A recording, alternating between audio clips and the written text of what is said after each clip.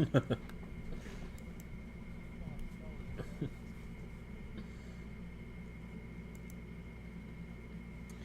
right. Looks like we are alive. Boom. Pull it up. Make sure everything's good. Hopefully everybody can hear me. All right. So, welcome everybody. Today is our very first qualifier event for our essentially our world championship. This is the very first one, so it's gonna be a long day. We got lots of webcam games in the shoot for you guys. We've got multiple pods going of round robins, and then we'll culminate at the end for a big finals best of 3 match. So we'll be streaming here, and I'll be commentating for you guys all today. So hopefully you enjoy. Anybody watching this back later, hopefully you enjoy. Feel free to comment, and somebody out there in the ether on the staff chat will definitely be replying. So I'm going to go ahead and let you guys hear the Discord currently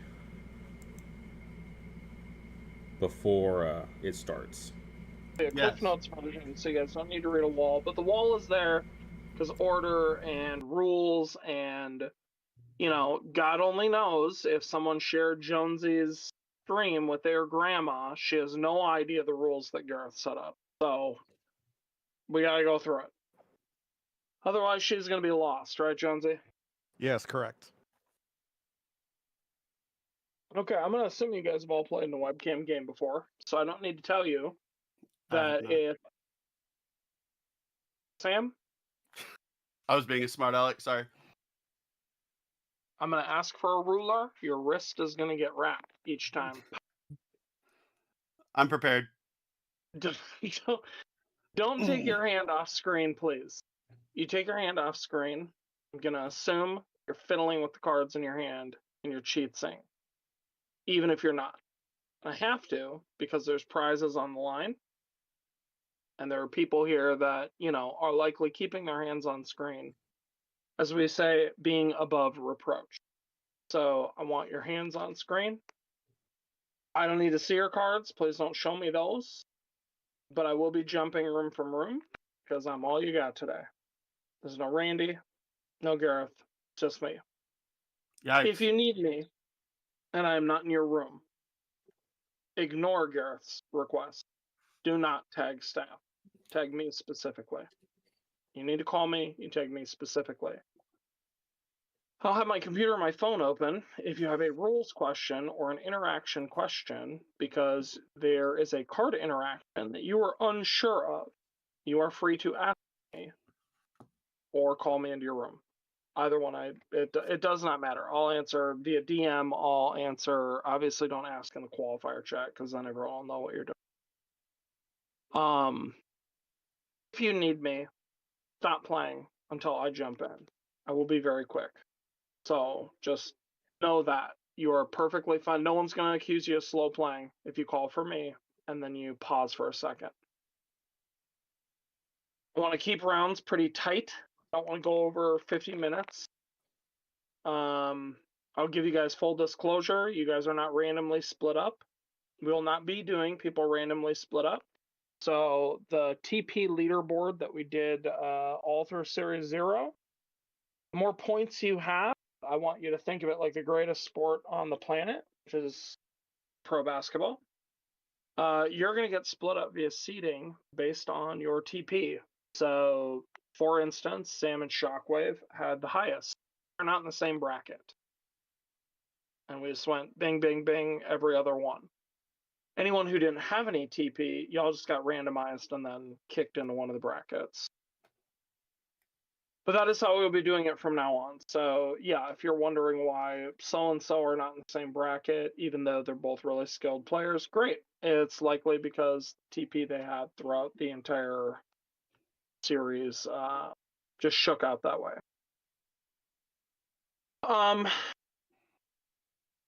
We're going to start playing 3 best of ones before we talk about how we do the semis, and before we talk about who and how we're going to the finals. But as I have you split into brackets, Bracket number 1 is going to be Shockwave, Simba, Jonesy, and one of our new community members that Randy pulled in. I'm going to mess this up if I have to pronounce that. Go for it.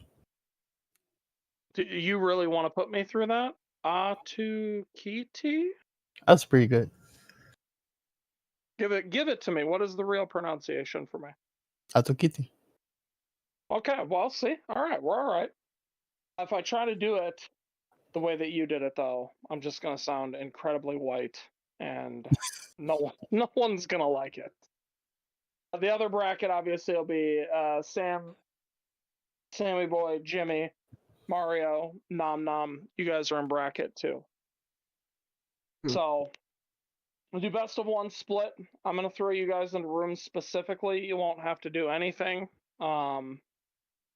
Does anyone have any questions before we start? I might have to restart my Discord real quick. Well, it's okay. I was gonna say, I was gonna yeah, ask go for ahead. a reminder on who's driving the judge deck. Sure. So when you get into the room, because yeah, I guess we're not playing with the roost, so I'll just clarify this. When you get in the room, lowest power is going to kick a field. Person who starts without initiative is the person driving the judge deck Okay. for the whole game. It doesn't change even if they spend the next 3 rounds with initiative. Doesn't change. It's the simplest way to do it. The beginning lack of initiative drives the judge deck. Okay. Bingo. Oh god, I had one last point. I forget what it was. Sorry. Oh, side decking. Yeah, no, you're fine. Side decking, you guys have no idea. Simba asked this earlier, I guess like yesterday. You guys have no idea what decks y'all are playing. Full disclosure, unless you're watching Jonesy's stream and he's telling his grandma what everyone's decks are, your grandma, no one actually knows what anyone's decks are currently. So if at the start of a match you decide, you know what, I'm just not feeling it, I need to swap these 2 cards out for these, that's fine. Just know that at some point I may check your deck. And if I check your deck and your stuff is not in your side or in your main deck, we're going to have a problem. But you are allowed to switch, even without knowing, what the other list is. No one will make any fuss about it. So, that being said, just a general reminder. Remember, you draw your 7 cards, then you decide whether you do or do not want to mulligan. Do that before you decide which field to kick, please. I feel like I have to remind people of that because it is one of those little matters very much, but it is oftentimes flipped. Something people can space on. I think that's it. Any questions? Everyone good? Or can I lift you up myself and throw you into room? You raise me up. Sorry. Yes? Everyone good? I think I'm good. I'm good. Of Yeah, course, if you just- guys have questions, I'm going to bounce room from room anyways, so it will not matter. Can I record? Absolutely. Jones is streaming. Anyone is allowed to record, stream. I feel like that is a disclaimer because we are so content creator friendly. You guys are all good if someone wants to record or stream, right? Always. Yeah. So whenever I'm playing someone, I'm gonna invite my other account and I'm gonna be recording on that one. No problem. All right. If we are good, then I'm going to divide you guys up. Best of luck. Let's have some fun. Good luck. Have fun, everyone. Yeah, good luck, everyone. I have fun. Yep. Oh, you get to stay here. To here. Jonesy to here. Bam. To here. here. And that means Jimmy to heat and Mario to heat. And just like that, I have made our matches. So, Shockwave, are you good to go? Set up and you're ready, bud? Yeah. All right. All right. Let's let him get set up. I'm going to go check. All right. Now that he's gone, let's go find us a room.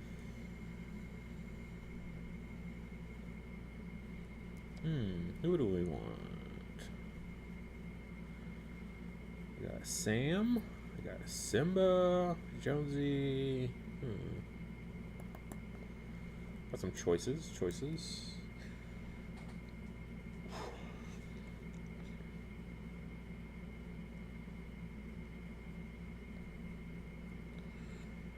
I don't know who to watch. Let's go watch Sam.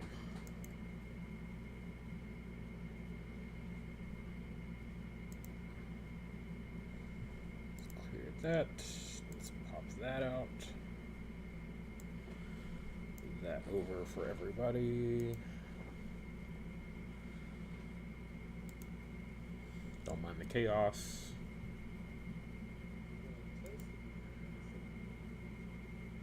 Let's go. Don't want to see that. I just don't want to see. There we go.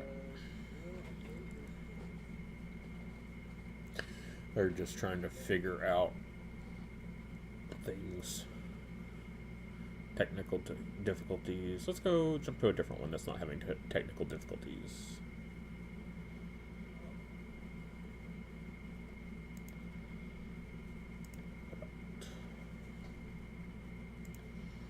There we go.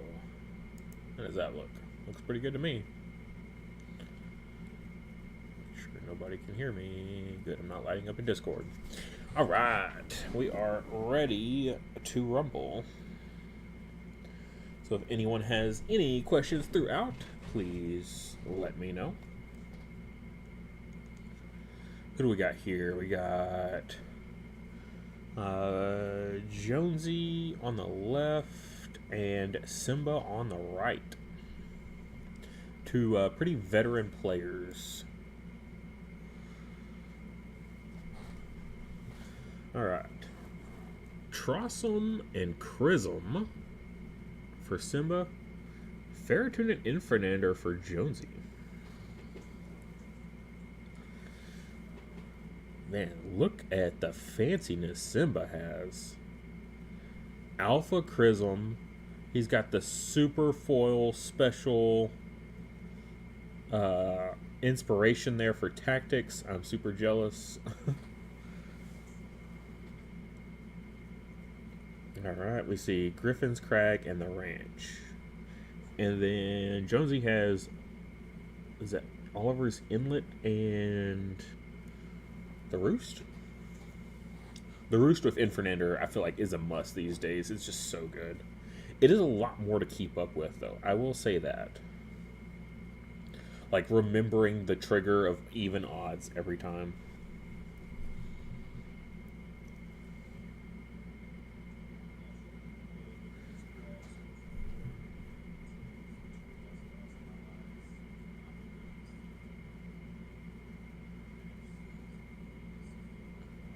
And they're just clarifying what the different fields do. So, this is kind of a really good match here. We've got Might Tactics versus Ferocity Special. So, all different styles. So that should be really fun.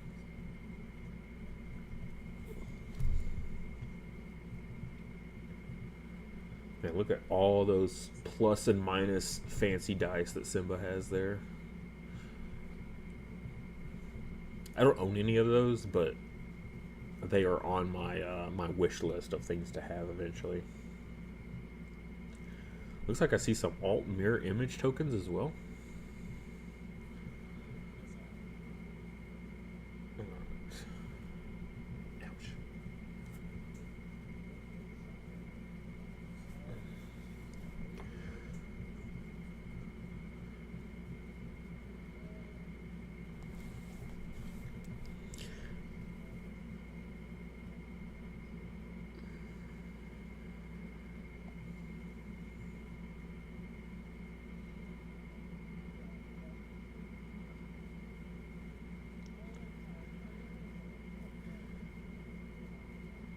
right, so Judge is just coming in, giving them like a quick additional rundown, making sure everybody's good. They do have their randomizers set out, which is really important for this because you can't just assume the left or right, right? Because sometimes people's cameras are inverted and you can't really do anything. Like, no, unless you're really paying attention and looking and like, oh, wait, all your words are backwards, you know? So having the randomizers like available for everyone to see is really nice, you know, for yourself and for your opponent. So you both are like, yes, X field is in field 1, and then, you know, field 2 pretty easy, right? Just for either side, but then 1 and 3 is the important ones there. So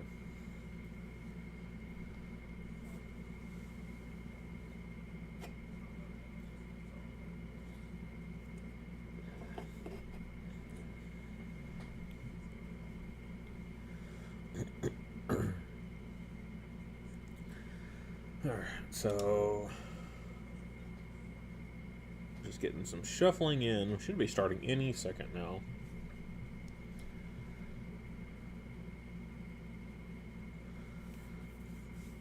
And for anyone curious, Jonesy is also streaming on his own channel. So if you want to follow him throughout the day after this match, then please do.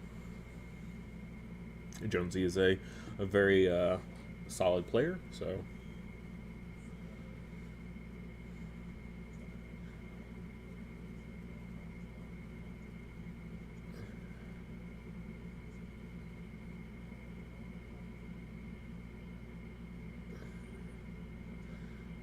Doing cutsies.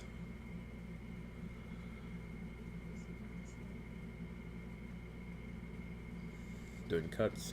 And doing cuts in a webcam is kind of interesting because you could just say half, right? And then the opponent gets to just kind of choose whatever point of half they want, right? Some other popular ones is like put 8 to the bottom, right? So they just find 8 off the top and then just slide them underneath, and then that's a pretty common webcam method as well. Simba's was really interesting, putting out like 3 different piles and then the dice, like, all right, what order do you want me to put them in, right? And it's like 2, then 1, then 3. And it's like, oh, okay, that's really interesting. So resolving mulligans now. So this is before fields are kicked or anything like that. You got to decide on your mulligan before you even decide who's...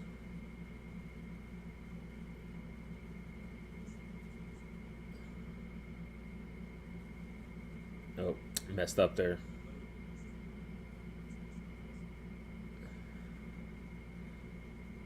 So Jonesy's choosing to go first. So he's going to pitch the inlet. He should pitch first before seeing what that card was.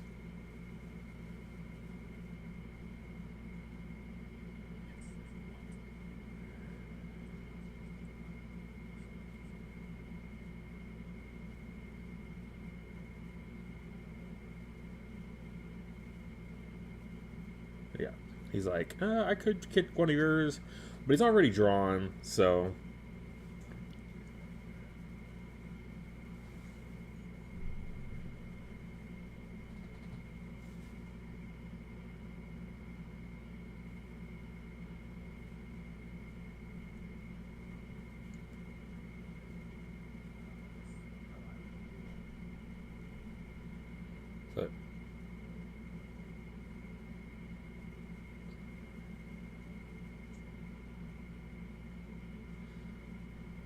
So doing randomizers.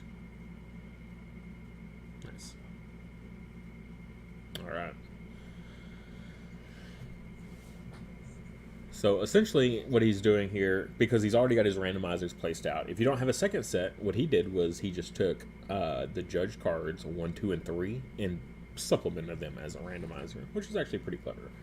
And then so basically he's like, all right, Roost is going to, and then he flipped over a card and he's like, okay, it says it goes to this field.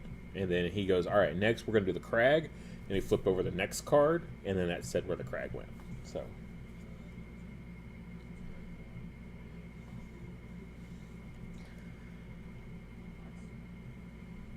And Simba does actually have an extra crag, so he just put it out. So that way he himself would be, in the know. And then Jonesy just wrote down. So that's actually, smart as well, not leaving it blank, which you could leave it blank. All right, we see a Pakara coming down for Jonesy for his support, which is going to give speed to whatever he plays off of it when he exhausts it. And then Simba just has a face down. All right, so deployment now. Jonesy will deploy first. I imagine Infernander to Roost. Yep. So he's winning the Roost, so he's going to get that +1 power on the Infernander.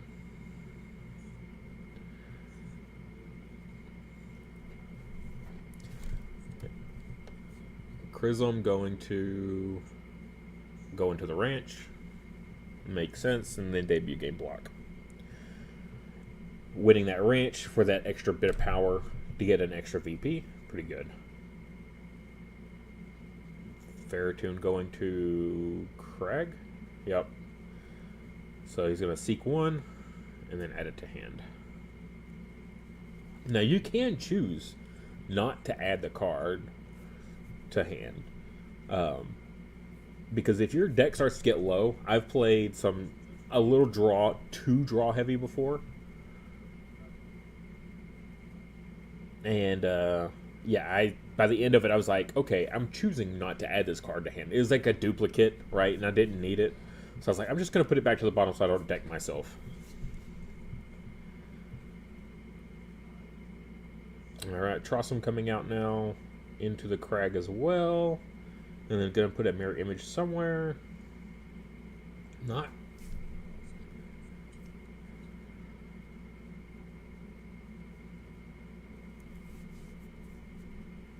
Yeah, just put it out there with the Chrism. Or going for the Roost. Alright. It's not really a good choice in this situation, I would say. Like, your Chrism already has block. It can't be KO'd. Now, it could get momentum shift. But there's nothing in his field. There's not another familiar. Alright, Simba running the Judge's deck for this match. So he's giving that a good shuffle. Alright, where are we going? Or not going, depending on.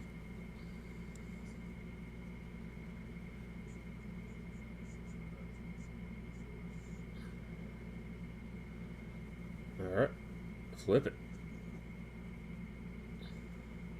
Field 3 is inactive. Alright, so no Roost. Okay. So it's good for Simba. And that's an even card.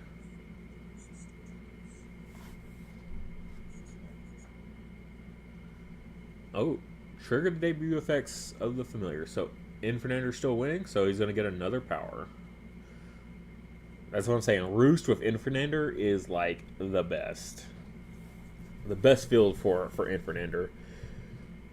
Because normally over the course of a game, how many debuts is your Infernander going to get? You know, like 4 in a standard game, right? And so it takes an entire game's worth of debut effects just to get on par with Chrism.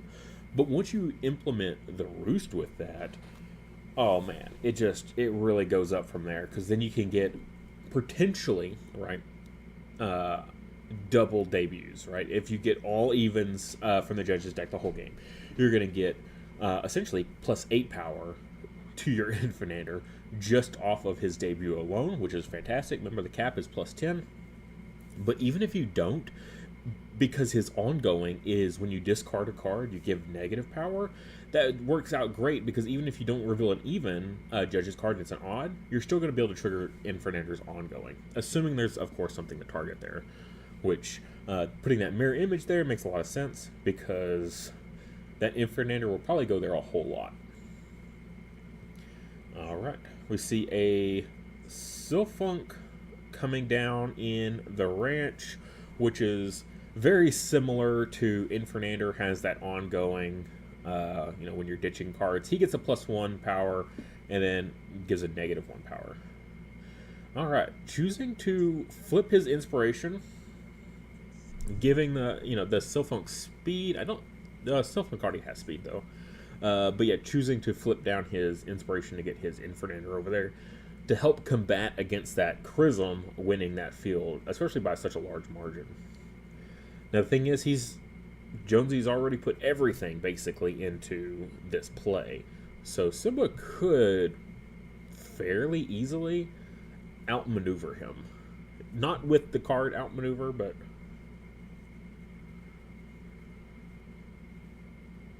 sorry, I'm thinking momentum shift, not outmaneuver. But yeah, so what, he's got 6-9 power there, Jonesy does. So Chrism's only losing by 1. Literally a 1 drop from Simba will win him the ranch. Now you want to win it by a larger margin to get that bonus. Lucky Hat. Okay. Playing it very slow here.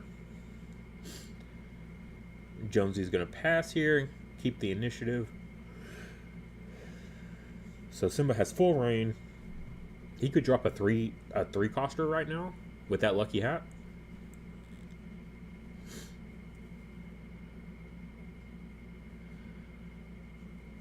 Yeah.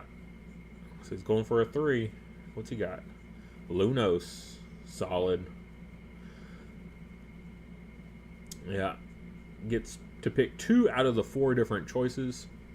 So +2 power. Yep. And KO the Sylphunk. Yep. That's going to be the best option there. Get that Sylphunk out of there before it can start really comboing with that Infernander.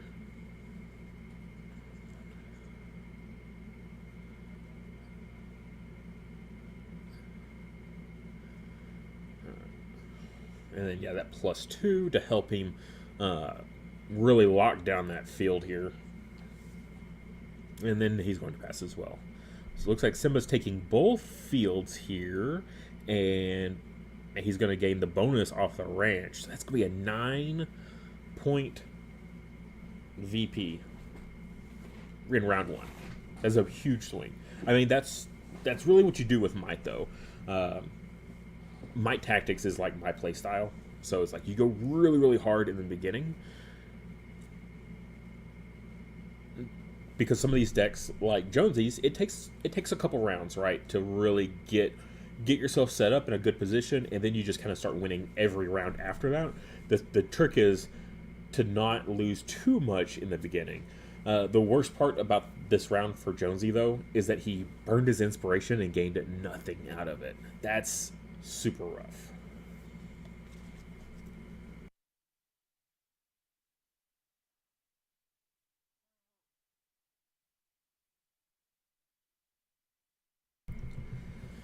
All right. And Jonesy passed first, so he will get the bonus draw. So it's been a while since I've seen the Lunos played, I'll be honest. It has definitely been a good bit. Everyone's kind of moved, like, because Lunos has been out since, the beginning of the game with Foundations launch. So people are like, oh, I want to try the new stuff, right?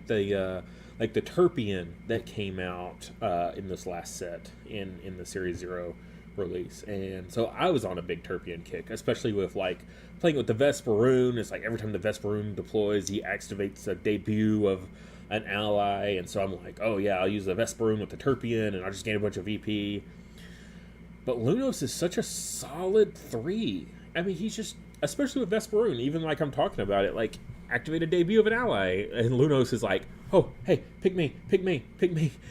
I've got so many things I can do. And so, like, you want to draw? You want to give me block? You want to give me power? You want to KO an ally? Super good with Vesperoon, but often doesn't get chosen still. It's an older card. Alright, Infernander coming out, going to gain that bonus power, so he should be up to +3 now. Trossum coming out. Going to the Crag. And mirror image there. Okay. I don't like playing Trossum with Crag.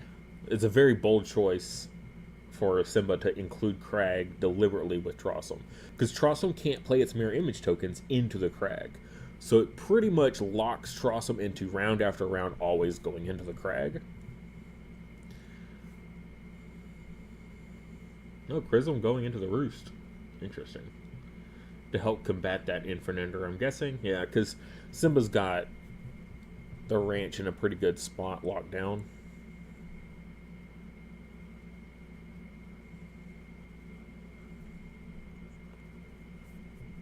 Alright, Judge's card.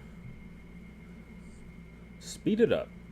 Least VP is inactive. They're all 4 VP fields. So, player for initiative gets to choose. I imagine it's going to be field 2, because Jonesy has nothing there.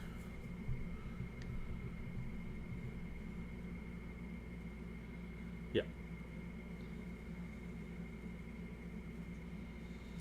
And another even trigger. So yeah, Chrism just keeps block, doesn't really do much. But Infernender. Oh yeah, it's only at 7 power though, so Chrism countered it, so it's not going to gain that plus power.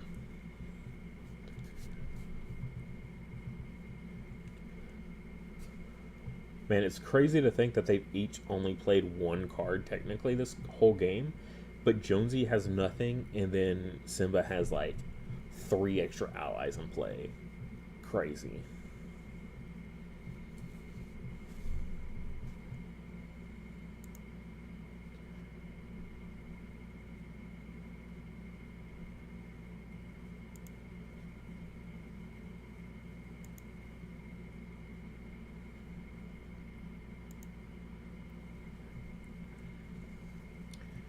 Alright, so Jonesy's up first. Going for a big 3 here. Going for Croc. Okay. Early game Croc. In the Crag. In the Crag makes sense. Play it while you can. Get creatures in there while you can, especially big ones like that, because Simba's not going to be able to combat that very easily. And then Croc's debut, basically both players are going to shuffle their respective hands back into their deck and then draw the same amount of cards.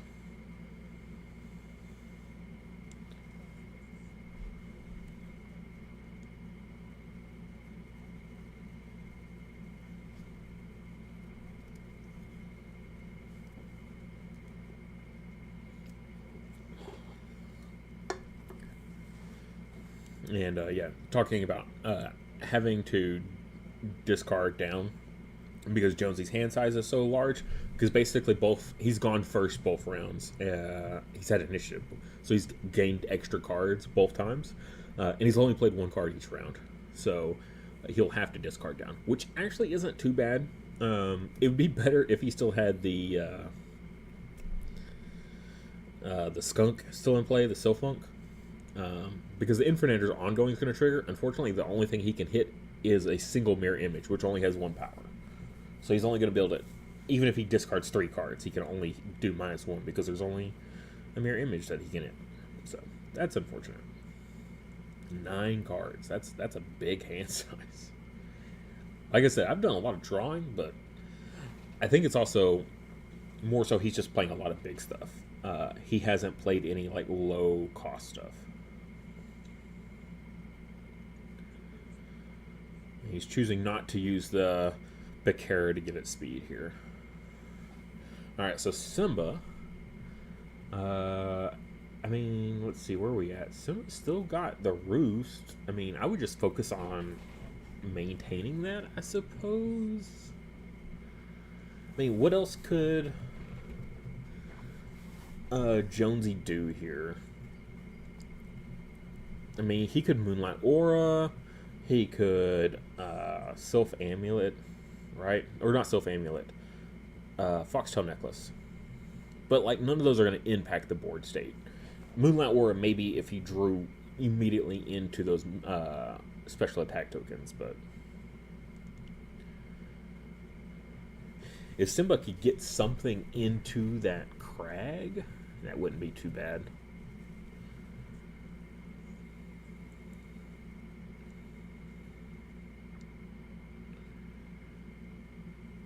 It'd be crazy if he just passed. Plays no cards this round, still wins half the fields.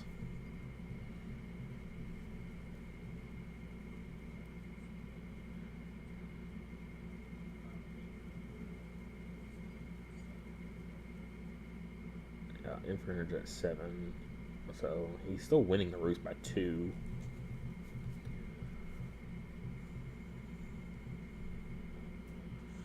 It's not really a bad play Simba could make right now that I can think of. I mean, players prove me wrong every single time in these, but I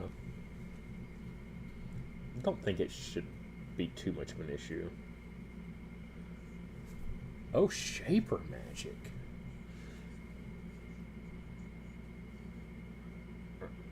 That's nice.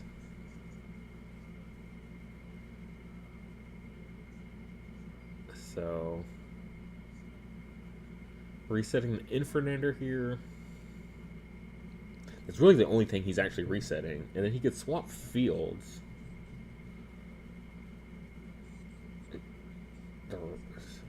The Rage and the Roost he's swapping. Interesting. I guess to gain that extra VP, resets the Infernander back down to that base 4 power. And now he's winning the ranch by... what, 5 right now? So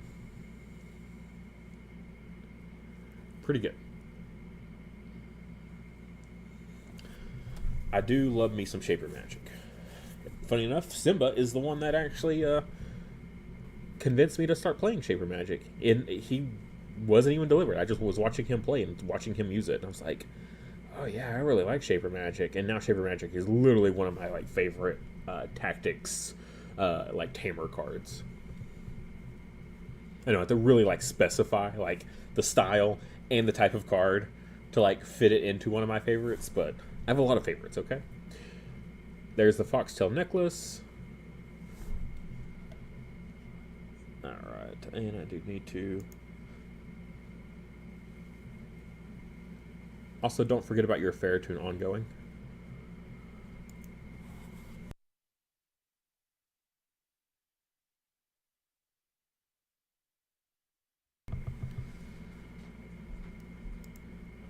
Nope, should be good. Yep. Yeah, it's hard to see because you don't have the stereotypical tracker. So, yep. Just making sure.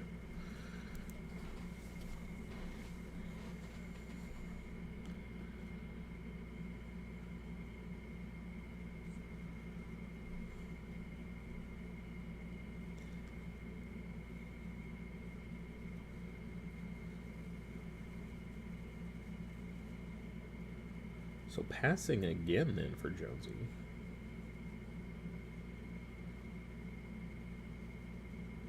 Ooh, Illusion.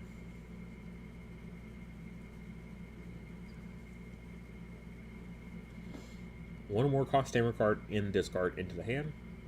Gonna gain that Shaper Magic back. Yep.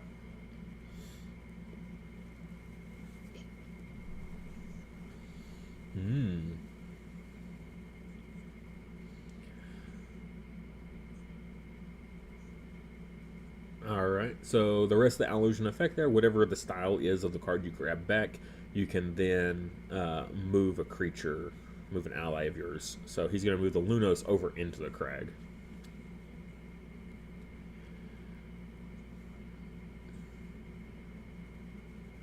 So he could flip his inspiration here. So where are we at? 11 power for strength training, the Trossum. So put it up to 7. Yeah. Oof. This is a brutal game for Jonesy. Oh. I was going to say he could flip his inspiration and move something over into the Crag, but then he just strength training. Yeah. So Simba will take that 13 to 11 power. Yeah, winning the range by more than 4, so he's going to get 5 off of that. 18. He swept fields round 1 and round 2. That's Not good for Jonesy. Basically, only thing Simba has to do is he has to just put everything into winning a single field next round, and he takes the whole match. So,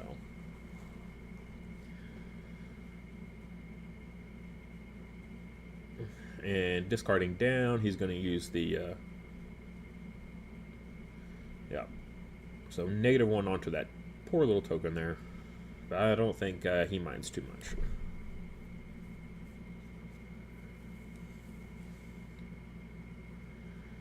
Alright, retreating familiars back to the bench.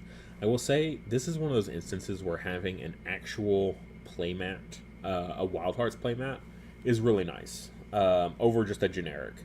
Because, one, our playmats are wider. You see how, like, a little bit cramped Jonesy's is, right? It's a standard size playmat. Whereas, not only are the fields really, like, you know, designated, which I know some people don't like that. They like blank fields. But for Wildhearts, where, like, your creatures are in certain fields, right? And they're, like, you don't have this, like, weird gray area where if, like, Croc was, like, you know, a few inches over, it'd be like, well, what field is he in? Is he in field 2 or is he in field 1? I can't tell. And, you know, you could get some questionable, like, finagling there if you're not, like, paying super close attention as, you know, the opponent. But with the official playmats, we have the lines designating this is the area for this field, for field 1, field 2, and field 3, right? Also, the VP tracker is super nice. Just having it right there super conveniently. Now, the rest of the stuff, I don't, you know, that's not as important, right? The bench, the deck, the discard, the resource area, you know, it's nice. If you're going to have all this other stuff, like, there's no harm in having it. Especially for new players. It makes new players, like, way more, you know, helpful. But the rest of the stuff, the VP tracker and the field designation lines, I think are super, super important. Looks like they both have face down resources. Infernander going into the roost, gaining its +1. Chrism into the ranch.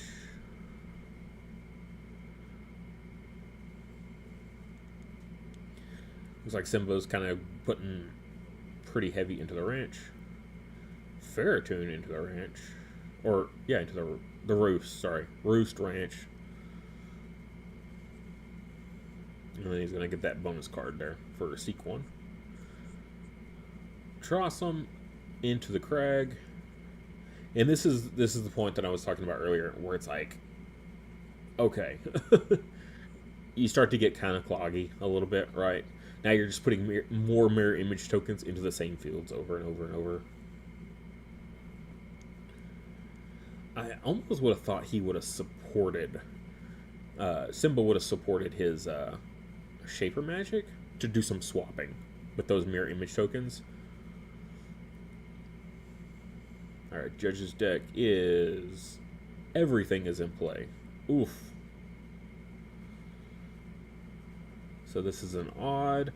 So players will discard to draw. Player for initiative, of course, will go do that first.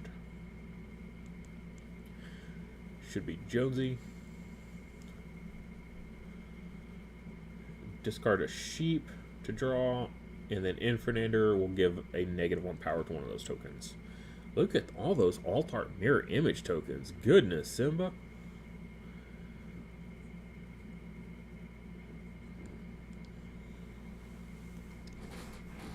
Oh, discarding the Shaper Magic. Okay. And then draws one.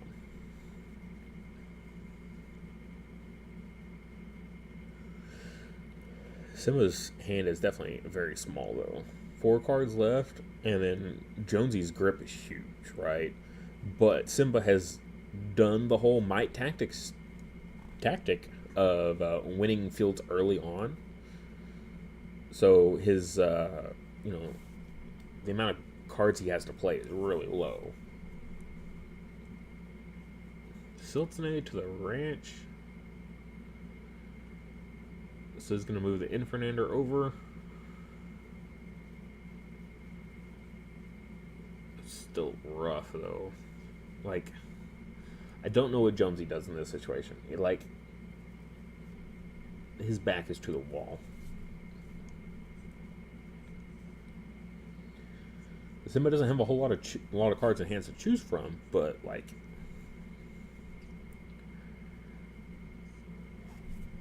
I said, he just has to win one field. Oh, enchanted draft here. Discard top 3. Nothing. One ally. So he gets +1 power to something.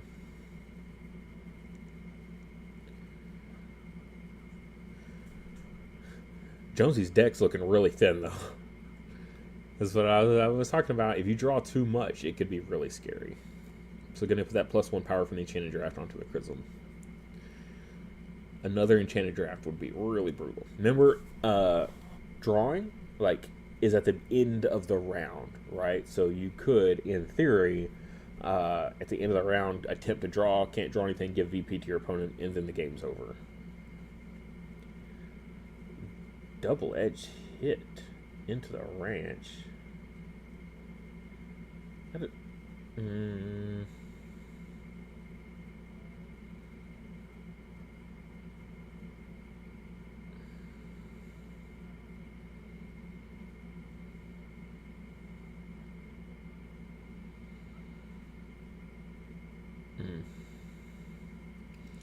Yeah, that was a misplay. Moving the croc over into the ranch like that. I mean, because basically what he's doing is giving up the crag, and only thing Simba has to do is win the crag to win the game.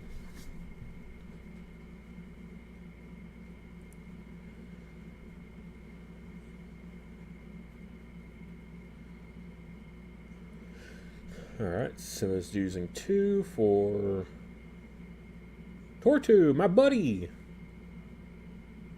Into the roost, gains flop. So now he's winning 2 fields.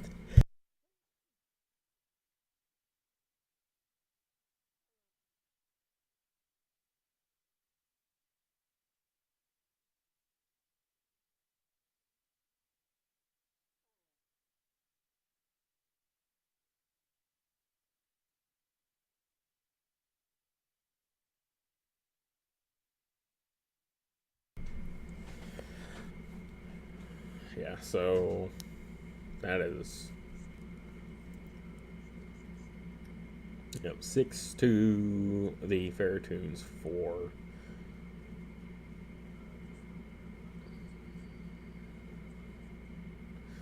Yeah, still has his inspiration left, so a resource and a flip. Going 3. You already have a croc. Okay, he caught it first. All right. It would be a really bad thing to have to roll back if I didn't catch it in time.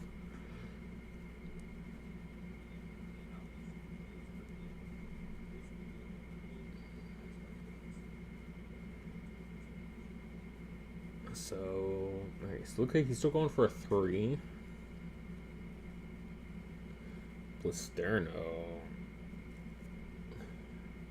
Games block, and I mean, it gives a -1 power for every card that was played this round. But the issue is there's only a mirror image that he can hit with 1 power, so.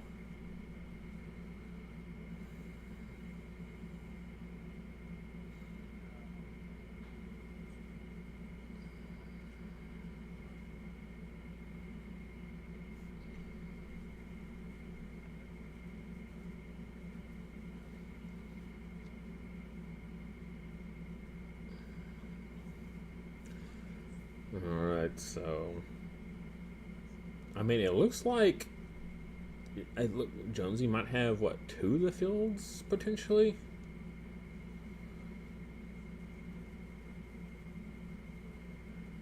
Nine, 14.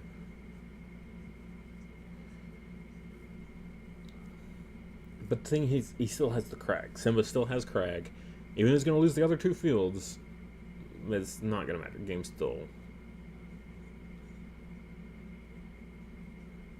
Drill attack. Ooh. Return an ally. Oh yeah, return croc to hand. Yep. That's 7 power. Can move or deploy a friendly familiar. Could move his Trossum. Yep. Into the Roost. Yep. Sweeping all 3 fields again. Yep. Jonesy will pass. And then Simba will pass as well.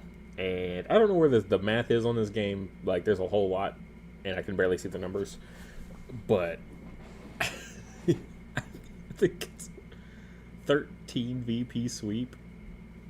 Was that going to take him up to 31? 31 to 1?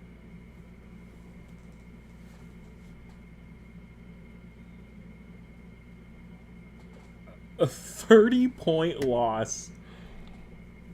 I've never seen a game drastically that different. 31 to 1. Ouch. Simba. Goodness. Alright. Let's take it down. Alright. That was a little extreme, buddy. Okay. Holy cow. Alright. Dang. Whew, boy. Alright. Where do we want to go from there? I don't think we can top that. You will message not a bot. Oh God! Dang. Ooh. And I don't even know what to say, cause like I don't even feel like Jonesy like misplayed anything. It was just really unfortunate. No, it looks like y'all are one of the first actually.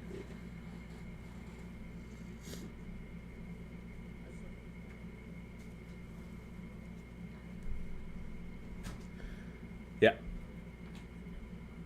Yeah, I don't know if y'all can spectate or not, but I would say no for right now.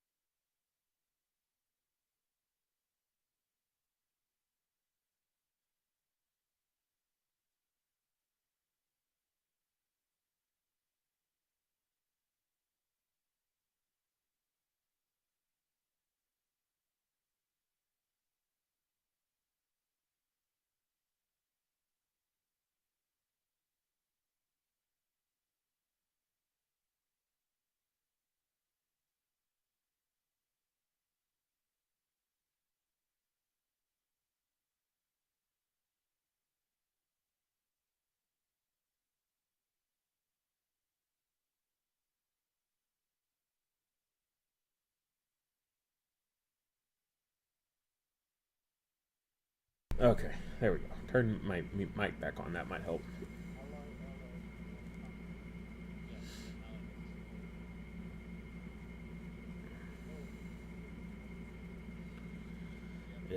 Oof. Look at this big old flex of Shockwave over here. He's got another fancy inspiration. Yep. All right, that's cool. That's cool. All right, don't make me feel bad or nothing. Got the fancy map. Pretty good. Rampage at the Roost. Also, look at Atokidi's like setup there. That's really interesting. He's got like the PVC pipe wrapping around, like holding his mic. I gotta be careful with my hand gestures on camera, but looks super cramped though. Like,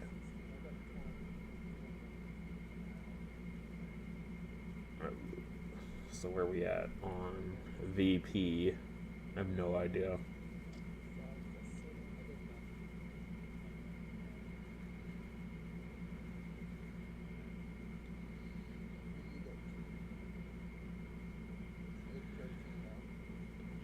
$13-7.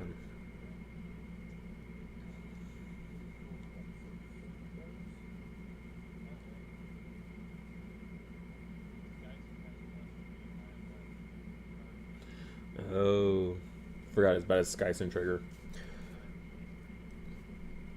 So, seeing a Might Ferocity deck there. Okay. Versus Might Special. Oh, yeah, it's a demo deck. Like,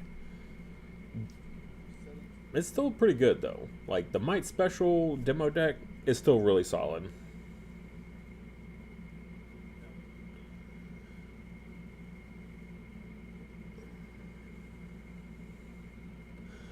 I used to play a lot of Might Ferocity. Any like long-time members of the channel will know that. Yeah, I used to play a ton of Might Ferocity.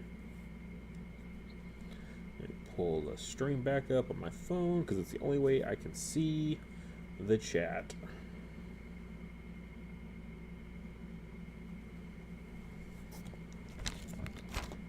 Right. Put it in front of my face. There we go. All right. Well, it looks like that was a big round for Shockwave. Amptar.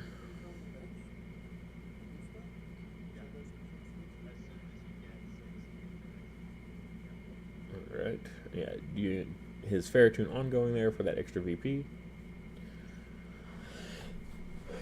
Let's see. But yeah, Amptar. I don't see any like obvious KO effects in his Ferocity build, right? He's not playing it with like Rapture, which is usually like the big go-to easy include with Amptar. Oof. Oh man, we can see his entire hand. That is, I mean, definitely makes winning more difficult. I did play a game one night with somebody, and I was live streaming it. Right, it was a couple weeks ago, and I was just like, I mean, they could just watch my entire hand, the entire game, and I did end up losing, but it was extremely close. I was like, talk about a big handicap, like letting my opponent see my entire hand, and still like almost winning. It was like crazy luck RNG at the end. It was like, oh, let me play Enchanted Draft and get like 2 or 3 VP off of it, and then like play this other VP game card and this other VP game card. It's like, okay, well, when you're lucky like that, what do you do?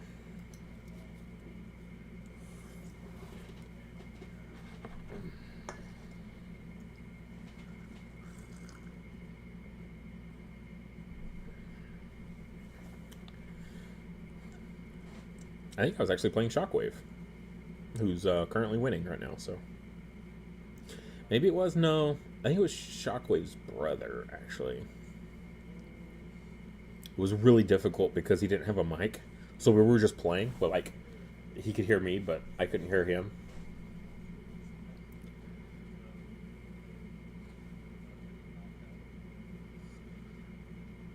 Switch it up.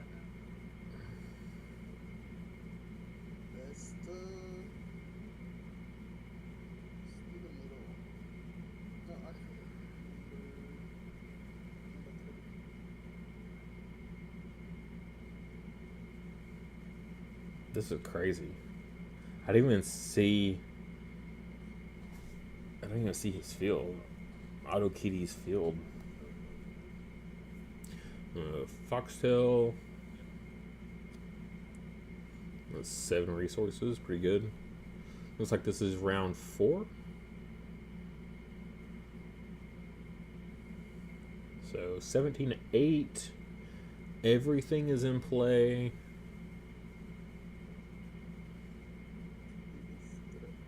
Oof. I mean, Auto Kitty's got field 1 in a pretty good spot. But then Shockwave has the others. And it looks like this is another instance of the player just has to win 1 field and they win the game, right? They win the whole match. So as long as Shockwave just doesn't overthink and like, I have to win all the fields, like, you really don't. You just need to win 1 field. Ooh, Sune Stick. Move a familiar, KO a creature. What do you move here, though?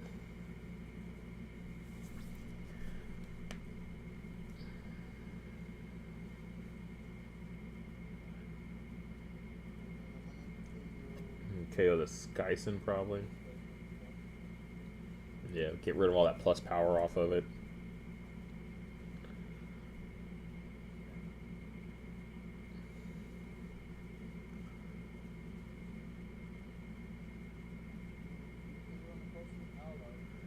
Alright, we got 4, 3, 5. Yeah.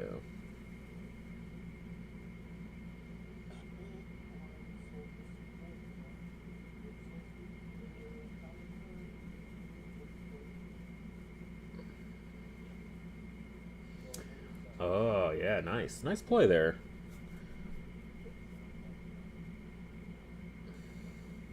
So he's using the support to then move Chrism back. So he KO'd the big familiar, but then he was like way over winning that field, and so now he just moves the Chrism right back. And he actually gets plus power because he moved into the inlet there for a second. And that field 1 is definitely like the hardest to win right now because of like the opposing Chrism and stuff. But this is a pretty good play. It was like very resource intensive, but he's playing special. He's got several resources up on his opponent. By several, I mean it's 2, but like in a game with, you know, you can end most games with only 5 resources. Having 7 is, you know, pretty good.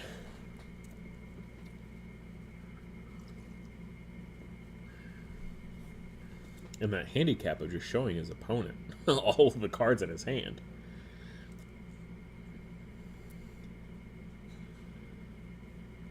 Playing 2. Looks like he has a warder. He's got the amulet.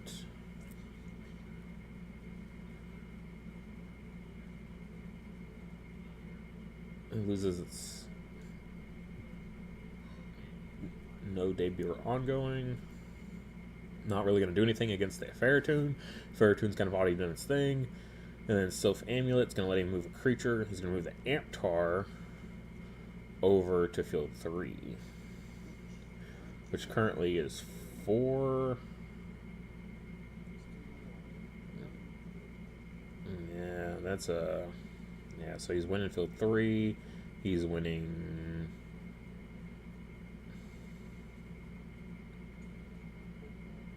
Unity Tactics. Oh, goodness.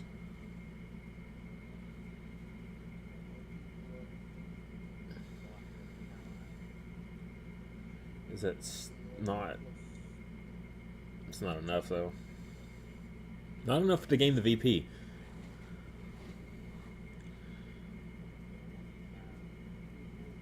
Yeah. Not quite enough. Still, though, giving all your allies block and +2 power is pretty good. Pretty strong. Pretty strong. And he still has his supports here. He's got the Self Amulet and the +2 or +1 from the Strength Training. I have no idea where the math is currently, though. He's got 8 versus... I think he needs to put it in field 3, though, doesn't he?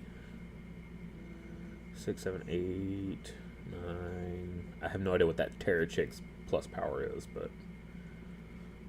it looks fairly large.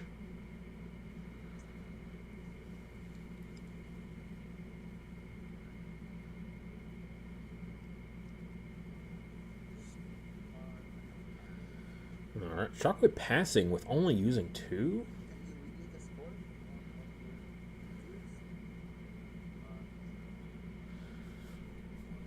Alright, field 1 power.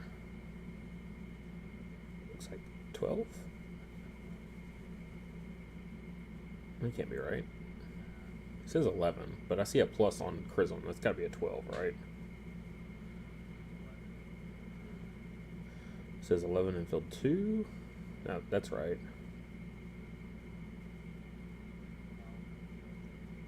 And 12 in field 3. That field 3 is what's doing it.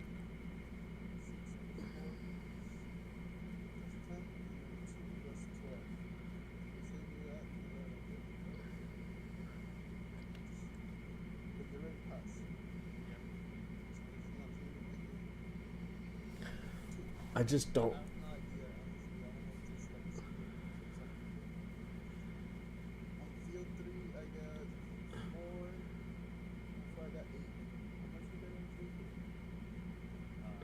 Yeah. 12 to 8 on that field 3. I don't know what he could play. Oh, he still has his inspiration.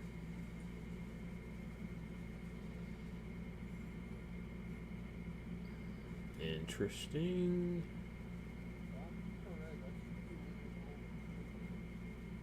Is he really winning all 3?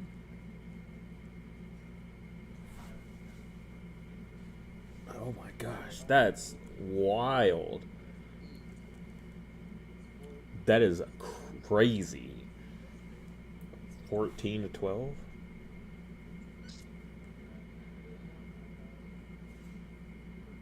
$13 in his field 1.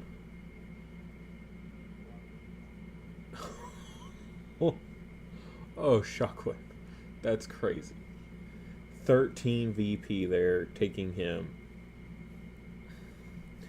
So I was saying, I was like, if you spread yourself too thin, you're like, I need to win all the fields, right? You don't. You just need to pile in everything into one active field in this round. If he had just played the Warder, I don't know why he played the Warder to field 2. Like, playing Warder to field 2 felt like a misstep. If he had played it to one of the other fields where he was doing better.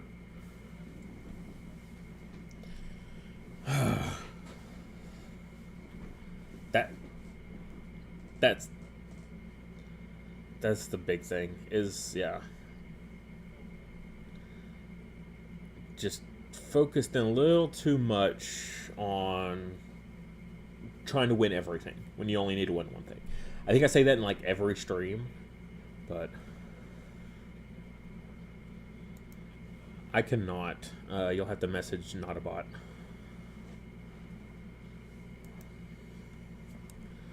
Ooh, all right.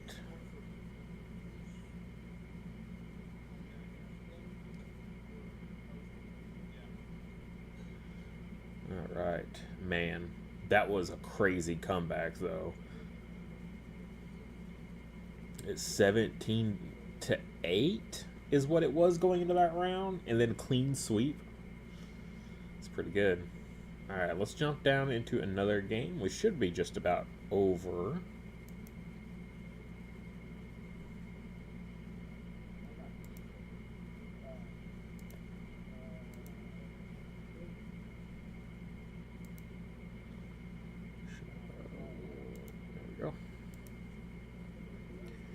Who do we got? Like,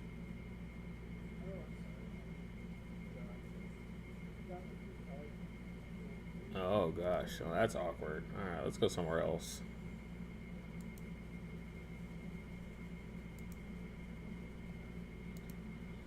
Well, it looks like they're all done.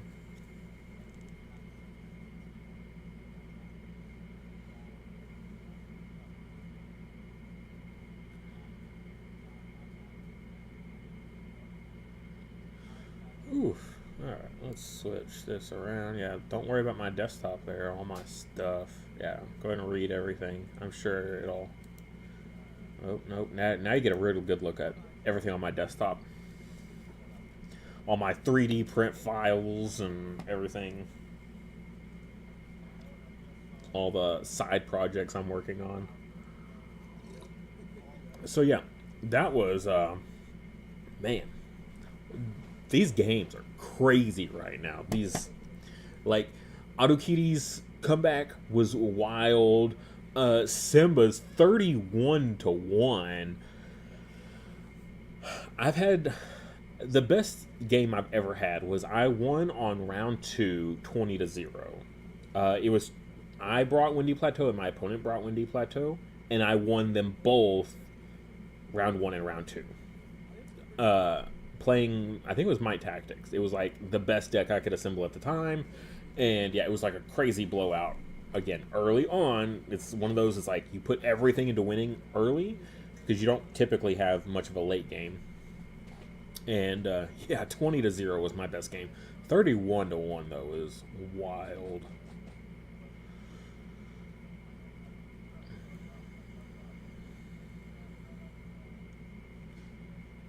Ooh, all right. Let's see. Looks like everybody is done.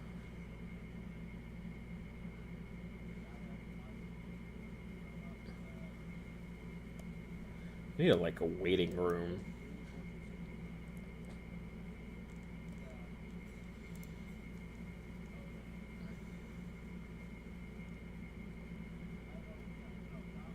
All right. I believe we're just about done. I don't know about that field or that event 4 area. That was...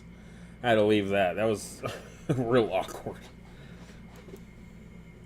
If you know, you know.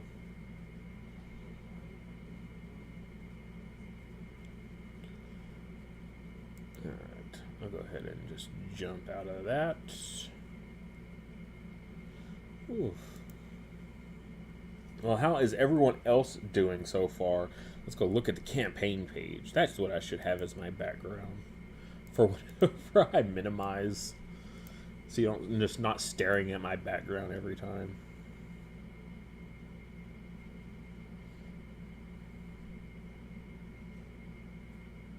I wonder what changed.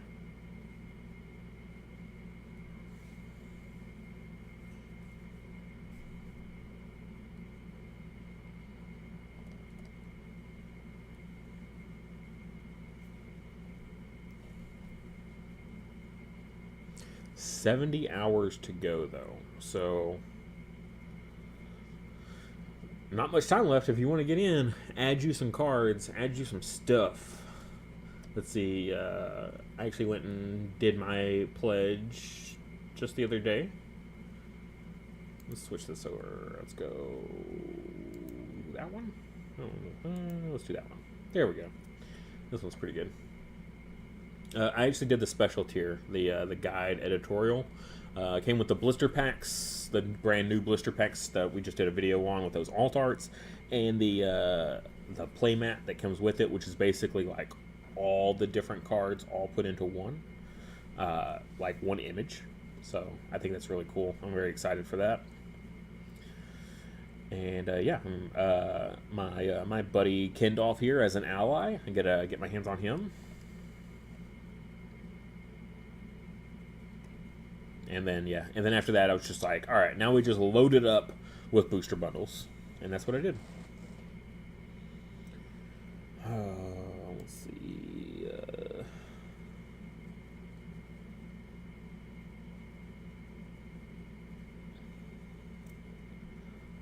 I wonder. Oh, I've got the power? Let's see. Let's do a voice. Let's see. Let's do waiting room. Event waiting room. Boom. And then let's move it up to here. There we go. it should not be private. I don't know why it says it's locked. Permissions. It's not a private channel. There we go.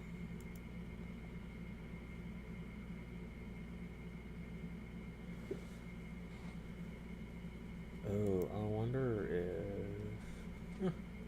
We'll see. Just to give people an area that they can go and just like chat in, I guess.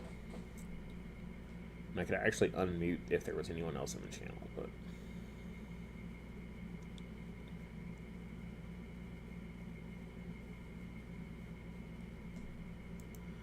Ooh, check my messages.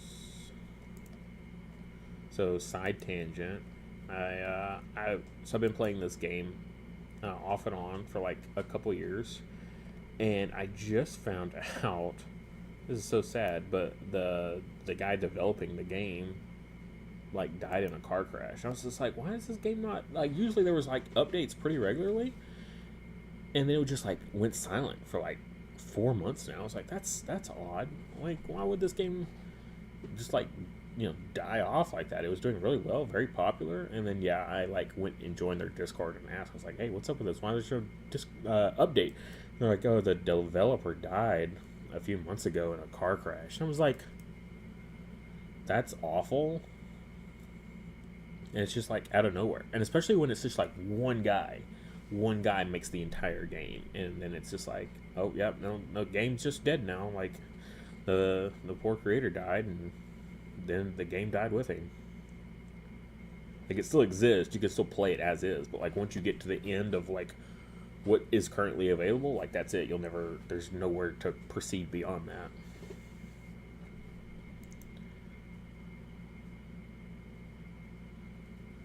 I don't know. Anyone ever have experience like that?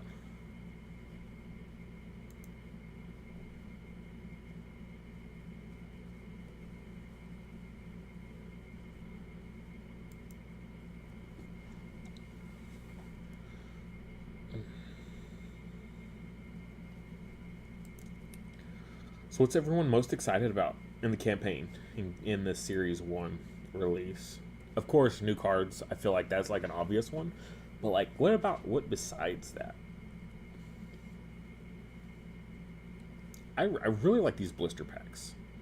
Like, I know like that's the tier I backed at and everything, but I think it's such a fun product. Just like, let me just buy a blister pack and get like, you know, a little bit of product, and then get a guaranteed alt art, and like you get to pick which ones you want. Especially for me, because I'm like, yes, let me get the Kindolf. Like, that's the one I want. So they got pins, they got special tokens, sleeves, Wildhearts sleeves now. That's really awesome.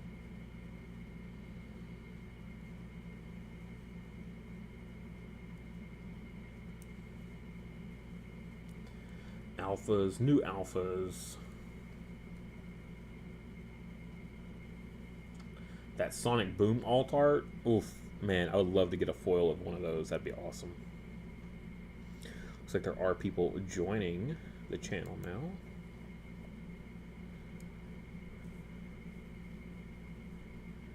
Is on its last round.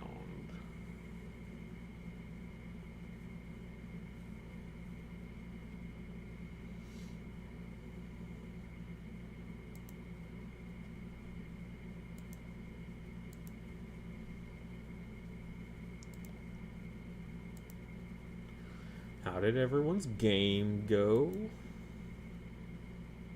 Go ahead. Like I lost, but then again, it is the first time I'm running this deck, so. And I thought he handled it pretty well for picking up a deck for the first time. Nice. Well, here's Simba now. Yeah, I know how Simba's game went. It was crazy. Simba, dude. I heard numbers. Yeah.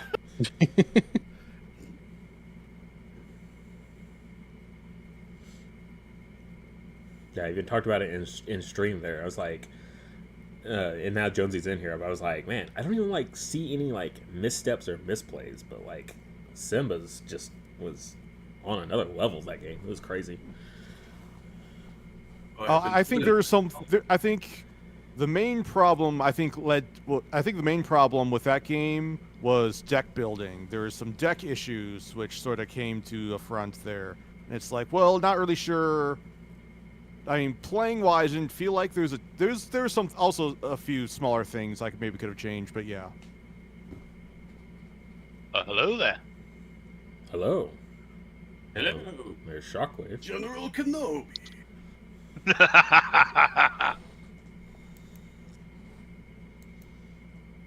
I couldn't leave you hanging. I mean, Thank you.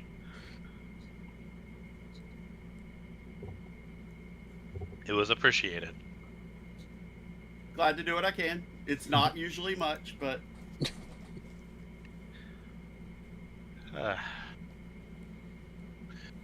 Just hanging out between 2 rounds.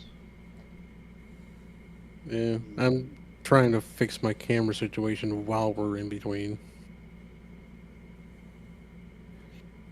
I mean, I had to ask for clarification a couple times just on stuff that I couldn't quite see, but for the most part, it worked out the way the workaround you found. Yeah. It's not the best situation, but it, Far from the worst.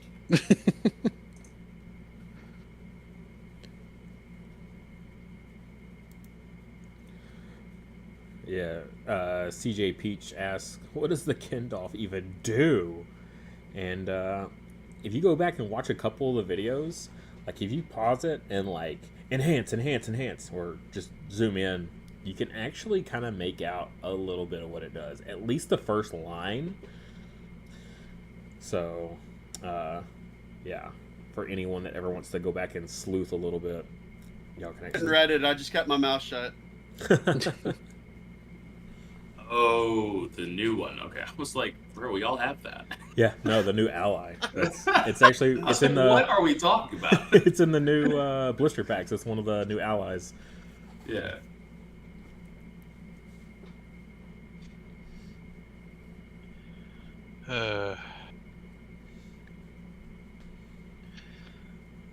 I heard someone played a card they weren't supposed to, and now I'm interested in what card it was supposed to have been. Yep. Uh-oh. Wait, is that a game loss? Interesting. I have no idea. I popped into that to stream it, and I saw it happen, and I just clicked away. I did not want to be a part of it. Oh no! And for that reason, I'm out. It's the Homer Simpson back into the bush.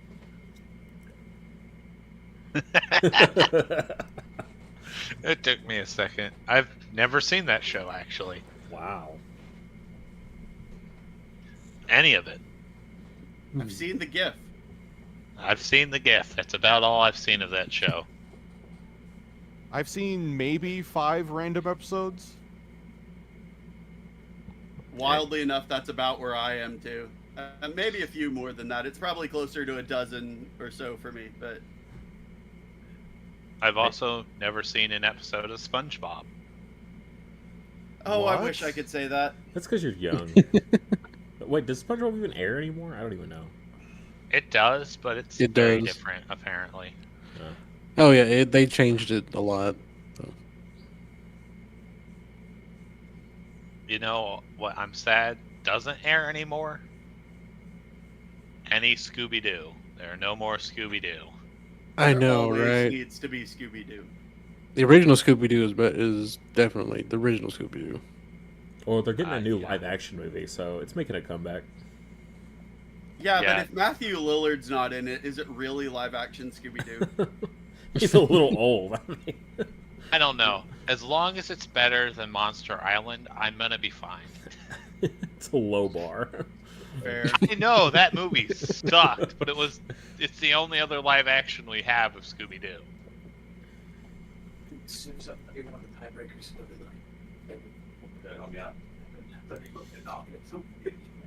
I mean, I don't know what to think. We got what was it, Velma or something? Oh yeah, yeah.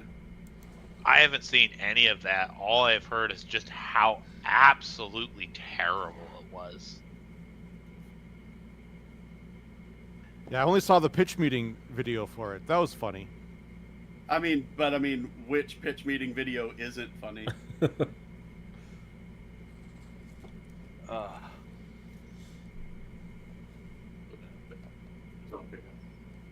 Just trying to keep it out of the sun. Thank you.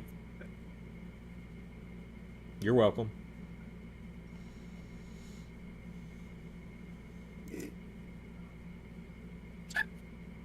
Listen here. Facebook Marketplace doesn't take a day off. Outstanding. Someone was like, "Oh, can I pick this up today?" And I was like, "Porch pickup? Sorry, I can't go anywhere." She's like, "Okay, leave it outside in the bag." Yes, ma'am. Summer break. We're cleaning my daughter's room.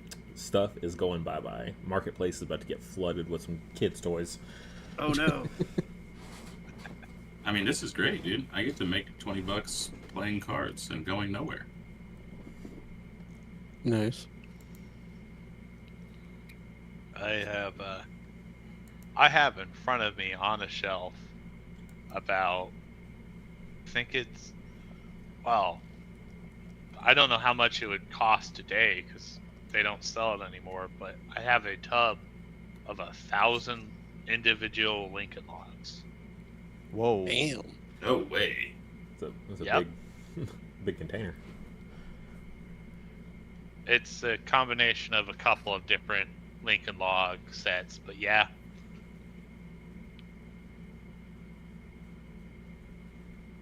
I've had it for over 10 years now.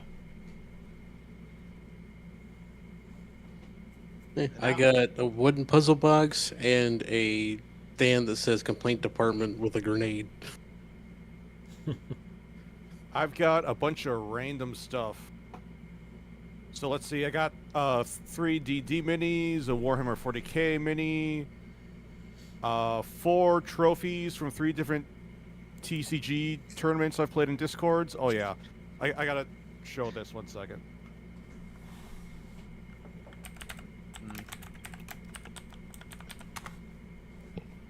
I was just thinking about, I see the Lincoln Logs I have on the shelf, and I'm like, they probably don't sell that brand anymore. But now that I'm thinking about it, I can't think I've seen Lincoln Logs in any store for a while. Really? Yeah, definitely not. I hadn't even thought about that. Yeah, it's That's like cool. Legos took over. As it should, because Legos are awesome. I mean, Legos are awesome. Legos are cool, but the price isn't. Correct. Man, even got your name engraved? That's cool. Damn. Yeah, so for the indie trading card game Mythic, the game's creator Max, he has everyone pay like $5 so you can get trophies for the first and second place people. So for the last webcam tournament, I got second, and there was a mix-up, so I got 2 trophies for getting second. Yeah, one just says Jonesy 2025 for accomplishments in Jonesy. I was the second best Jonesy that year, I guess.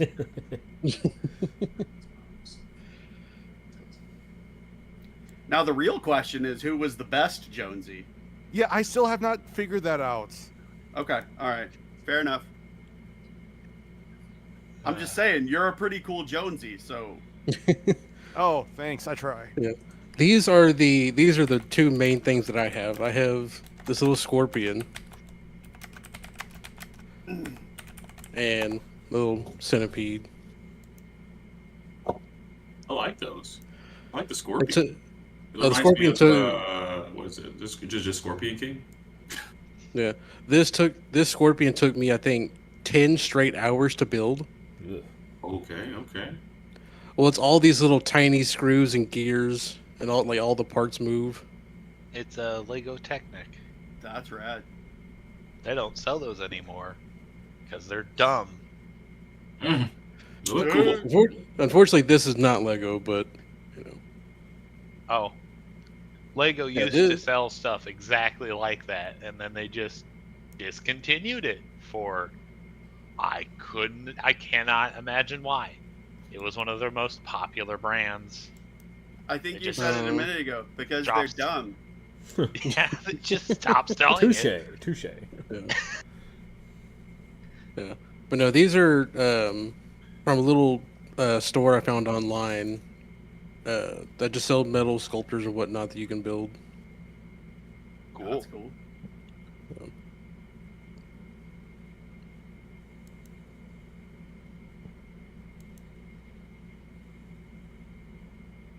Back on my shelf. Oh.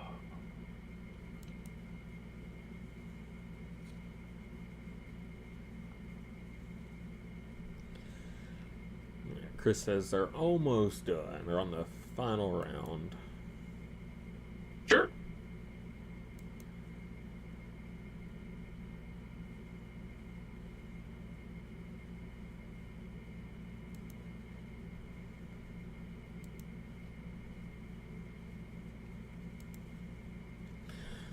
It's hard to keep track of all the different things I have to mute and not mute.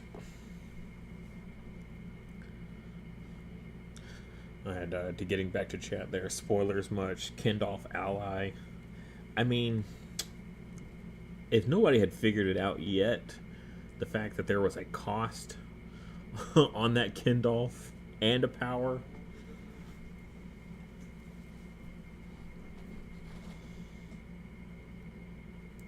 I've been here for a while. This is my first time. Nice. I I've learned been like here. 2 weeks Nice. ago how to play the game. Audible would know better This is than my- me. I was here when the Academy came out. Wildhearts Academy. So, I've got this. Yeah. Oh, nice. Everyone's showing off their toys. It's very, very funny. It was a birthday gift. The 3D That's an model awesome birthday gift. took me like a year and a half to complete because I was just Wow, that's what I was gonna ask. Those are tedious to build. I'll say that. it's not the tedium, it's actually getting it together because half the pieces don't fit together is also the fun bit. Oh, That seems like a major problem for a fitting together product. Yep. It still falls apart periodically. Just by glancing at it, or If I play with it too much, it literally was just falling apart as I was showing it. amazing. Naturally. So I'm just gonna set it to the side. I need to get glue. Glue it together. Craggle, don't do it. Craggle. Lego movie Oh, reference. The Lego movie. God, Yeah. it took me a second.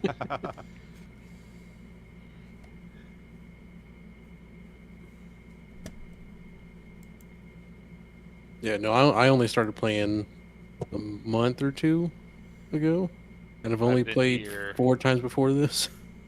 Oh man, have I been here? I know I've been here over a year. Have I been here? How long have I been here now? I know there's a way to check. Discord, tell me your ways.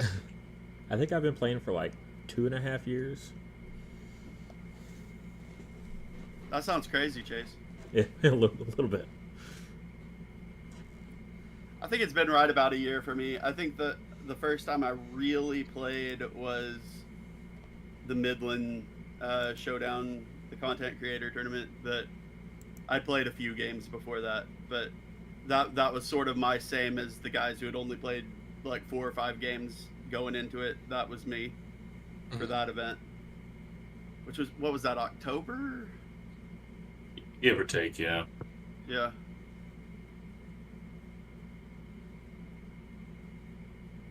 Yeah, before this, I'd only played 4 games, and that was with the starter deck. And now I have this deck, which will be the first time running it. I like it. But it may need a little tweaking here and there, but it's pretty good so far. Let's see. October. So I've not been here quite a year yet. People are joining us. I assume They the are round is over. here. Okay, Welcome, round welcome. 1's done. We're ready for round 2. I've only been here 8 months. It'd be a long time to be here. You would have played through how many different events over that time? This is the 3rd event. You would have played through 3 events. Actually, 8 months. Chase, would he have been here pre-Series 0? Yeah. Oh yeah. Oh yeah. So you would have been here for 4 events then. You would have been here for all of them. But I didn't get to participate in the first one. Yeah, not the content creator one. Yes, only. Yeah, I only remember on- that. I was there. only- I remember that because I joined right after it started. Gotcha. I didn't join before Yeah. it started because I remember seeing the decks in the table. All right, here we go. Yeah, I don't need to do that right now. See? Convenience. You all have to bring your decks. Mwah. Ah. Okay. Round 2. Oh Bye. boy, yeah, this should be fun. If I have too much background noise, please Okay, let me 2 know. and 4. So, Nom and Jimmy, you guys are gonna go to the frog I room. think we're gonna go watch Sam. That's where we're gonna Oh. go. You all can get out of here. Dang. No, super fun. And that means Misa Mario and Sam can go to the seal room. There we Bye. There's a frog.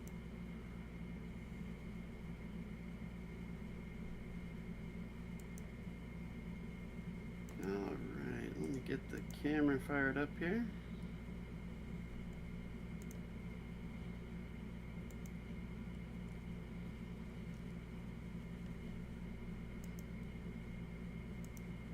Get them muted.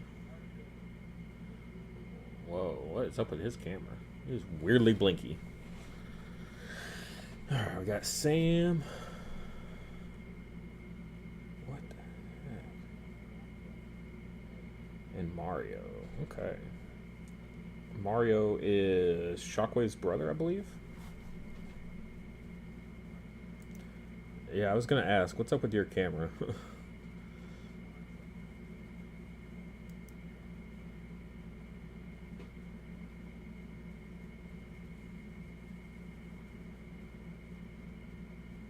Alright, and then we'll switch this around. I always wondered, like, what's better?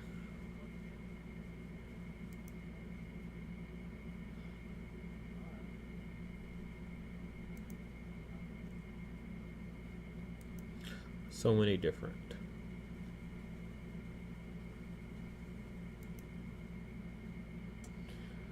Illusion and Rapture. So Tactics, Ferocity. What's Sam got? Chrism Glacifly? I put money on it. Yep. Oh, double alphas. Wow, okay.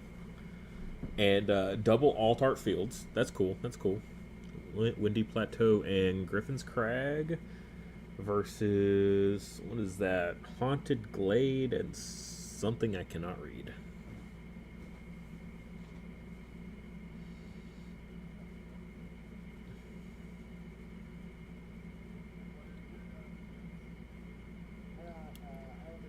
Oliver's Inlet. Okay. And Haunted Glade.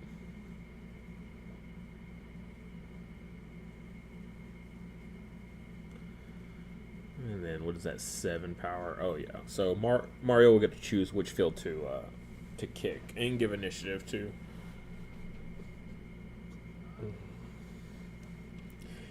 The camera angle is a little low, I will say.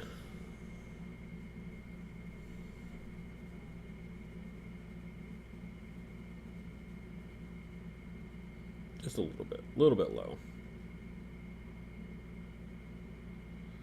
But his hand stays in view at all times, which is a massive bonus. So, small victories. Oof, goodness though. Look at Sam's setup. Look at that atrociousness. Double alphas. In top loaders. He's got the special inspiration watercolor. My wife actually has that card. I do not. I don't have any. In case you couldn't tell by my constant complaining. I do have a very special one though. So thank you to JJ for hooking me up in a trade for that one. Is one that he received special a while back. I think it was during Academy. He got it. Like, it's not like super fancy or anything like that. It's just like, it was like a test, like a sample test of foils on inspirations, and it was like the old inspiration. So while it's not like super pretty, it is at least unique. So I'll take that.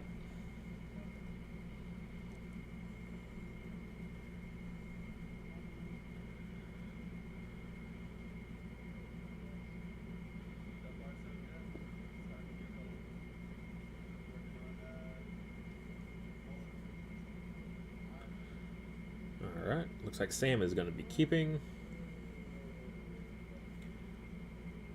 Mario is going to keep as well.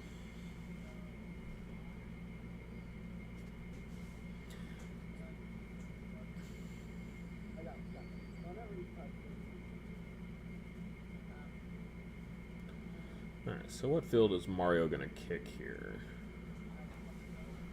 Ooh. I feel like you get rid of Crag.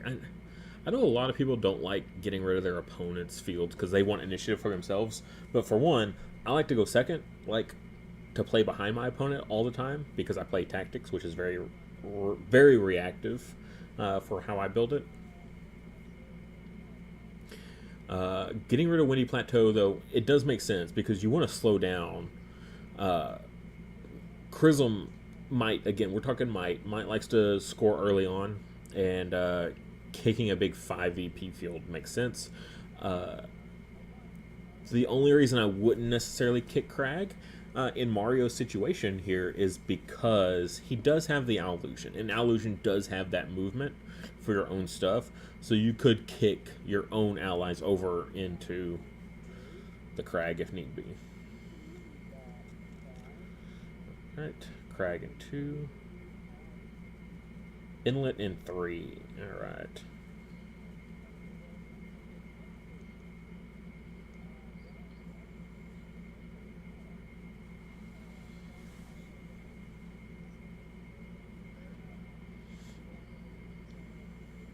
Alright. Judge giving his stamp of approval. Alright, so Sam has initiative, gets that bonus card, and we'll do first resource. Gelsene? Ooh. And Fury Potion for Mario. So Gelsene is going to get blocked to your allies when it's used, and then the support on the Fury Potion is you can KO one of your allies to give a familiar +2 power. Chrism to Crag. Give block.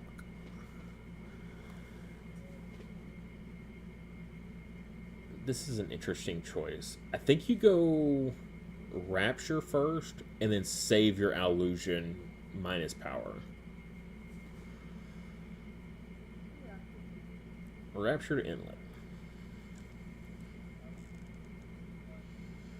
Alright, we see the standard play from Sam. So the choice is with Mario, do you go give negative power to the Glaciafly? Alright, that's what he's going to do. -1 to the Glaciafly.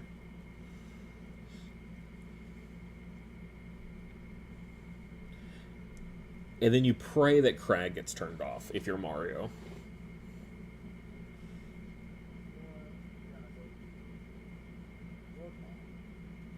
Player for initiative, choose. Alright. What does Sam turn off? Probably Inlet. Inlet. It would be what I would turn off if I was Sam. Because he's got the Rapture there. Yep. There it is. Makes sense. You don't want to turn off Crag, because Crag you've basically got locked down if you're Sam. And then Glaze the Fly is going to help you win the Haunted Glade, which is, your KO the lowest power creature there. So it could definitely, if you're Sam, you don't even have to put anything into the Glade.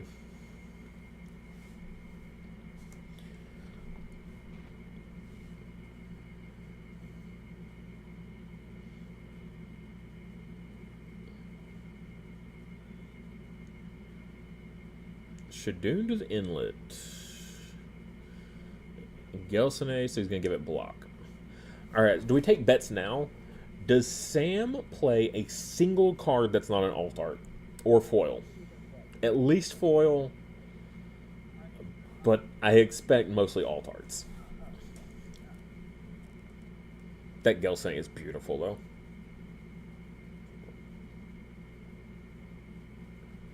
Gelsene, the... God, it's all great. The Shadoon alt art is wonderful. I actually had to pick one up for my wife just to have. I don't really usually play Shadoon a whole lot. But as the game goes on and more items get added, of course, Shadoon stocks will go up and up and up. But the alt art was super, super pretty.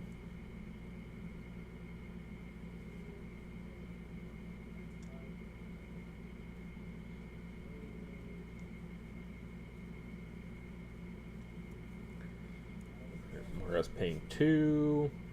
Allusion into Glade is weird. So, gonna gain no effect. So, there's nothing to add back out of the trash, and because you don't add anything, you're not getting to move anything. Oof.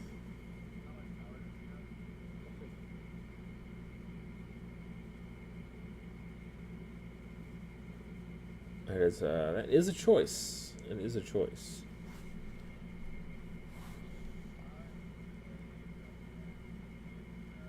Enchanted Draft. Oh, gosh.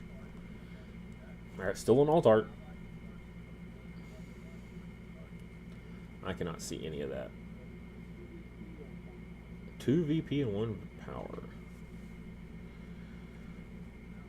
Oh.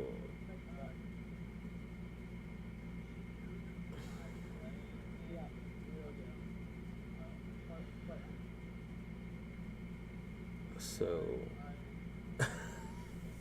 giving both power to Glazify. So Enchanted Draft will get rid of the negative power, bringing it back down to just the base power on the Glazify, and then he's going to use the Shadoon ongoing then to give it another +1. So it will end up being plus. Alright, Mario going to pass here. Probably debating using his inspiration here.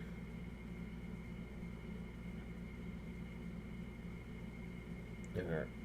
And then Sam's going to pass as well. Looks like Sam's going to win both fields. Yep, so 3 and then 4 for the Crag for Sam.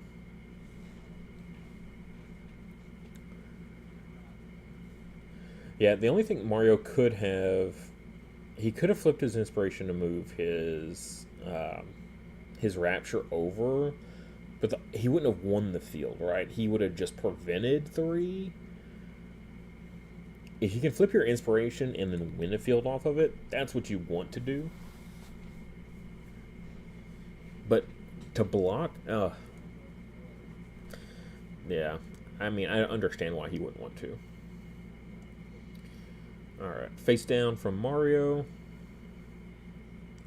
And Sylph Amulet.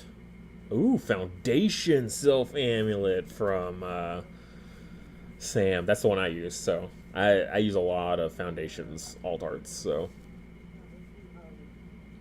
because that's the best way to get alt arts for starter deck cards. Because usually starter deck cards aren't available as alternate arts in Wildhearts. So, all right, Illusion getting rid of the block off the Shadoon. Glaciafly in field 2. Nice. And then Rapture going to come and KO that Shadoon and gain that +1. Nicely done. That is a big commitment. Dropping both your familiars in one field just to clear out a Shadoon, but I mean, Chrism mid, I mean, why would you change it? But oh well.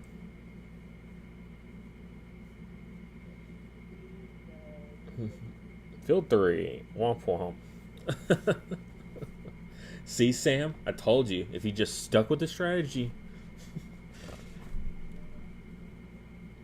Because I know he's going to watch this back later. I know he will. Lucky Hat. Okay.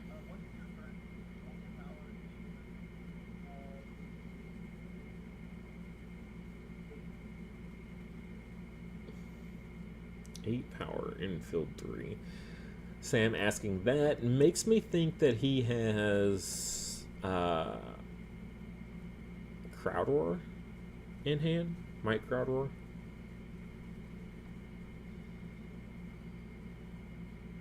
Because if he's winning 2 fields, he gets the VP and he draws the card.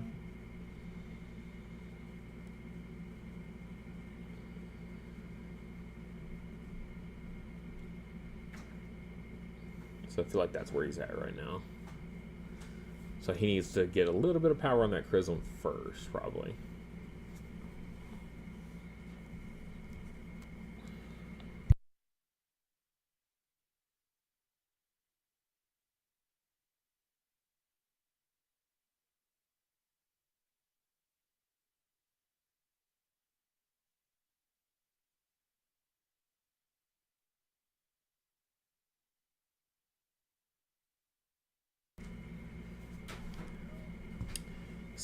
Barrel to the inlet.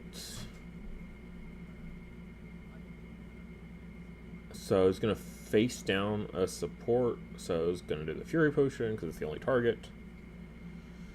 And then he has his Gelsene if he wants to use the Gelsene.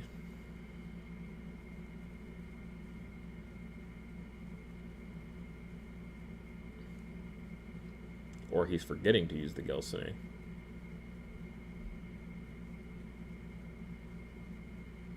Alt Sparrow. Alright, that's another one on the list.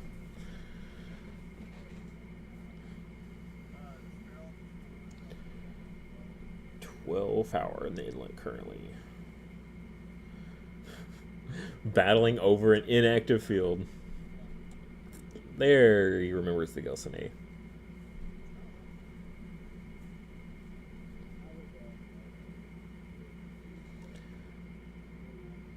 Alright, Lunos paying 2 because he played the Lucky Hat.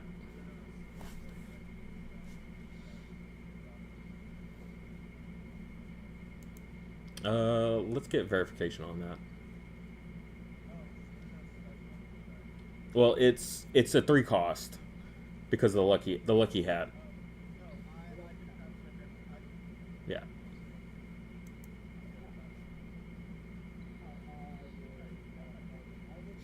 So +2 power and block. All right. So the interaction there for anyone curious is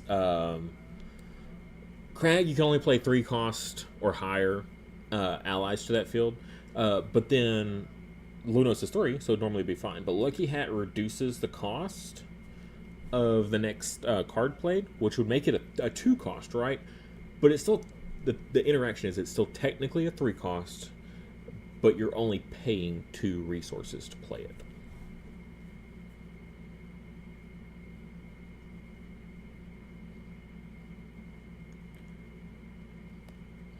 So if anyone goes back and watches that later and is curious why.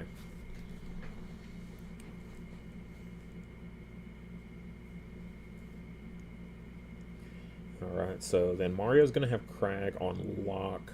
The thing is, though, Mario still has Sylph Amulet available. So, or Sam has Sylph Amulet available. So he can just move his Chrism over super easily. And we'll have 8 power versus the 6 of Lunos.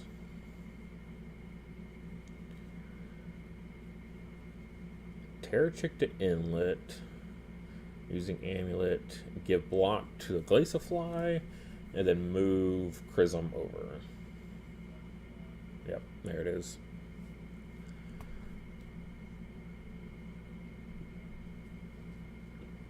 Sam giving up on the crowd roar. That might crowd roar, I bet.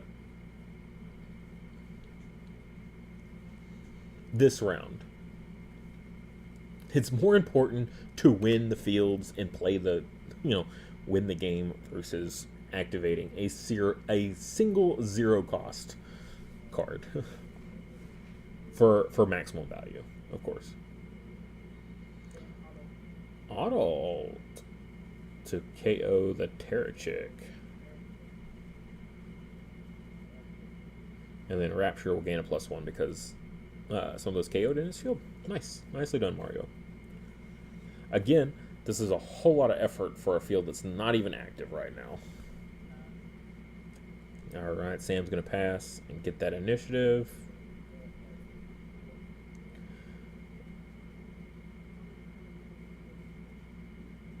Eight. Yeah, you flip the inspiration and move. Yeah, move the Rapture to field 2. Or, sure, Illusion.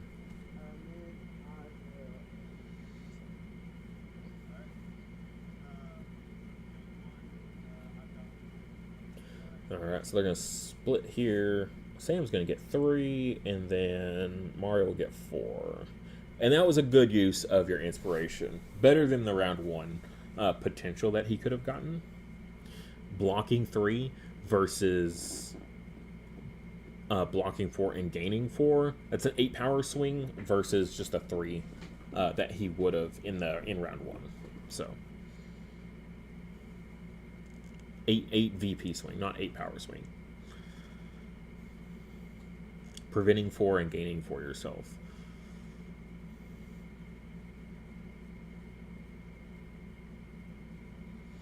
Alright, so Sam is on the resource first here. Ooh, it's not an alt art. It's not an alt art. Oh, Samuel. Yeah, hear about this later, buddy. I don't know if I have an extra Sylph Amulet. I think I literally only have 2 of the Foundations one.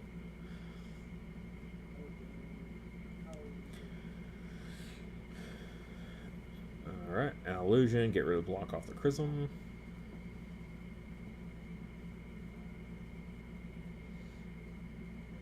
And then Glaciafly. Reset the Lunos. So, lose the block off the Lunos. They blue. He says they blue. But it sounds so French. Alright, where does Rapture go?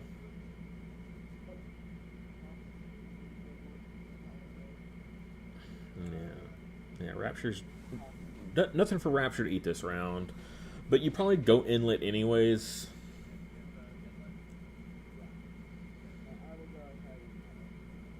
Alright. Makes sense. Rapture going to eat his own Adult. He will gain the power. Yeah, +3 now, so...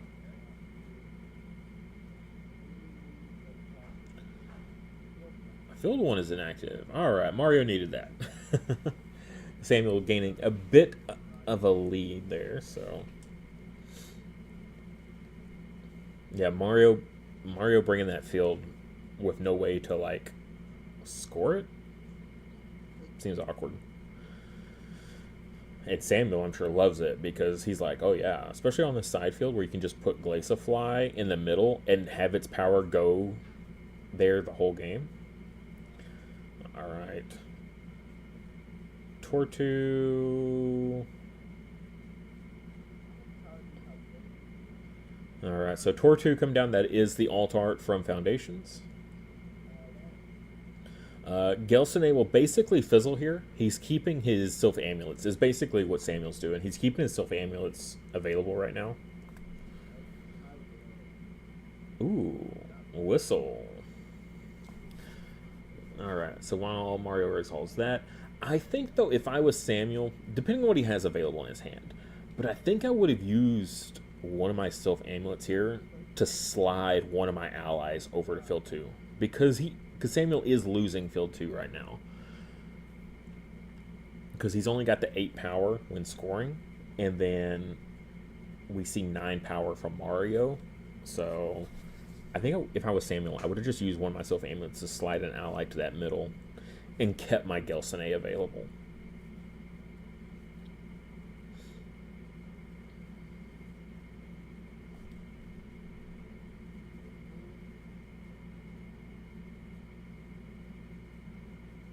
So just curious to see what Samuel has that makes him not want to do that. He might not have any allies he wants to play this round beyond the Tortu.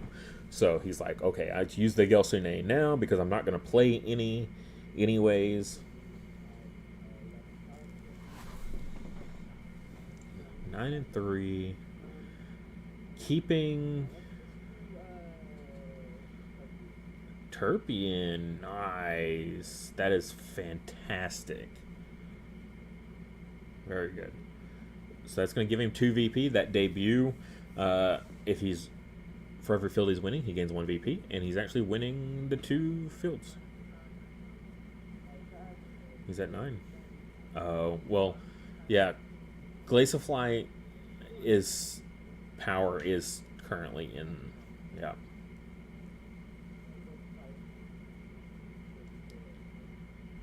Only during scoring phase does Glaciafly.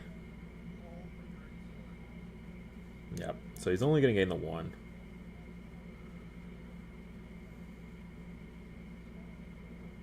Like, he could, in theory, play... he could play the Turpion to field 1, but I don't think he wants to have it get KO'd, so...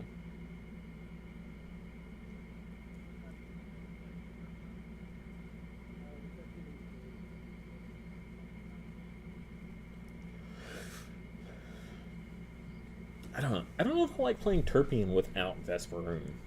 It's like a one-time 3-coster that's 5 VP or 5 power. If I can't gain that debut multiple times on a 3-coster, I don't know if I like it as much.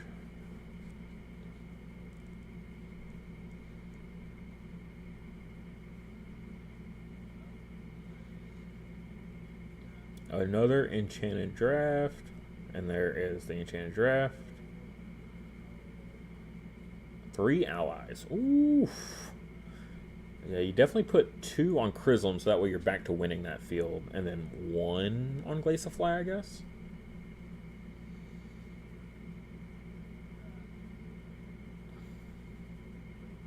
Oh, nope, he's doing 2 on the Glaciafly instead. And 1 on the Chrism. So that's only tying field 2. I definitely would have done it the other way. I mean, I guess he could use the amulet to move something over, so playing the long game here.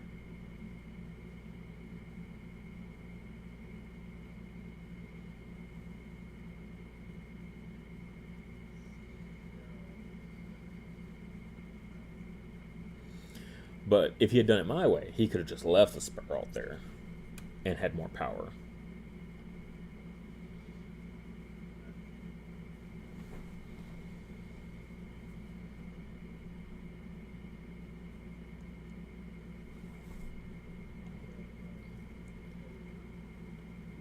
Oh, a ceiling.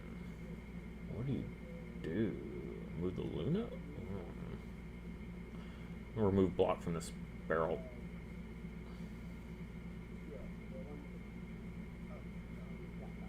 Alright. And then And then it's going to use the... So, because Sprout didn't move...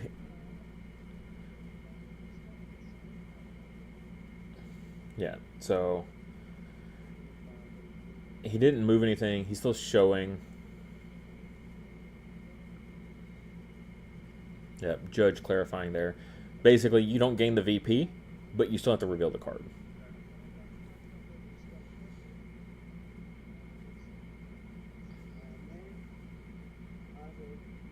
And then support on the Alistair's Guide to move a tame ally.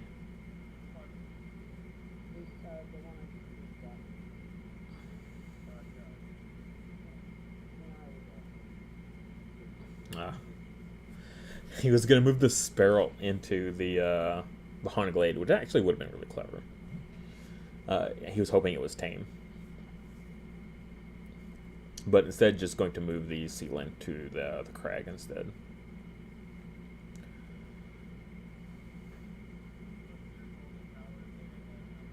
Which is what?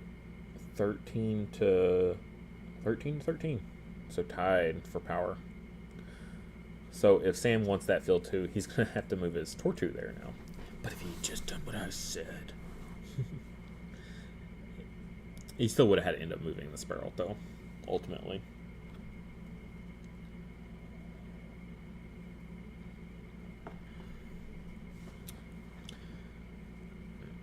Yep, strength training on the Chrism. Debating. Yeah, you definitely put it on the Chrism. See, these Glaciofly players, they get so like zeroed in on, I must give all my plus power to my Glaciofly. Chrism's huge. Why would I need to give more power? Well, you still need to win the field that Chrism's in, right? So now he'll be back, what, 15 to 13 power in field 2 for Sam. So yes, I'm glad he went with the play that he did. And it looks like Mario is passed.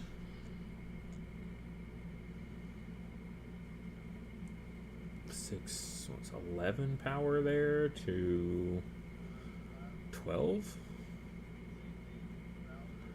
Crowd War for only winning one field.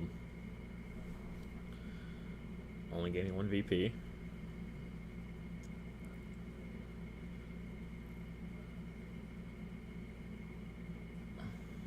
Siltsune.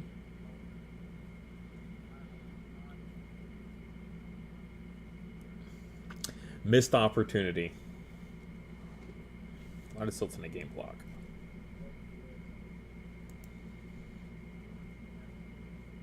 Why does Siltsune have block?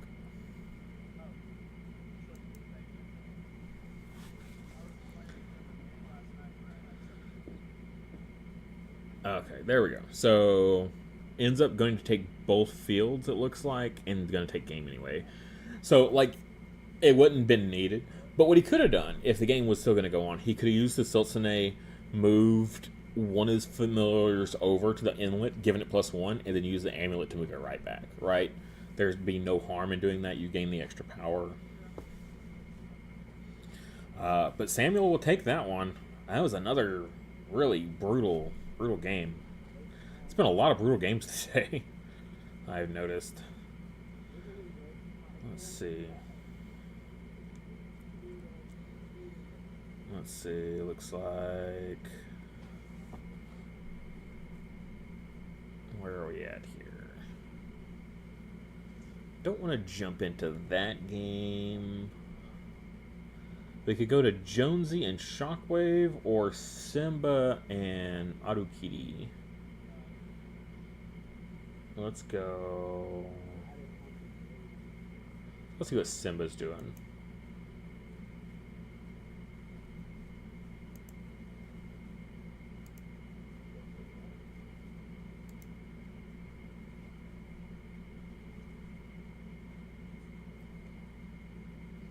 Make sure I'm still muted. There we go.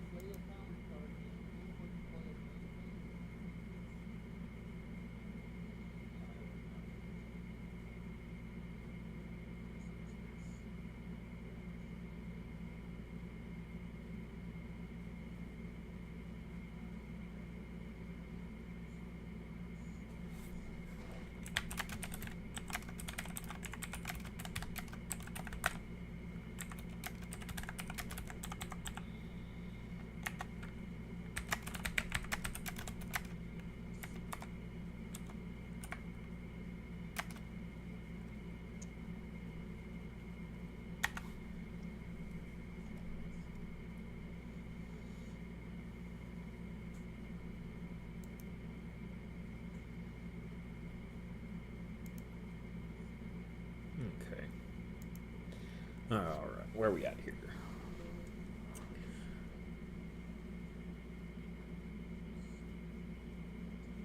Why is there an enchanted draft in the middle of the board? I don't know.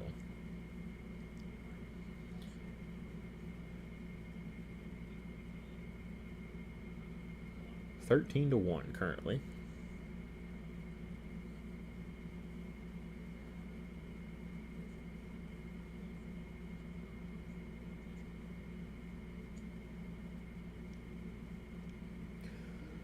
Field 2.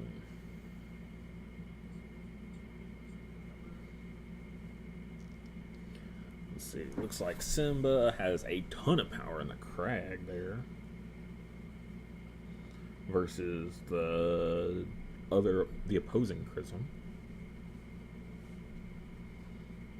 Looks like we're seeing some Sune stick action here.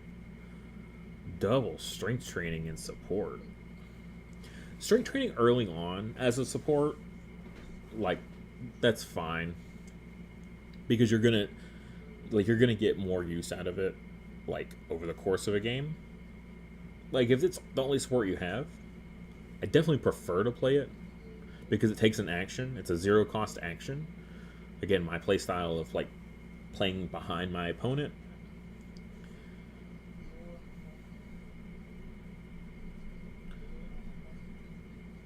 All right, so moving the Ferrotoon over, and then KO the Trossum. KO the Trossum. It's gonna lose its power.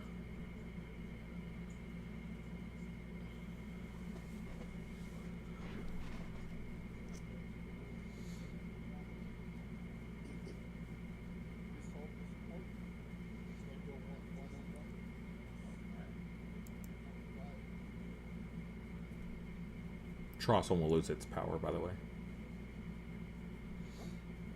The Trossum will lose its plus power because it was KO'd. Yes.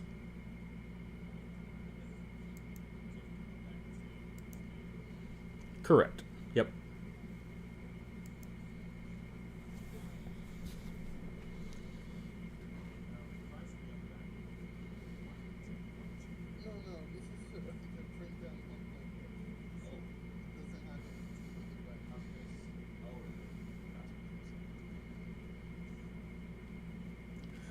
Alright, that was a good play there from Atukiti.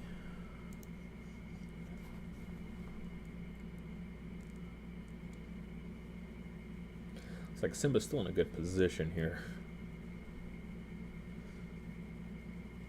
Alright, there's that enchanted draft out of the way. Alright. I wasn't sure if it was like a placeholder for something. Looks like it was just forgotten to be put away.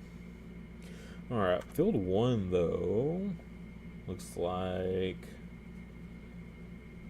7-3 in power. So currently Simba is just losing both fields, so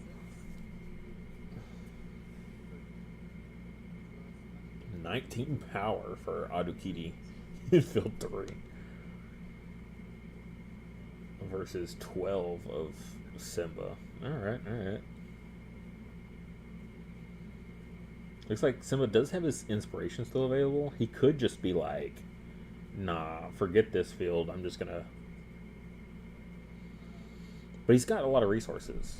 Like, he could do some stuff. Illusion. Field 1. Yep.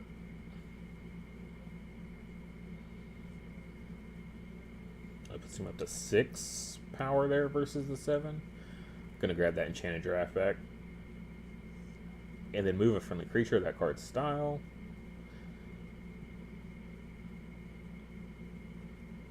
He could move the Tortu over into Chrism's field, I suppose. Not a bad play. It's still a lot to deal with. Like, you're still 2 power off. Like, it's not the worst. You have your strength training for another +1. He did just grab the enchanted giraffe back. Like, enchanted giraffe and strength training, you should be able to get enough.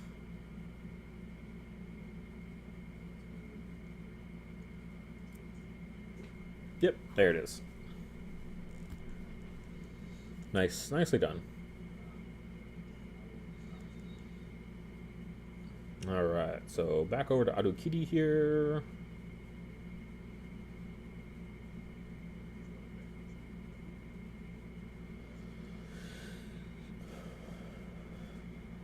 Just looking at all those cards there. All I see is a Siltsune. It's not going to do anything. Oh.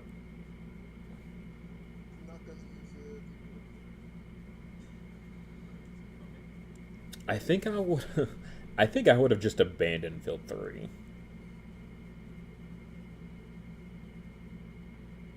He's going for 2. What is Simba doing here? Oh, giant growth. He's just like, I'm not even gonna risk the enchanted draft.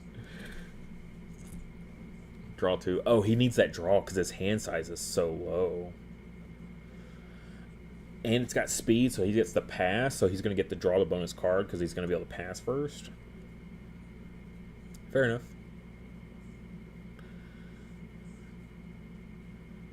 So it's got +1 strength training.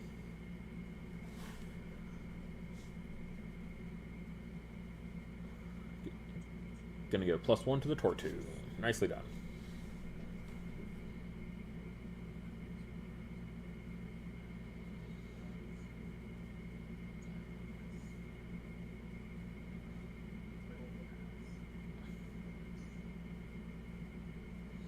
All right, kicking it back over. That was pretty good. You know, for only using a demo deck though, I feel like I said, I've said it before, but that demo deck is solid. But still, playing against veteran players with only a demo deck and doing like as well as he has been, like he won round 1 with a demo deck, like against somebody that's been playing for 8 months, and like Shockwave is probably the one player that plays, the one non-staff member that plays more than anybody else, and he beat him with a demo deck. So don't knock the demo decks.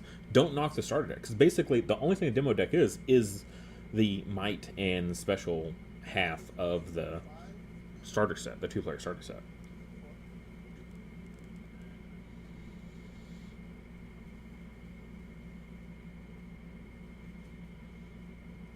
So is that 9 power there versus 5, 6? So yeah, I mean he's gonna take the falls. So they're gonna split fields here.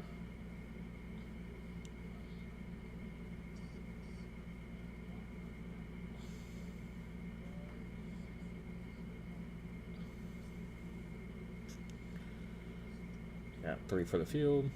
So unfortunately, it's only 3, and he's already so far behind. So 4 for the Crag. So up to 17 versus 4. Oof. Whew.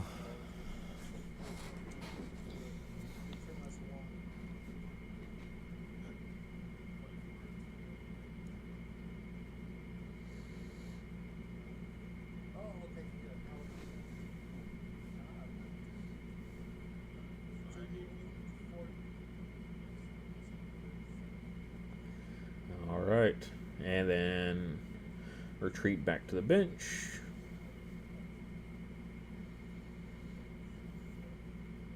And then Simba really going to need those 3 cards to get that hand size back up. Back up to 7. So, like, no problem. Very solid hand size for, what is this, going into round 4?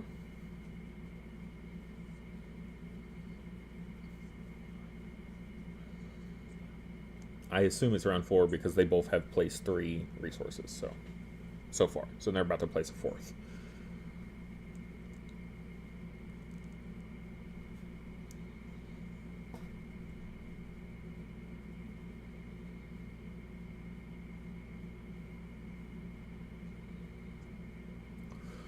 All right, face down from Atukiti.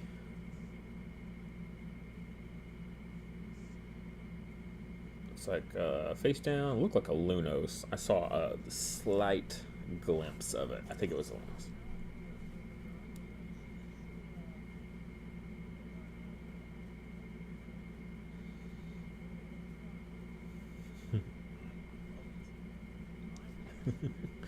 Judge saying the same thing that I was saying. I was like, that is pretty good.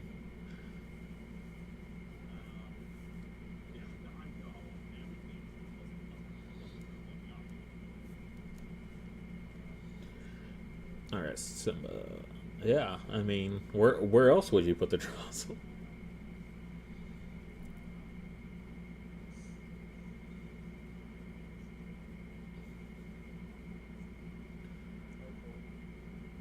Is the one part about the Trossum Crag that I don't like. But that, I mean, that's not that bad. It's not like the worst.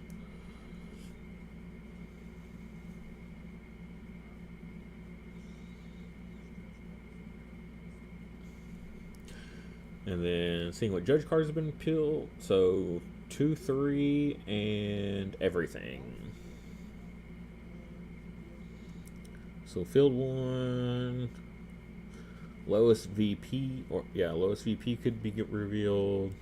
Highest could be revealed.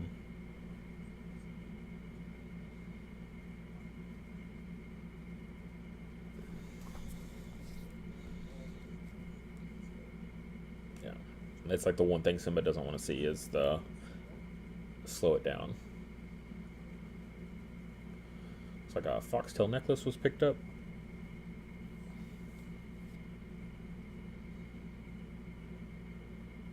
And then judges.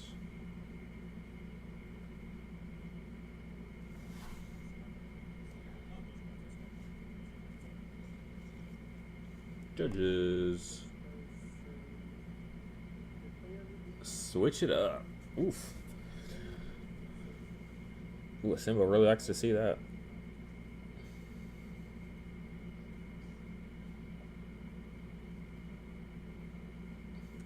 So this is another instance. So far, every game we've watched is Simba is so far ahead right now. He only needs to win one field. Like literally, he could just give up the other 2 fields and still win the match.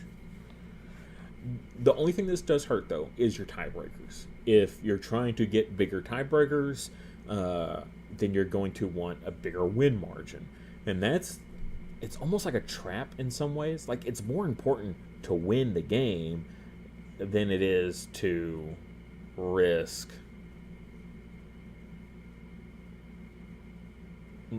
losing, right? You don't want to risk losing just because you get greedy and try to get a better win margin.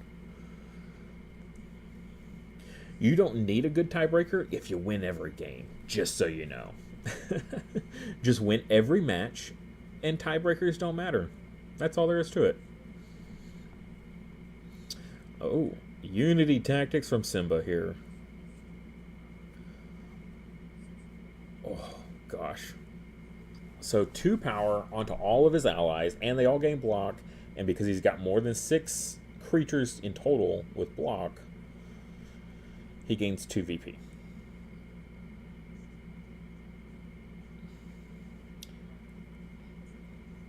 So while yes, he's spreading the love around, it's a very powerful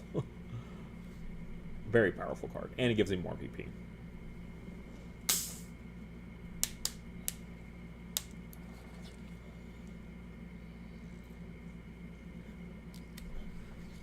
Yeah, 7 cards with block, so he's going to gain 2 VP, bring him to 19. What is the total VP that can be even scored this round? 8, 11, 11 to 12? Yeah, like, even if it's 12, he only goes up to 16 VP. He would have to have 3 VP gaining abilities. Alright, well, there's one. Fair tune.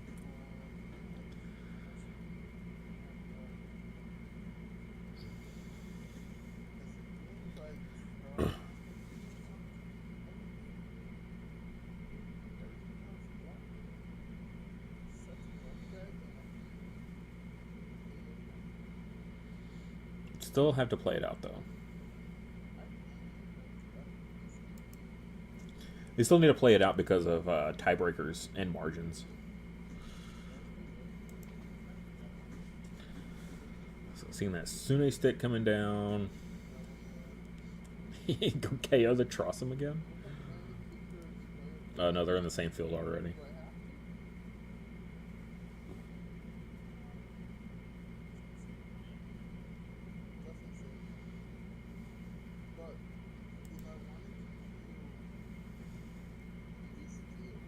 No, you have to move. Yeah.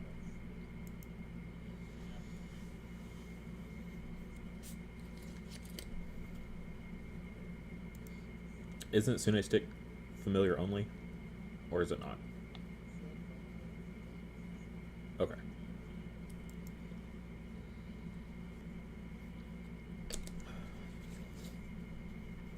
I've not played Sune Stick in a while.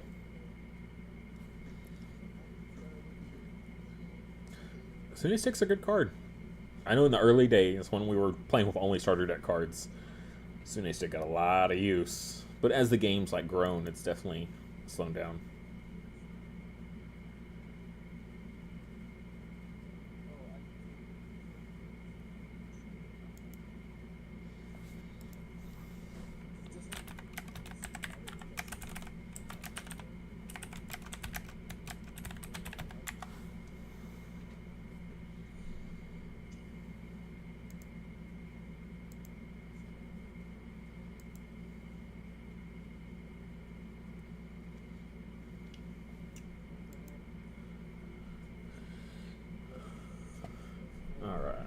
Where are we at on this?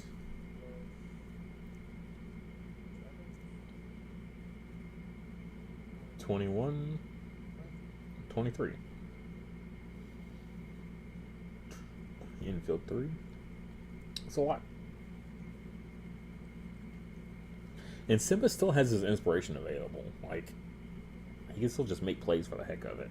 Looks like he's got field 1 and field 2. So he's just going for margin at this point for the better tiebreaker. He's going to have won both, like, 2 games, though. So, like, the game is unlocked for him. It's now at this point, it's just like, how big of a margin do you want to go by? And just in case you lose the next round, and then you and someone else both have two wins, then you want the better. 2 supports and an out alley.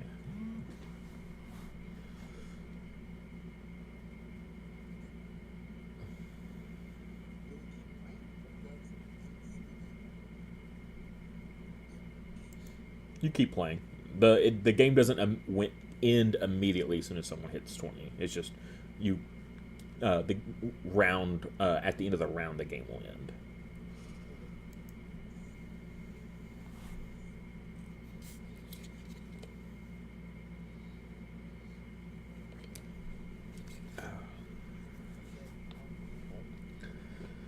He's definitely in a rough spot.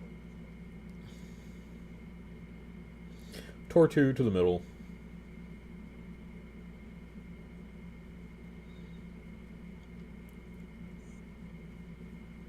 So it's 6 versus 5.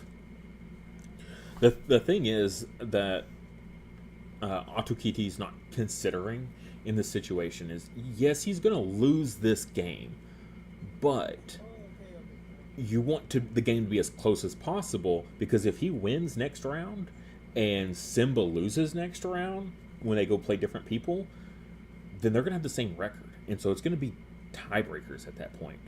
Granted, Simba's tiebreaker, like, Atukiti doesn't know it, but we all know it. That round 1 with Simba was 31-1. So, like, Simba's tiebreakers are huge in his favor right now.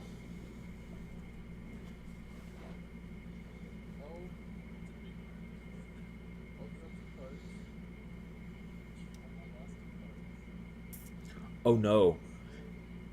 He just drew his last 2 cards. That means tiebreaker rules, guys, or end of round deck out rules For every card you can't draw, you give your opponent a VP. What happens if I run out of cards?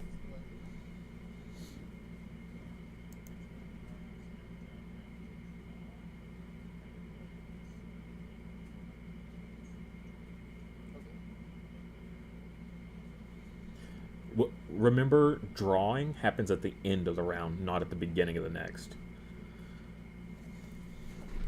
So, Simba would gain VP at the end of this round for every card you cannot draw.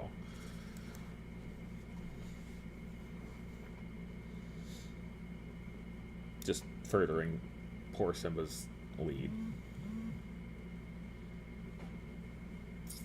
It gets really bad if you're tied, right? And then that happens. Which, that's how we saw in the last tournament, right? In the finals of the last tournament. It was because one of the players decked out. They were tied at the end of round 4 or round 5. I think it was round 5, right? It's been a bit. But at the end of round 5...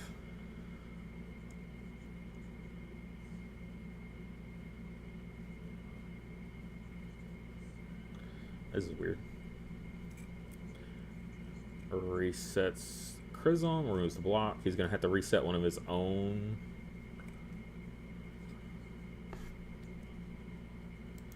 Block only does enemy effects. Yep.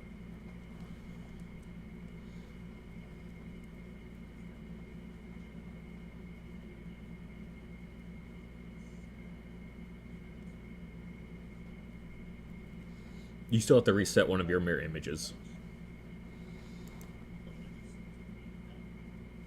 There we go.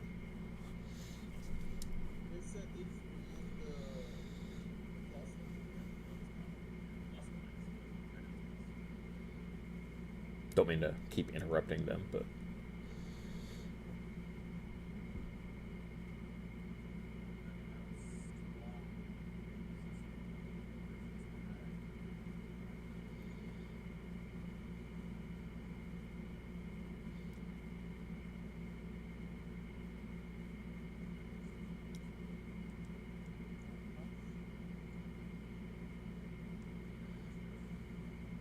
Oof.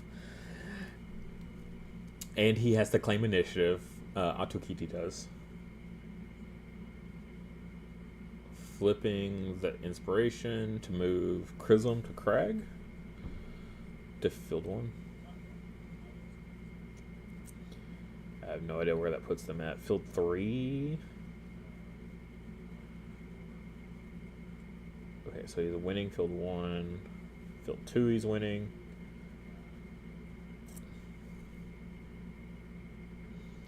$30. Oh my god.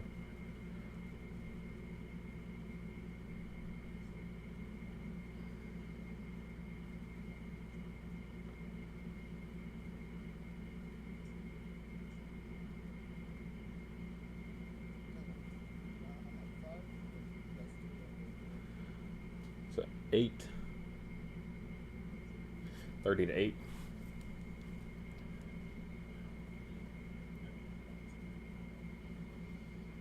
Yep.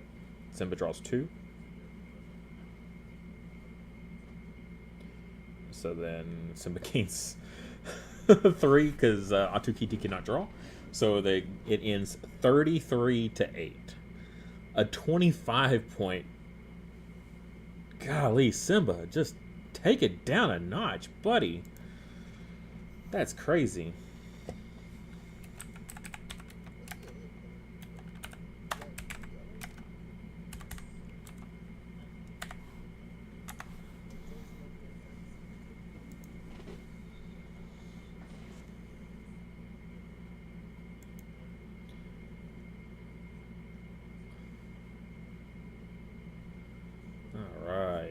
Let's just showing off the regular ones. Showing off them alt arts. Nicely done.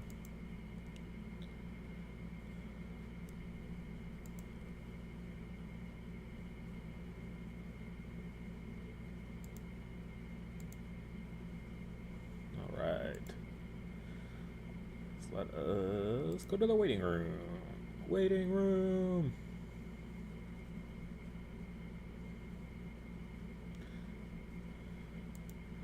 The waiting room is dead. There's no one here. Get. I don't know. I feel like that was like a Monty Python reference, but it was so fast and brief. But that voice sounded Monty Python as heck. You are correct. You are correct.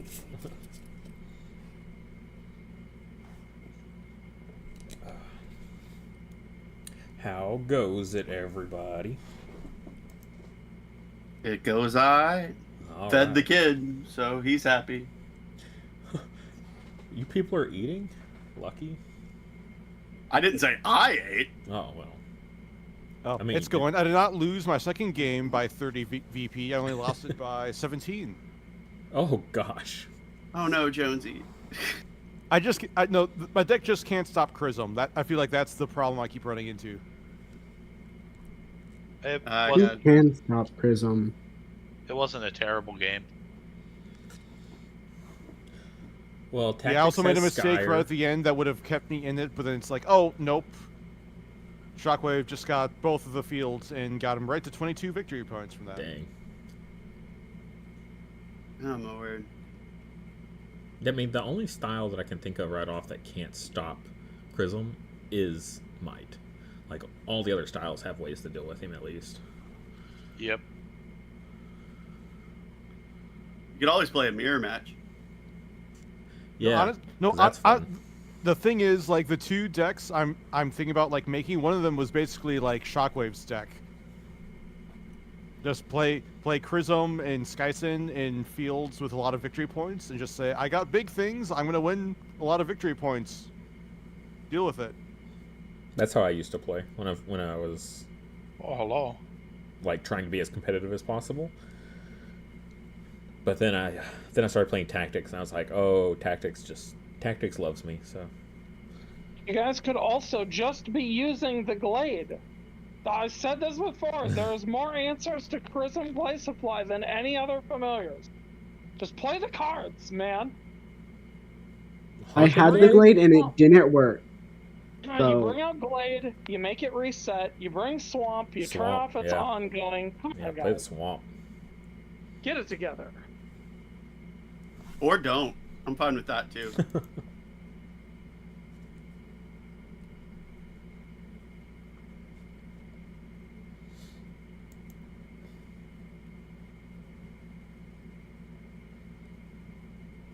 Wow, Chris jumped in literally just for that that little moment, and then left again. He heard me complain about Chrism again, and he's like, oh no, this needs to stop. He's the master of the sneak attack one-liner and dive right back out. Right. Yeah, Tactics with Skyer, that's usually my go-to for Chrism. And then Ferocity and Momentum Shift is always a fun one. You just always, then there's always Sune Stick. Well, I guess Sune Stick is just a KO though. Can't really do that.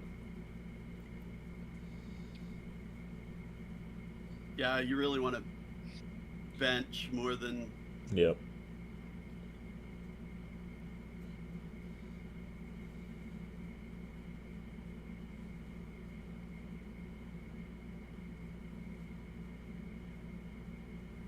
I was really hoping someone was going to bring Swamp, just because after the last tournament, Chrism Glaciafly was so popular, and then someone just like brings the Swamp, and it's always in play because Chrism players never get a kick field. So You said you hope someone brought the swamp? I was hoping someone did, but I haven't seen it So, today. So yeah. Well, if I had a swamp, I'd maybe consider it. That's a valid point.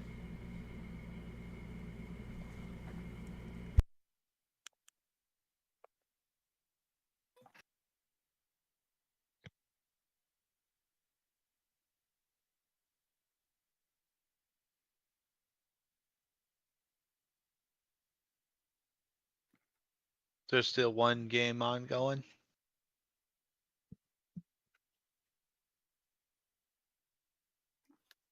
I believe so. Looks like it. It's probably in the room that nobody can see. Yeah. Yep. The mythical fourth Oh event yeah, voice channel. The frog room. I see that. It's not real. All right, I'm just gonna sit here with my headphones off until the next game starts. I need a break.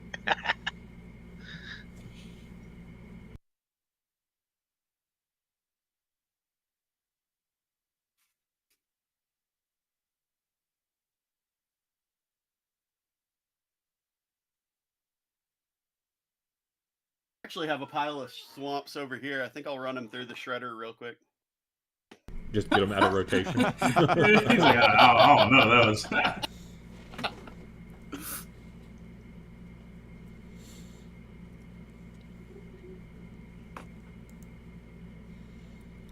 I was like gonna take a quick break and eat this food that I have here, but it's not very good. Oh, I hope everyone is enjoying the stream so far. Anyone that's going back and watching the stream later, hope you're enjoying seeing yourself.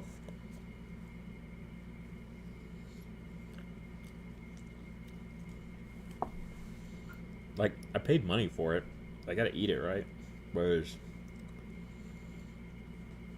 it's so dry. It's supposed to be like a muffin, but like a chocolate muffin. I got it from the Asian market. I had so much driving yesterday. I was worried I was gonna be dead today because if you watch the Gamer Talk this week, I was talking about how I went to Scarborough Fair, right? The Renaissance Festival, but I forgot my sword, part of my costume, at the Airbnb we stayed at. So the person was kind enough to let us know, and then I went and I had to drive all the way back there and back while my daughter was in school. Like, barely made it back in time to pick her up. Like, it literally took her entire school day of driving. But like, I stopped at the Asian market on the way back to get some snacks and drinks and stuff like that.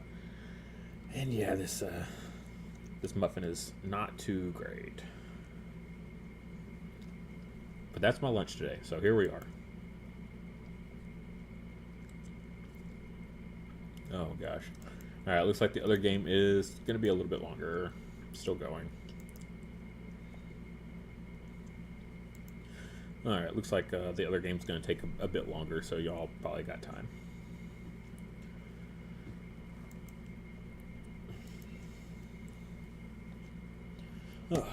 Oh goodness.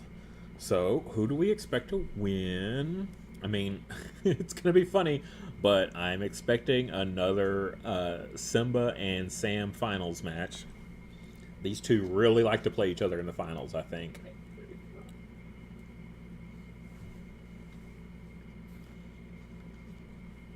But it's kind of funny because if you were listening at the beginning, they're talking about like how the brackets were determined, like each pod. And because Simba didn't get a whole lot of playtime in during the event, right? The weeklies and stuff. He's not good. He was pretty low, so they ended up not being in the same bracket together, which I find hilarious.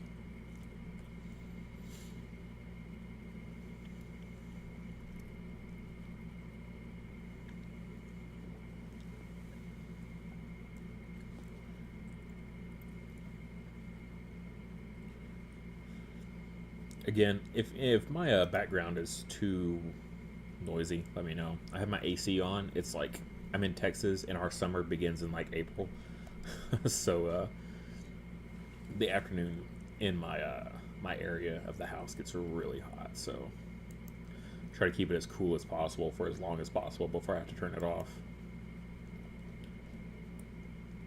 But if it's too distracting, let me know, because I will gladly turn it off for the stream. For the fans.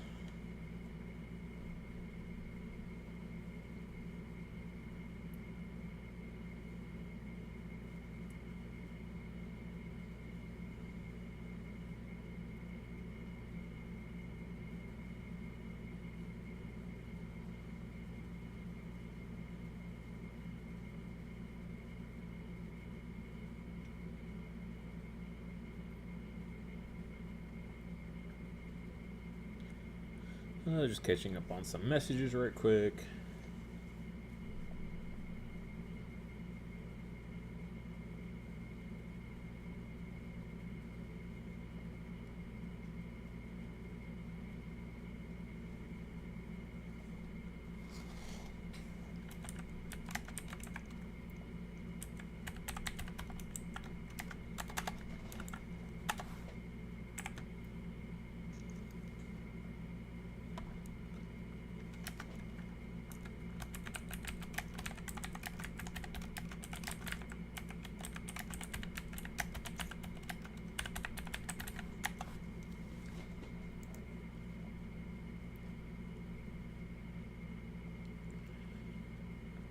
These people are so quiet.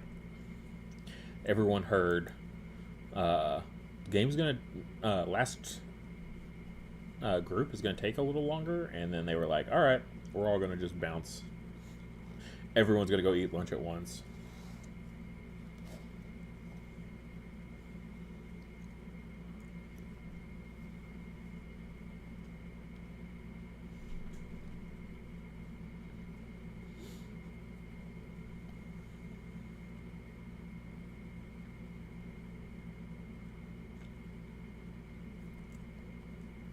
But apparently they're having some issues. That's one of the reasons I don't want to stream that group.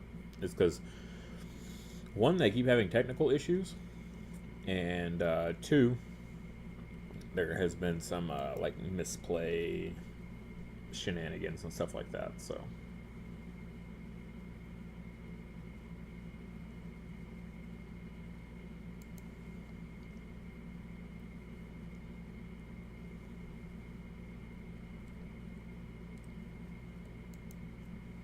So hopefully y'all don't mind the dead air currently.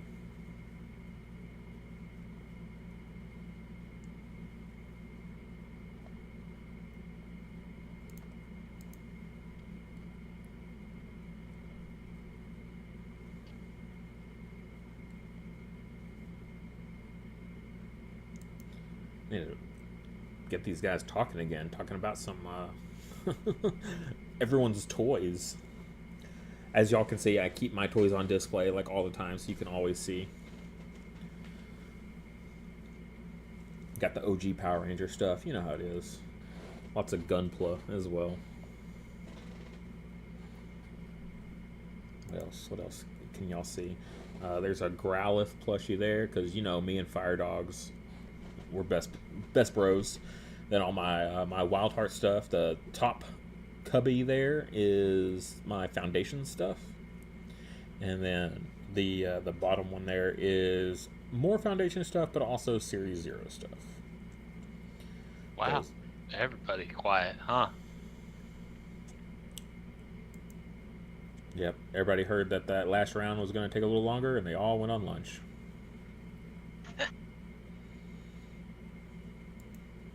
Well, we go see what's going on with lunch over here.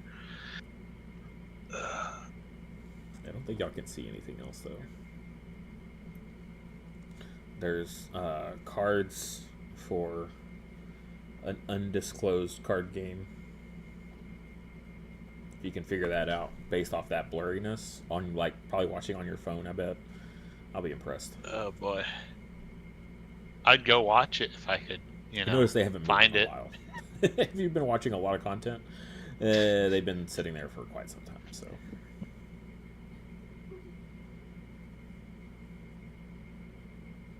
Weird random facts. I just recently got the White Ranger's sword Saba, and the stand holding it. I 3D printed a Yoda lightsaber stand for a Yoda lightsaber, and that's what's actually holding up that sword.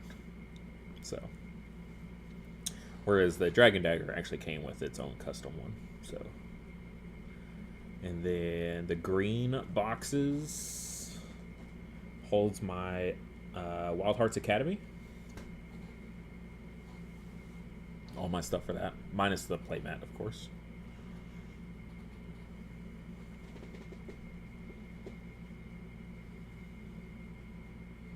The Green Ranger picture. my uncle drew and colored for me for Christmas. Fun stuff. But I don't think y'all came here to listen about my toys. We came to watch Wildhearts, and there's no one Wildhearting.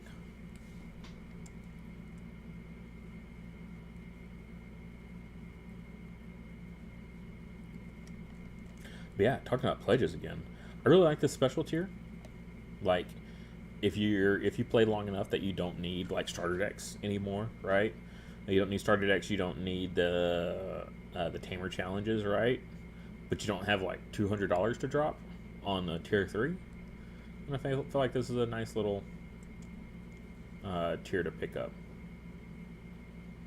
Or if you're like, well, I want the tier 3, but I also want the blister packs, but I don't want to add on, you know, one copy of every one of those onto $200, then you can just grab this one in like a bundle. That's what I did.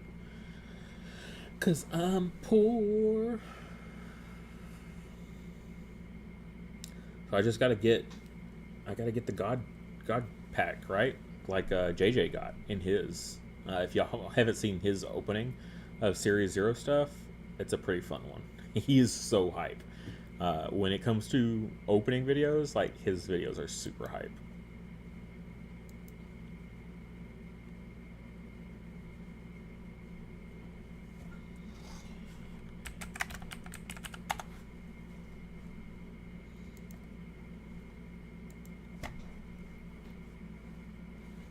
What, he pulled an alpha too, right? Did he pull an alpha in his god pack? Like, that is crazy.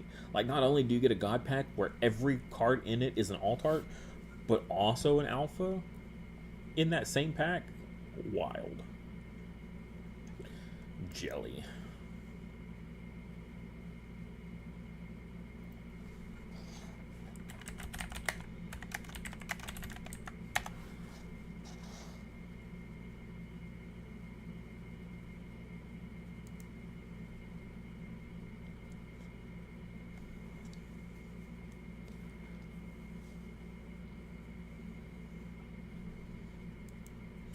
What altars are people looking forward to? Oh, hello, Shockwave.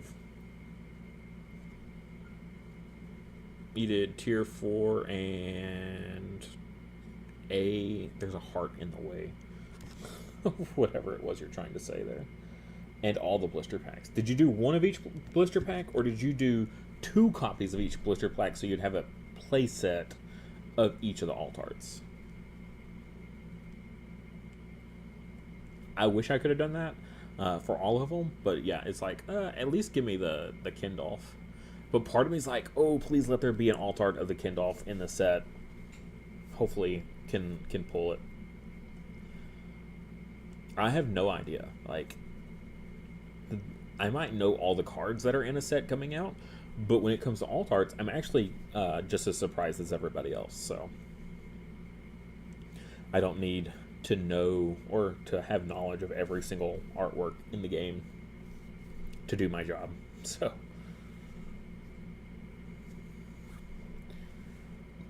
tier 4, yeah, tier 4 is a good one.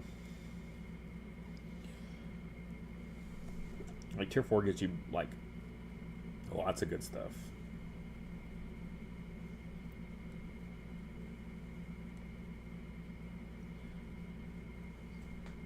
I like tier 3 just because it comes with more of the premier boosters. I don't need like a ton of archive packs. Archive packs are great if you're like doing sealed games. It's a fantastic way to like get a new player into the game that like, you know, enjoys that sort of thing. Sealed or draft, either way. Archive packs are fantastic for that. So anyone out there looking to get more people into the game, and you can't just like, hey, I've got the 2-player starter set, we'll play this. And they're like, not that really interested. I was like, well, how about we crack packs? Like, you want to open some booster packs with me? Doing it that way is actually another good method. Oh, okay. Interesting. Every regular card don't need much of the alt stuff. It's kind of curious that you would even bother to get the blisters then, if you're not that worried about alt arts. I would have thought you just got another bundle instead.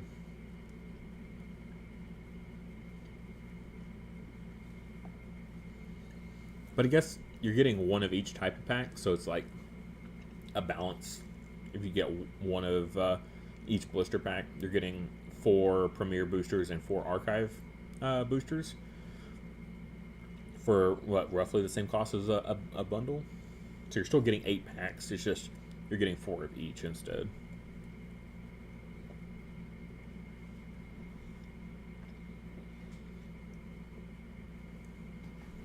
Why are muffins so crumbly and so messy? They do look cool. I actually don't even think I'm going to play mine. Funny enough. Like, I could hang up the playmat for anybody that watched any of my, like, old, like, personal channel, Battle Ready Inc. stuff. My old background used to just be all the playmats that I had won or, like, were super special. And I could do that with that one, but I'm really full back there. Muffins are delicious, but they are so messy.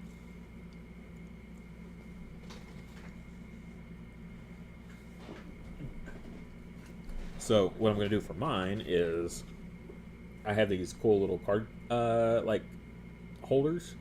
So I'm just going to get 4 of those and line them up one after another with each of the blister pack cards.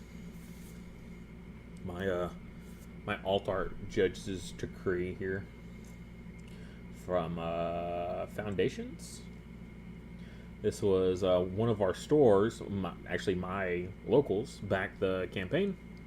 And so then they got, they were the only store to back at like a store level pledge. So we gave them a handful of these to hand out, which is really, really pretty. I really like this alt art. I know it's kind of hard to see. Actually, I guess I could switch so you're not seeing it so tiny, right? Ooh. So.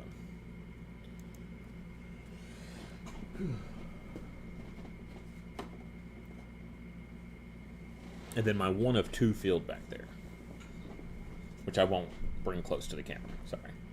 Sorry if you haven't been paying attention this whole time since the game is in its inception and you don't know about this one particular field that's never had a full release. I'm sorry. I don't know what to tell you. It's in old streams.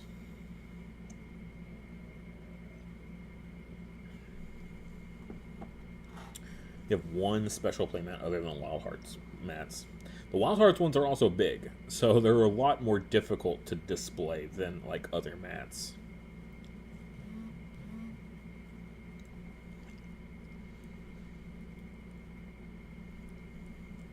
Yeah, once that field gets released, then maybe it'll come out of its little plastic case. We'll see. That's one of the nice things about fields, though, is kind of like alphas. You can like have them in like a specialized, you can have them graded in like a graded slab. You can have them in like bigger card protectors and stuff like that. So I guess in a way I wouldn't even need to take it out of that plastic case, funny enough. An old Yu-Gi-Oh playmat. I only ever had 1 Yu-Gi-Oh playmat from whenever I played, and it was one I got at a convention that an artist did. It was Yugi and Kaiba at like a locals playing Yu-Gi-Oh against each other, and all the like people in the background were looking super confused at them like yelling at each other and like being super into it like they are in the anime.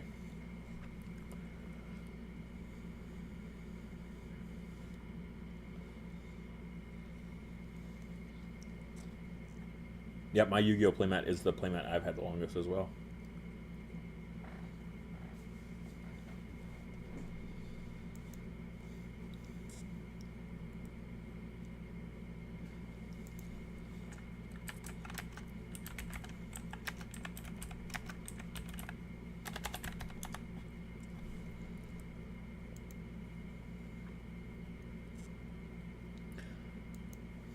I'd always get compliments on that mat because it's not like, it was literally at like a small convention in Artist Alley, like someone was selling it and they didn't have many of them. So very unique, not something you see very often. It got very dirty though. Like playmats in general get kind of dirty. You can wash them, but you got to be careful. You don't want to like, if they're not stitched edging, right? They can fray. So you don't want to like just toss them willy nilly into the clothes washer. I've seen people use like Dawn dish soap and then like scrub it with like a scrub brush. But I watched someone almost ruin theirs because they just took the Dawn dish soap and just squirted it directly onto the mat. And you could see the blue lines because they used blue Dawn dish soap, and you could see the blue lines because they sprayed it on white, like directly on white. And so it took them forever to like scrub and get the blue lines to go away. So while yes, you can clean them with Dawn dish soap, maybe don't spray the Dawn dish soap like liquid right onto the color.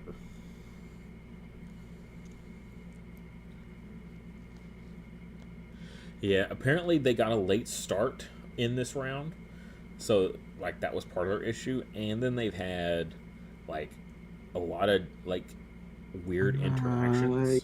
Yeah, I didn't realize it's already 1. I can take a break for 5 minutes, but I'm not doing anything right now. But the next game might start at any. I don't think he realizes he is off mute while he's talking.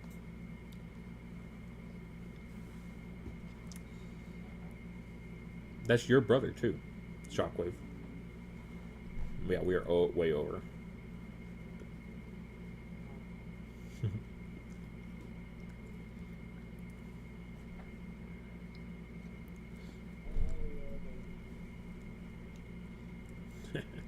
Oh.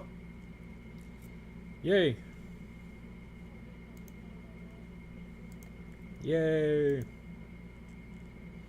Yeah. All right. Hold on. Just keeping track. All right, final normal round. You guys are awesome. All right. I have Final closed round. stream. Final round means It's the final countdown. Hey, the top 2 from time for that? Maybe. Yes. Real quick, top 2 from each pod goes off into the top 4. Is that what we're doing? Bloop. Bloop, bloop, bloop. I did not hear your question. My son was asking me. Oh. How are we determining the top cut? Wins, and then point difference. So then it's Jonesy and him going to that table. Then Simba will go into the dinosaur table along with my guy, Shockwave. Who do we want to watch this time? And then that means table number 3 is going to be, Jimmy, you and Sam are starting. Already watched. And then that Sam. means table number 4, Frog table. Simba. Is Mario and Nom Nom. Mario and Nom Nom. I would like to watch Nom Nom play. Apologies, Chase. I can't even, man. Jim.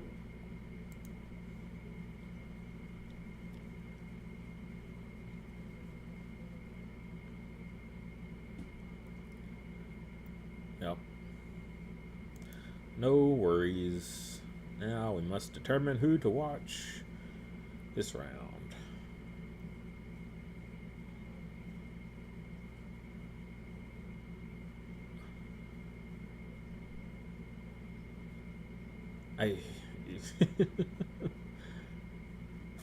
Yep.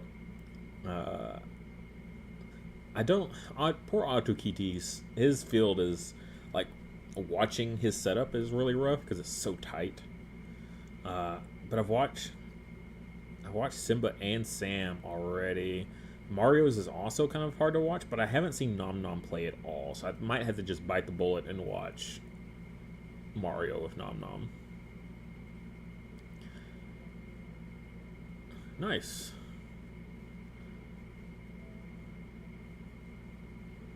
Wow. Oh, crazy. So whoever wins that game right there will take that pod then, right?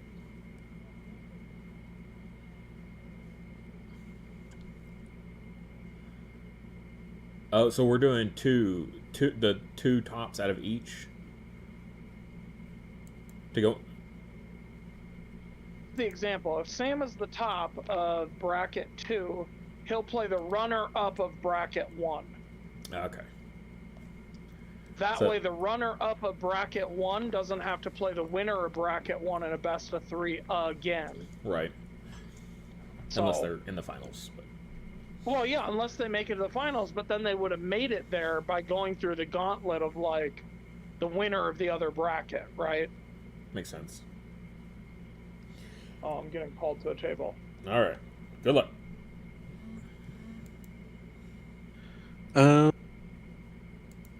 Just do like a mid cut. It's fine. Oh, that's weird.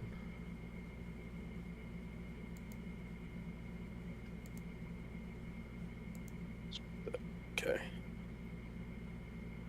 Ooh, I don't think I can watch this game. Bummer. Because I'm fine with that, Kevin. Live streaming. Okay. Yeah, just probably do like a mid cut. Like that. Yeah, mid cut's fine. Let's see if there's any way. Let's do the grid. I don't want to. Oh. Ah. Okay. Sweet. Looks like we still got it to work. Is there another mid cut? Alright. More mid cuts. I'm going to mute them. And I'm muted in there. Let's spin this around. Boom. And then let's drag that. And then let's drag that. That's good. And then I'll pull myself away a little bit there. Cool. That look good, stream?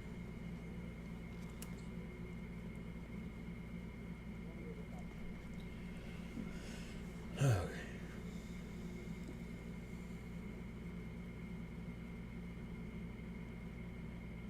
Alright, I know Mario's is hard to see, so I'll do my best to let you guys know.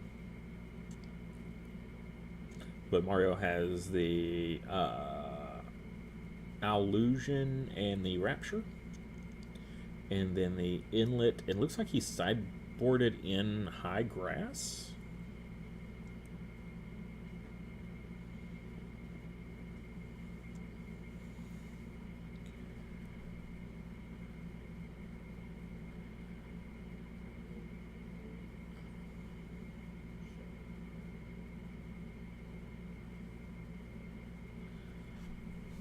It looks like Nom Nom's gonna mulligan. Sorry for using the shorthand of some of these. Now we get to watch Mario eat.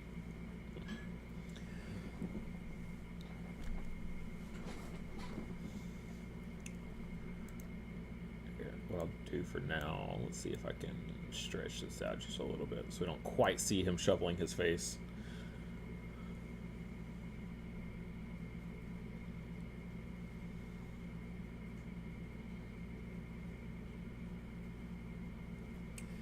Alright.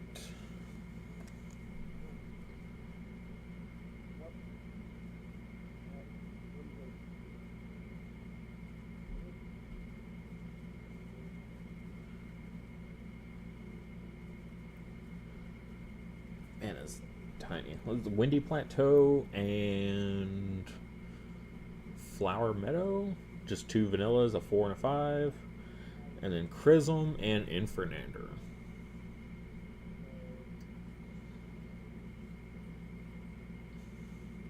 Yeah, Flower-Filled Meadow and Windy Plateau. So we saw this earlier with when we watched Mario play. He got rid of the Windy Plateau last time. Yeah, he's going to get rid of the plateau. slow down his opponent.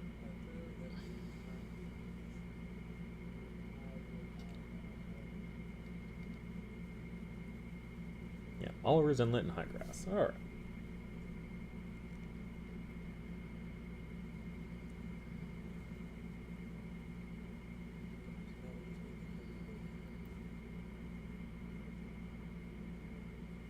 And it looks like Mario actually has the cards, so he can just shuffle them. Inlet in 1. Meadow in 2. And Grass in 3. So is that a 2, 3, 4 VP fields?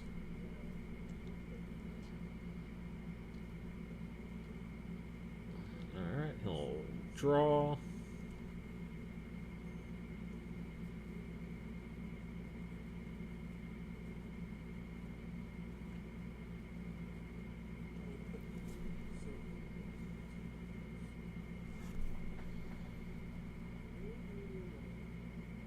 Ooh, Momentum Shift.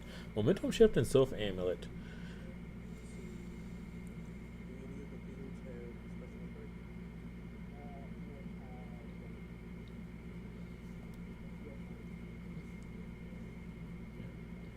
Yeah, field 1 is Oliver's Inlet, so if anyone moves to that field, they'll gain +1 power.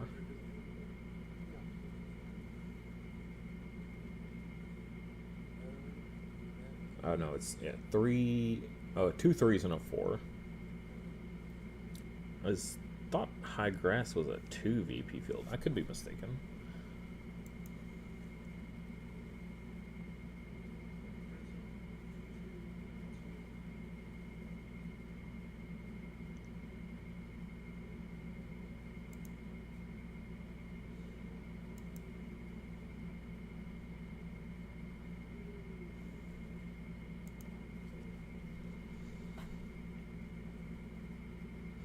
Okay. Rapture in field 3. Chrism to field 2. Yeah. Chrism being in the highest VP field makes sense. And then, yeah. +1 on that Infernander into the Oliver's Inlet. And then Allusion will get rid of the +1 off the Infernander. Alright. Fair combos here. Alright, so Judge's deck.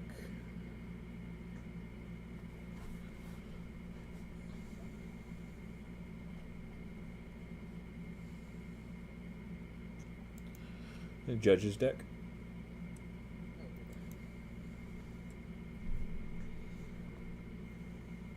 Where are we playing?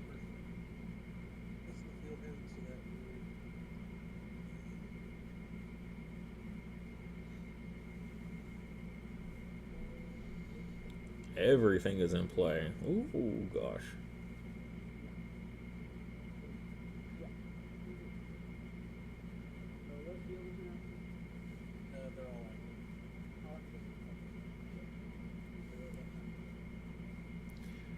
All right.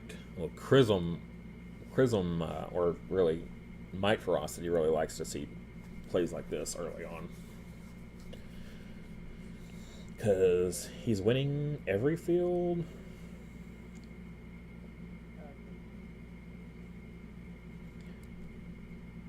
Like, he could play something to field 2, Nom Nom could, and then use the amulet to move Chrism to go combat the Rapture. And then he could potentially sweep, like a Tortu right now. Just sweeps, basically. Really, any of the 2 cost 5 powers.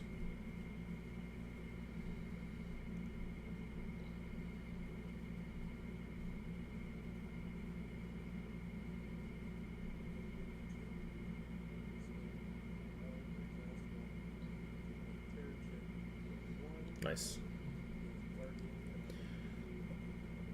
So, protect his Infernander, which is going to be really good. Especially because he knows that his... Alright, we see a Lucky Hat from Mario. He knows that he's got the Allusion, and that Allusion could just hit that Infernander for the rest of the game. So, putting a Terra Chick there to protect it from Allusion for the rest of the game is pretty solid.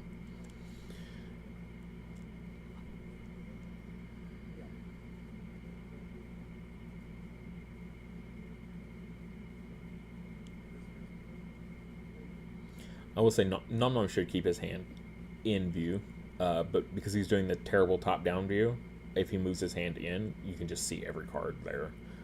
I'm being a little lenient on it because both of these players are in the bottom of their bracket, basically. It doesn't matter who wins this. I'm pretty sure neither of them can make it to the semis, which is another reason I wanted to get Nom on stream before, because this is the last round before we go to the semifinals. Ooh, Sealand. It's kind of awkward. Well, I guess he could use his...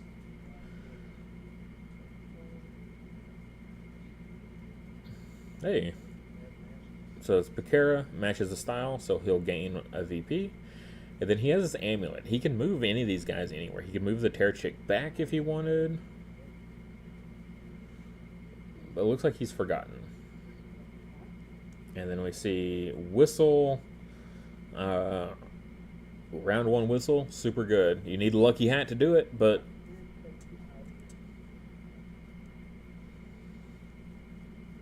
the block from the momentum shift, not super important. I think I would have kept momentum shift in hand. Playing against Might Ferocity. You know that Might is going to like load their stuff up with so much power.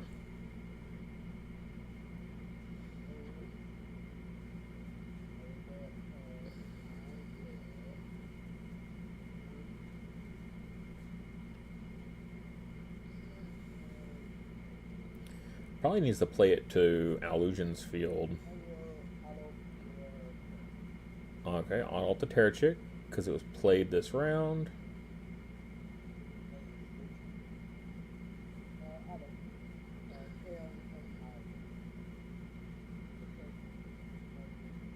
And then the second card.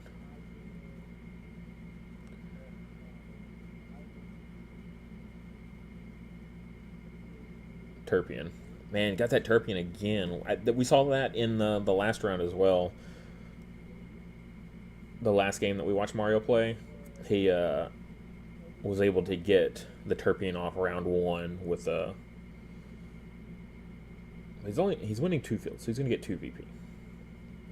But off the Whistle though. But like the perfect combo, he saw the Adult and the Turpion, which is like the only way he could get to 6 with the Turpion.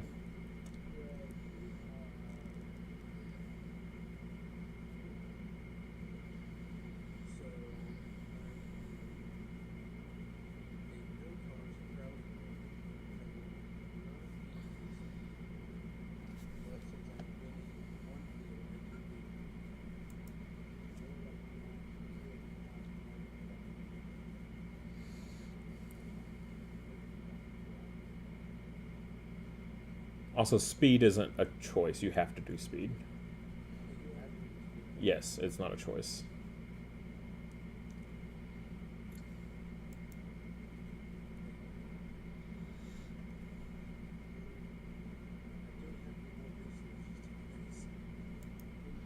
You still have your inspiration available, but yeah, besides that.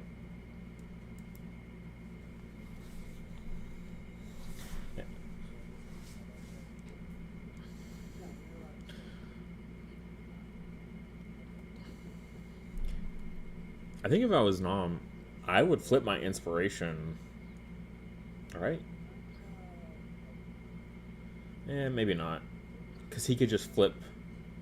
Yeah, if Mario had passed already, he could have flipped his inspiration, moved his Chrism over to field 3, and then took both those fields. Actually, yeah, he would have taken 2 fields instead of just 1.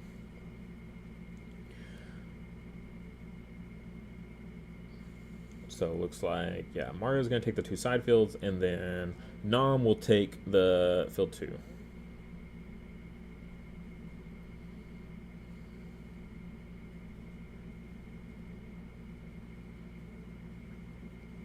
Yeah, if Nom had used his Sylph Amulet support, might have been a different game.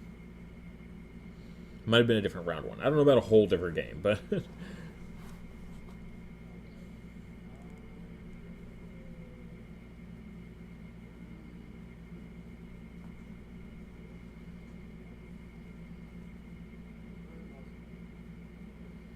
Alright, both are doing face downs. Deployment here. You see, probably Chrism goes first. Chrism always goes first when you're dealing with an illusion. You know that Rapture is going to come eat that seal. Like, that's all there is to it.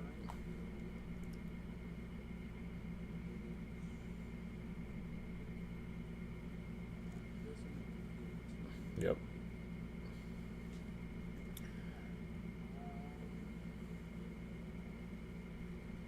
The only way Rapture doesn't eat the seal is if he has a second Adult in hand and he needs to clear out his own Adult. But he has illusion, so like you don't even really have to.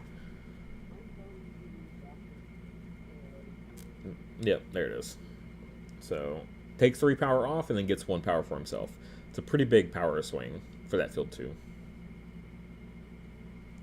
So that puts 6 power to 8 power in field 2 right now. Infernander cannot go to field 1. It has to go to field 3 if you want that debut to go off.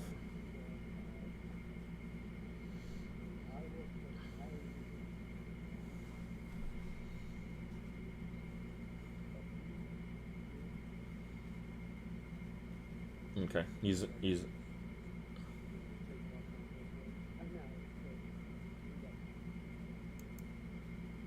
Y'all are in different fields anyway.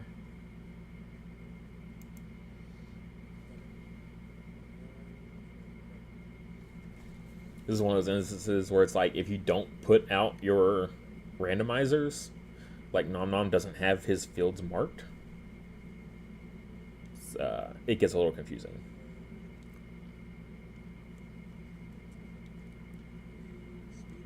Speed it up. Least VP if it's tied. So yeah, you turn off the field you're losing.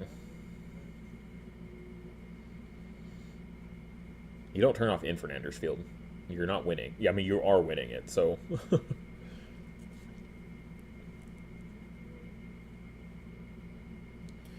Alright, so currently they're splitting fields. That Terpian moving over from the Illusion was actually pretty good. Very underutilized aspect of Illusion. Everyone just, like, focuses in on the ignore the unique rule. But, like... and the -1 power, but no one ever really thinks about that. You also get to move allies with it. Another Terror Chick here. And then give the Infernander block. Makes sense. Save your Sylph Amulet.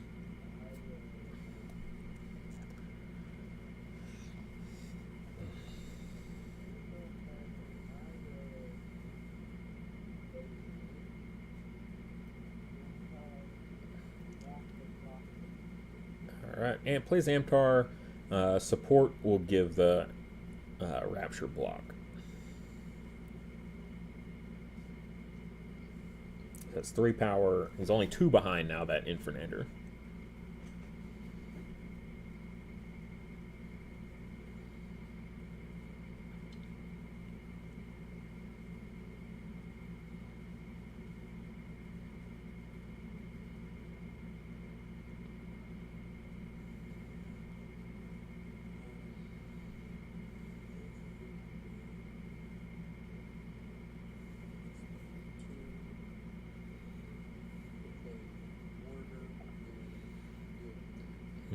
Order.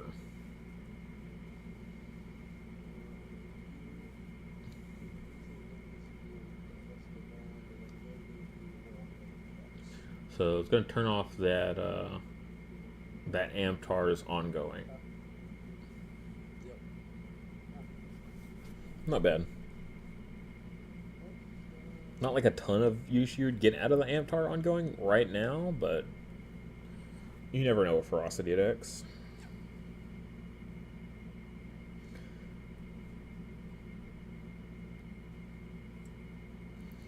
and that will put Nom Nom like further solidify his lead in that field. So.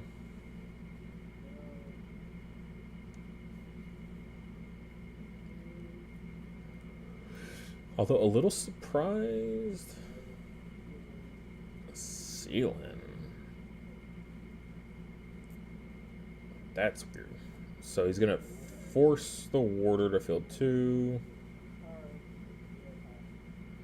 So drill attack. It is a tactics card, so will not gain the BP.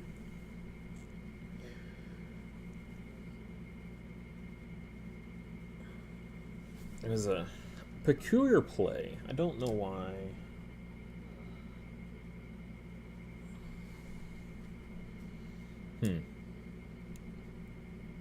Curious to see why Mario forced more power into that field.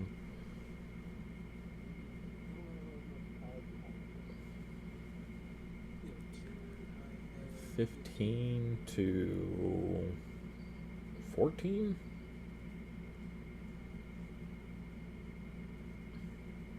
Yeah. Like, he was winning field 2 and then, like, pulled the warder in, and now he's losing field 2. So, don't know why he did that.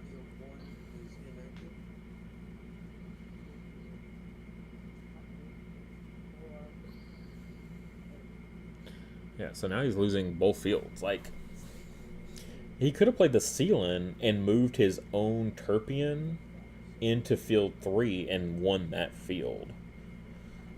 So, very odd choice to do what he did. Maybe he didn't realize it at the moment. We were trying to do like too many fancy plays and combos, and you're like, oh, I'll do this, and then I'll follow it up with this. And then you realized, wait, I don't have any space left in that field, for 1. For 2, I don't have enough resources to do that anyways, right? Or 3, I forgot about the Guardian. I can't do that anyways. Like, there's so many different aspects to overthinking and overanalyzing plays.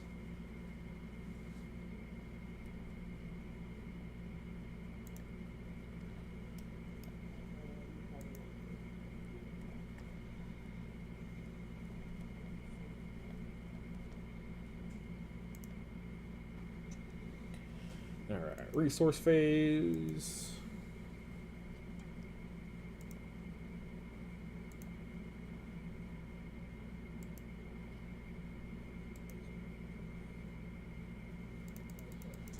Alright, bowl for face downing.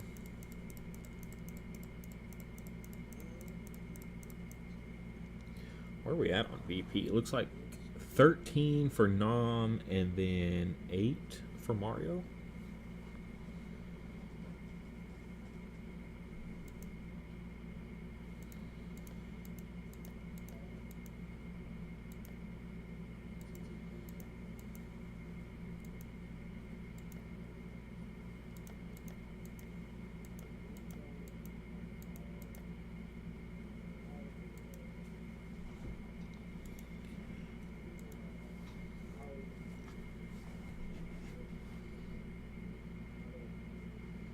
Moving the adult.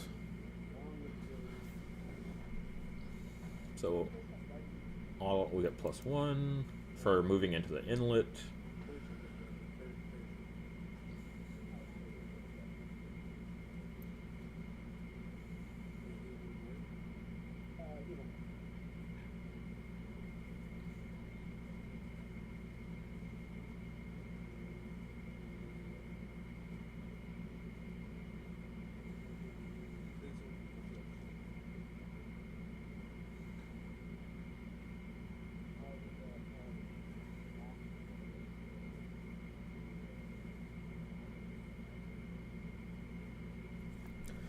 So yeah, eating the adult. I figure that's why he didn't put the +1 power on it.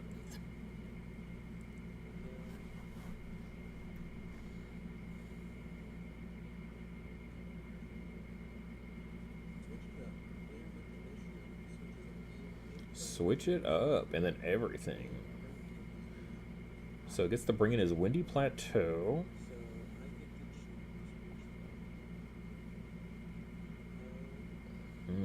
That's tough. what do you do? Probably field 1. Yeah. Because they're at least tied.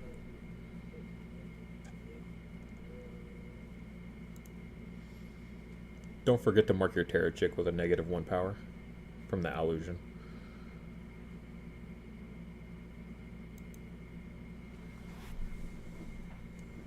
There we go. All good.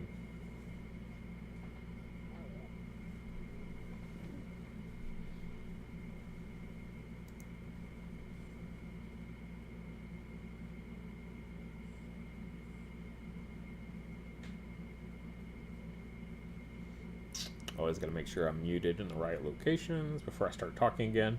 Like, it never fails if I interrupt players, then I end up forgetting I'm, like, still off mute and they can hear every word I say.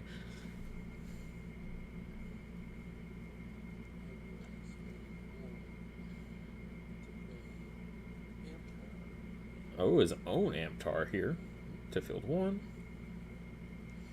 Puts him in a 3-point lead in field 1 now. Where are we at? Yeah, so he needs to, if he wins those 2. Oh, a Turpion now. Another Turpion. So he's winning 2 fields, so he's going to gain 2 VP. And then Momentum Shift is going to give something block. Yeah, probably the Rapture makes the most sense. Especially because you're playing against Ferocity, they could Momentum Shift you, and it'd be a bad day.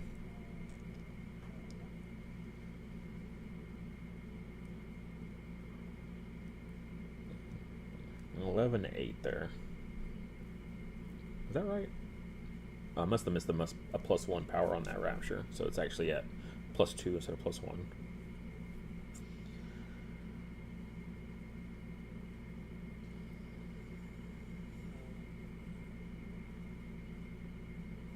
He's only winning the middle field by 1. Nom Nom is, so it's very close. Mario could potentially sweep all fields. I don't know. He's only got 1 resource left, though. He does have his inspiration, but, like, I don't know if there's an inspiration play available right now that doesn't cause you to lose a field. Ooh, Fury Potion is scary, though. On the Warder. Wow. I mean, he was already winning that field, though.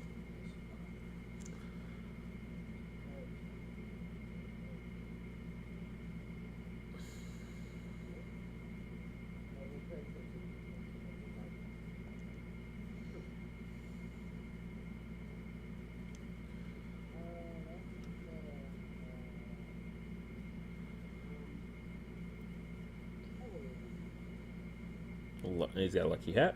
That's what that. Oh, I'm not gonna use any resources. I'm just gonna play this lucky hat. Come on. Oh, drill attack. The Terra Chick.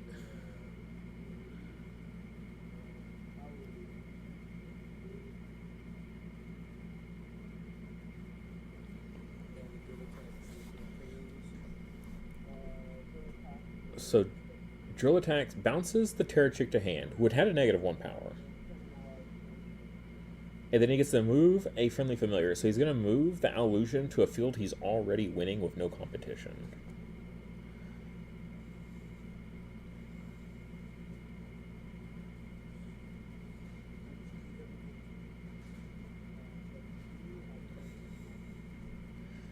So he has 8 power.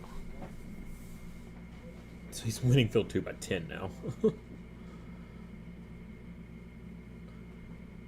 I think I would just play the Terra Chick right back to where it was with the Sylph Amulet, but then use the amulet to move the Warder over.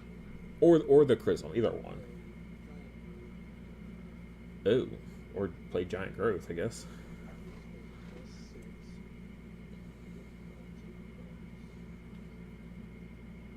I guess he's just going to close the game out. He's like, I'll just play Giant Growth and win the whole game. I don't even need to win this field 3. So, like, Mario, like, super overcommitted to a field that Nom Nom didn't even care about. He didn't even need it to win the game. So Mario's going to pass. And Nom Nom could pass here as well and just win the whole game. Should be it.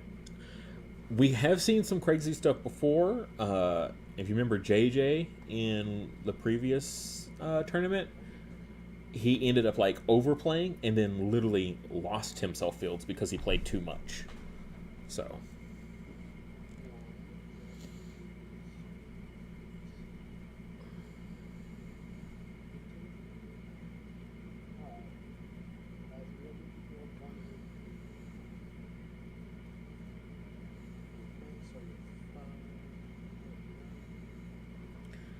That's the game.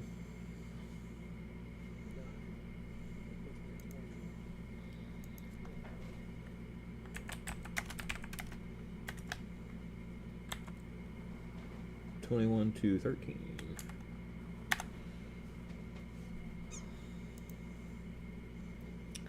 That's the game.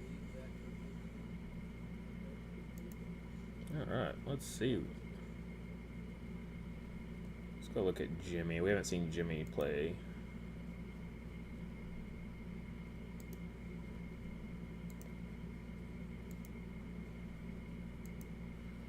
Boom.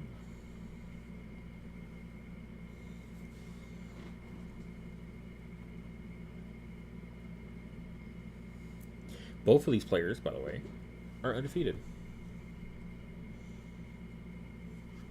So, I believe they both end up advancing, if I'm not mistaken. Doesn't matter who wins this.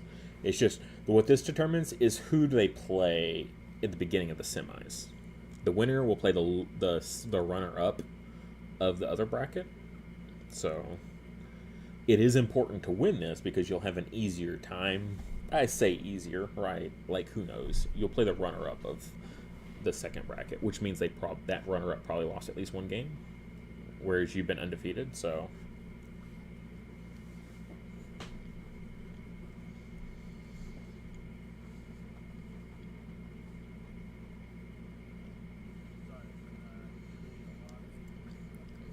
Oh, that's a non-alt-art Terra chick. Oh, Sam. What is this non-max rarity deck you're playing here? So, Sylph Amulet and a Terra chick.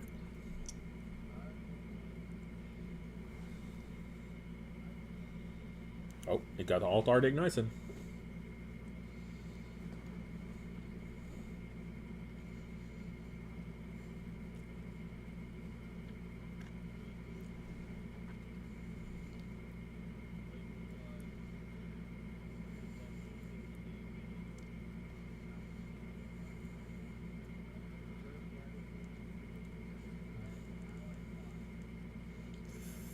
When scoring, so they're tied in field 2. Looks like field 1 is turned off.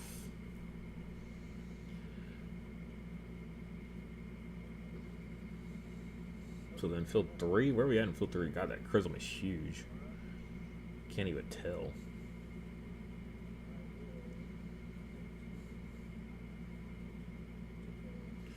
Ooh, a second copy of Illusion. 3 Illusions in play at once. Ambush back in hand. Surprised it's not the momentum shift.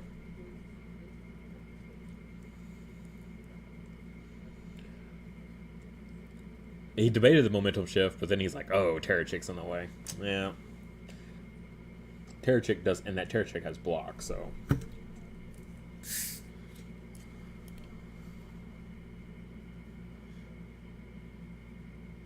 Oh, yeah, he's gonna move. What did he just grab? Then I'm totally spaced on what he just grabbed.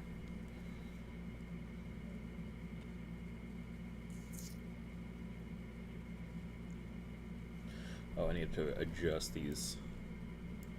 One moment here. Back to normal.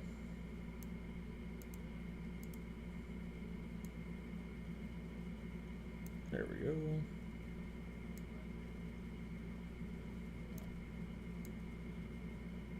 There.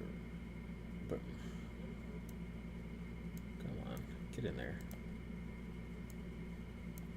And then we can move my pretty face back. There we go.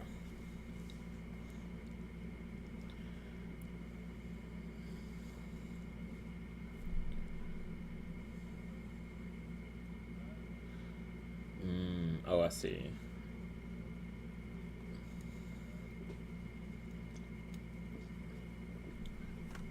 Flipping inspiration because he's losing right now.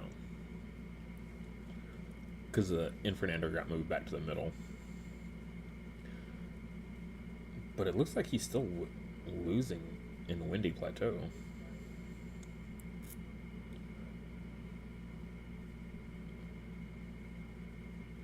Oh, those aren't plus power. That's total power. Okay, I thought those dice on Jimmy's were like plus power. I was like, God, how is that even possible? That's just the total.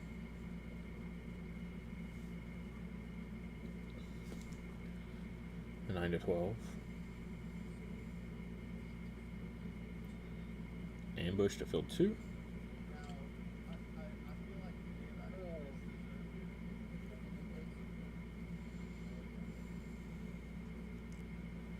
Oh, it's because Crag. Yeah. Ambush to field 1. Yeah, because Crag is there, so you can't actually play him. Because the only thing he's got left is 3-cost cards in hand, so... The fact that he's winning and he keeps showing his hand is pretty remarkable as well.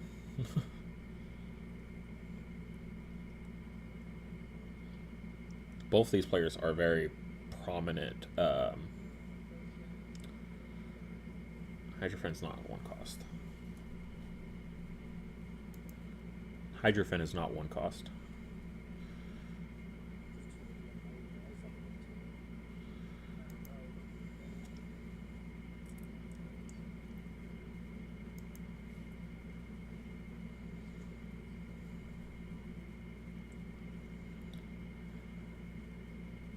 Does he even?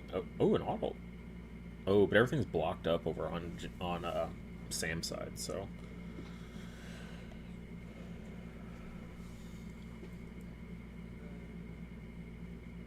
Oh, would Croshen to get rid of the block and then auto. I don't know when the Terrachik was played though. If Terrachik was played this round, he could go Croshen to get rid of the block and then auto to pop it.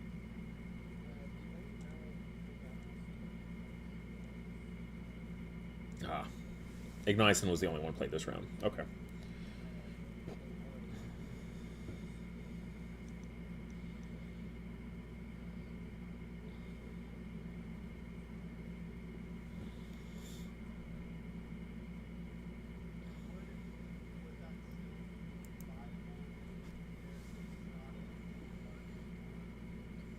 No.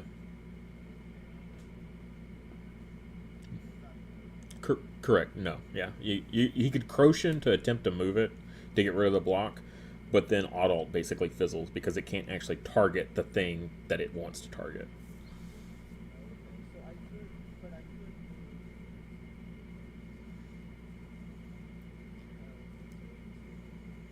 Right.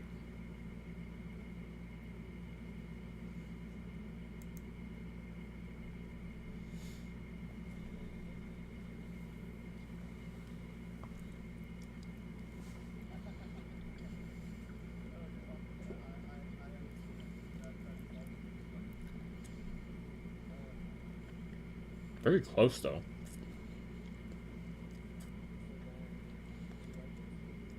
I'm just curious to see what Sam's got up his sleeve to win this Windy Plateau. Because he's still losing that field. He could have, like, double strength training, I guess. Because he's got no resources, no inspiration.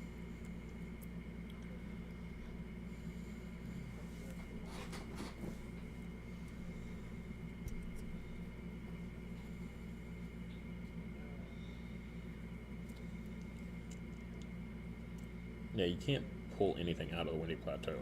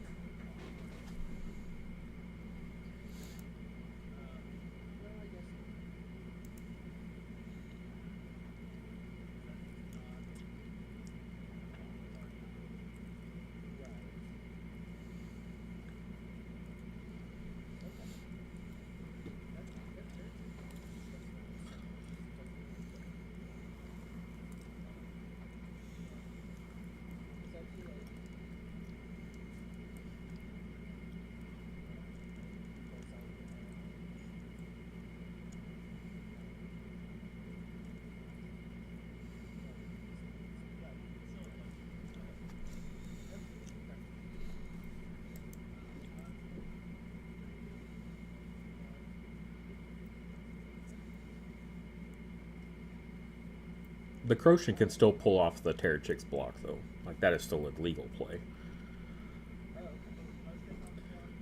Off of the Terrachix. The Crochet does, because it's played first. Yeah. It's just the adult can't pull the block off of, like, the Ignition, and it can't KO the Terrachix, so...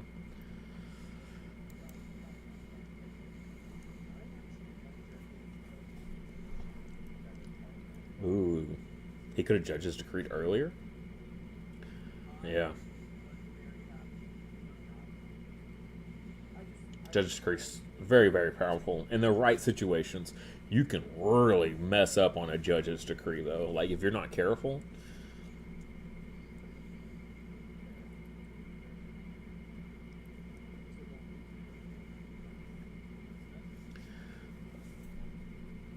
Oh, he had no way of... Yeah, he only goes up to 11?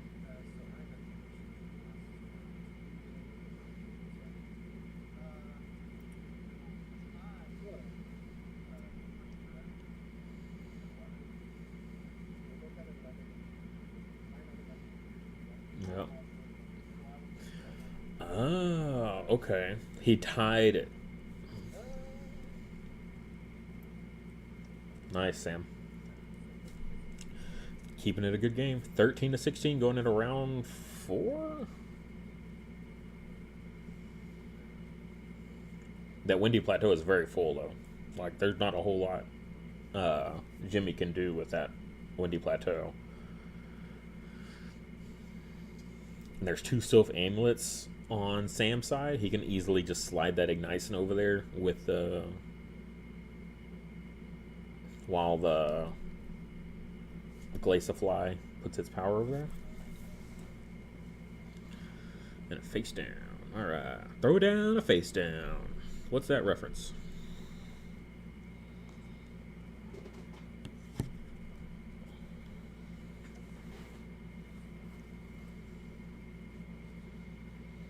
So field 1 might be turned off this round by the judge's deck.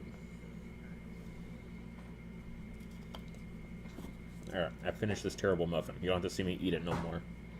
I know, that's what you're all worried about.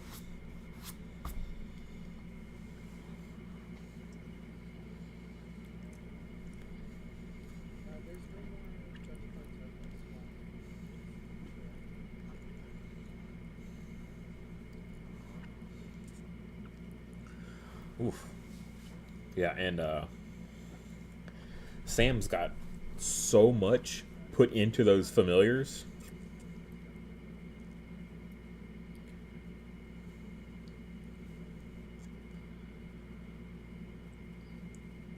Like Jimmy has a lot of cards in play right now, but yeah, Infernator debut in field 1. Interesting.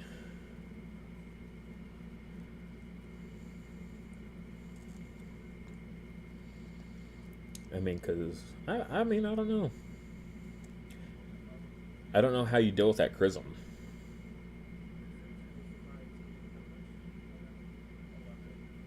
Dang, 11. It's got +8 power on it. It's almost capped.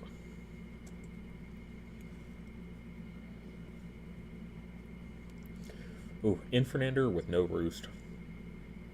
Hate to see it.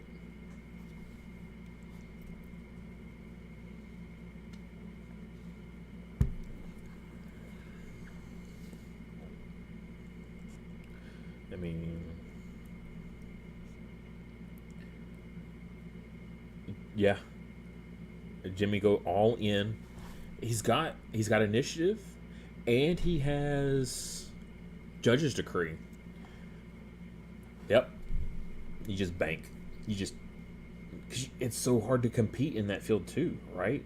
Once he puts that huge Chrism out there, he's got the allies that are all juiced up. Like, if the right stuff is revealed... It's going to move the adult. Okay. So then you open up field 1 for your Judge's Decree to play something there. Yep. I mean, that 1 power is 1 power, right? I mean, it's going to suck if that 1 power matters, but... I don't know what all is in Jimmy's hand. I think there's a croc, right? He could play that croc to field 1.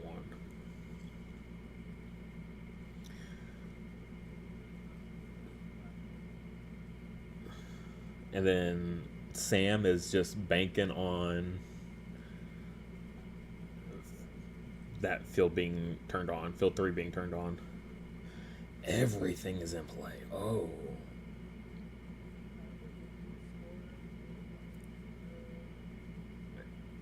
Croc to field 2 wins. Judge's decree right now. Go for it. Judge's decree. And yeah. There it is. And if Croc gets revealed,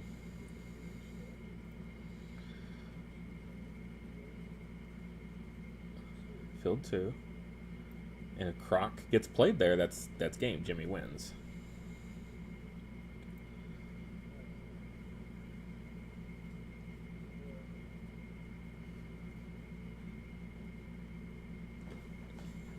I mean, he's already winning field 1, right? Even with Glace of Fly. So and then it's... Oh, there's 3 cards.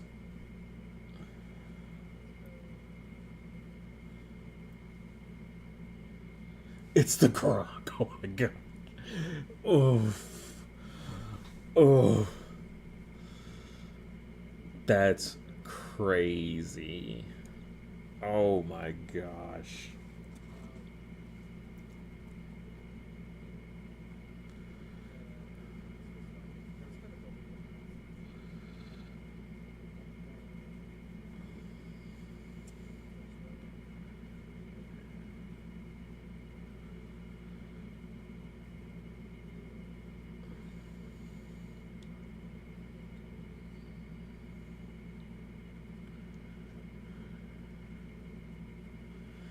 Dang. Wow. Judge's decree giveth and Judge's decree taketh. We've seen it.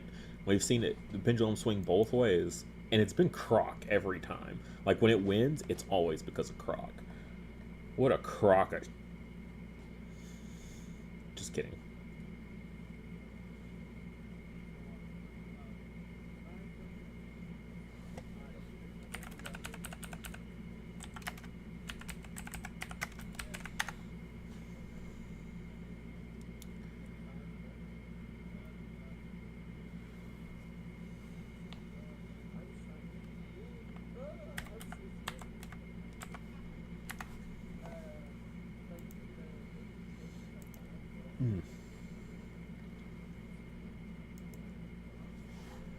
Wow.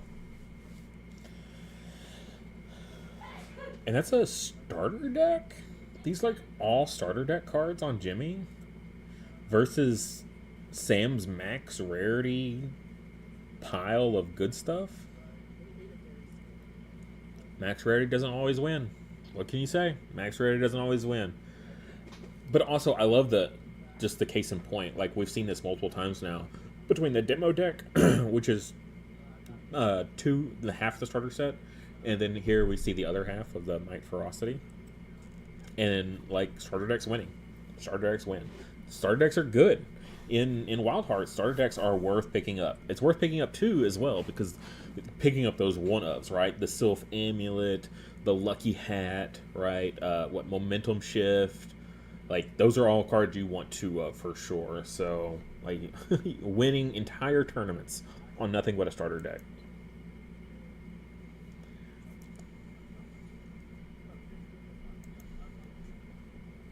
Okay. Oh, let's go. Where we're going? Let's go here.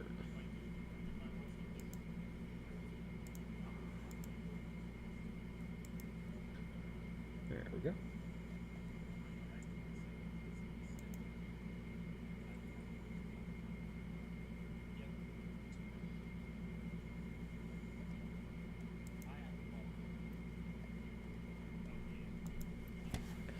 All right.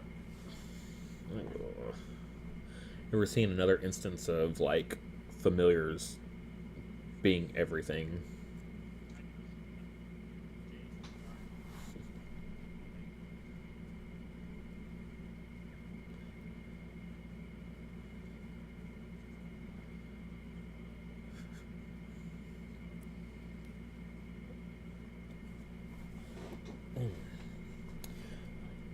so much stuff here. There's so much plus power. It looks like a Unity Tactics was played, if I had to guess. Crochin, move an ally. Move Turpion to field 2, get a VP, gain a huge buff to that field. Looks like Simba's taking both these fields.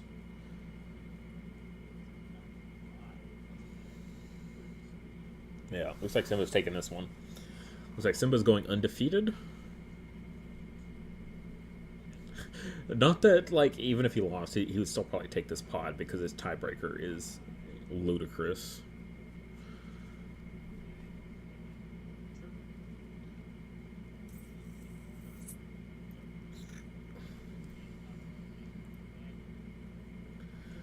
It is a might.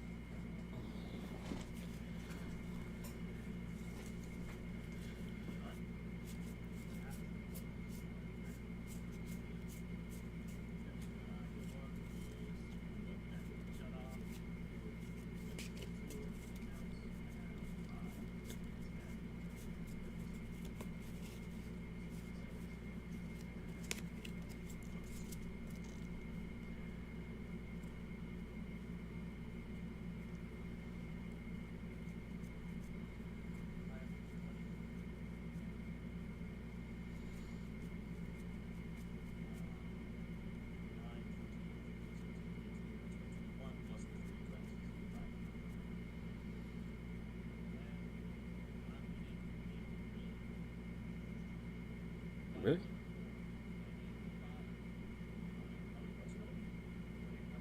Oh, what is the power of that Chrism?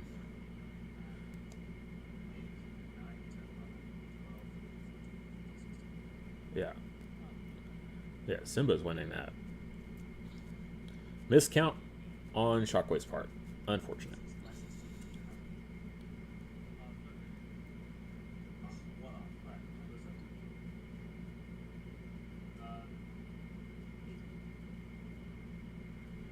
Eight, 18 to 15.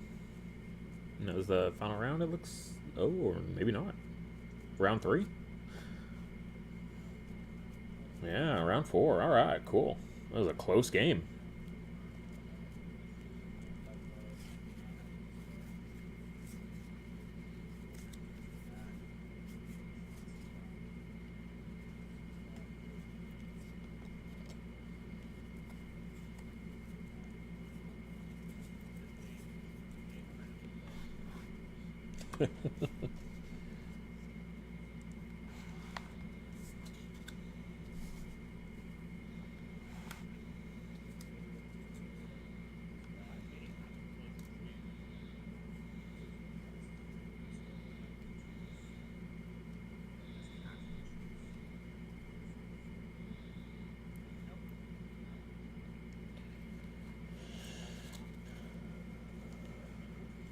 Choose not to resource. It could happen.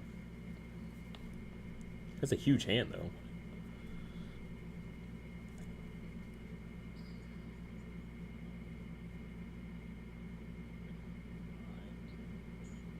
Choosing not to resource for...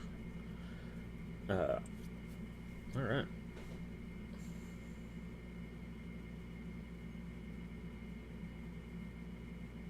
Shockwave.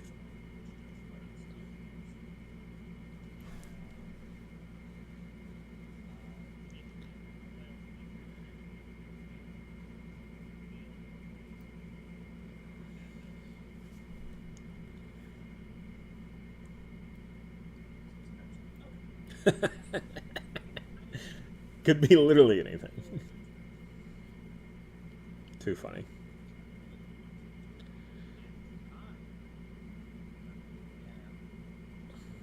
Let's see. I know Shockwave's told me in the past he doesn't like Judge's Decree, so he won't have that to get him out of anything. I would love to see a Judge's Decree fail just to make it up for the last game.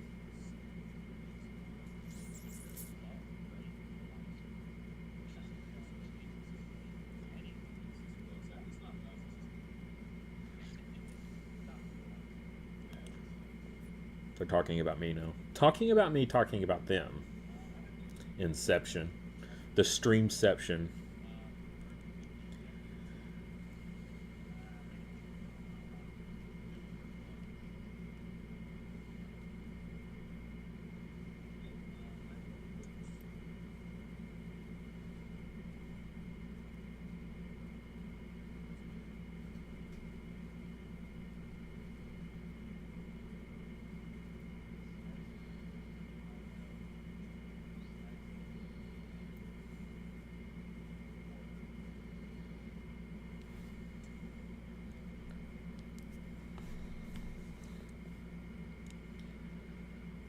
Moving back to the ranch with Skyson and Warder.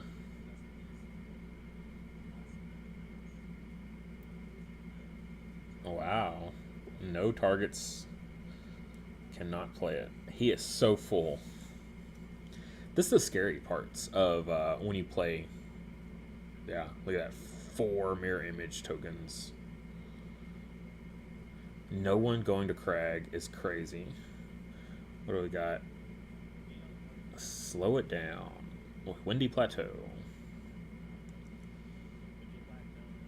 And no one has anything in Crag, and that's crazy. Hopefully someone has a 3-cost card. Because I don't see any movement.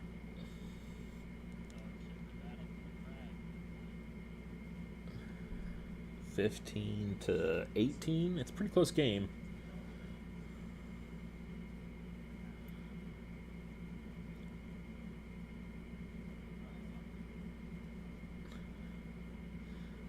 It might be just whoever wins the ranch at this point. If neither player can get into the Crag, what does Simba play? If he has no 3-cost allies to play there, how does he power up? You just go. Another Unity Tactics would actually be pretty boss.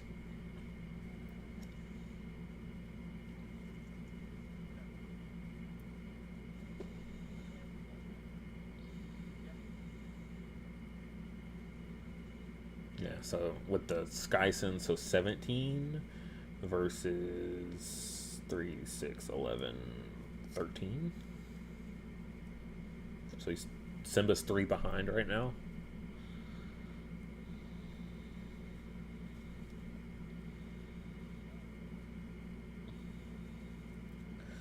Let's see a 3-cost. Volt Rock. There you go. That'll do it. That's huge.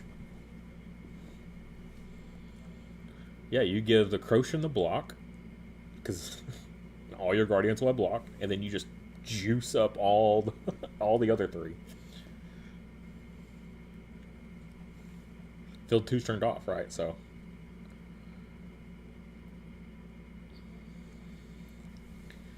dang, that's a powerful Volt Rock.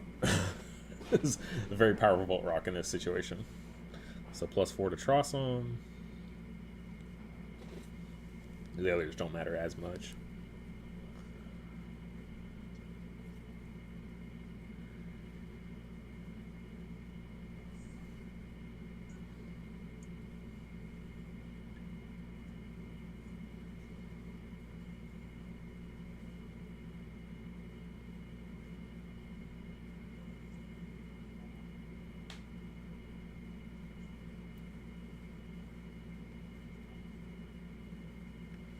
Yep, he did the thing.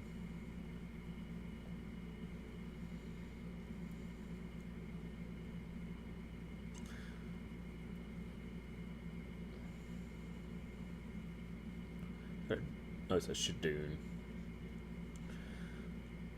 Shadoon ain't no Volt Rock.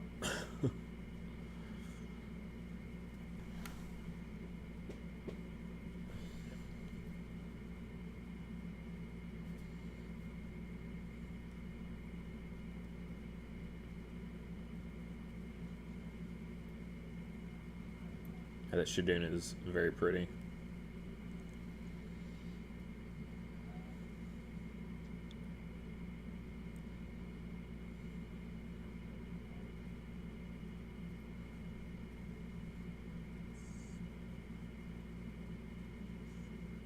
Oh, Shaper Magic. I don't know if I would switch that though.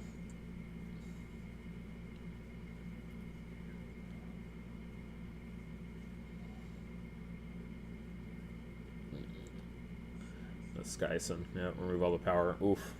Yeah, that's a huge swing for Simba.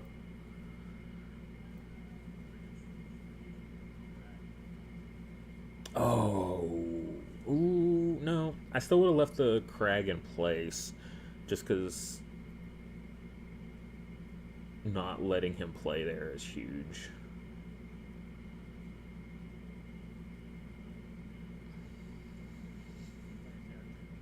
Yep.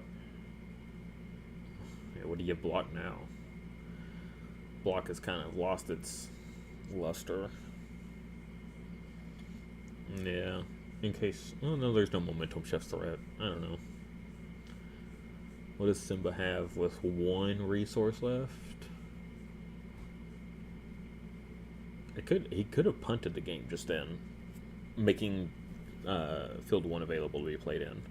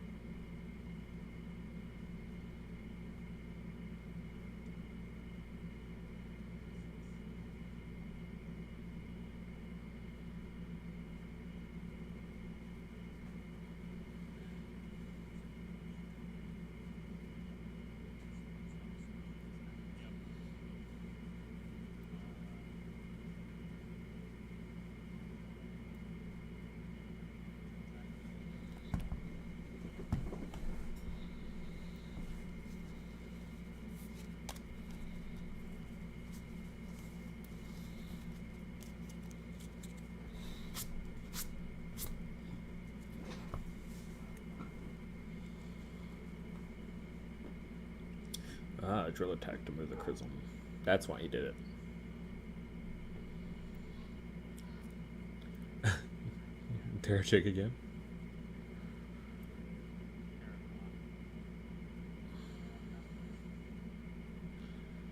Alright, what does Shockwave got? Last card in hand, anything?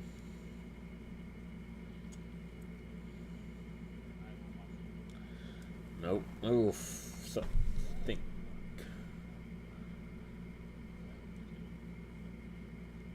Okay. 19 to 22.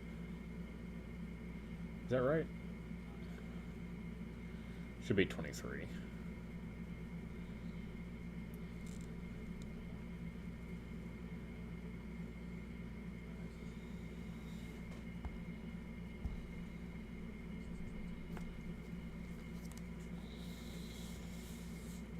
Well, yep, Simba will go undefeated then.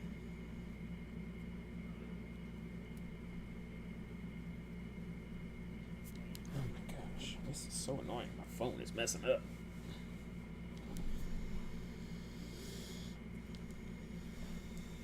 All right, Simba undefeated.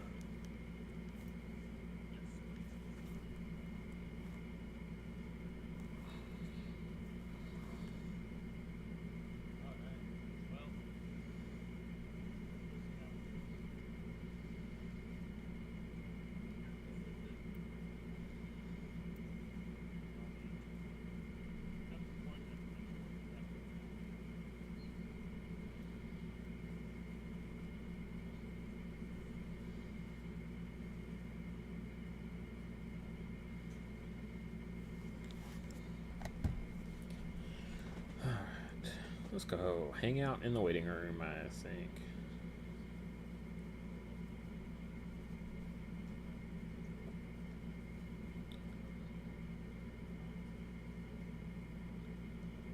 Right. Boom. Into the waiting room we go. I've watched so many games today, I've already forgotten all the games I've watched.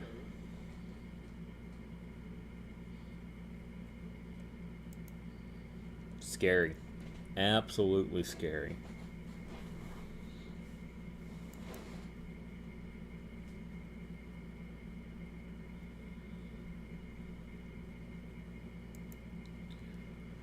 Alright. I am going to step away for a moment. Then, while we're between rounds. Because I haven't had a break. And I need one.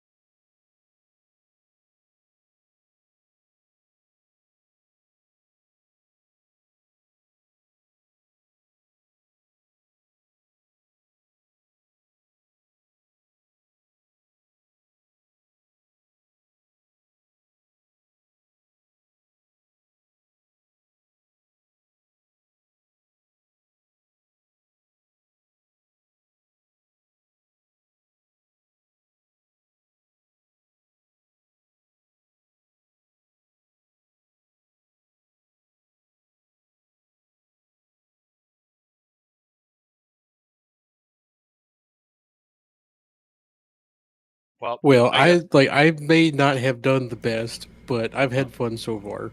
I thought I'm glad to hear it. mute. It was fun All playing I'm with you. happy is that Yes, I'm not it the was- only one who got utterly steamrolled. I'm yeah, hoping. game one was. I'd be hard pressed to see another game ending with a bigger point margin than 31-1. Whoa. Whoa. Well, see that one you at least had points on the board, and Thank you, before we move on to Ferritune. this, I will say I was talking to Jimmy and Sam about this, but like they come from Flesh and Blood, which is where I come from, and Flesh and Blood, like a fighting game, they're just really bad matchups for some of the 100%. for some of the deck archetypes and some of the familiars, and it's rough. I mean, Sam, you know this. There was a comment JJ made where he was like, dude, Snydro is like a blank card against Trossum. And Randy and I were like snickering, looking at each other, because there was like, dude, Trossum's win rate against Snydro is like 10%. It's Snydro I'm just sitting like here like, undoes. I don't get it. Yeah, it just like undoes everything that Trossum wants to do. Yeah, you get your one ally back, but everything else went to the discard. So like it's all eaten. Snake ate it all. There are just some matchups like that, and some of it is familiarity. Some of it is, Sam got eaten by Jimmy playing a Decree because Sam plays slow. When you play slow, Decree is there to punish you. Play slow, get punished. Yep. Played it twice in that game. Yep. So, yeah. So yeah, I mean, like I said, kudos to everyone. Again, it does take a lot to show up. It does take a lot to show up. It does take a lot to play.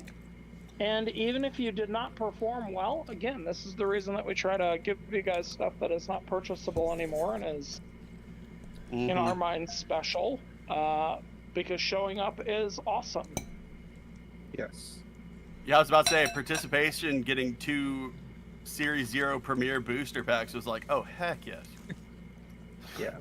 We'll see. The thing is, too, is they were made back when we were shipping.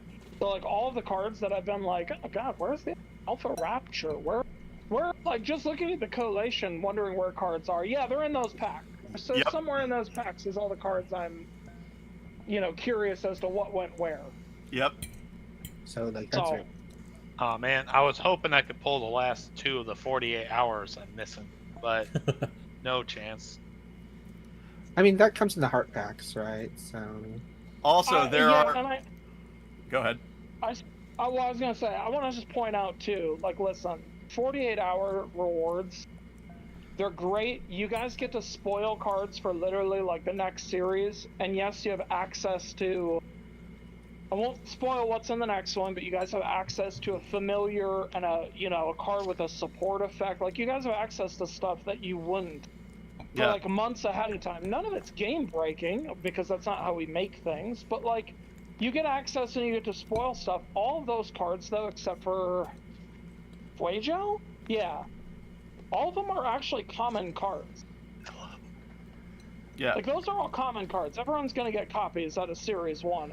Again, I won't promise the Fuego, because I believe the Fuego is rare, unless I'm mistaken. But I believe that was the rare one. I need a Magiby and... What's the 4th one? I always forget the 4th one. Special Power, Magiby, Fuego, Slam Attack. Slam Attack. I don't have any Slam Attack. But I mean, you'll get them, right? It just won't be the special. Well, yeah, you'll get them. It will not have the same foiling. You will not have had it early, so for whatever that's worth. But you will get them. I do, and I have an extra special Slam Attack if you really, really want the special one. No, I just want a copy. Hopefully it will more come. Than a copy. It will come. Oh yeah. I was talking about Lincoln Logs earlier. If anyone wants to see those. Nice. Yes. Yeah. Lincoln Logs. What a conversation detour. I was just gonna say we're just going from Slam Attack to Lincoln Logs as he just busts up his Lincoln Logs. I mean, it's a total of like 1,000 individual Lincoln Logs, so. This isn't all of them. There's more. somewhere else, but That's not that many. Why are we Shockwave? If we're not showing all of them, why are we even showing them? Okay. Yeah. Because I don't know where the minutes, other go get half the rest is. of your collection. I Chase don't know where wants the her other on half stream. is. I got a whole These hub are here in old, my room of like Lincoln nice logs. Lincoln logs. That is a lot. Yeah. But just for everyone on stream, you're seeing only part of his collection because Yeah, he won't this be is, bothered to go get the rest. Right, just like if I show my lions in the corner right there, we all hopefully understand that that is just a part of it. That is Fair. a part of the lion collection. Yeah, Yes, it's that's not probably- even all of the Lion King stuff. I need I more probably don't. I probably have like I don't even know how much the Lincoln logs are. What? It's probably like $600 worth of Lincoln logs. Well, and we would have no idea. Neither would anyone on stream because you only showed us like $10 worth in a tip. Dude. Well, So, I have to go move my computer now. I do want to start the semifinals.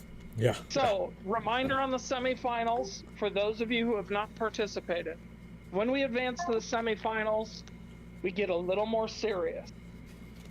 We get a little more serious. In between games, you are going to be given a few minutes to access your side deck and swap out any cards. Now, of course, you could do that before match one, but just in between each game, if you feel the need to make, minor adjustments as we're going, you are more than welcome to do that. However, I do want cards announced, not what they are.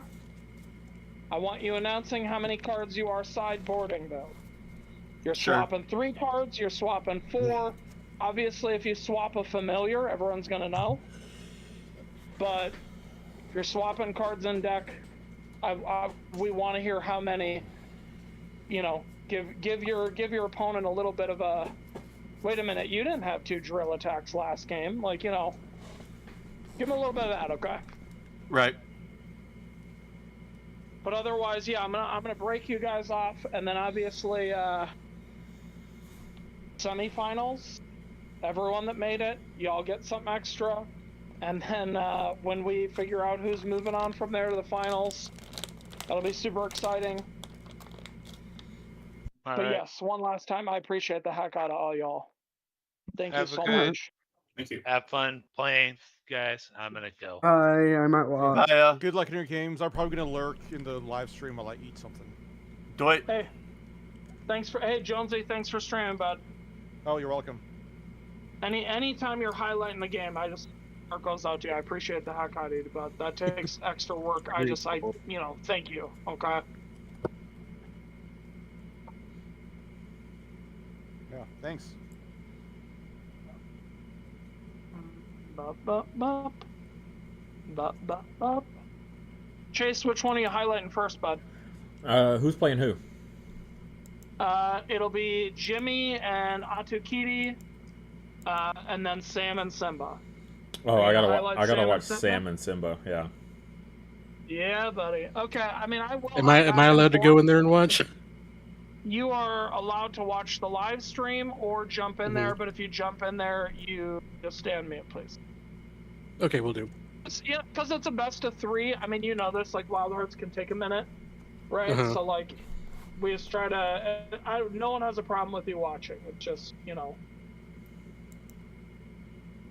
you have to choose. So good. I Just kidding. actually have to choose. That's Sorry about that's that. Here you go. that's rare for me. Yeah. That actually is. So where pretty we're looking crazy. at what the crag and the ranch. So we're looking at 1 crag, 1 ranch. The ranch is Well, it's active. If you win by 4 or more, you. All right, here we are. Semi-finals. I can only watch 1 game, and it's for sure got to be Sam and Simba. The fact that these guys aren't playing in the finals is pretty wild. I'm surprised Sam was the runner-up, honestly. Every game I watched, he was crushing it, so... Kicking his own crag, Sam is.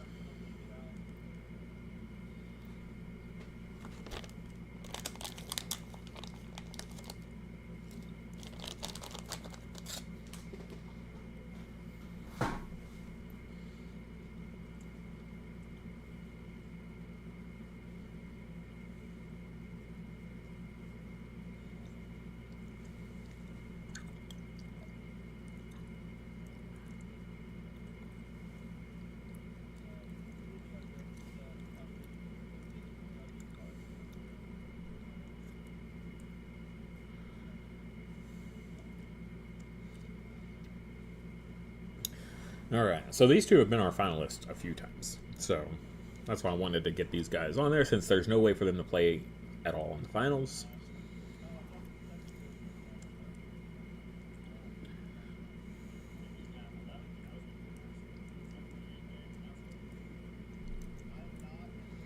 No sideboard from Sam.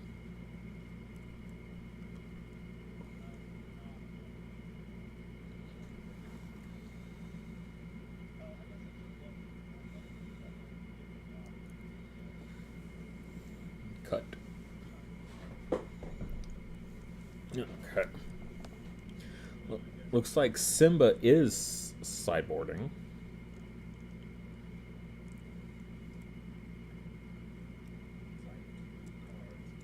Simba has sideboarded 2. He did tell me offline 2 of his cards that were in his sideboard for very specific interactions. And I think I know what it was.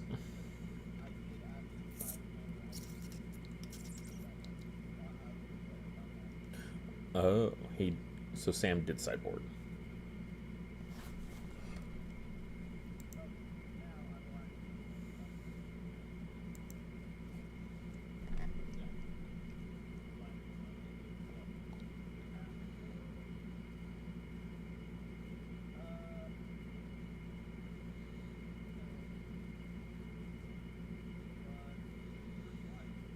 Two,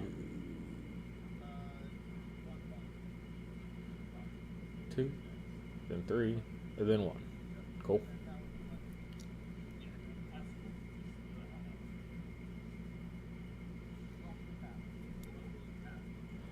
All right.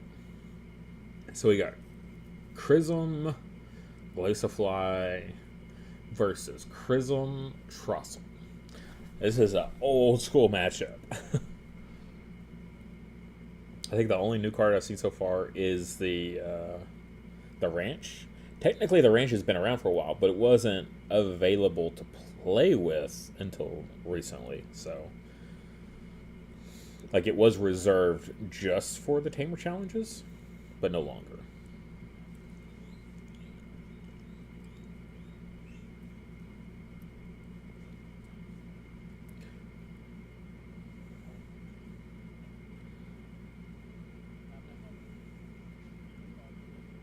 So, any bets? I don't know. Like this, I don't know how this is going to go.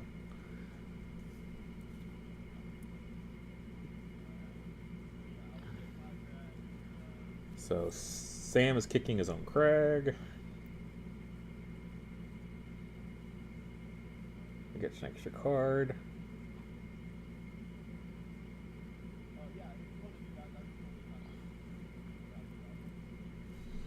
Cool. He has them all. He unsleeved them so that way he can shuffle them up. That's cool. He has all of them.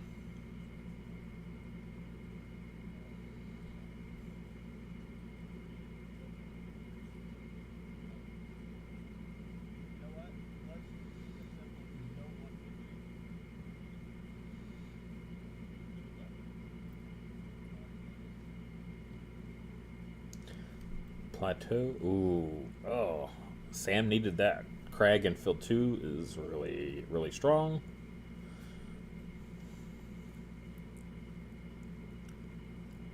For Simba, it doesn't really matter the order.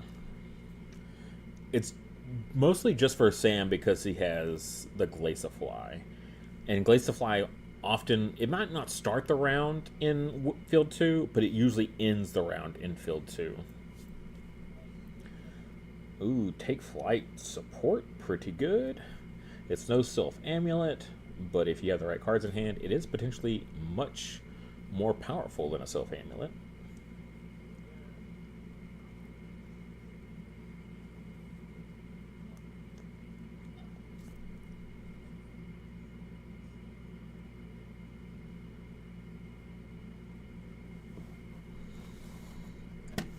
What does Simba got? Let's see, a Shaper Magic in hand. Oh, Shaper Magic support.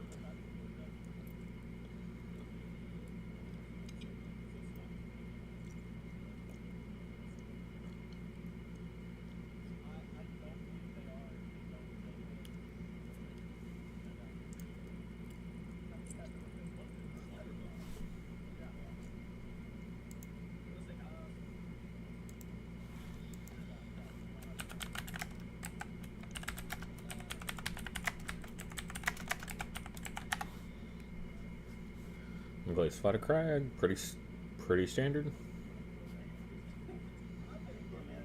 Yeah, Shaper Magic support is really good with Crag in field 2 like that. Yeah.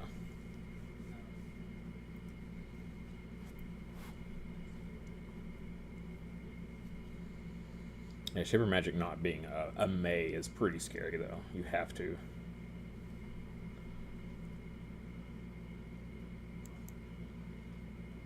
Yep, Trossum and Crag, pretty standard. Mirror Image and Wrench, interesting.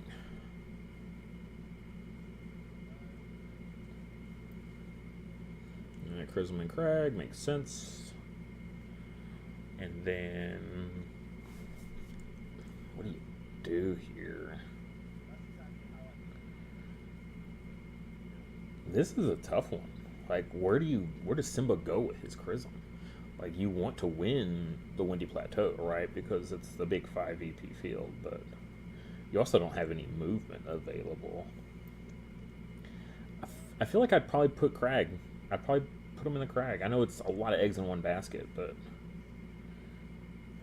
you have a much easier time if either of the other ones are revealed. Like, if two is live this round, you lost. Simba's lost it. There's no way Simba could win field 2. Unless he has a lucky hat and he plays a 3-cost there. Field 1. Extra feel bad for Simba now. Now his Chrism's sitting in the wrong field. Now he does have the Shaper Magic. He can just swap the 2.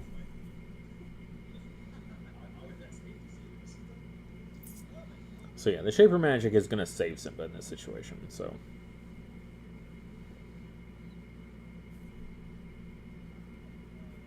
Or is it only 2 allies? I think it's only 2 allies. Could be wrong. Ignicin to field 3. It's a pretty strong start. Pretty strong start. Very low commitment, but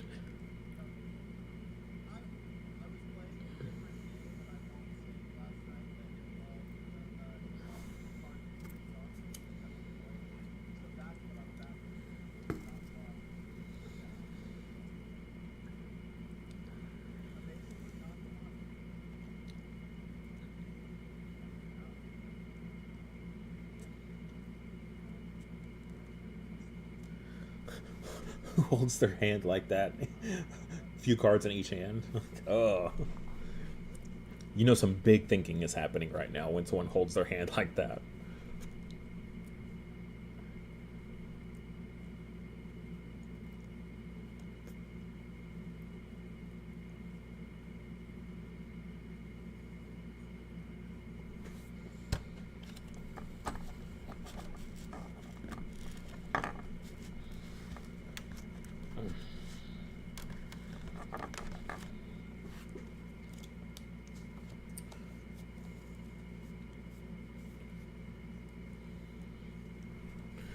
So Simba just needs to focus on the ranch. Just split fields.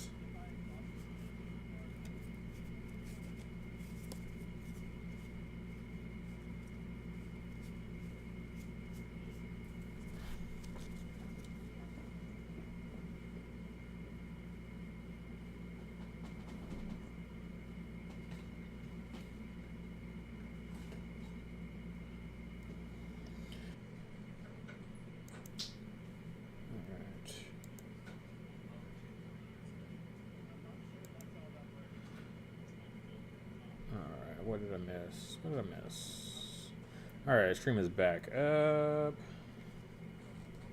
Sorry, everybody, for that. Very frustrating.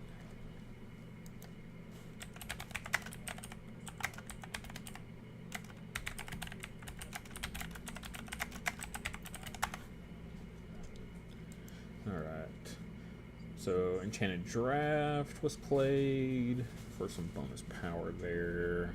Looks like a warder. Something happened to a warder. How did Warder get in the discard?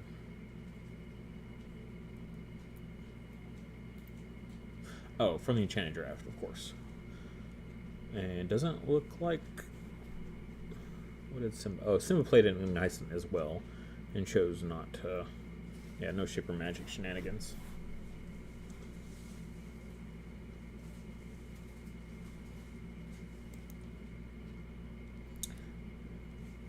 Oh, now we're down to one viewer. Oh my gosh, that's so frustrating.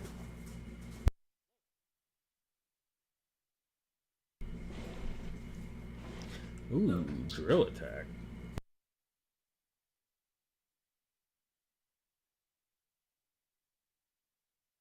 Ooh, giving Ignition back. I really just wanted to get the movement off. I think I would bounce my own Ignition.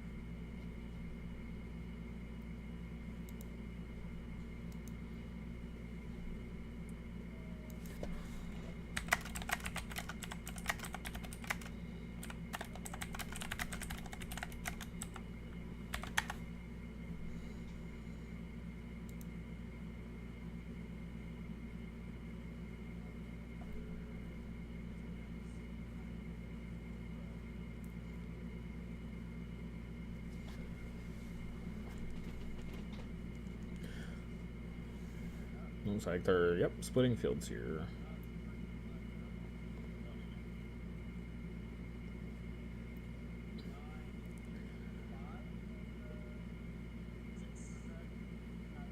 I'm 9-6. So Sam will get 4, and then Simba will get 5.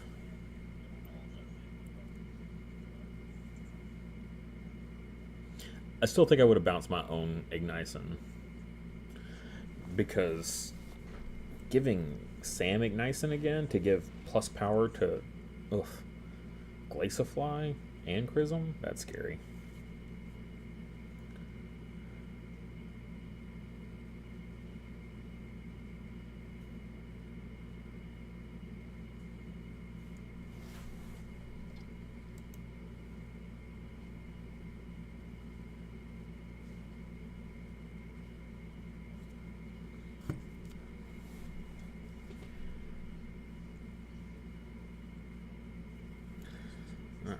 Face down resource from Sam.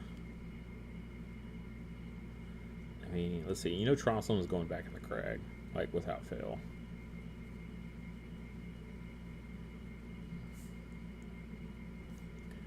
Looks like Simba's got a face down.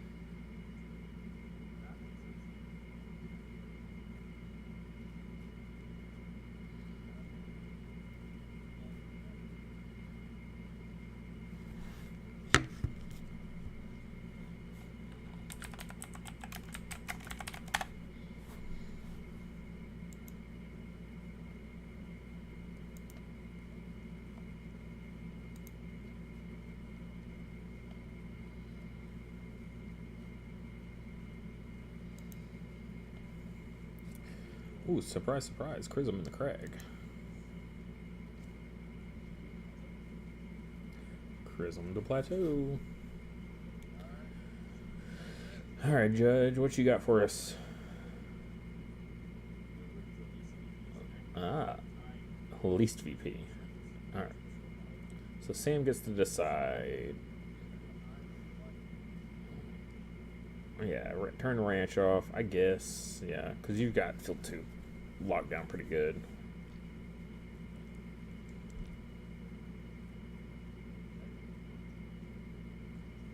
I don't know. I feel like I would have turned it off Windy Plateau. It's a lot easier to win the ranch than it is the Windy Plateau, because that's where Chrism is.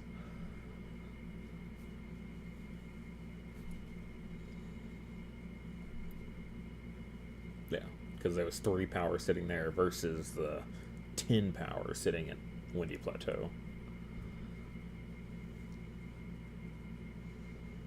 Like, Glaciafly was winning that field he turned off.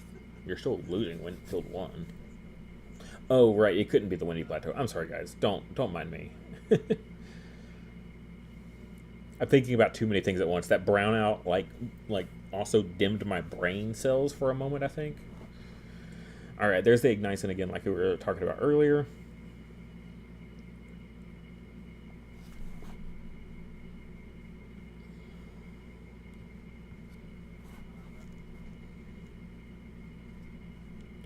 Oh, I just realized they both have alpha chrisms as well. That's crazy.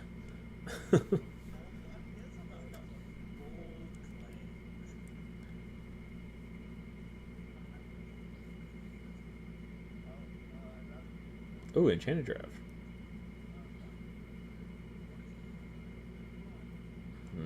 Nothing. Not, 1 power. Oof. Support.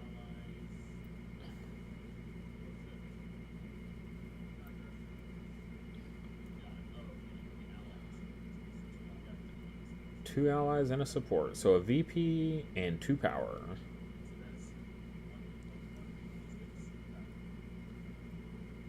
Six. Where do you put that power though? Like your Trossum is just sitting out in the open, no protection. It is in the crag at least, so like, how much protection do you really need against Might Special? I don't know. Stune Stick would be pretty scary, I guess.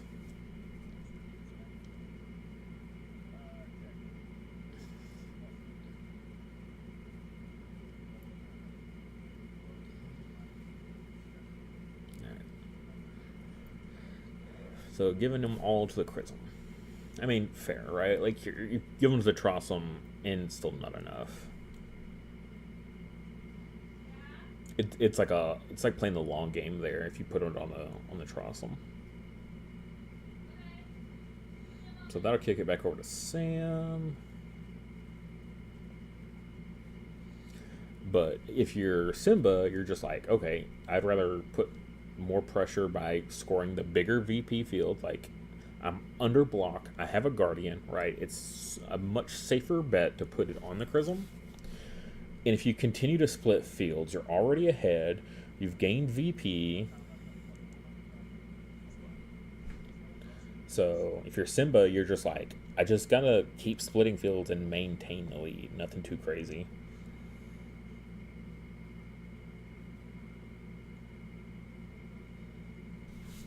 But Sam's got, I don't know, the world is his oyster. Tortu at the plateau. Alright, no block. No use of Take Flight because it's not a tamer card. So kicks it back to Simba.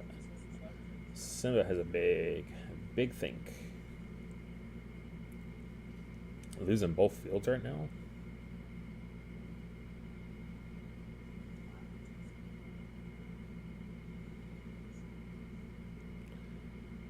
I mean, what is he going to do with Inspiration?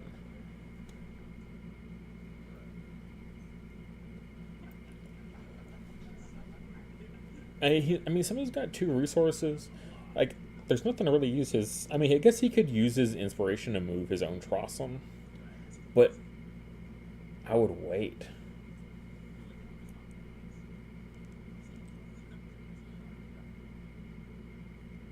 You don't want to move your own Trossum out, because if he moves the Chrism out or something, like, you could win that field if you leave Trossum. But he'd have to put something else to replace the Chrism, so maybe he won't. I don't think he would. But so, yeah, I mean, it's not risky to move your Trossum out of the crag. I don't think so, at least.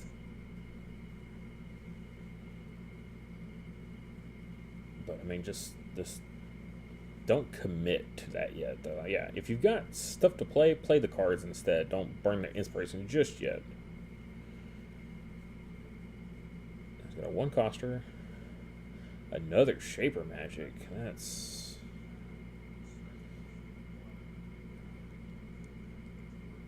So get rid of Block Off Tortu.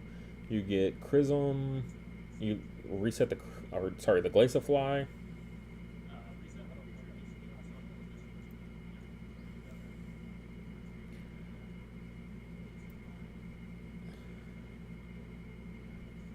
And then Mirror Image. Yep.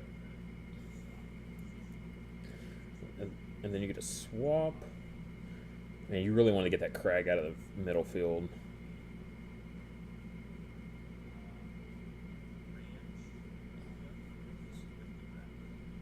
Swapping Ranch and Crag. Yeah, there you go. Yeah, Simba really needed to get that Crag out because Glaciofly just kind of has free reign to do whatever it wants.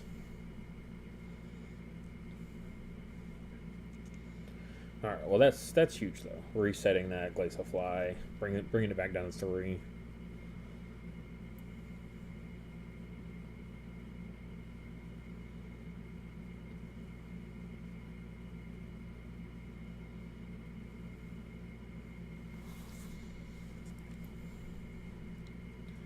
Seven, 10 power to 12 power, I believe. Simba has that. Yeah. Again, they're splitting fields. It's just still a little different.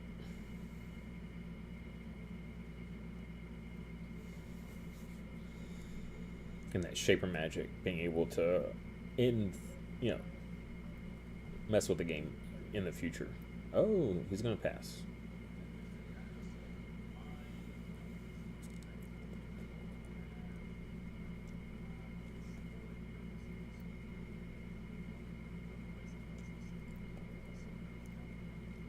So 10. Yeah, 11. 10 from the Chrism. Okay. So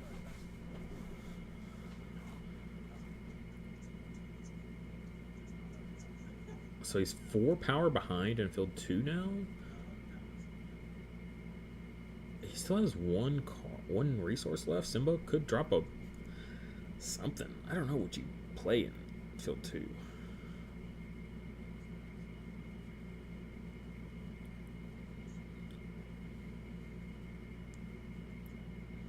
Ooh, a drill attack. Okay, bounce the Tortu, fair enough. I mean, you're still winning that field.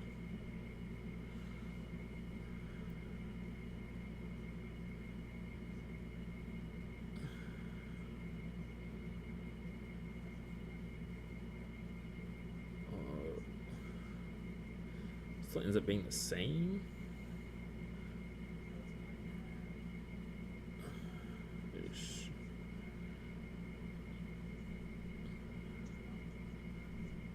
Two allies. Yeah, you're not gonna. That doesn't get you enough. You're still 1 behind. If he swaps the mirror image with the Ignition, he's still 1. If he has a strength training is Ignition afterwards. Baller play, absolute baller play. Okay, just swapping the mirror images instead. So that tells me there's no strength training in hand. He only has 2 cards in hand. So really scary for Simba.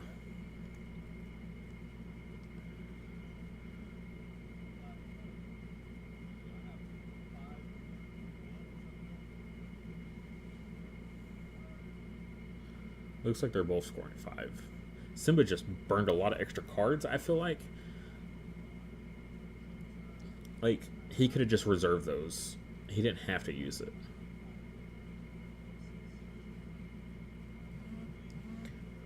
11 and 9, so 2 points. Simba's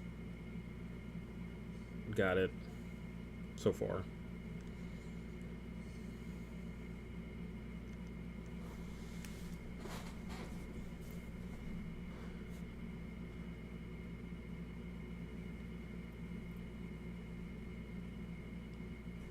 I don't know. There might have been a play there. Like, somebody could use his inspiration to move his Ignition to prevent the 5 VP.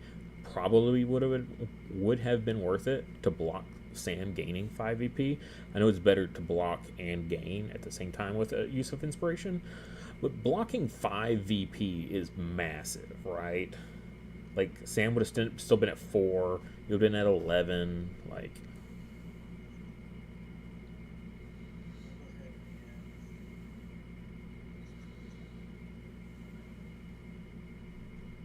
see a crochet.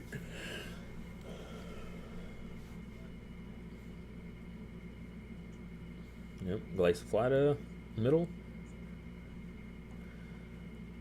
There we go. Now Simba can play the Trossum at the crag without repercussion like you normal. Because he already has a mirror image there because he swapped the fields, which is really clever. That's fantastic about Shaper Magic. Very powerful card.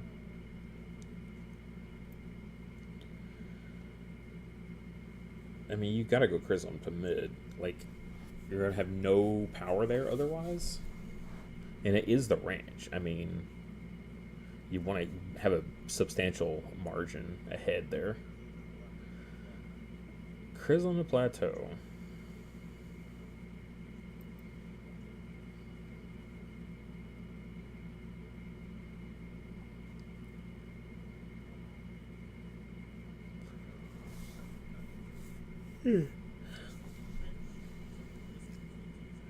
Ah, well, there you go. That was a good call on the Chrism. Sometimes you just get lucky like that. And Glacial really appreciates it. I know. He keeps giving block to the Glacial, but Glacial doesn't have that ability.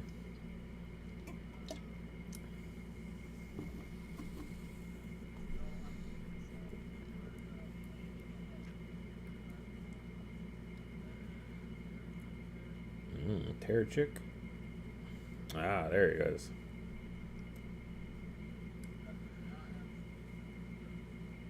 So yeah, Terrorchick, get that Guardian for that Glacial. A little late, unfortunately. The Shaper Magic already kind of hit pretty hard. But yeah, block and a Guardian for that Glacial now.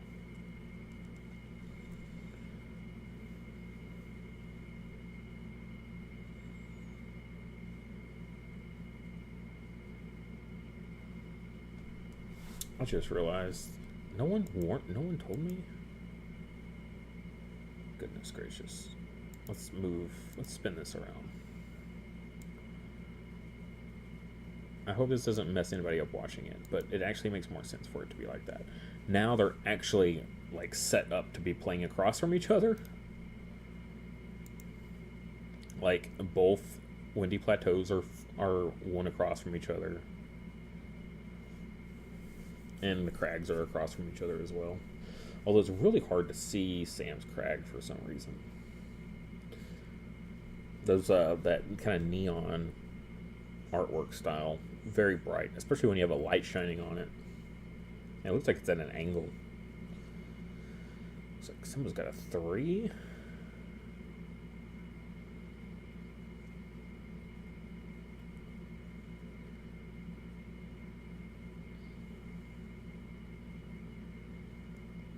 Big bait.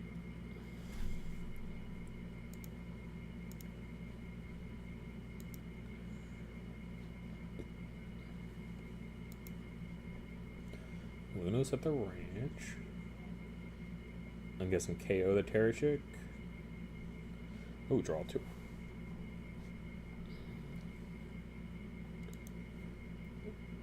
Yeah, KO the Terrorchick.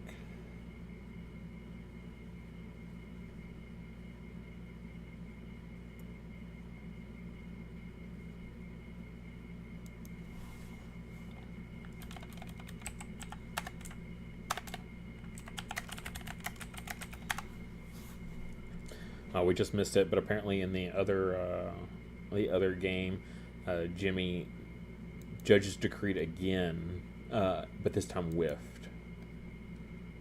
So, and lost his whistle and lost VP.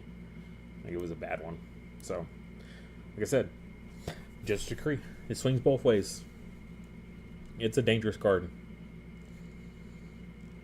Very inconsistent card, especially if you're like highly gambling on it.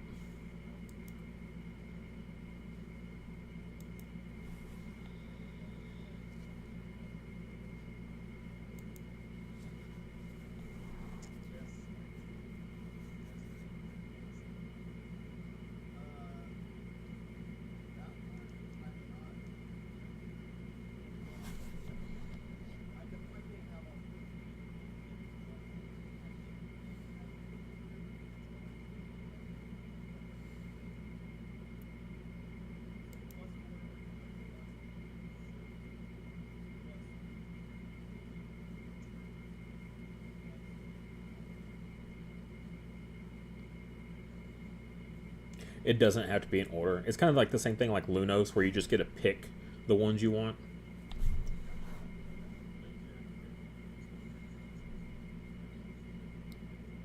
Correct.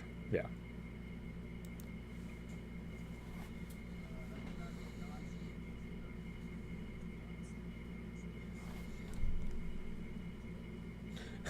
Jonesy, still live and die by judge's decree. I know, I've seen it. I've watched it happen. I've seen you hit the absolute like god pick and win. So, I mean, I like judge's decree. I try not to use it too much because it feels bad, especially playing against like a newer player. I refuse to play it against a newer player or a player testing, right? Now, if I'm trying to win a tournament, I might play it. If I'm playing Ferocity.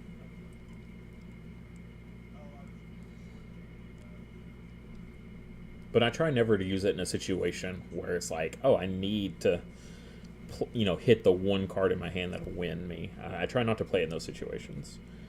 Sometimes that's all that's the best you can hope for, but...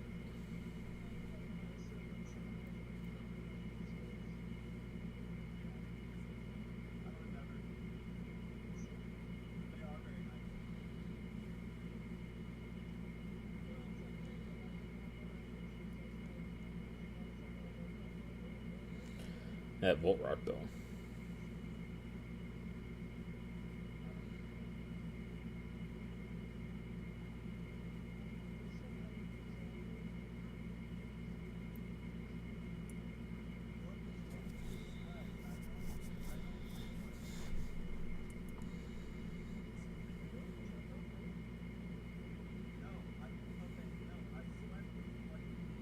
Ugh, judges distracting.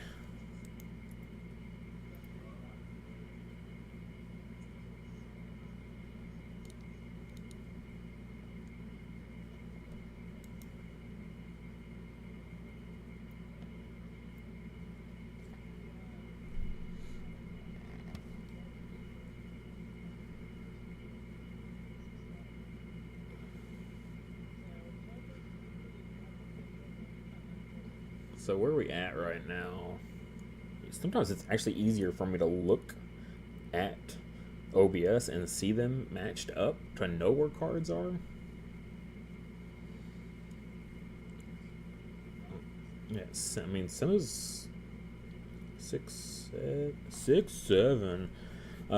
Glace of Fly's got 7 power, so... Oh, I see. He swapped the Lunos with the Ignites, and I missed that earlier.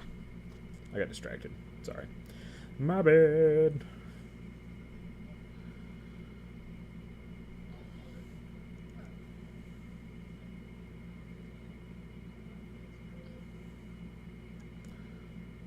Oh, 1. I mean, he's got to go to field 1, right? Because that's the one he's most behind in. I know it's a lot to make up, though. Crotian.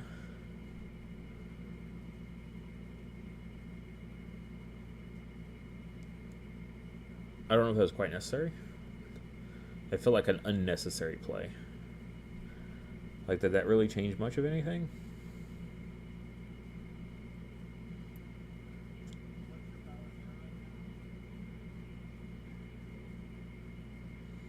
$14 in field 1 for Simba.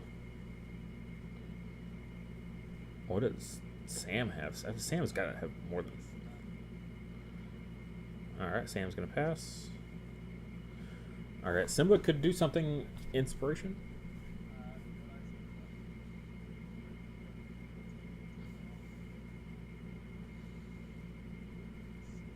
Yeah, so splitting again. Okay.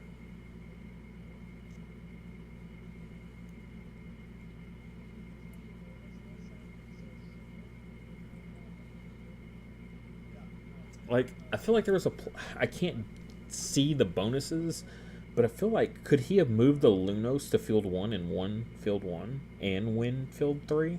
Like, could he have taken both and, like, took in this game? I can't see. Unfortunately, it's too blurry.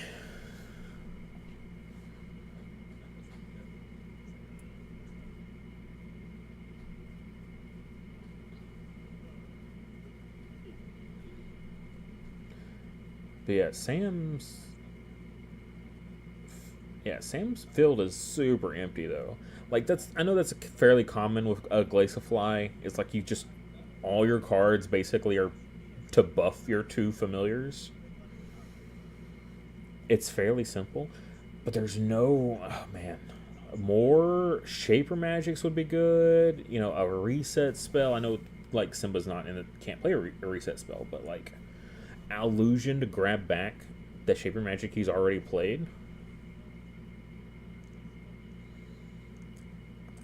We haven't seen a Skyer this whole game. A Skyer to hit a Glaciafly out of nowhere.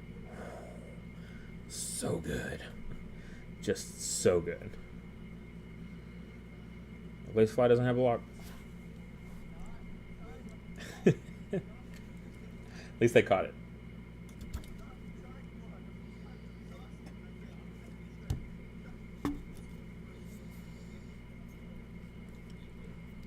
Chrism at Plateau? No way.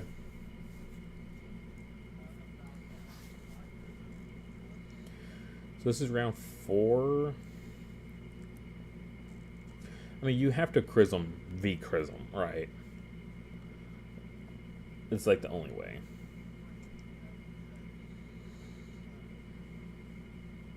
Alright, Judge's card. This is a big one. Where?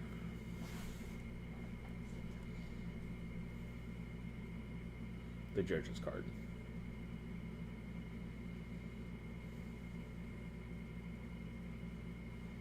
Oh, he still has to toss him. Ooh, at the ranch. Ooh, yeah, you have to play it at the Windy Plateau. That's not great. You have three allies there that are super small. If it's filled... Wow. Well, Simba needed that. Because Sam was in a good spot to win that field very easily.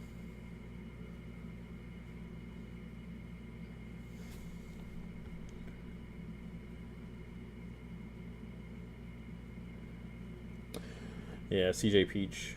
Yeah, for the Judge's Decree, you could just, use it to stop a bleeding and not gamble. That's usually the best time I like to use Judge's Decree.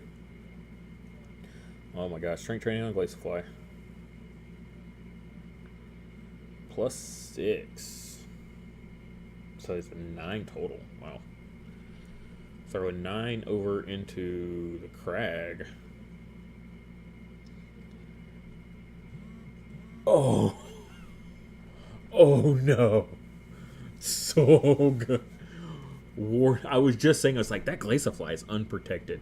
Water comes down, turns off all debut and ongoings.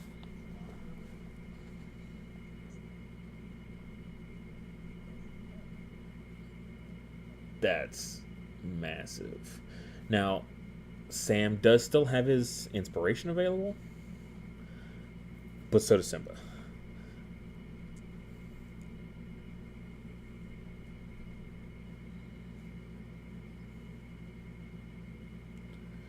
But Simba's field 2 is full. So if...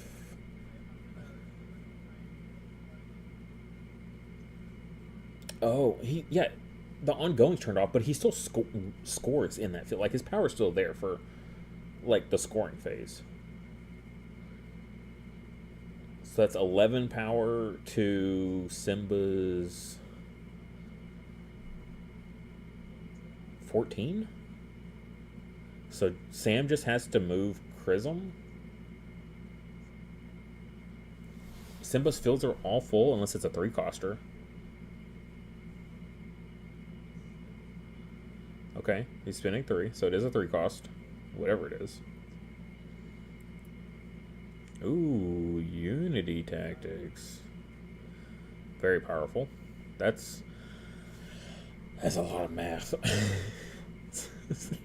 Ton of math.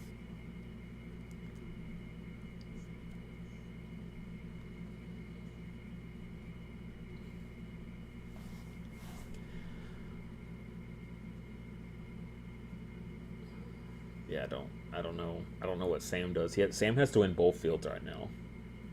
He has a ton of resources. He has his inspiration.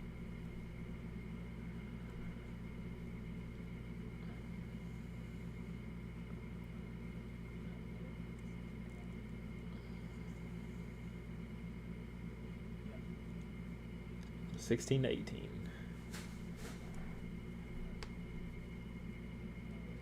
14. 4-point different game. Yeah, Sam has to win. So Shaper Magic to swap 2.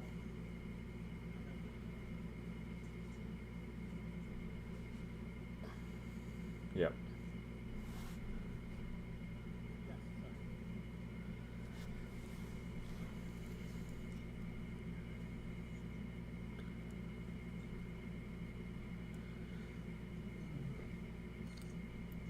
Yeah, where do you Shaper Magic? You just swap 2 mirror images?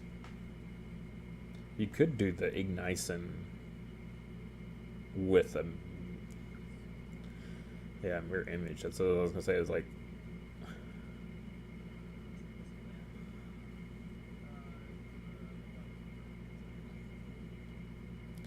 Ignition for mirror image. It's an extra 1 power. I don't know where he's at in total.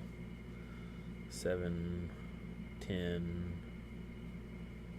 16, 19, I believe. 19 to 11. He's currently winning both fields. Simba is, so he's in a really good spot. He does still have his inspiration available. I thought it's going to do too much. I wouldn't have done that. Unless he's just gonna... He's just banking on his inspiration, moving Chrism over into field 3. Let Sam potentially take field 2. Simba just needs a split. He doesn't need to win them both. Sam actually has to win them both. Simba's completely fine with a split.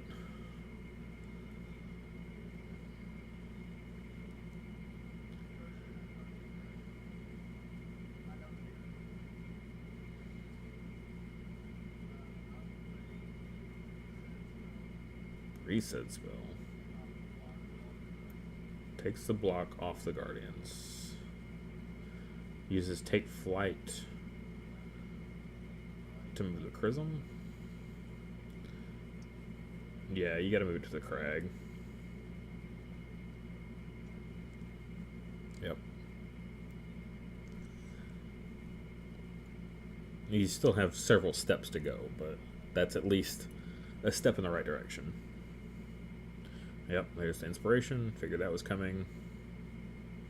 Alright, Sam, what else do you got to work with here? That's the question. Does he actually have anything to combat all this? 24 in field 3 to Sam's not 24.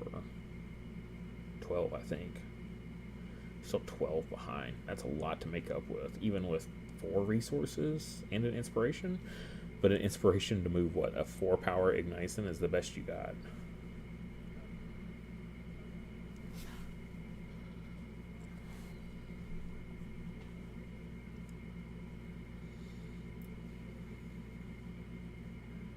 And it's Crag. Like, there's not even a ton of stuff you can play that Sam can play that's going to bump up that. I don't even know if we've seen any 3-costers from Sam.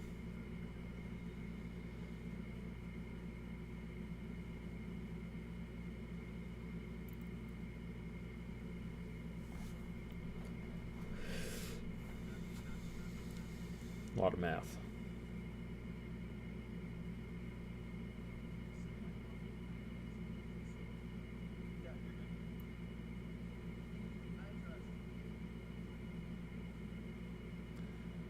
Like, I'm so curious. He's got 6 cards in hand. Like, I mean, definitely not strength training. Giant growth would be pretty powerful. It's still not enough, which is crazy.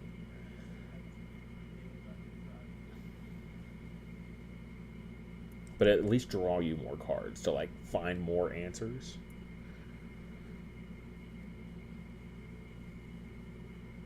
Just played 2 giant growths. I still don't think that's enough, which is wild.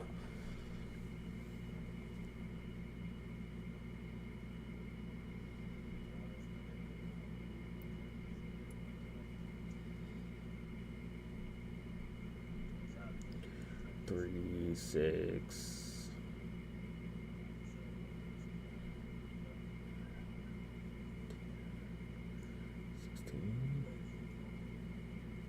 He's only 5 behind. Yeah, I mean, giant growth on Glaciafly allows him to win the ranch only by 1, but it is a win. Another giant growth on the, which is still only 18. It's that Crag. It's like definitely kicking his butt. Because he could flip his inspiration after that and move the Ignition over there, and he's still short by 2. He would need a strength training, 2 giant growths and a strength training. That's what Sam needs. That's specifically to win the game that I can just think of right off.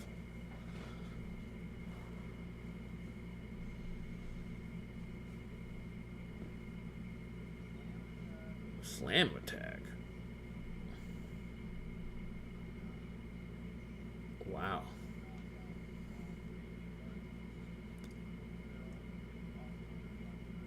Nice.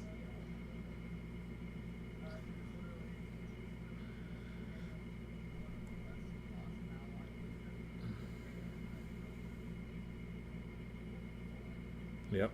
So KO's all the 1 or less costs there. This is a huge power swing.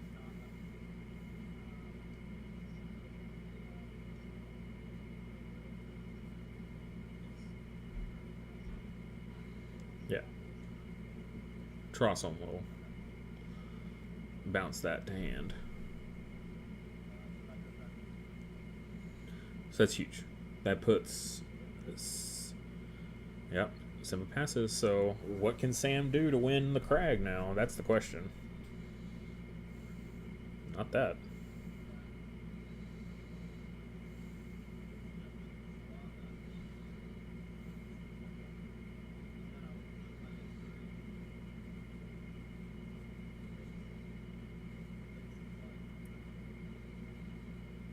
Okay. That's still not enough, though. Like, the Trossum still...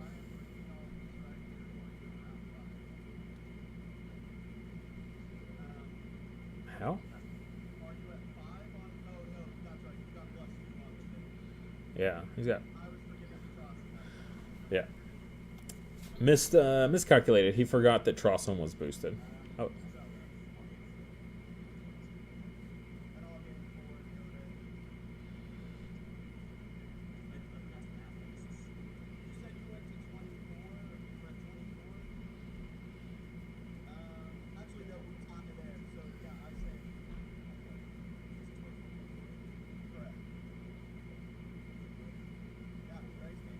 Dang. That was crazy. Alright. So Simba takes that one. I'm telling you, man, my might tactics, that's where it's at.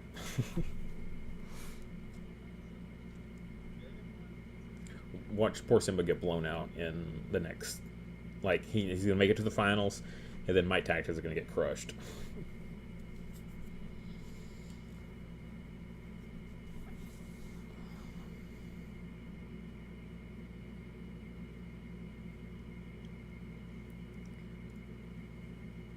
That's crazy. I just realized the other game that's going on right now is a demo deck made it to the finals, or the semifinals at least, and then a starter deck, a 2-player starter set, right? They took the Might and Ferocity out of the 2-player starter set, and that is Jimmy's deck.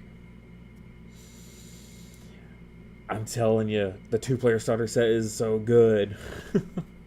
Everyone should have it. If not, you should have 2 of them. And you could literally compete in a regional.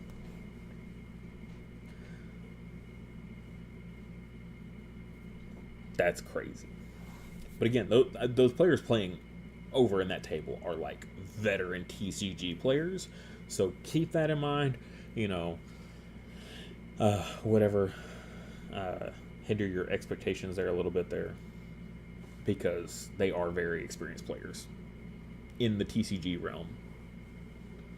So while those are competitive in the right hands, you have to put in the work to be able to do that. You can't just like, I've never played a TCG before. The guy on YouTube said if I just picked up a starter set, I could compete and win a regional. And that's not what the guy on YouTube said. All right. It's not what the brand manager... He was like, no. Let's temper those expectations a little bit. Ooh, exciting 3 from Sam. And we never did see a Skyer.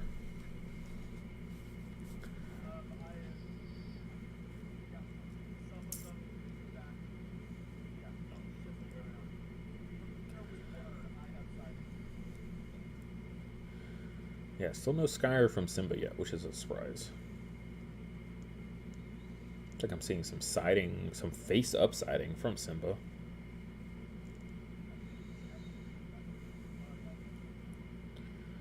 Yeah, you don't want to see Crag.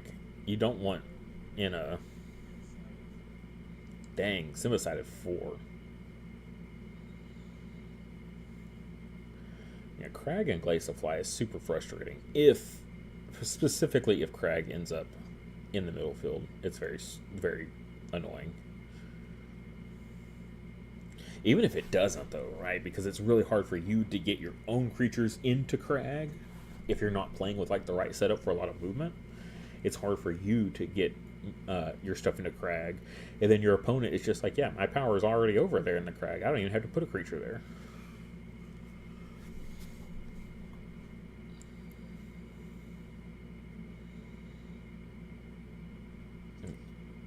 Pile shuffling to help count.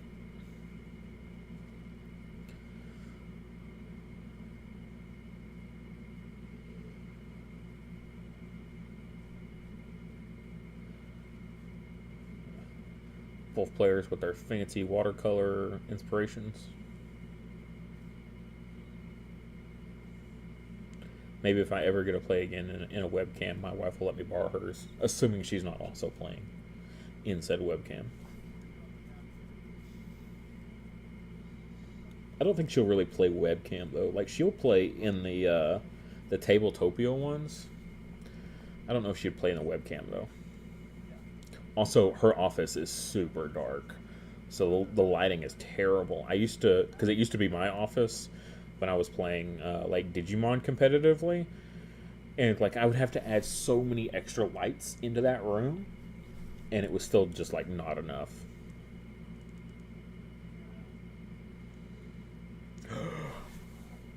Kendall, Simba's playing my boy. Simba's playing my boy.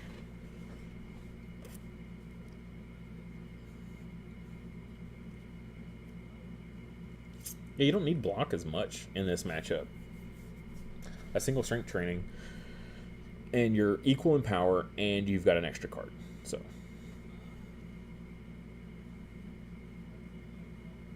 what field is that? Is that the swamp? Yes, Arcanum Swamp. Yes, let that be the middle field. God, let that be the middle field, please. Maybe that's the card he sided. I thought he had a Skyer in the sideboard, but maybe it was the swamp that Simba put in the sideboard. Well, clearly it was in the sideboard, but he's gonna kick his own plateau.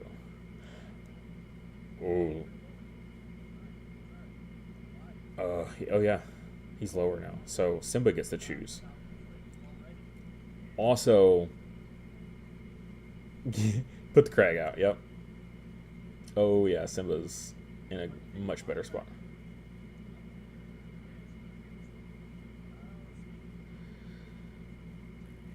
Oh, Sam didn't even realize he sided in Swamp. He was just like, I'm just going to kick this field, even though he couldn't because he's not the lowest power anymore. But yeah, Simba's... If he had left Swamp, if he had gotten choose and he left Swamp, Oof, that would have been real bad.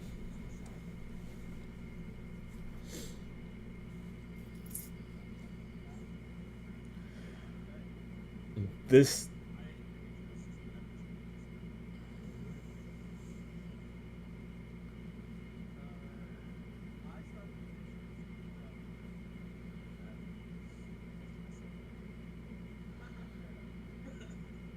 Yeah. Veteran TCG moment right now.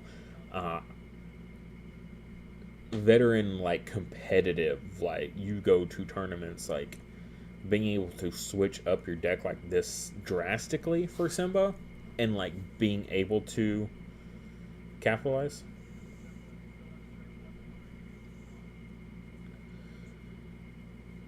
A ranch, okay. Swamp is in field 3. But we know Simba has Shaper Magic, so Simba could very easily swap that swamp in.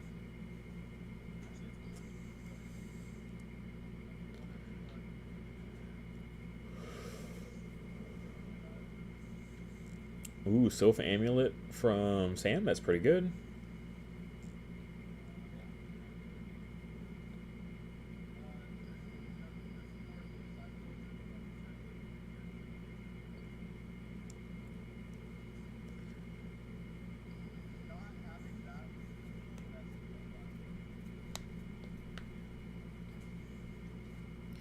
Alright, so Sylph Amulet from Sam, and a face down from Simba.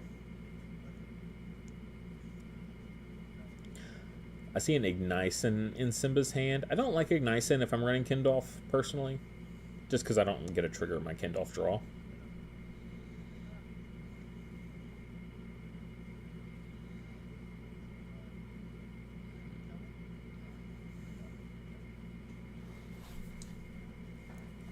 Okay.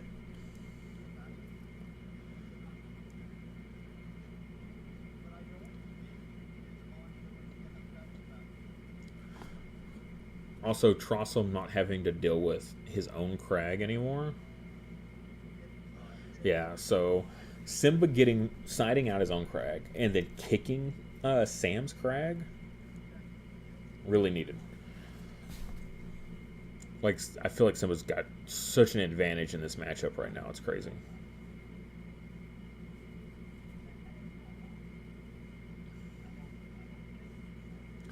I wasn't listening to what they were asking.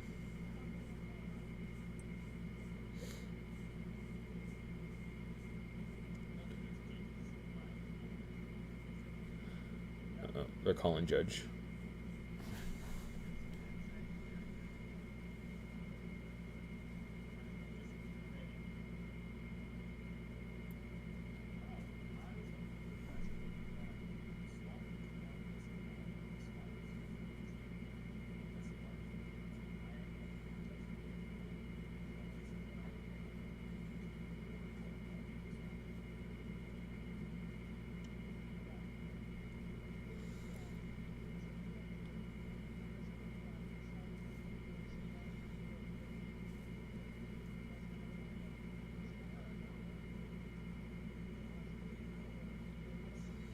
Oh.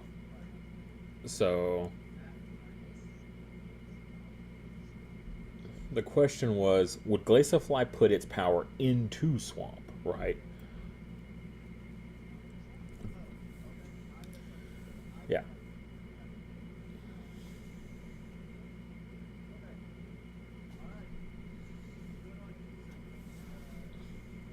Yep. I did not hear what they said. Did not hear what the question was, so they called Judge.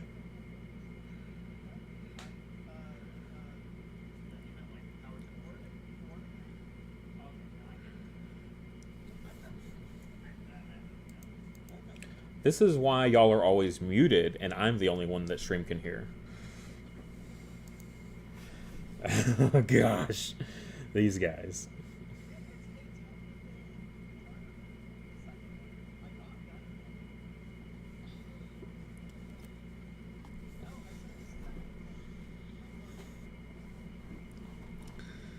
Alright, so yeah, you can't, like, project Glaciafly's power when it splits it when scoring. You can still put your power into the swamp. But Sam was thinking that you couldn't put its power in, and if you were in the swamp, you couldn't do either. That's not how it works. It's just, as long as you don't put Glaciofly into swamp, you're fine. But assuming Simba doesn't Shaper Magic that swamp right into Glaciofly's field. Alright. So Trossum, Int the Ranch.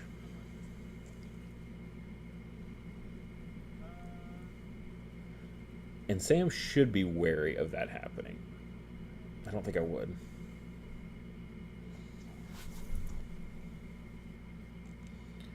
Yeah. Especially if field 2 is turned off and he puts the swamp in field 2. That might just be game. Oh, field 1. Oh no, Kindolf.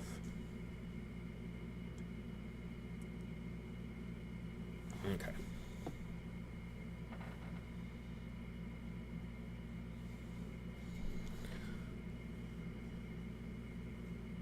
What do we expect to see here out of these guys? I expect Sam to strength training, because that's what he does.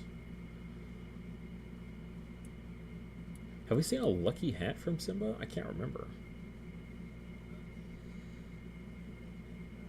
Enchanted Draft. Okay, that's the other one. Alright, one Sky. Oh, there's the Skyr. Ooh, strength training. A VP and 2 power. What's he gonna do? He's gonna split it? Yeah.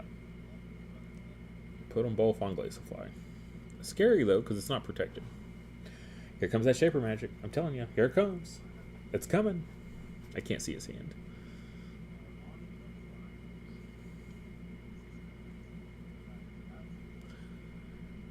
Ooh, Shaper Magic. And then target your own Kindolf with the Shaper Magic. So good. Because Kindolf is at 0, right? Shaper Magic would first reset it back down to the 0, no plus or minus. And then after Shaper Magic resolves, Kindolf's ongoing will trigger, giving it +1 and draw a card. I'm a Kindolf player. All right, this is my jam. Oh, he's got it in hand. Is he gonna do it? Do the thing. Do it, Simba. I don't know if he realizes that interaction, because it's such a niche thing. Like when your opponent special attacks your Kindolf, not realizing that interaction, it's actually so good for you, because it's like, yeah, I lose a power, and then my ongoing triggers, I gain that power right back, and I draw a card. Like, special attack tokens are basically null and void against Kindolf, unless you're very specifically trying to deck your opponent, the opponent playing Kindolf out, which could happen. Like, I've definitely gotten close. That's why I try not to play Kindolf and Ferrotoon together anymore, because it's too much draw.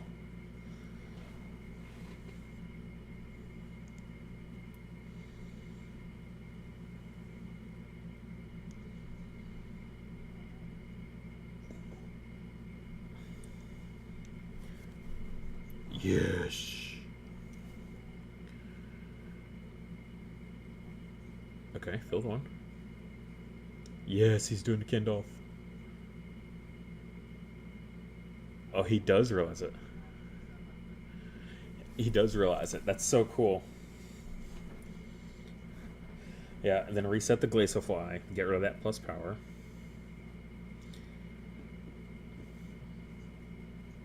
Yeah, then he's going to swap the ranch in the swamp. Yeah. So good. So good.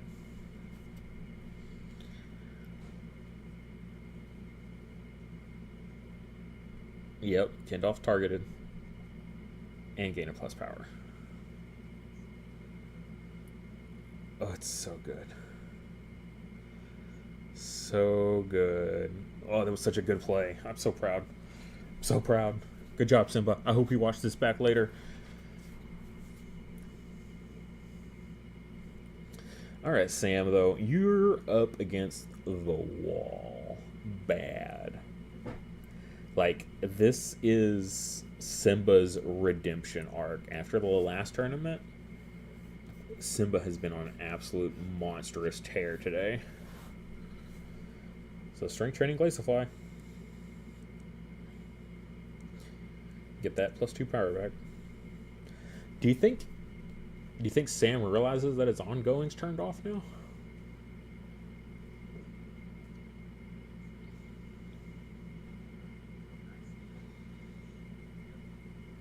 Igniting at the ranch, yep. +1.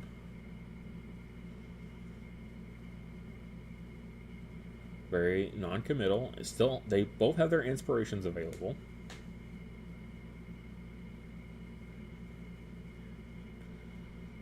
Terrorchick to the swamp. Give a Glace Supply the block. He should have done that first. Before he ever...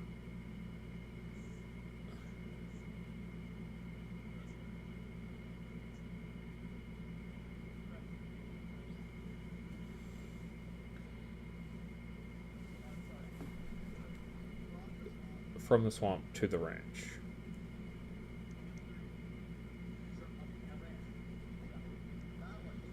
Yeah, if he had played the Terrorchick first before the Enchanted Draft, that would have been so much better. I know whenever I play, because it's such a, when it first got revealed, right, and I first started playing, I was like, oh yeah, Chrism Glaciafly feels really good, and then like everyone else latched onto it. I was like, okay, well I'm gonna move on to something else, right? But like Guardian down first every time. Like the sooner you get a Guardian into Glaciafly's field, the better. Now it's null and void anyway because the swamp is there, but yep, there's the inspiration. So they're tied, right? 9. Did I miss one?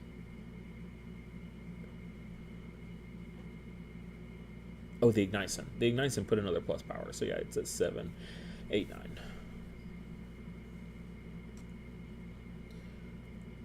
To the Chrism's 8.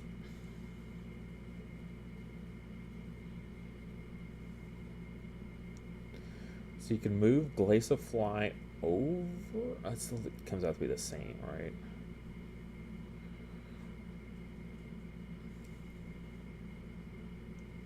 Does he just lose both fields? 5, 6, 7? No, it's yeah, splitting 6. Yep.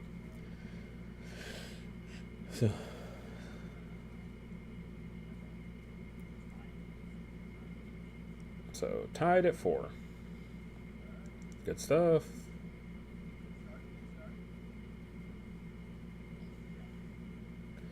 Yeah, if Sam had played that Terrorchick first, he actually would have taken that field. So, right? Or no, he took it anyway. Sorry, but yeah, you know what I mean, or you don't, because I don't. I still would have done Terrorchick first. I still stand by that. Simba might not even have played the Shaper Magic if that was the case. If Terrorchick had come out first, I don't know. Putting Arcanum Swamp in middle, like as soon as possible, is still really good. And the bonus with the Kindolf. All right, we see it take flight. So Sam has all the movement he wants. Simba, though, I don't know what Simba's source is. Probably just a face down, right?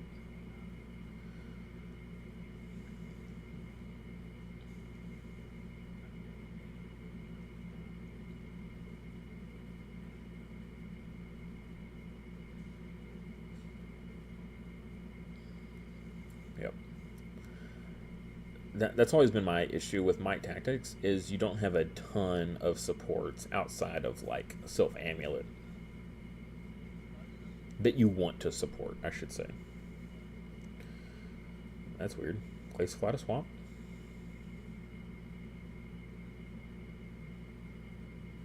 I mean, at this point, it's just a terrible beat stick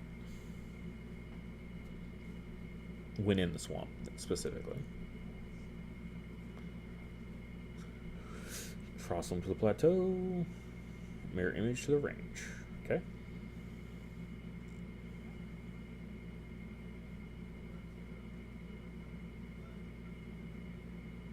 Oof. Can't tell whose internet is bad, mine or theirs. How's it on the stream's end? Everything look okay, or they look weirdly? Now they seem fine, but I got blue skies outside, sun, plenty of sun. So I don't know how I got that brown out earlier. That when the internet went off. Yep, Kindolph Ranch makes sense.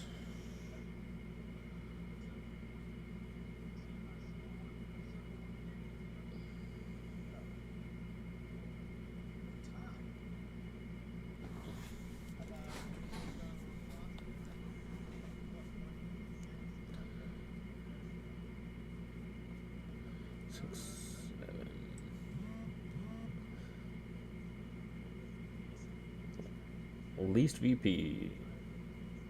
So swamp is off.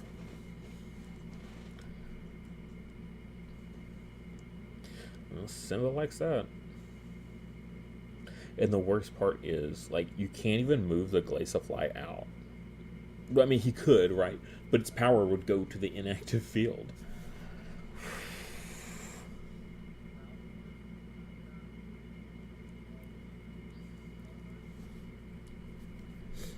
Winning 2 field, so gains a VP and draws a card. Pretty good. Oh, a second copy. Alright, another VP, draw a card. I know he was setting that up in the earlier games we were watching. I'm telling you, Swamp... Like, I'm so glad Simba brought it in sideboarded Swamp. Because that's what I was talking about earlier. I was like, I wish somebody had brought it today. It gets such a good card into this perceived meta that some of the player base has right now for Wildhearts. It's not as great as it's cracked up to be. It was real. Don't get me wrong. It was really good in the Roost. The Roost guaranteed to be center field. Make Glaciafly like a no-brainer, easy pick. Because it was always going to be safe. You didn't have to worry about fields messing it up. As long as you put a Guardian in there to protect it, right? But in a free-for-all like this, yeah, no, it's not all it's cracked up to be. It is still strong. Don't get me wrong. It is still a very strong combo.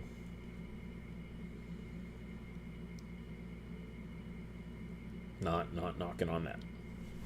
I've played it plenty of times.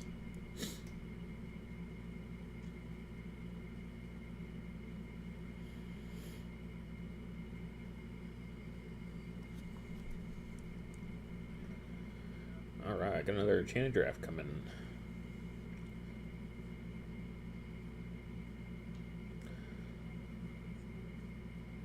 Oof. Well, there's the lucky hat, I was wondering. So 2 VP and a power. You gotta put that on the Chrism. Yep.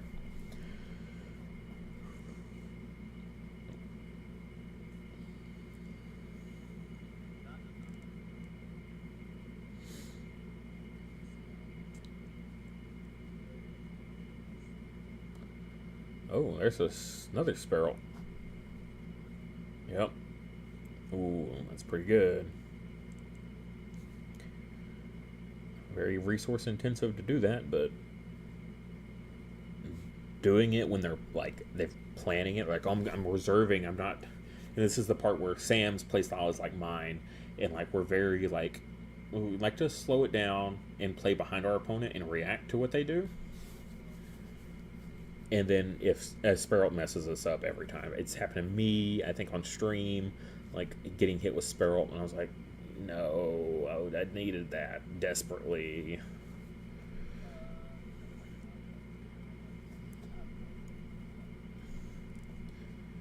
Alright, so Sam going all in on the Windy Plateau. Looks like we're splitting 5 and 5.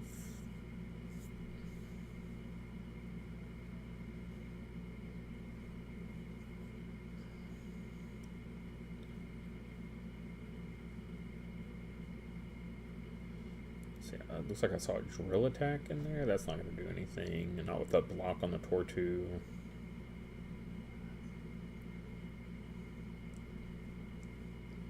Like, the ranch is on lock right now. You could Crochin. Nothing really to move with a Crochin, though, over there.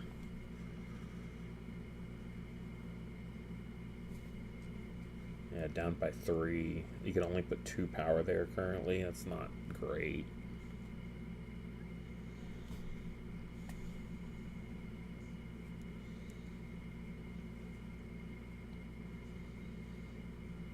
I think if you're Simba, you just set up for next round, split fields again, and then get ready for next round.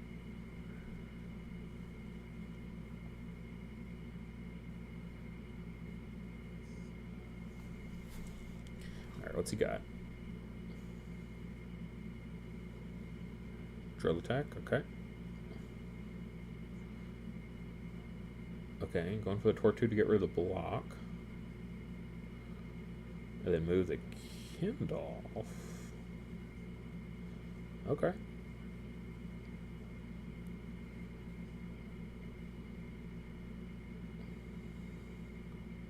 Yeah, Tamer card will boost it, and then you draw a card.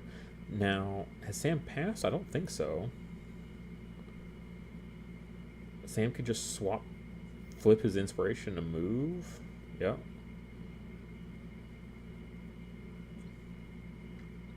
Yeah, to the ranch.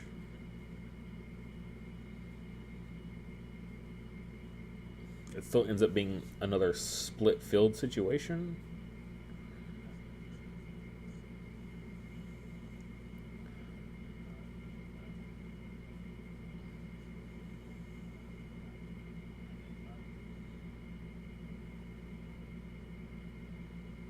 But I think if Simba hadn't done that, then Sam could have still spent his inspiration to move. No, because he wouldn't have been able to beat out the Kindolf with the other guys there. So what Simba did was force the use of the inspiration. So Sam can't use it later on to like gain a super big beneficial like swing with it.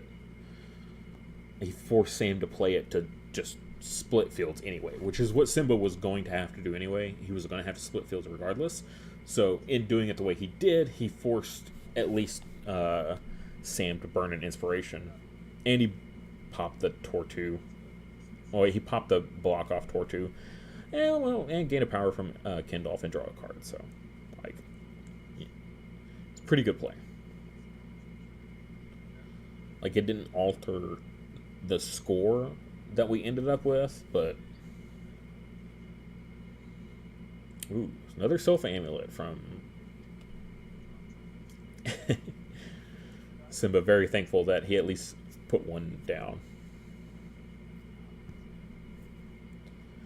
Yeah, and we're seeing that Might Tactics issue of supports on Simba's side. Like, there's still lots of supports. Don't get me wrong. That's not what I mean. But it's a lot of those cards you want to keep in hand to play those. So what you end up doing as a Might Tactics player is you're always face downing your duplicates. Whatever duplicate allies you have, those are the ones going face down. Because you're not usually, using your Tamer cards for support effects like Lucky Hat, unless you're doing it round 1. But even then, if you're playing Kindolf, you don't really need the draw, so you'd rather keep the Lucky Hat in hand. Shaper Magic, you'd rather play the Shaper Magic. Alistair's Guide is 50-50 for me. Again, you have the Kindolf for the extra draw, so do you really need the dig? It depends on where you're at that point in the game. Like, early game, not too bad to Alistair's Guide in support. But late game, if your hand size is really small and you don't have a whole lot of answers, then keeping it in hand makes more sense.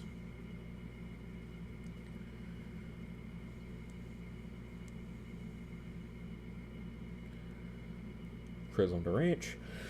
Trossum to Windy Plateau. Kindolf to the Ranch.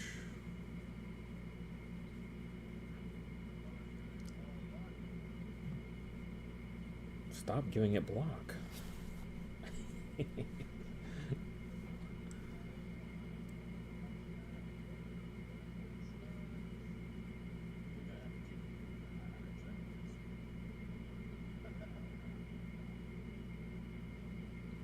Yeah, crazy. As much control as Simba has over this game, he's still behind, which is crazy.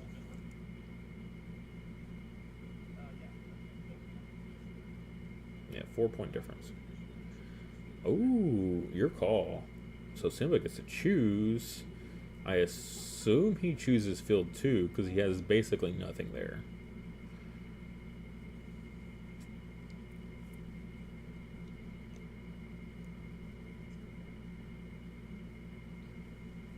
And he can't move the Glaciafly because then the Glaciafly just puts its power there.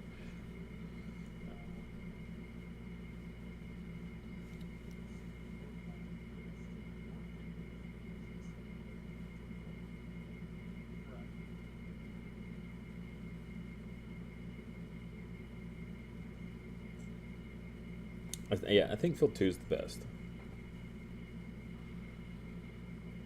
Like, with Simba not having any movement available, like, he has no way to put stuff in field 2. Like, his big stuff, at least. But Sam does. Sam can move all over the place.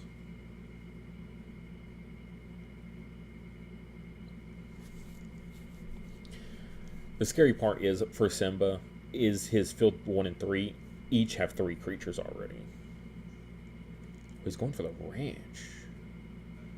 He must have some sort of movement available. So he's turning off the one that Chrism is in. He might have another drill attack. Like, played the previous drill attack specifically to, like, make him think that he doesn't have a second one. I do see a Shaper Magic. I don't know what you Shaper Magic in this situation, though. Oh, I guess Shaper Magic... No, because the Terra Chick's there. You can't even hit the Glaciafly. Could get rid of... No, he's... I don't know. I was going to say get rid of the block off the Chrism, but that field's inactive, so...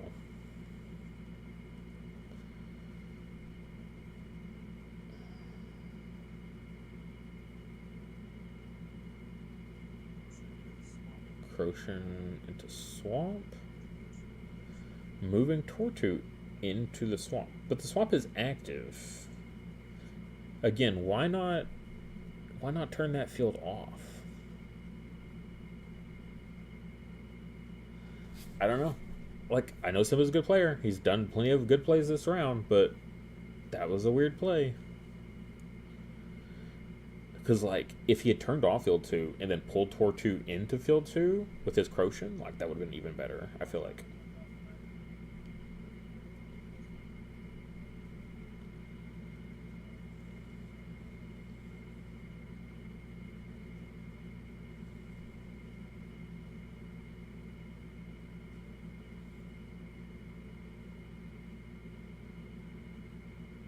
This is round 3.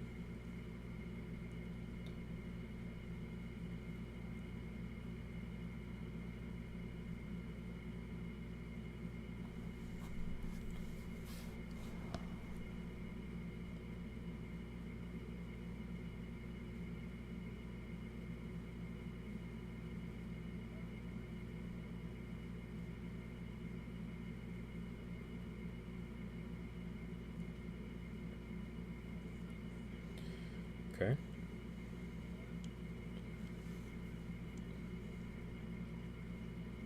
Fair enough. Yeah, bring Chrism over out of that inactive field.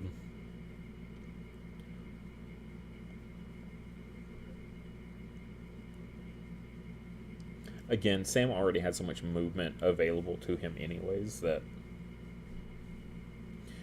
was never an issue anyways.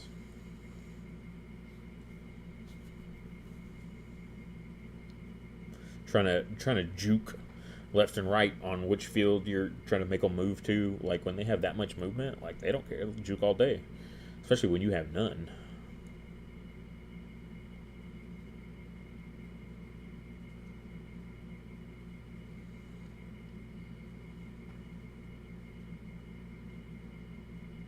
Looks like we're going to be taking this to a game 3 at this rate. Unless Simba's got some big play, he's cooking over there. I just don't understand why Why did he turn off the Kindolf's field? I still can't wrap my head around it.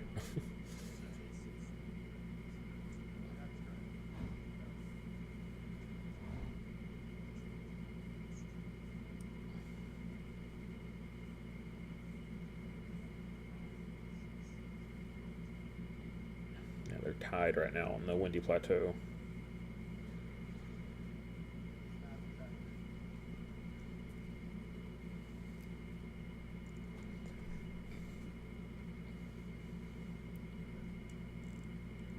Yeah, they're tied, and Tortu can just go right back over there.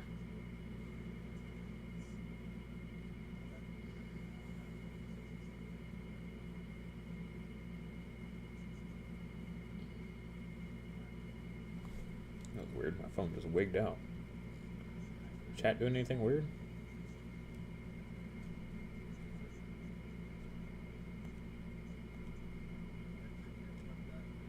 Oh, he had a Skyer. Okay.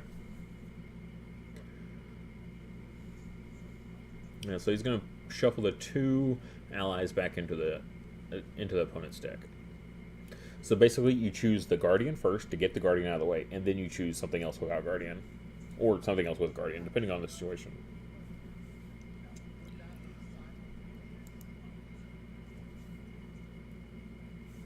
Yep.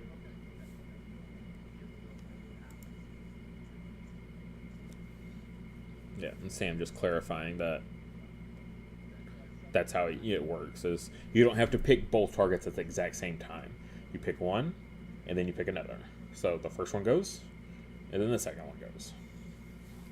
Same for like the ally rapture, right? KO all wild creatures. If like there's a wild guardian in your way, and then a bunch of other wild just non-guardians, right? You eat the guardian first, and then you pop the others one after another.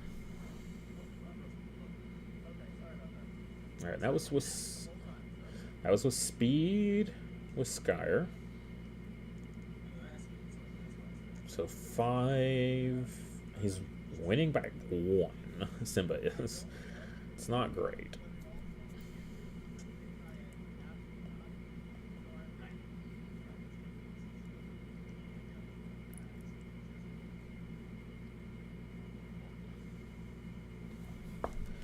Shaper Magic doesn't do anything here.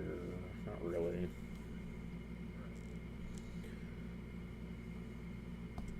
But it is good to see he's got the Skyer.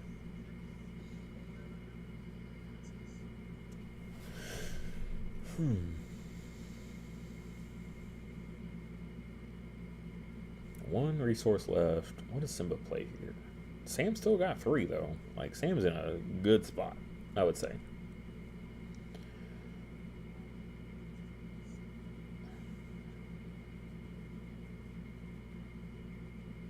And like Sam could move his Glaciafly over to field 1.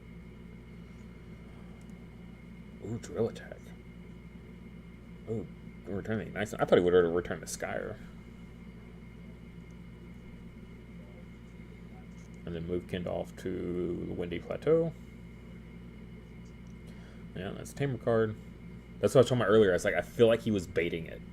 Like, it's like, yeah, I'm using my only copy of Drill Attack. The other one's probably buried somewhere deep into the deck. No, definitely had the second copy.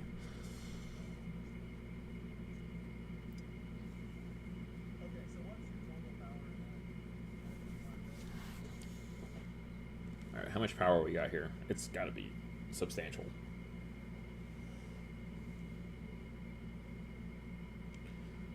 Well, where are we at on VP?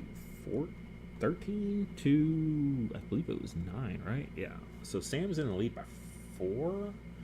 So takes the swamp.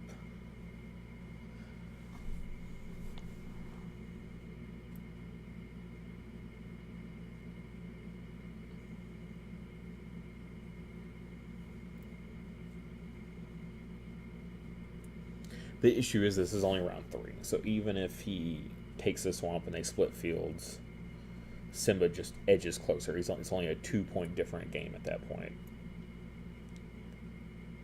Simba is used up all resources though, so what is that, 5 versus 6? resources, yeah.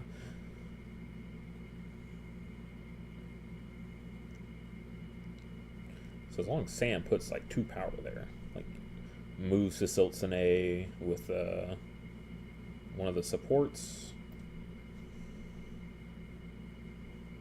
or moves the even the Chrism. Just trying to think, is there a way that he could win both fields? I don't know what the power difference is. It looks like Simba's got a lot of power over there, though. I think that's 10, 11, plus whatever the Kindolf's at. Which looks like 9, maybe. That looks like 20 power for Simba.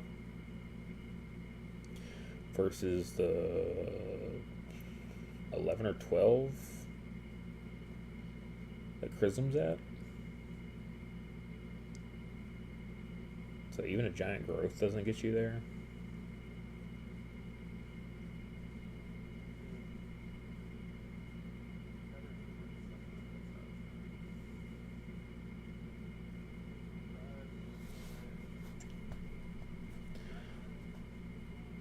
Ignition for 1 plus 1. So that at least allow him to take the swamp, which is part of the issue. Alright, Simba's gonna pass. So Sam can do whatever he wants, at least to benefit for next round.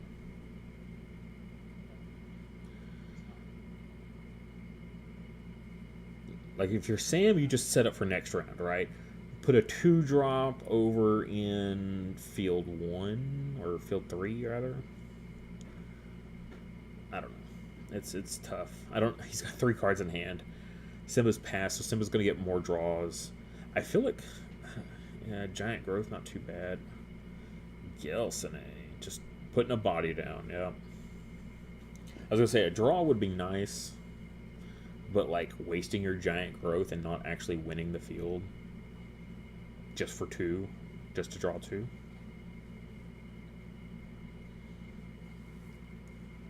And then he's going to pass, yeah. No support use.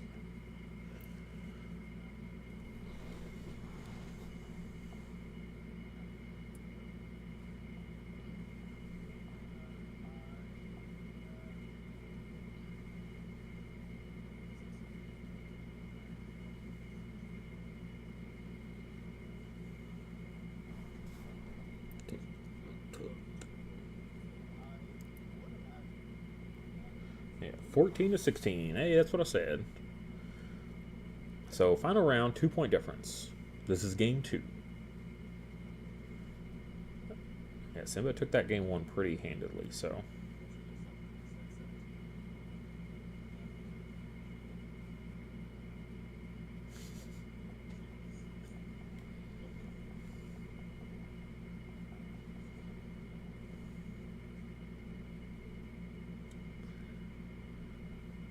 Looks like Simba's deck's getting pretty low over there.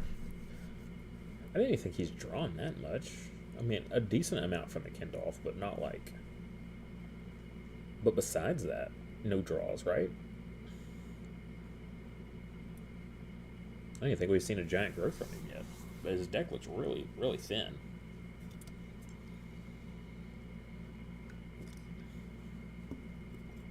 Okay, both have face downs.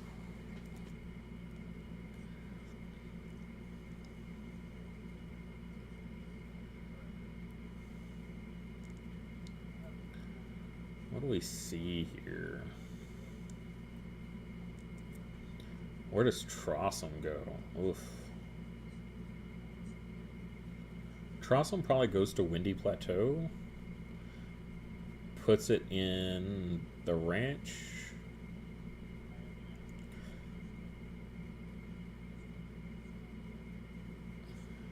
Least VP, field 1.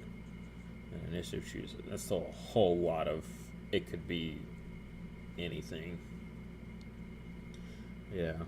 Kindolf to field 3, Trossum to field 1. You leave field 2 open.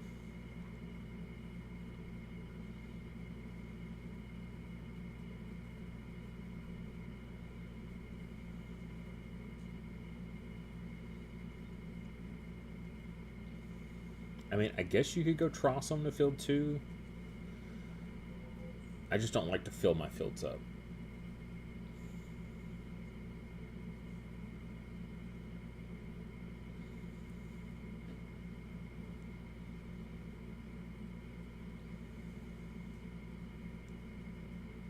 Yep. Yeah, Kindle's not the problem for him for deployment. It's where do you put Trossum, because Trossum has to put a mirror image token somewhere.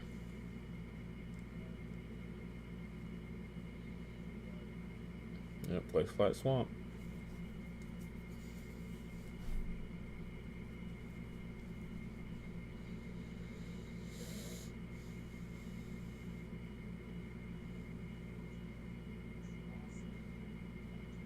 Yep. Mirror image with the Kindle, so you don't clog the field.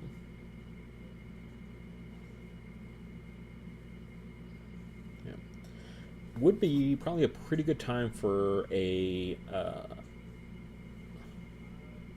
Unity Tactics from Simba. I know he does run that card, and it's been pretty working well for him today.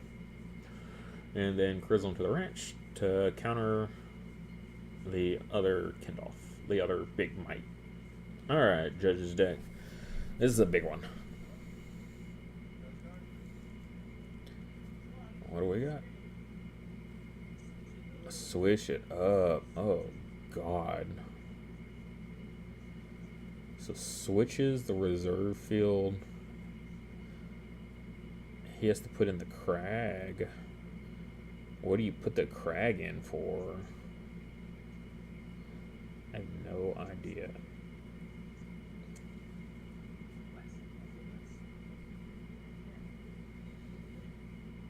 Wow. Oof, what do you...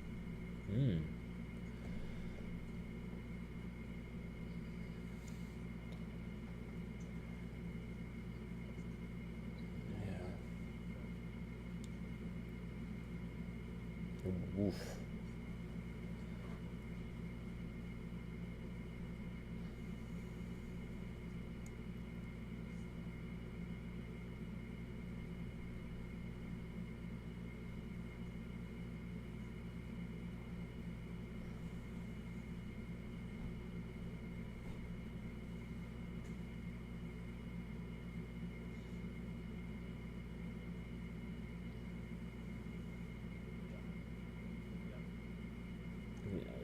Maybe you let him win field 2 and you win the 2 sides? I don't know.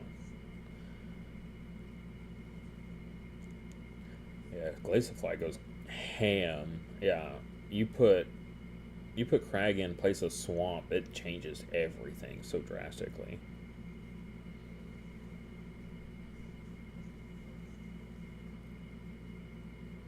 Like, I think Sam just needs to win 2 of the side fields?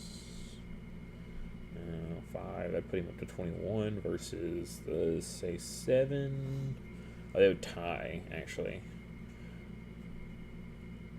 Unless Simba got the big 5 off the ranch, and then Simba would take it.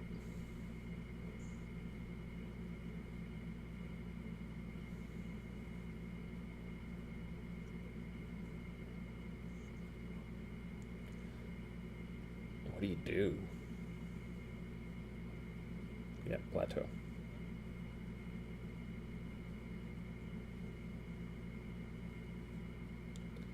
Yeah, because if you let him win that and you win the other 2, you win.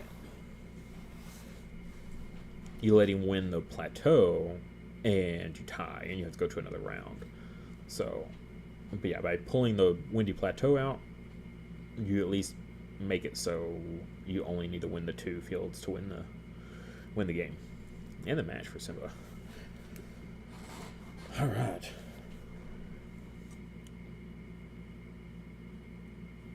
Looks like 6. Yeah.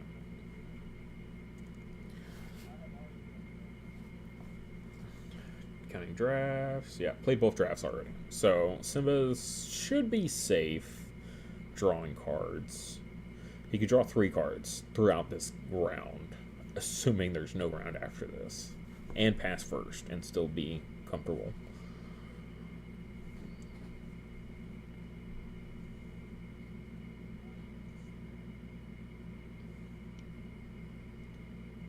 feel like you Unity Tactics right here, if you're Simba.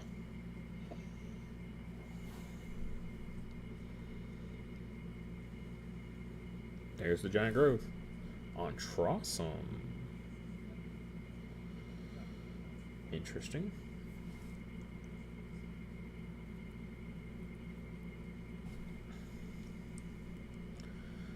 So drew 2.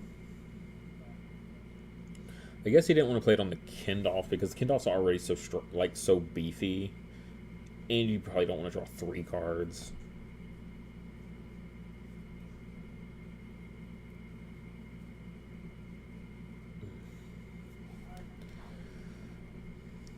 And that has speed, so he's still playing. So he at least drew 2 cards. I think I see a lucky hat there. Counting cards, should be a lot more. Yeah, well, 15. He's only halfway through.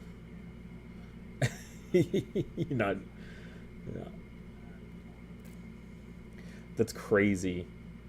That Simba's basically drawn twice as many cards, and the game's still like this. Hey, Enchanted Draft. So no Unity Tactics then. Well, no, he still has the lucky hat, I believe.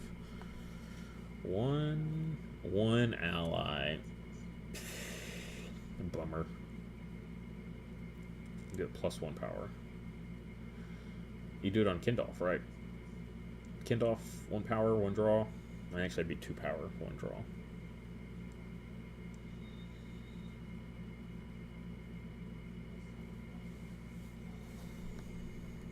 He's going to do it on the Trostum.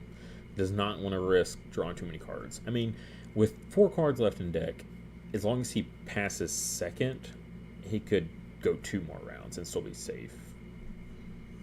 Assuming he never draws another bonus card. By he, I mean Simba. Because he's the one risking the deck out. Sam hasn't played anything, though. He's only got 3 cards in hand, though. So he doesn't have a whole lot. He's got a 2-coster, Tortu. Okay, just 2 cards left.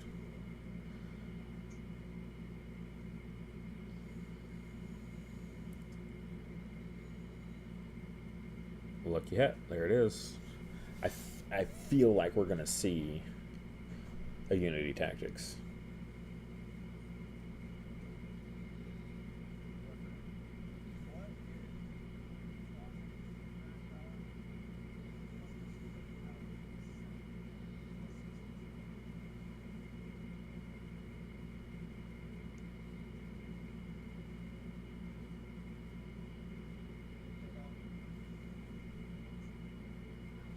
Kindolf's at 9, so he's got +4.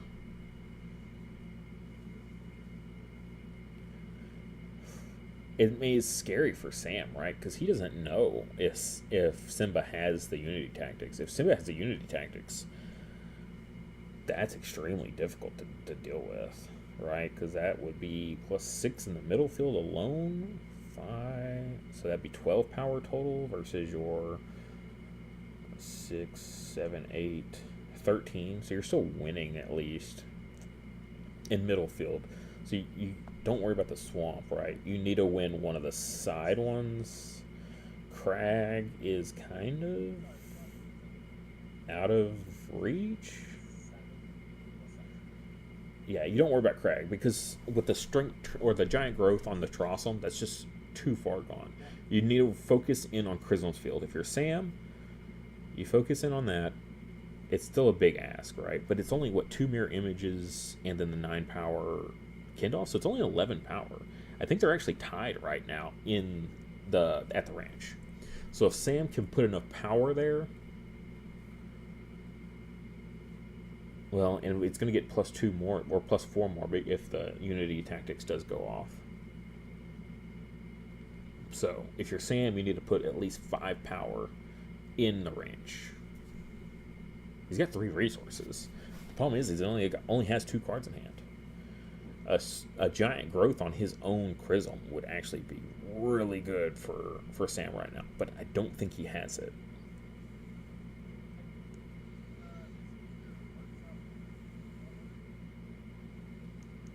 Oh, he's going for 3. Volt Rock. It's got to be Volt Rock, right? Yep.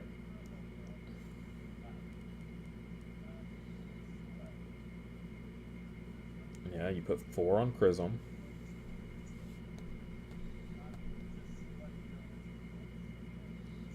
Yeah, you just abandon Crag.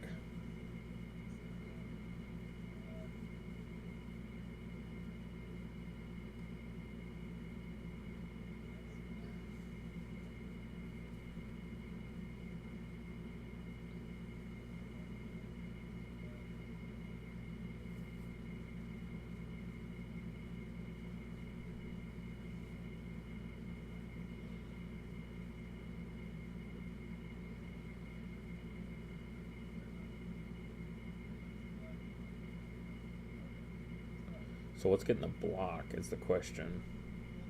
Yeah, Chrism gets the +4 because you have to match, to at least tie against the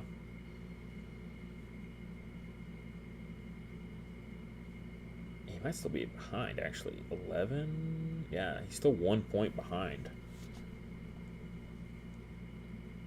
I don't know why he's putting power on Gelsene. Like, that's 8 power in the Crag versus... I mean, like, the Trossum has more power than that. Like, the Trossum can win the Crag with its pinky finger right now. Why would you give any power in that field? I would have put it on the Ignition.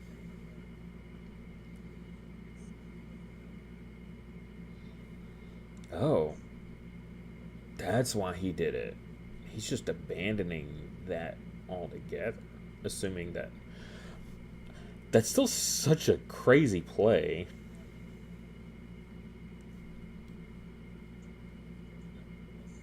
Why would you move Tortu over... Oh, Sam, I don't understand your plays. Why would you move the Tortu? Like, I was like, okay, I'm digging this, I'm digging this. Alright, that's kind of neat. And then he moves the Tortu over with 8 power versus the 9 alone off of Kendall.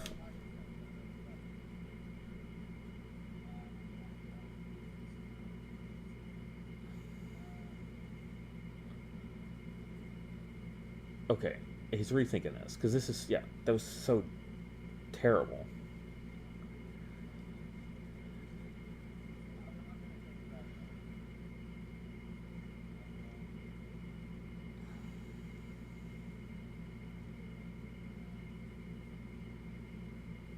Yeah, just move the Chrism to what you were doing. Like, that was fine.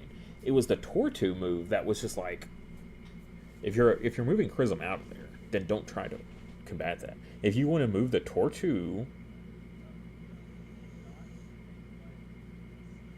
yeah, like, that's fine too. Although I think I would move the Gelsene out of the Crag. You know, the Crag is just such a impossible.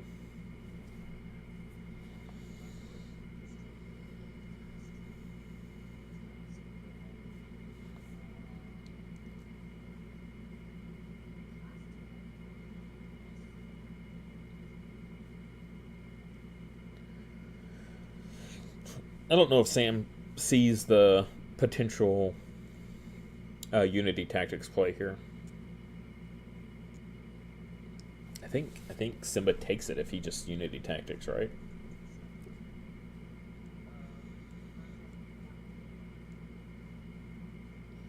Yeah, 21.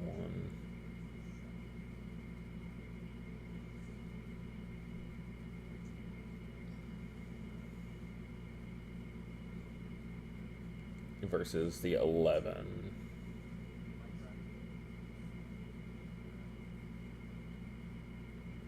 Yeah. Big plays here. 8.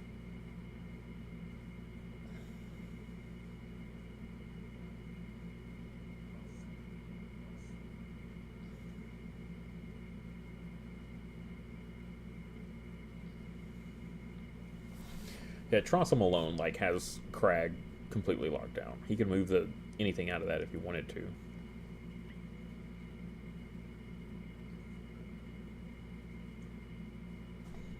Yeah, like looks like he's got a Shaper Magic. But everything's so blocked up over there. Like anything you want to actually reset that has power is behind block. The only thing you'd reset is the Gelson, but who cares, right?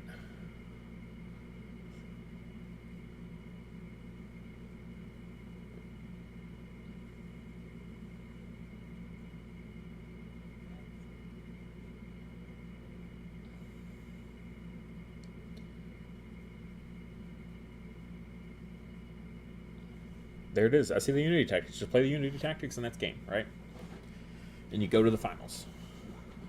Because he's only got 8 power. So, Simba has the Crag. Crag is untouchable, right? So Simba just needs to win one of the other 2 fields. Field 3, pretty difficult. Okay, he's 10 power behind there.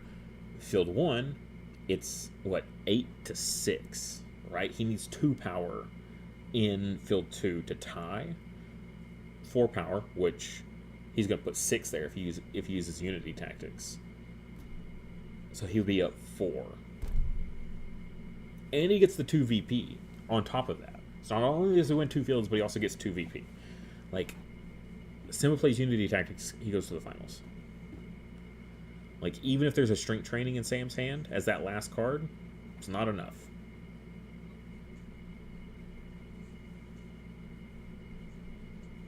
Just play that card. Just play the Unity Tactics. Play the card.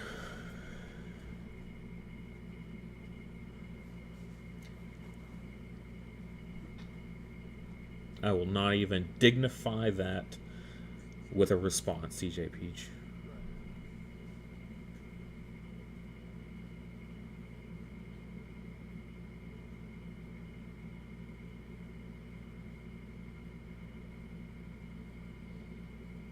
But no, like fair. Like, Sam's very much proving that you don't really need a ton of draw to still do quite well.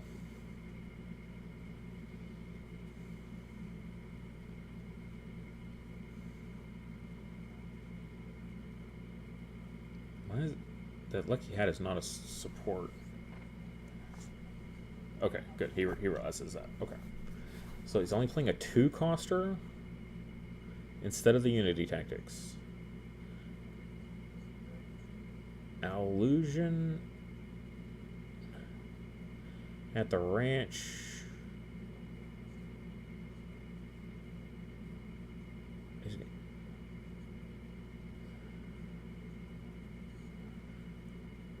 Oh, he's gonna move the Kindolf. That's what he's doing. Okay. I mean, that's fair too.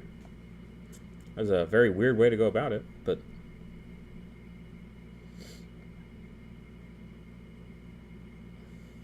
I still think the Unity Tactics would have been better because you're not filling up your fields for one.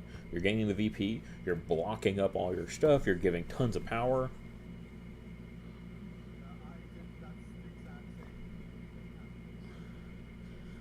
They're pulling a JJ. They're overthinking.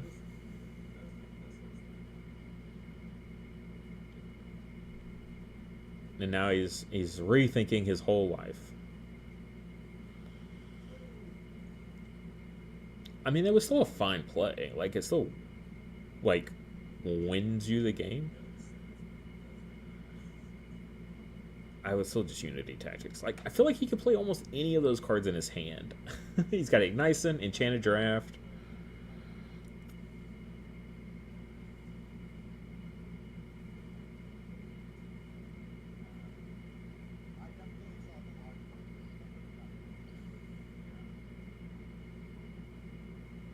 You're killing me, Simba. You're gonna get dinged for slow play.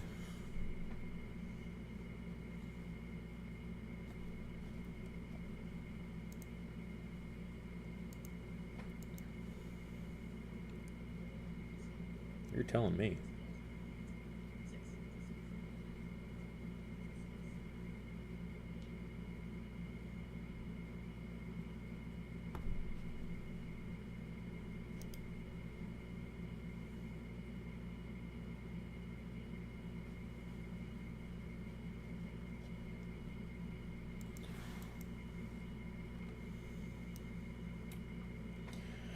Oh gosh.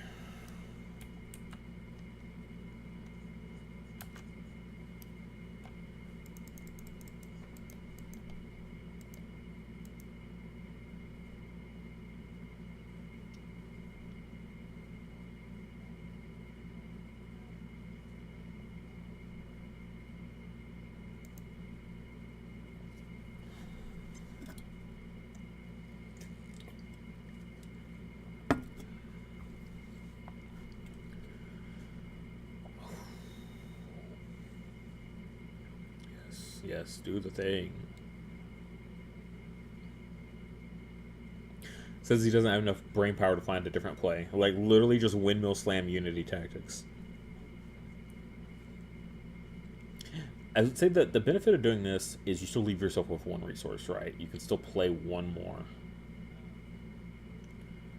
Yep, he passes. And it's game. Yep.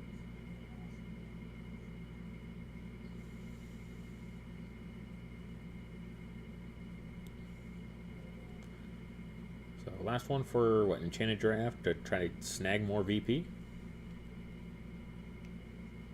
Shaper Magic. For what?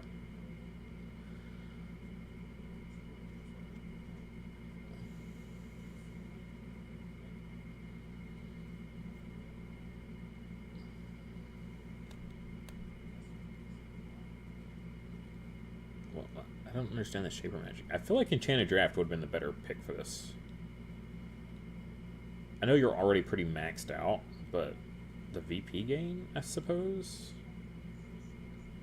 I don't know. Either way, this is just like a win more situation. He's already won the game. I believe he's won the whole match.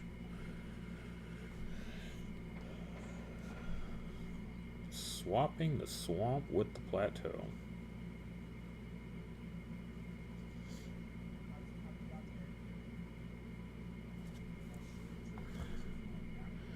Glaciafly back on.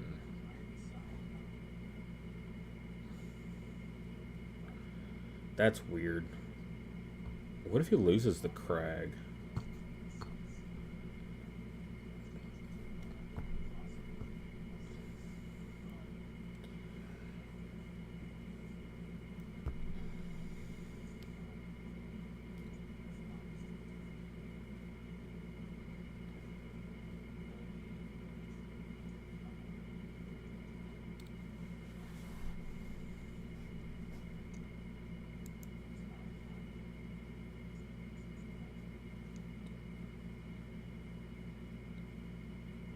How much does Sam have in the crag?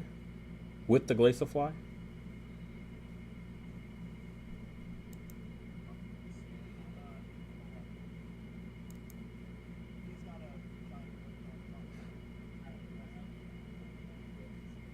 Gotcha. Yeah, yeah, he's rolling in the ranch. That's what it is. Yeah. Yeah. It's, for me, it's the fields are like awkwardly placed. So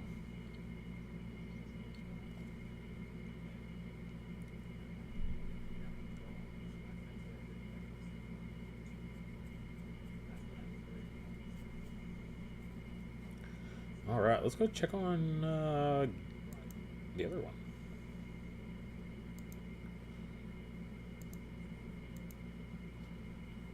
All right, make sure I'm muted. There we go.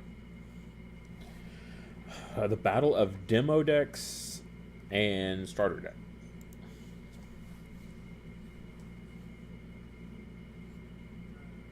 So this is a complete starter set. If you think about it, right? Jimmy's got the Tactics Ferocity side of the two-player starter set, and then Adukiri has the other half, the Might Special. That's funny. And they're in the semifinals.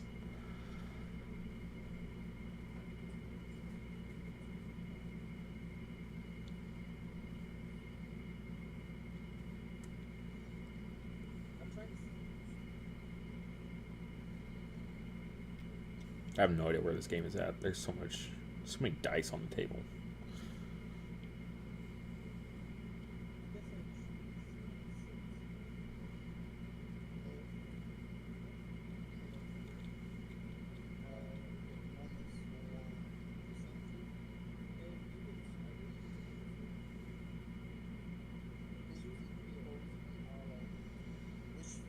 Looks like a Hidden Powers was just played.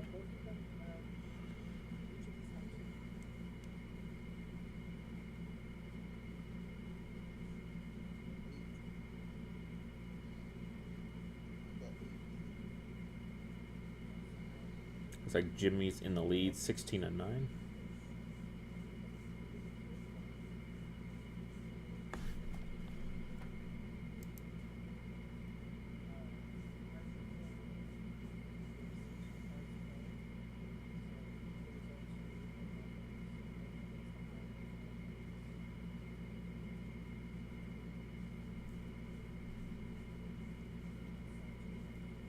The Croshan would protect the Arnold from losing power.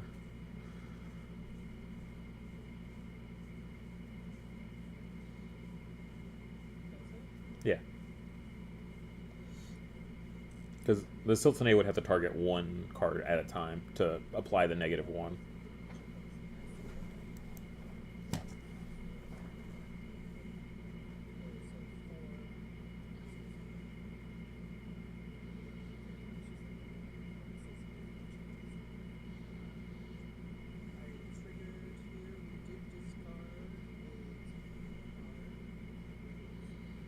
We must the judges decreed. So discarded and then played a hidden power. Neat.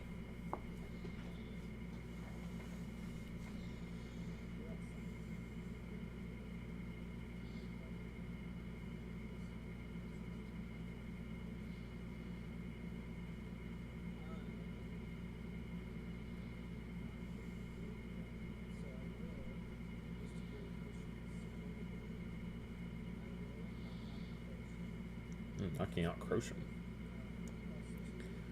With the support of the Fury Potion to the Illusion. Nice.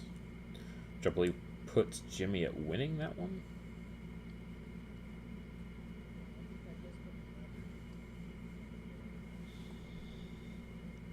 How many monitors does Jimmy have? I see him like looking around like so much.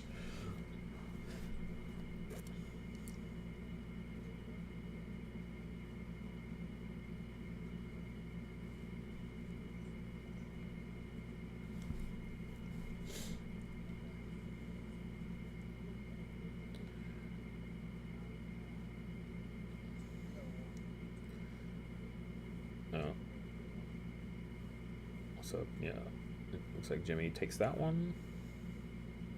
Looks like that was the 4th round. Looks like Jimmy won that one.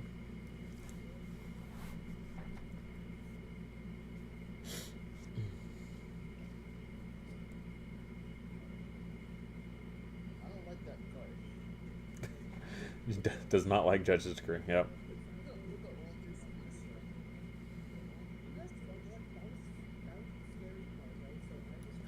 Looks like Jimmy might have taken this one. So it looks like we might see Simba and Jimmy in the finals. That's what it's looking like. Assuming that was their final game.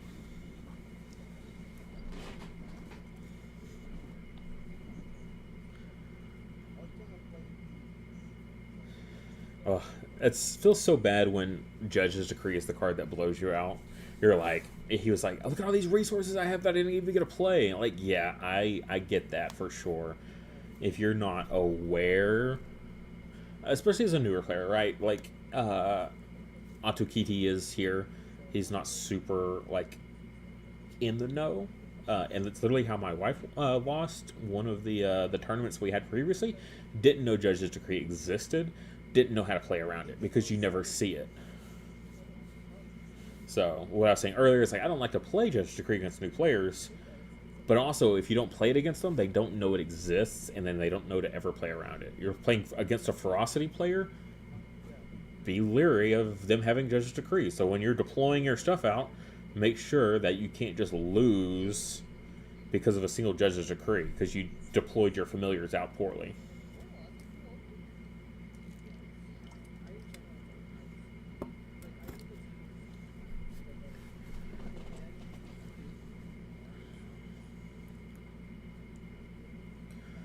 Alright.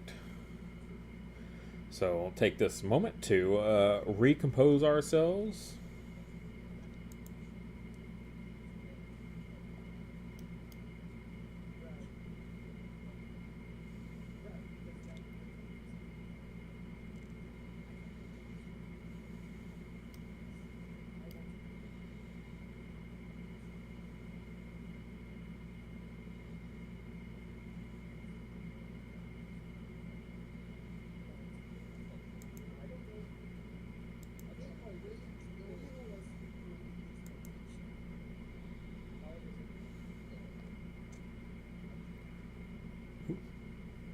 Whoa.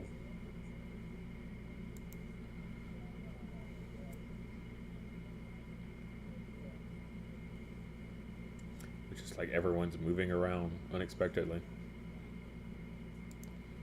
It's both Simbas playing each other. This is actually. It was Jim, my. Lion on lion violence, guys. It's happening. Oh no. Just give me 2 minutes. We're changing the thumbnail. We're titling this Series 0 Qualifier Battle for the Pride. It's a pun and a play on words. It works in every way. You love it. I love It's it. glorious. I'll stick Well, around. well, The that's- good news is this means I make it to family dinner with my out-of-town family that's here. But Heck yeah. Nope. Cancel that. You can't make it. You I'll stick around and cheer everybody on as long as I can. That's fair. You can I go could to go for family some dinner food. now, but just put Chase's stream up on the TV like Randy has it. Yeah. It'll be a fun That's a good like point. thing to watch, right? Good point. And then you can show them the Right. game, and then they know other people who may want the game, and Yeah, see? I can At guarantee you multi-level that marketing. is not how this family dinner would go. I hope I it's at a may or may restaurant not and you have put it promoted at the game to restaurant. one of my D&D players. I've Go, definitely yeah. shared. I've promoted the game to a bunch of my TTRPG players too. If Randy can stream the game and force families at his daughter's karate tournament to watch, Is that you what- all can do the same at your family dinner. Come on. I'm not saying I can't. What's the link to watch the stream? Chase, I put it in the media channel, the link to the stream.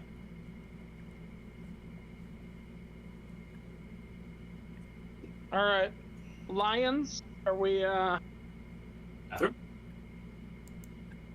shuffling and ready? Bathroom? I am shuffled up. I was just Everyone can take a bathroom break, get something to Yeah. drink. No worries. I'll watch the man. streaming, but I'm gonna go eat because I'm hungry. I haven't. Get some food, man. Hey, thank you for recording. Thank you for playing. I know doing print and plays isn't always everyone's thing, so I just Hey, want what to say an it for Randy awesome and myself. showing too. Right. First tournament, using the print and play, all the way to the semis. You love to see it. Outstanding.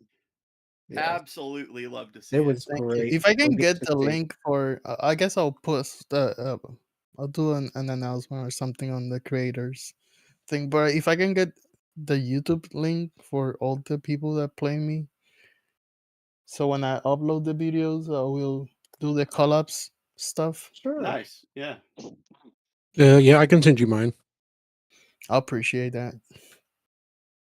So Thank you so much for the games and good luck to the finals.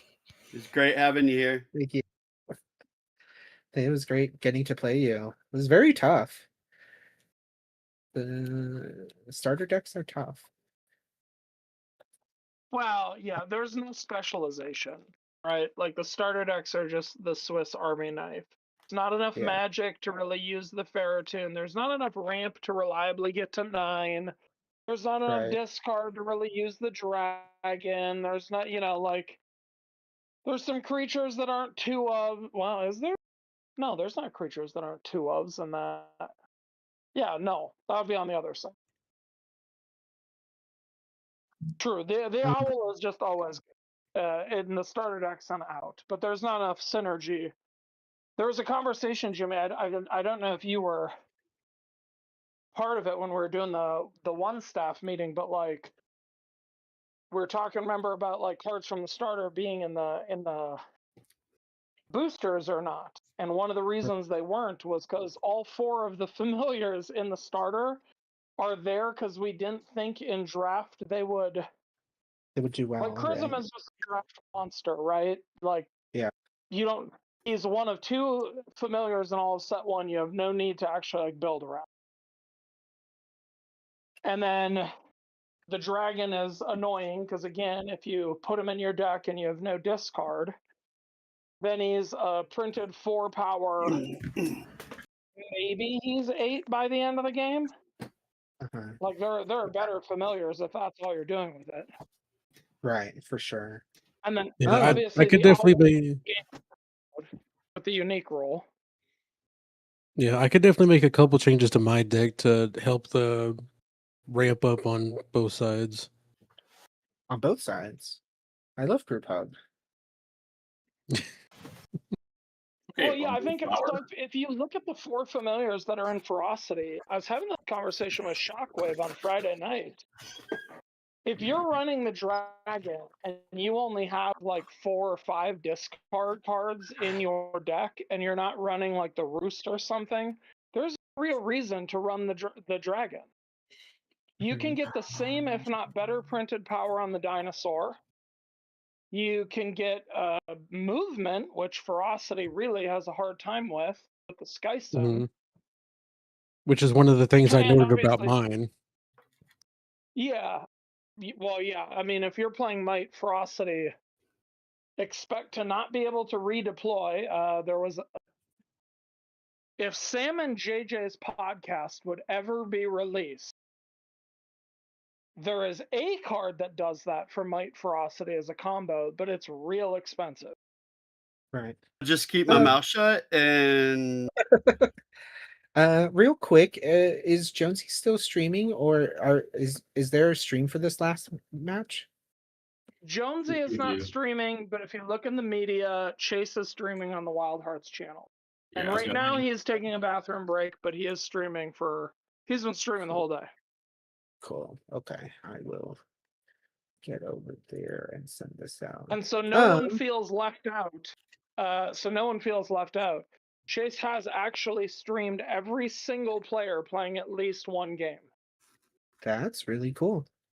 That doesn't always he is, happen. There's that is really yeah, cool. he is our number two, he is right? a gentleman like that, and sometimes one of y'all finished your match and he was able to jump into another one.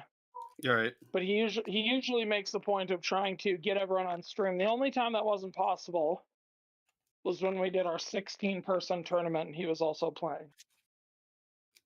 Right, because yeah, it's hard to.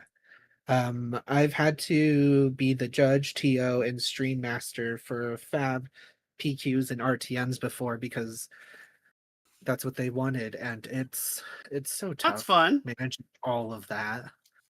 Yep. It's so tough.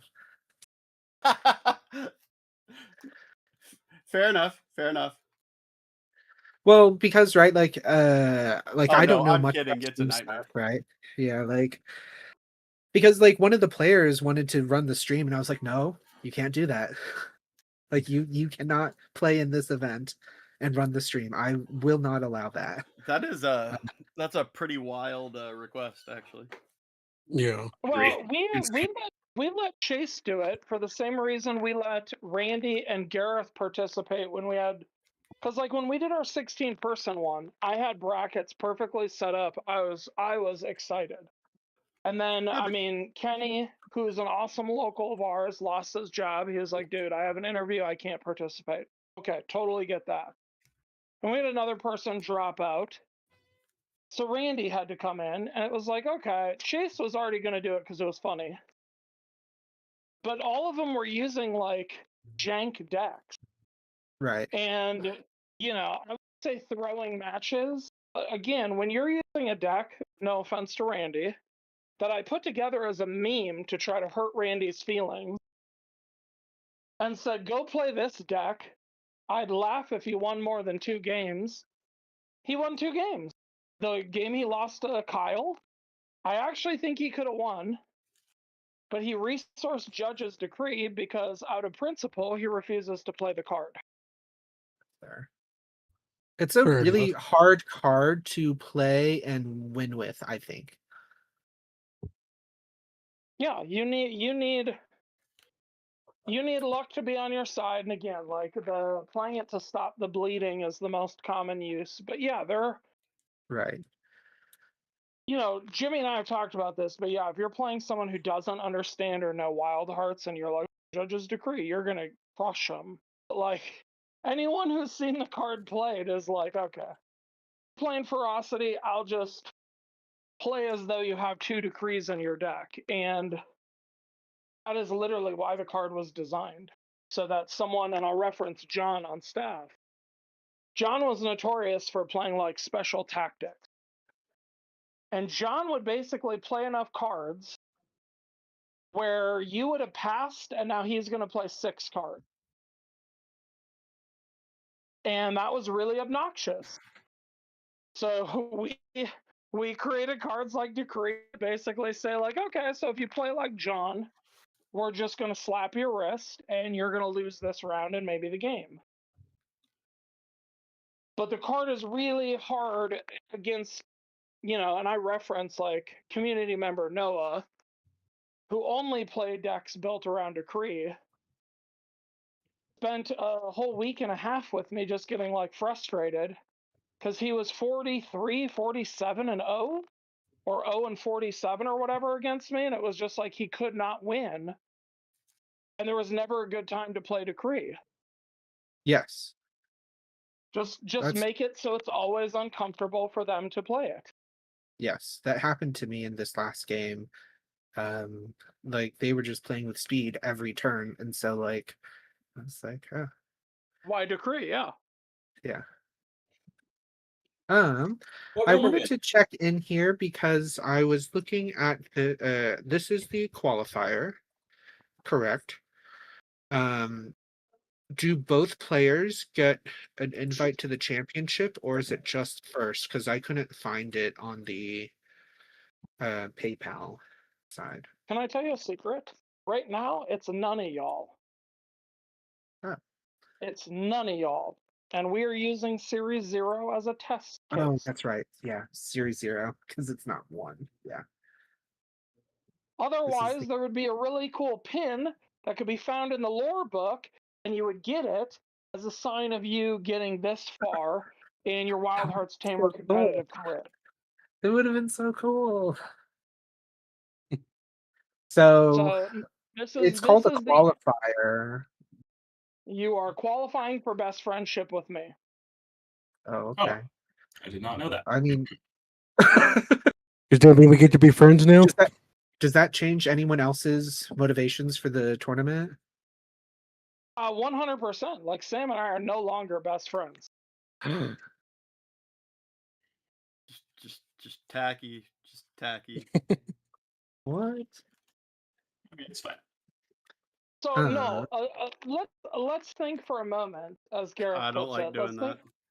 Let's think for a moment of Series 0 in its entirety as like a trial run or experiment of all of these systems and things. That's why Tamer Points was taken down, because now we know what we want to do with it. Yes. I mean, Series 0. Yep, there are changes to the Lops event. Some of it was already announced. And then there will be the Series 1 qualifier. Yes, will come with you will come to Worlds. So then would be Series 1, 2, 3, and then Worlds, because 4 would be the start of set 2. No, Series 4 is the end of set 1. Yeah. Okay.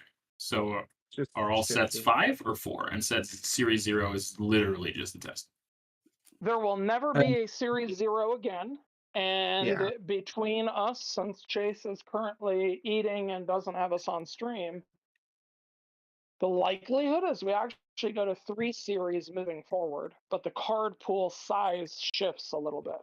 Yeah, okay, right. That's kind of what I same cards releasing the full set. Yeah, the set will stay the same, but the card pool will go up a little bit. But it's easier for us and you all to not try to have a campaign around the holiday season for starters. Yes. To not try to manufacture in December ever again. And Series 0 taught us that our manufacturer is not going to be able to do that, even though they say they could be able to do that. Mm-hmm. Taking them at their word is not necessarily the right thing. So yeah, I mean, we'll have a big like post Series 0 sort of I don't want to call it like a post-mortem for everyone, but like just Jimmy, you've heard the staff conversations, Chase has as well. Like, we added blister packs, we're trying different products. Right. Trying a lot of different. You guys are literally helping with your feedback, your participation.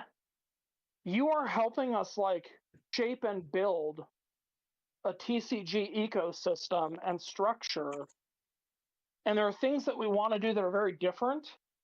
And then there are also things that we understand because it's a trading card game. We can't actually do different because the market is the market. Right. So there's a little give and take there. Yeah. Yes. Sorry. There will be changes, Simba. I would expect I wouldn't set it in stone, but this will be the only where there's a series 0, and this may be the only set that there's 4 series of cards. It may go to 3, but the series would not be 30 to 40 cards. It would be a little larger. Yeah, right. So I guess 50 to 60 there. I do like that in the sense, right? Because if the ideal is the first series is in the beginning of the year, so then Worlds would be right around the holiday time. Yeah, maybe. Ideally, in this we could world. get through all of that. It would be before the first series of the next set, because then we could Right. also do the fun thing of everyone that comes to Worlds would get a preview of that set and maybe be able to play in some fun event with us. Ew. Um, I mean, yeah, that'd be great. So then I here said I'm some of just our friends, Sam. Some of our friends. Oh yeah, I forgot that was over. My bad. Aw. So here championship qualifier is just a name. It's just the name given to the event Well, to this get should people not to actually be a championship either. It should just be a Series 0 qualifier. on the in the announcements in the PayPal page it says championship qualifier. Mother trucker. And that's why I was asking about. That's why I was asking, like, oh, we're qualifying for Worlds, then, right? I gotta call my mom and tell her it's not. Maybe not. Just okay. We'll all know who won, but just trust me when I say there are cooler things we want to do with the qualifier. Like if you're looking at that reward page, and you're like, this is stellar, and maybe I qualify for World. I'm telling you that the ideas that have been kicked around between staff for Series 1's qualifier or other things are thematic, they're cool, right? And they blow that out of the water. So again, this is a test run. We also want to make sure that when we make promises with you guys, we can deliver on all those promises. Right. Yeah. No, that's why I just wanted to clarify all these things, right? 5 p.m. Because didn't see it on there, but yes. Okay. Simba, are we? Well, You can go wherever. 1, 2, 3. Oh, no. Anything that's not the throne. I will be throwing you guys, and it will be into Event Voice 3 because I like the icon better. Perfect. But if everyone is ready, I'm going to move Yes. everyone, including Sam, into that channel, and I'll just ask everyone to be cool. Yes. Sounds good. Sam, you know I love you, right?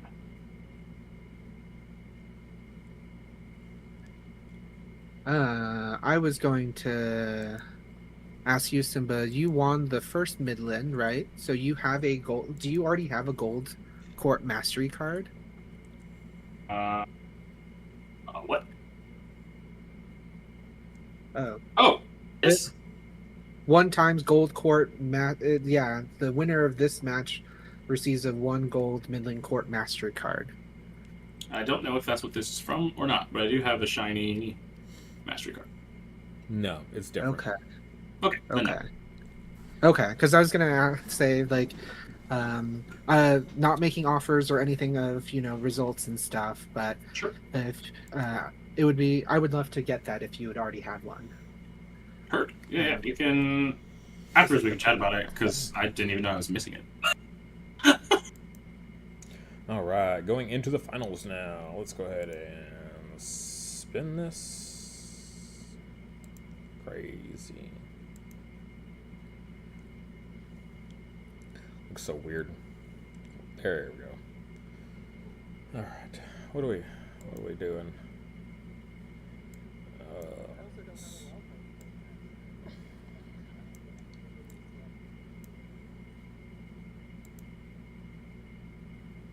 There we go. Everything looked good, everybody.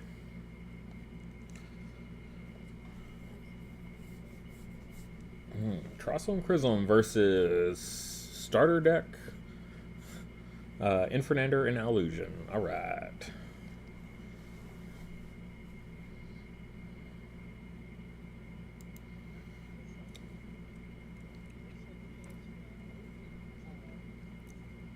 It's like Jimmy does have a foil of the regular inspiration.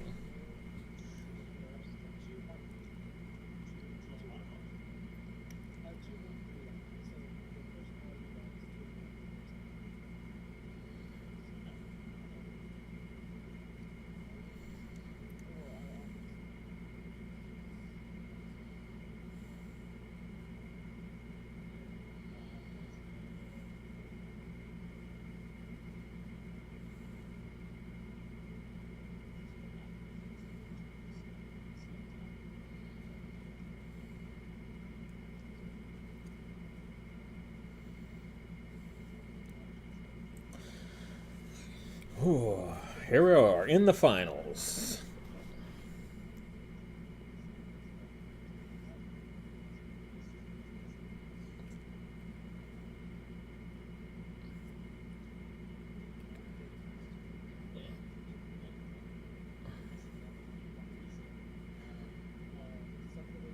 Jimmy using those clear sleeves.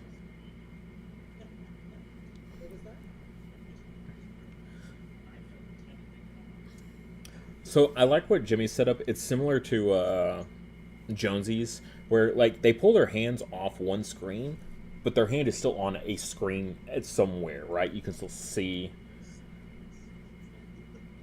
So it helps just cover your bases in case you pull your hand out.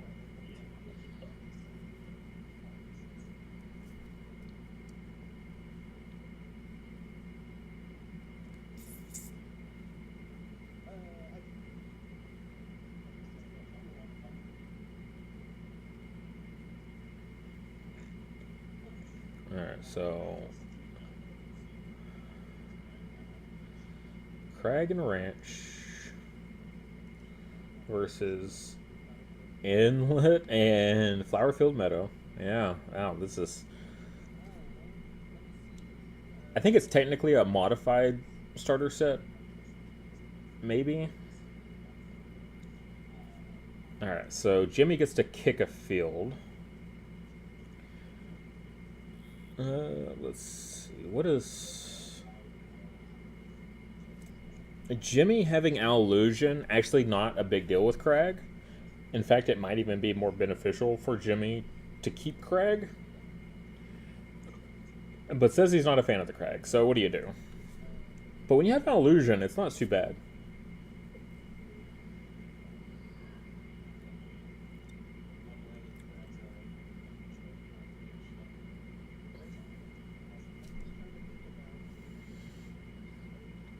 But I don't know, if you have the Inlet with Allusion, so yeah, moving Crag, because you're going to want to use your Allusion to shunt stuff over into the Inlet. You don't want to be using it on the Crag there, so that's fair.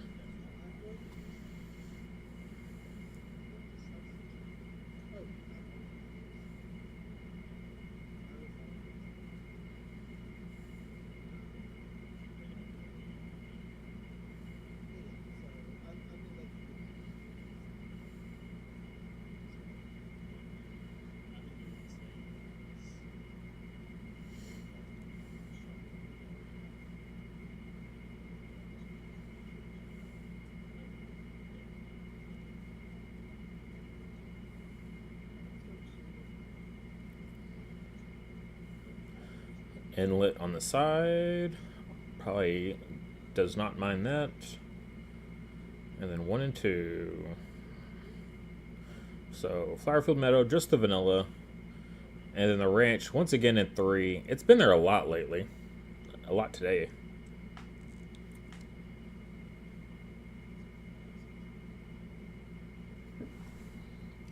They wish they owned a ranch.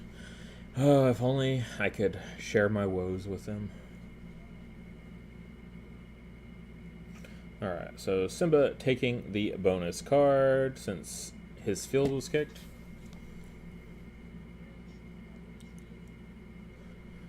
Alright, so Simba's resourcing first here.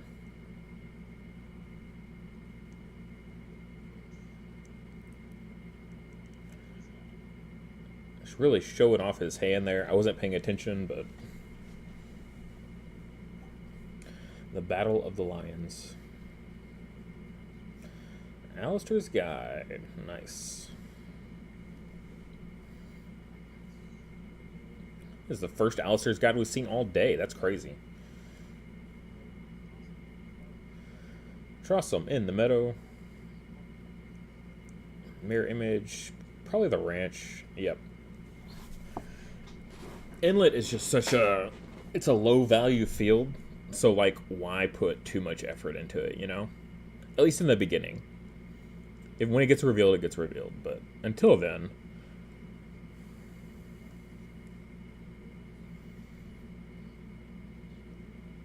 So, Allusion, give negative power to the Trossum.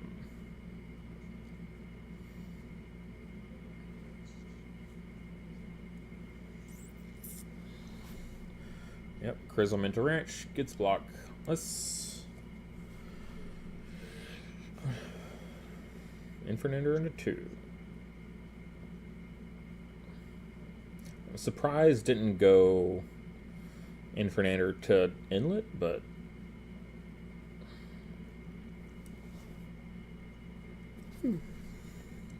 Honestly, probably should have played the Infernander to the ranch first before Chrism got there.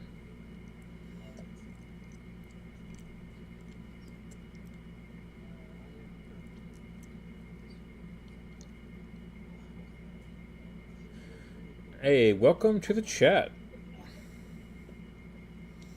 I've been butchering your name all day, don't worry.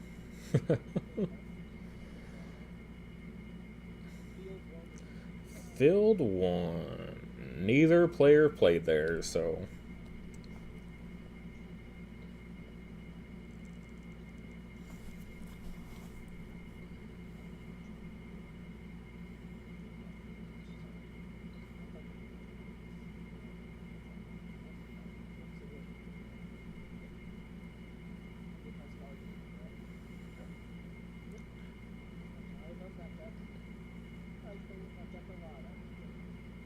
Alright, so...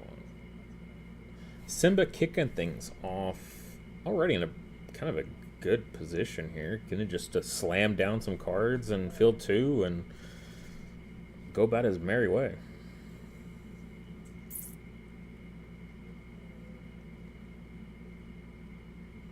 Looks like an Enchanted Giraffe, not a bad way to start. Nice and slow. Hey, you get that negative power to deal with on your Trossum, which is kind of annoying. Ooh, a Skyer. Ooh, a Skyer. Oh, I would have windmill slammed that Skyer so fast. Like, it's a bit of a, like, knowing that, you know, it's a starter deck. You don't have to worry about, like, a redeploy card. Also, Ignizen losing half its value, not putting any power on the Trossum, feels kind of sad.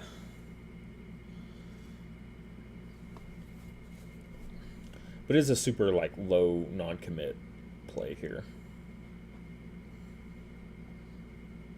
And he still has the draft available. Lucky Hat. Okay. Nice. Simba better be careful.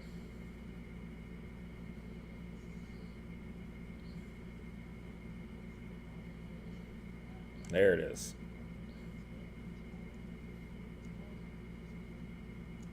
Alright, Enchanted Draft. What are we going to see? We've been seeing a lot of Enchanted Draft today.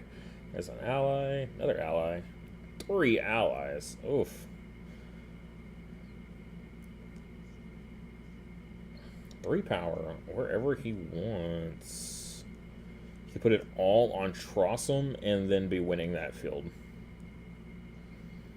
The scary part is, so he's going to split it. 2 onto Trossum.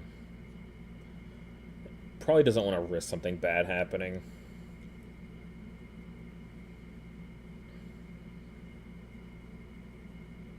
So yeah, 9 to 8 there. So he's still winning that field, right?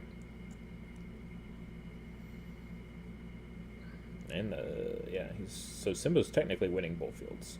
Granted, we haven't actually seen a card from Jimmy yet, so. And could play a 3-coster because he's got the lucky hat in play. I mean, play a Lunos. I wouldn't play a Lunos because you would KO the Ignition and bounce the Ignition to hand because of the Trossum. Not great.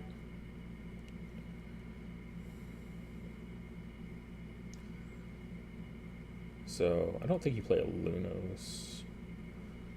Could see. I don't know, what, a Croc? Be a real powerful play right now.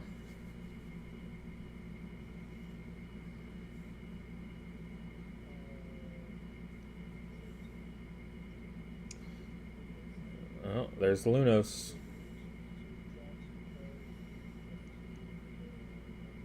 I wouldn't do the KO.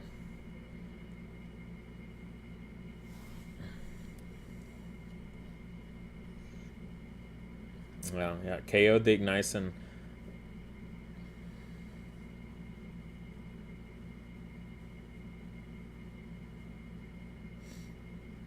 That means the Trossum's going to kick in. I don't want to interrupt yet until Jimmy finishes their train of thought there.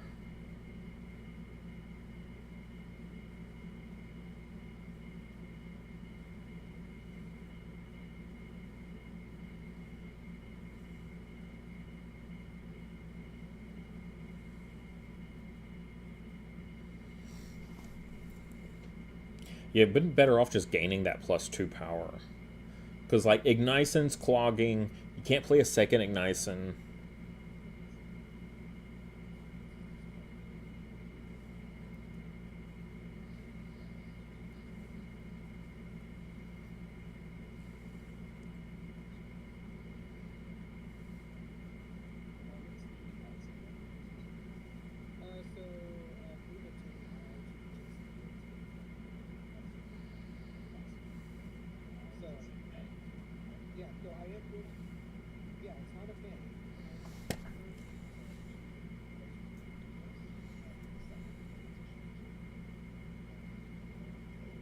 So could choose the Lunos with the Alistair's Guide, but could also choose the opposing mirror image.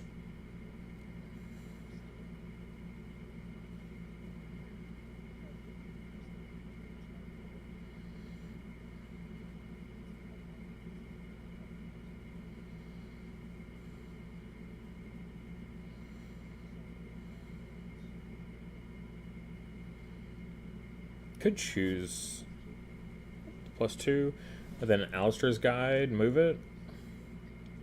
So you're going to give the plus power to the familiar. And you're preventing at least the Chrism from winning by too much power, right? I believe.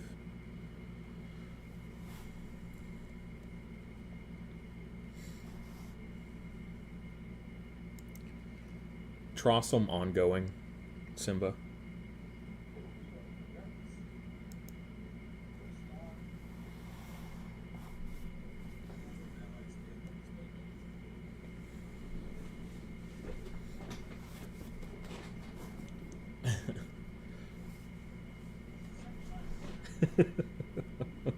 He's like, this hasn't happened all day. I haven't had a need to remember that. Judge is like, well, actually, I'll remind you once. This is the second time it's happened. Too funny. These are funny guys.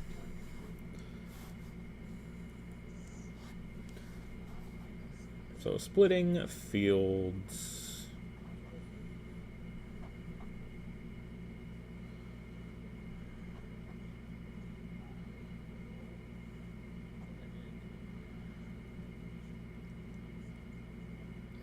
$10, $11. Oh, Chrism is beefier than I remember. Yeah, he's got 11, so he's gonna get 5. So yeah, split 5-4. Simba takes 1 extra.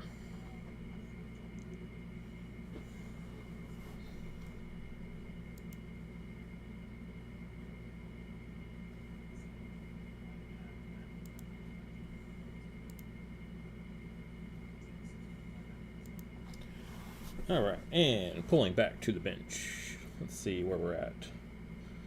Like, the Lunas is scary, but it's unprotected. It's easy to deal with. We know that Simba plays drill attacks in mass. Like, letting Jimmy play a Lunas again, awkward. But using a 1-cost card to make Jimmy replay a 3-cost card to get just back to where Jimmy was, the trade-off is worth it, in my opinion, at least. But what do I know? I just commentate.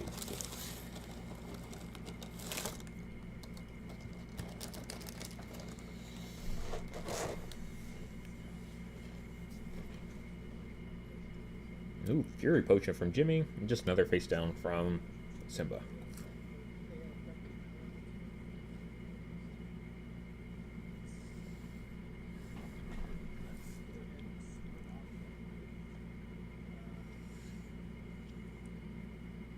Let's see, where do we expect? I expect a similar play pattern.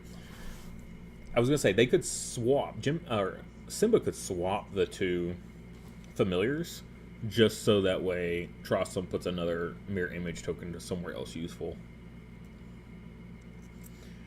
I would drop Infernator now before Chrism gets in play.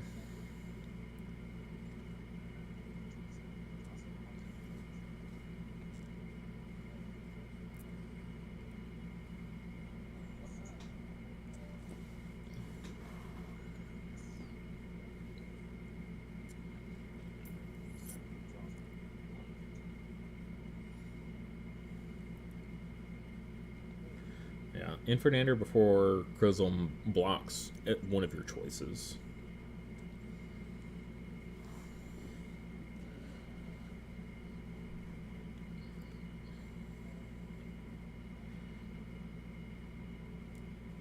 Nope.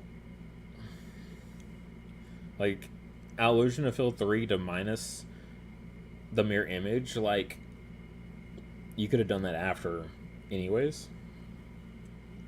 You know full well Chrism is going to field 2, like, for sure.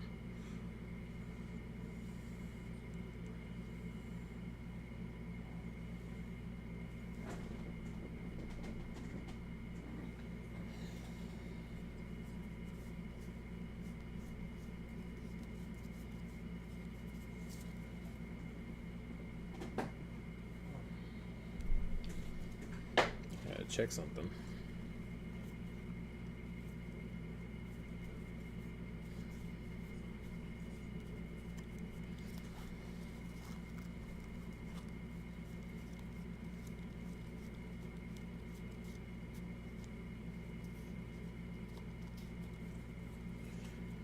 Wrong cards.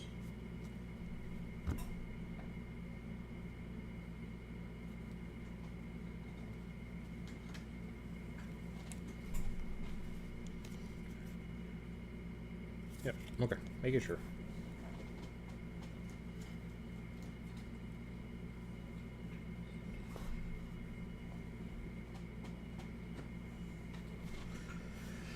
Yeah, so Simba sticking with the pretty standard plays here. Everything is in play. All right. This is what Simba likes to see. This is my tactics time to shine for sure.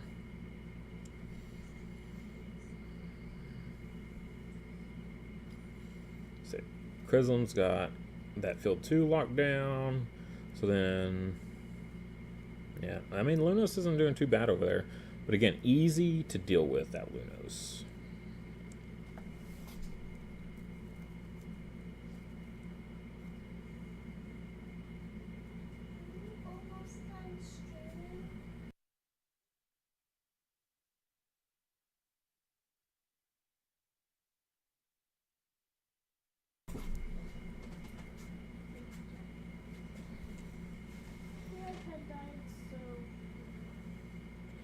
So yeah, just replaying back out that Ignison. I mean, already in a pretty good position, so.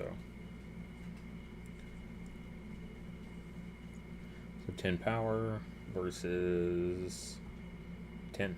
So 10v10 there in field 3.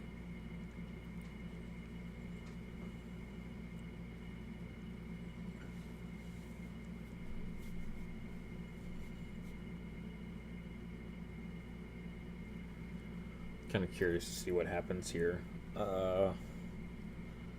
If Jimmy's not careful, a single drill attack at the end of the round when Jimmy can't react anymore could be devastating. Bounce Lunos and then move Chrism over to field 1. Yeah. Because if Jimmy thinks, it's like, oh, field 2 is untouchable, right?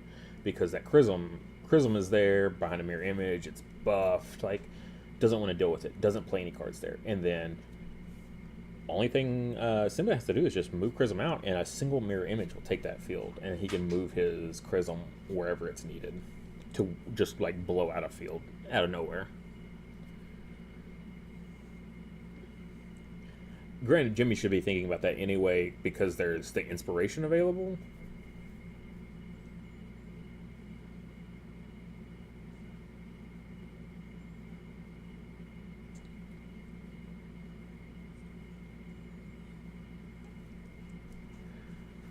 It says, not time for that. I mean, we talked about this earlier, but a well-timed judge's decree? Oh, I see an Adult. Adult's not going to be too great here, though. Hitting Ignison to bounce that Ignison again to hand, and it's not even wild, so you don't gain VP. Is not great. I don't know what else is in Jimmy's hand. Some sort of 2 power. I would imagine a Lady Seer.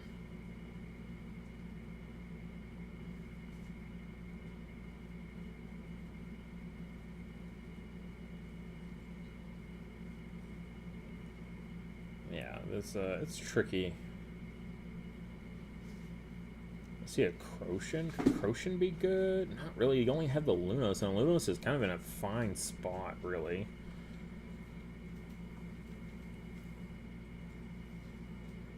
Unless you want to move the Lunos back to the ranch.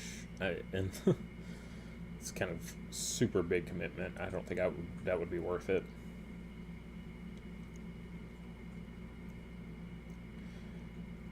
I mean, could Croshen move Lunos to middle and then Alistair's Guide move Lunos right back?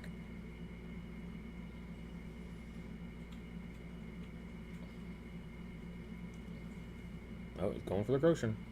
I would put Croshen in field 1. Move the Lunos out and then move it right back in. But it wants to go for the protection on the Familiars instead. I don't know. Familiars, it's a lot harder to get Familiars off the field. It's way easier to remove allies off the field. So gains a VP for Croshen for moving an ally, and then Alistair's Guide, move a tame ally to give +1. So it's going to move right back. So Inlet will give him a +1, and then Alistair's Guide will give a +1 to Illusion. Okay. You don't see that too often. Especially over Infernander, because Infernander needs to be higher power to trigger its debut. But I also understand not wanting to like put too many eggs in one basket. But at the same time, you have a Croshen there anyway defending you.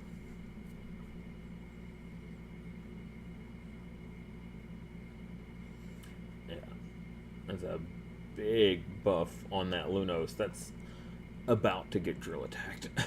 I'm just saying. I feel it coming.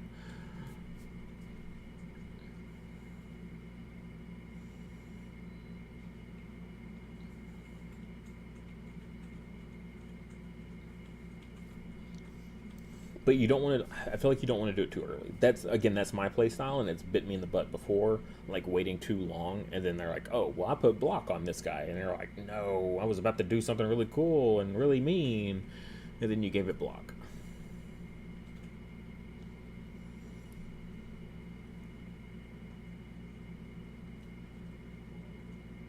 Why would you KO the Crocian with the Fury Potion? You'd lose your Guardian. That sounds terrible.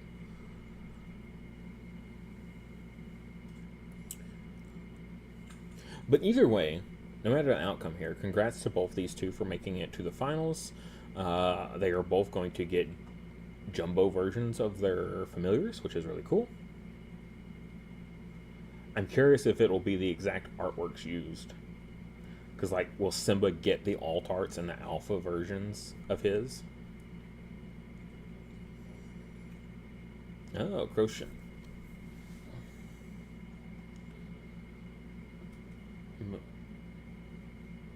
Move. What do you want to move here? Moving Ignition out? Yeah, I mean, you probably don't want to move your mirror image, right? Yeah, +1 from the inlet and 1 VP from the Crocian.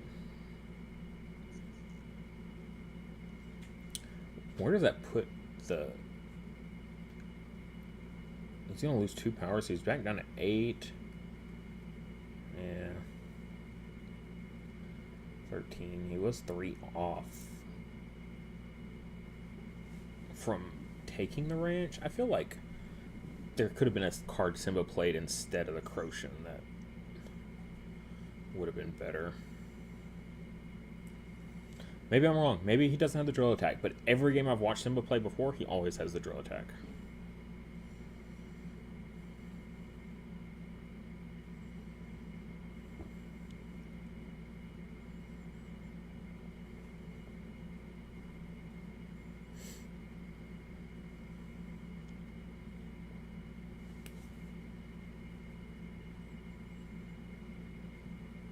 It's like a hidden power there, right?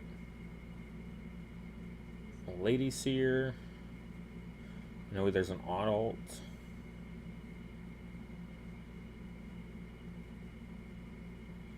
Yeah, Lady Seer just gets worse and worse the more Guardians get out there for Simba.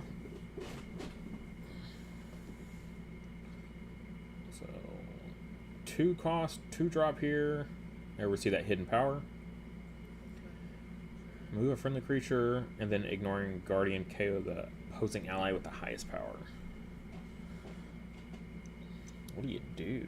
What are you moving?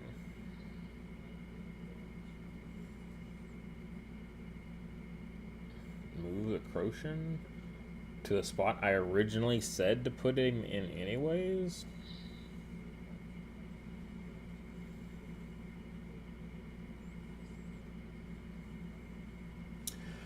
And this is what I was talking about earlier. If you wait too long, now drill attack's dead, right? Because it's the Lunos is behind a Guardian.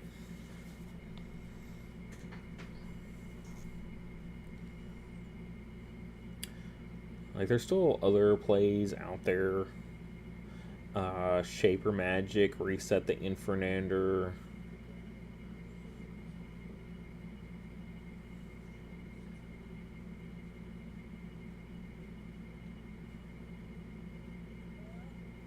I still feel like Chrism, like, drill attack could still work here. Or just use your inspiration and move the Chrism over. KO the Crocian? To give +2? Oh my gosh. Alright, Simba. Time to do your thing. Shaper Magic, Drill Attack.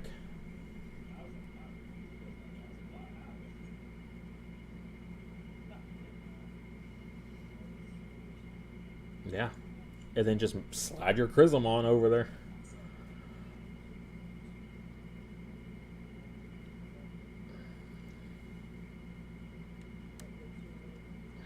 And then you don't even have to burn your inspiration now.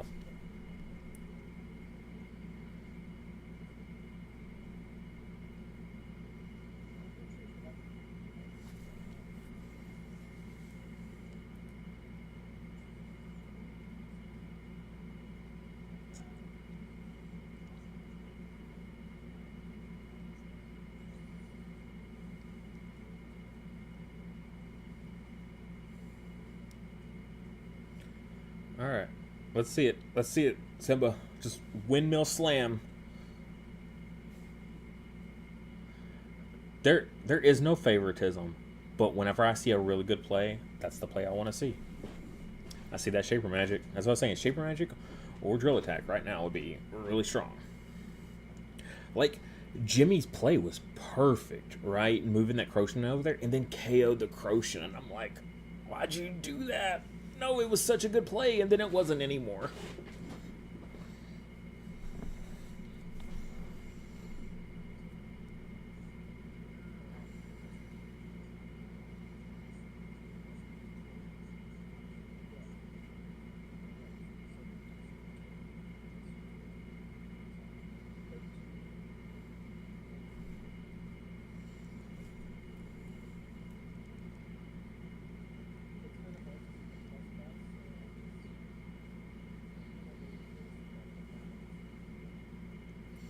I mean, Simba can still sweep, right? You just play the Shaper Magic, and then you follow it up with the Inspiration, right? I feel like Drill Attack gets you there without having to use your Inspiration.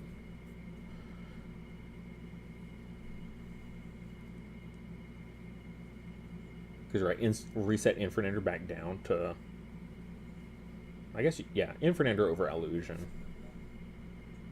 There's the Shaper.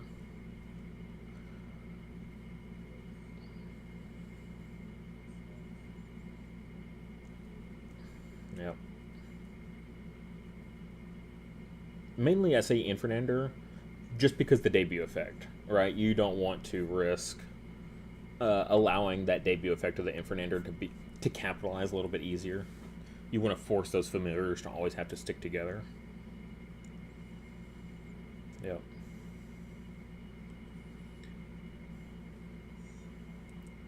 So I guess to swap in something now. There's the Crag is still available. Crag for Meadow. Yeah, it already has the mirror image in the in the Crag area, so you can very easily put it back in there. I think I would have done the inlet and then moved my Chrism over.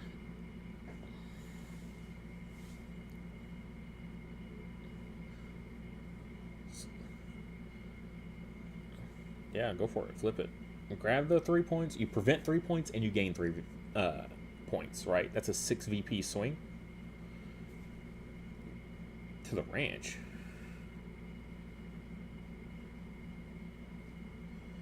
Alright. Alright. Well, I guess that works too. I didn't realize he was that far behind. 8 to 6. Oh, yep.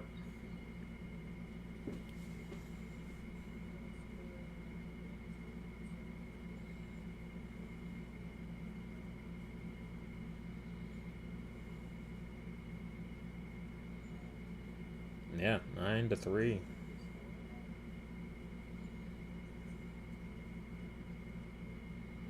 Oof. That was a big turn for Simba there.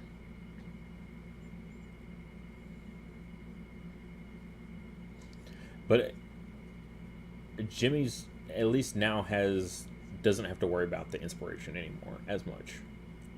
Again, it's tactics. There's still drill attacks in the deck somewhere, so still something to be very leery of.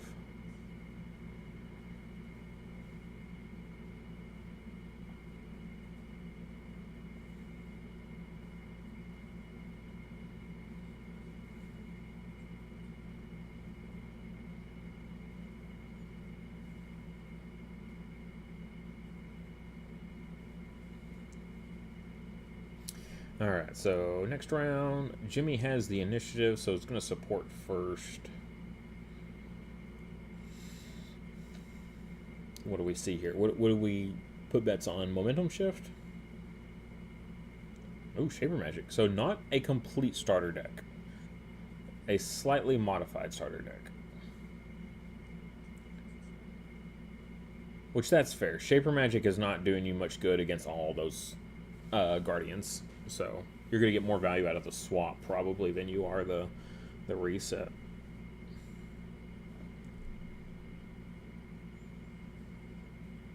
And then just another face down from Simba. Alright. So Infernator coming... Infernator finally coming out first here to get that plus power.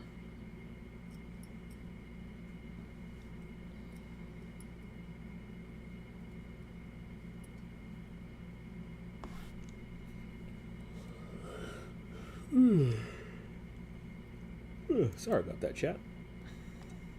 It's a long day. Long stream.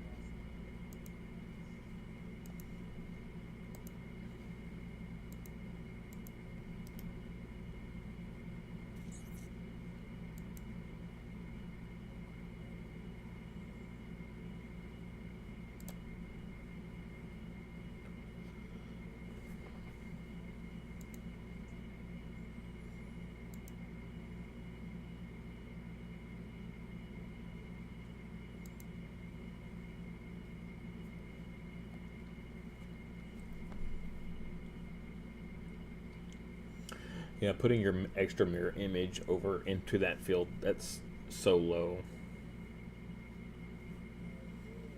So illusion, give negative power to the mirror image, to the Croshen.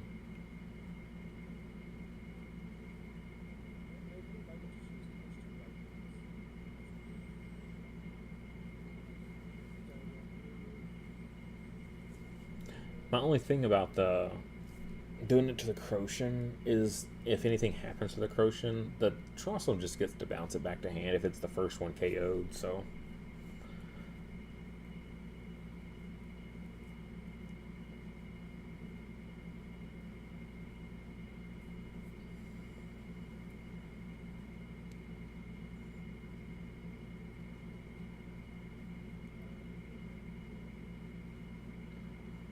But I guess if your plan is to just kill the mirror image and leave the Croshen, then having the Croshen be lower is fair.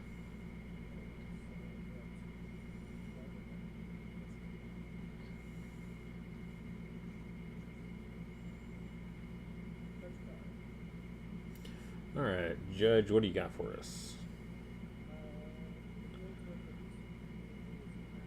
Speed it up. Least VP is inactive. Yep. Oliver's Inlet is turned off, which Simba will love to see. I mean, what, Simba just has to win the ranch by more than 4? And that's this round? Oh, that's this game done. Game 1 of best 2 out of 3.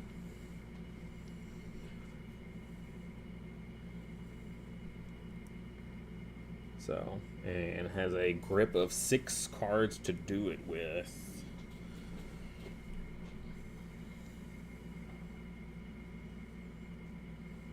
Could gain some VP, right? Croshen's already in play, so can't gain VP through that. I don't think Simba plays the Might Crowd Roar.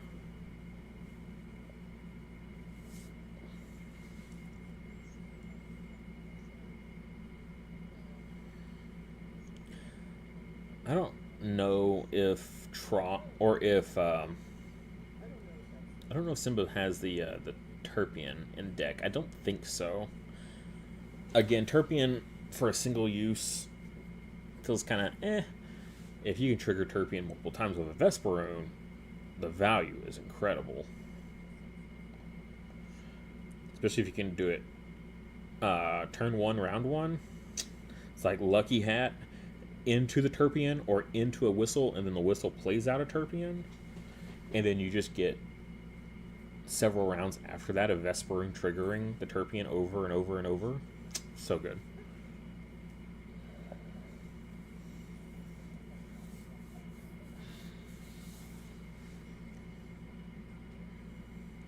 So, big debates here on Jimmy. Like, momentum shift doesn't do you anything here because there's too many Guardians. Let's see, we know Jimmy has a Lady Seer. That's not going to do anything. What's there, like 3 or 4 cards in hand? 4 cards, I think. One's an auto, one's a Lady Seer. That's not a ton of availability. I think could auto the mirror image that was just played, I guess. But all right, inspiration to move to the ranch. Fair enough. Because that field is turned off at the moment, so no reason to stay there in the inlet.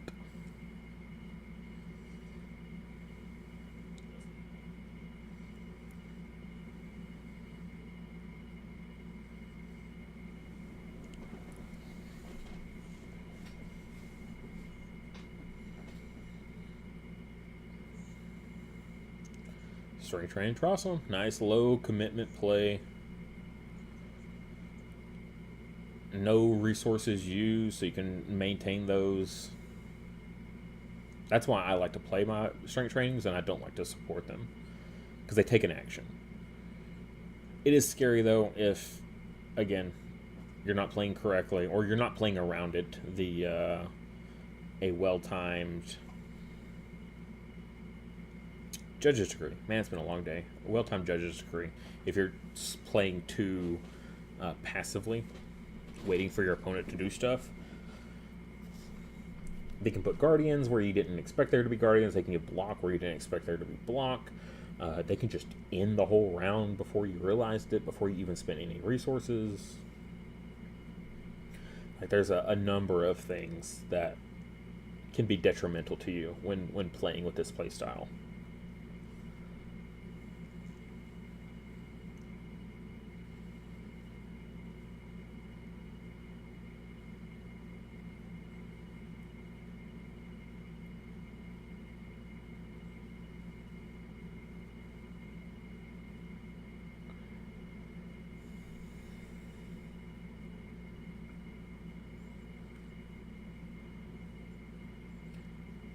I don't know what Jimmy's got available. Could use the Alistair's Guide to move the Lunos over. It's 4 power, and then bump up the Infernander, I guess. Just to prevent.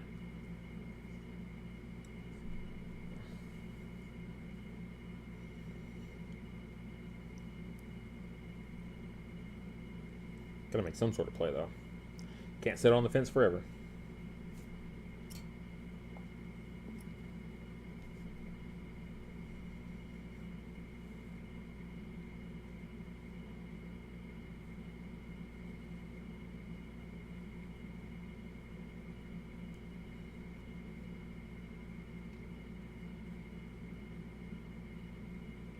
Looks like we're going to see that Judge Decree.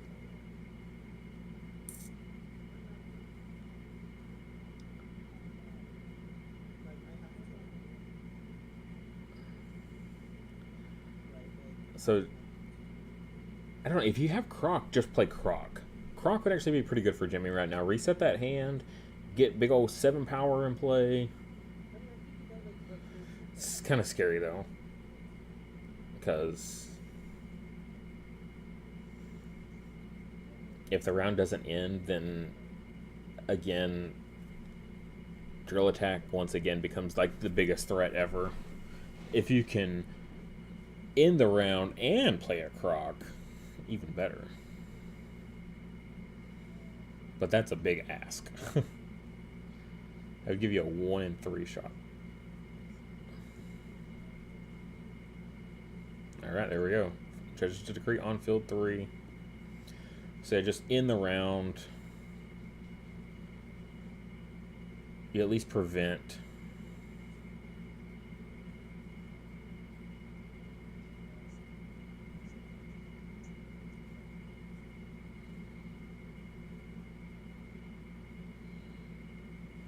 Auto. It's like one of the.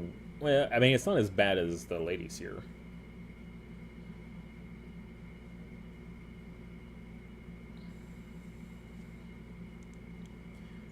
And then discard one. Lady Seer. Lady Seer was the best card to discard for sure. I'm just curious what those other twos are, because that's the only ones I don't know. So Auto will trigger. Auto will be able to clear the mirror image that was played this round.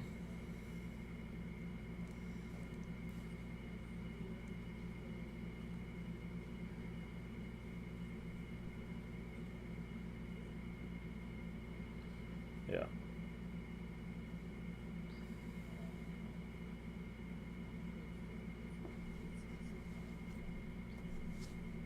It is. Yep. So gains a VP for that at least. It's a little something. So what are we seeing here? Fury Potion. So Shaper Magic. So move the Lunos over and then slide the Adult over. I don't know. I would have left him over there and moved the Adult and then KO'd the Adult.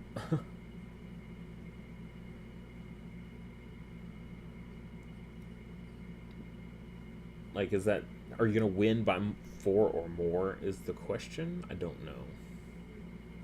Is it 12... 14? Yeah. Yeah, KO that Adult. Well. +2 to Illusion. That is crazy. That is a beefy Illusion. +5 on that Illusion is crazy. Rarely have I ever seen an Illusion get very big at all. Oh yeah, and discard for the Infernander. Yeah, mirror image, which is already down, unfortunately.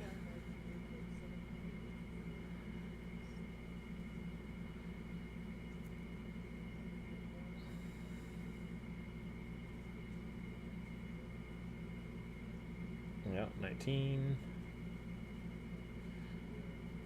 Yeah, and so then, because the Judge's Decree was played, now Simba doesn't get to use a single resource, which is what I was scared of. When you play it slow like that, now you just gave up all those resources that could have played.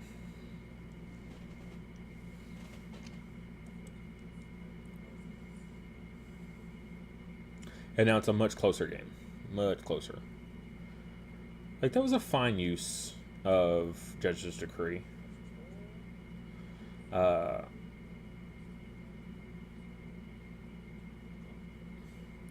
But now Jimmy's only going to have 4 cards in hand going into this final round.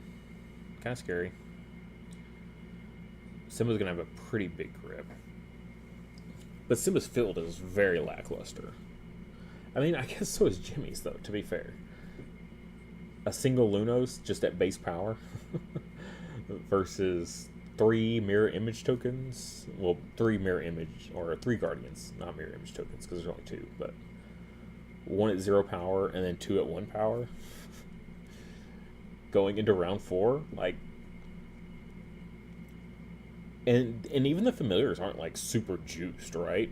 They've just been doing a lot of like dancing around each other, kind of like reset and moving and clearing the board, but not like, yeah, not like powering creatures up and not like playing a bunch of creatures. It's very, very interesting.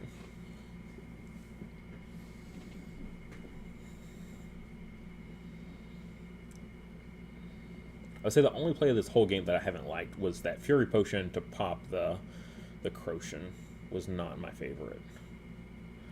But Fury Potion on Adult was pretty standard. Even with running the Illusion and having multiple copies, popping the Adult in a field that didn't even matter to gain 2 in a field that did matter much better.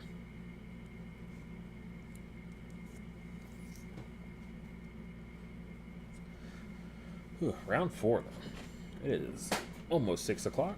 It's been an 8-hour-long tournament.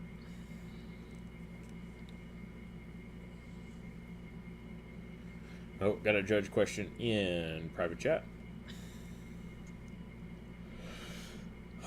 How is everyone out there in the chat world? Doing wonderful, I'm sure.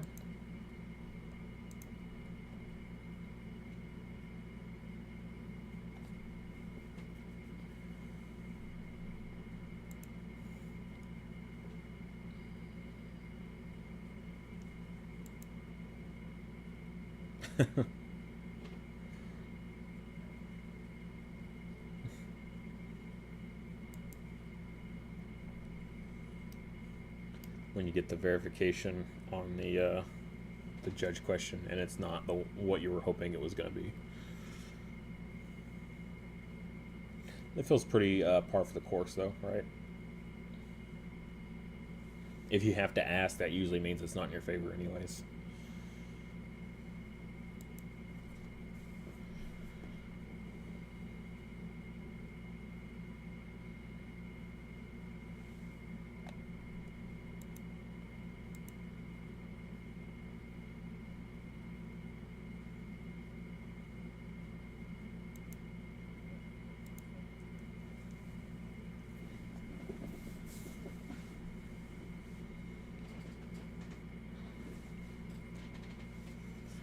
Alright, throwing down a face down.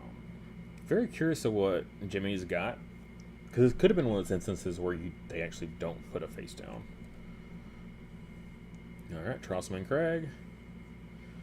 Put a mirror image token probably in the ranch.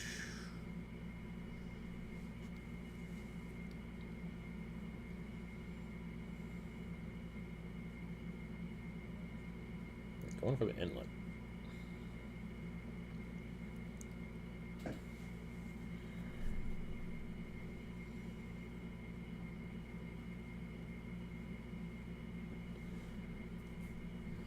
Oh. Infernander should go first.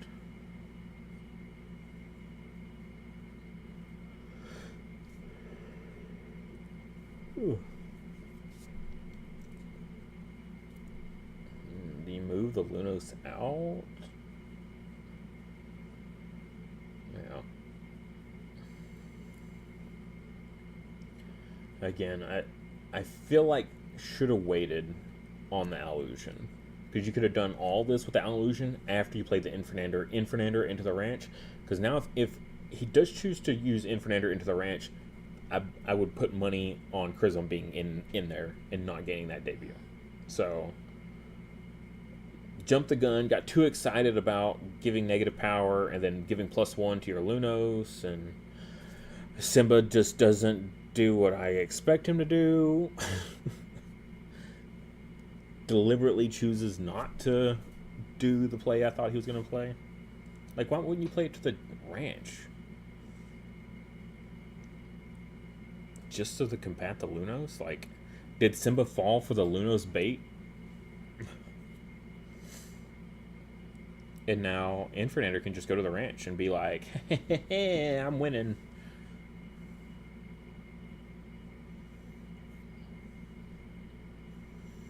What a travesty.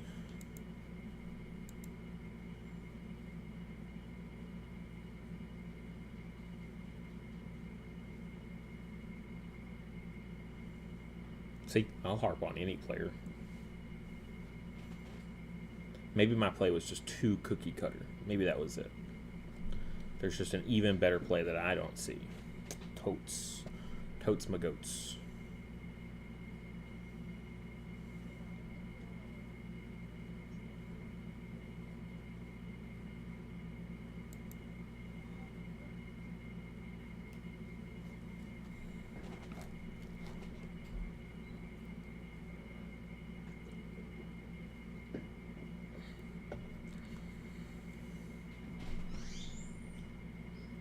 Somebody stepped on a squeaky toy somewhere in the house.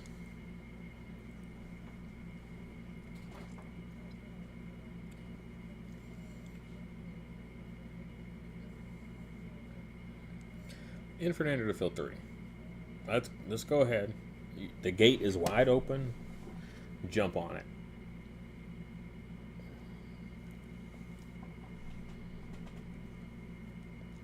I'm going to feel really bad when field 3 is inactive this round, but, you know, you got to do what you got to do. You see an opportunity, you take it.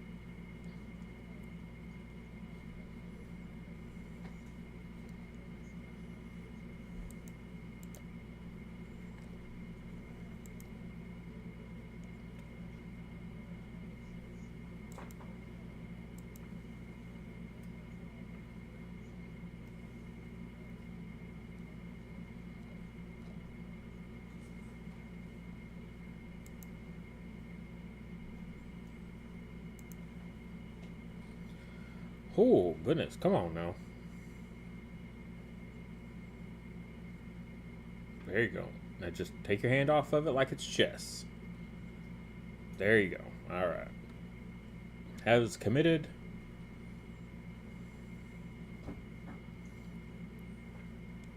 +3. Oof. Jimmy's field's looking real prime for a Shaper Magic right now.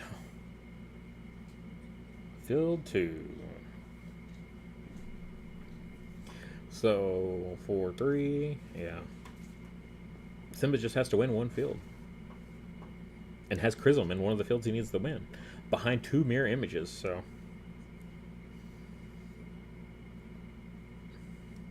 Again. Ooh, a Volt Rock.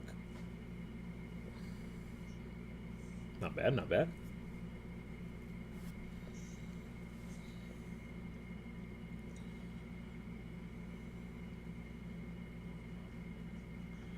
Trust and Chrism get the 2 biggest buffs, and then you give block to one of Chrism's, probably the mirror image, because you kind of hope that the Crocian dies or gets bounced, right?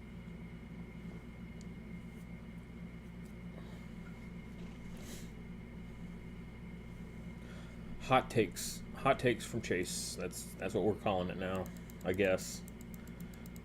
Commit to the bit.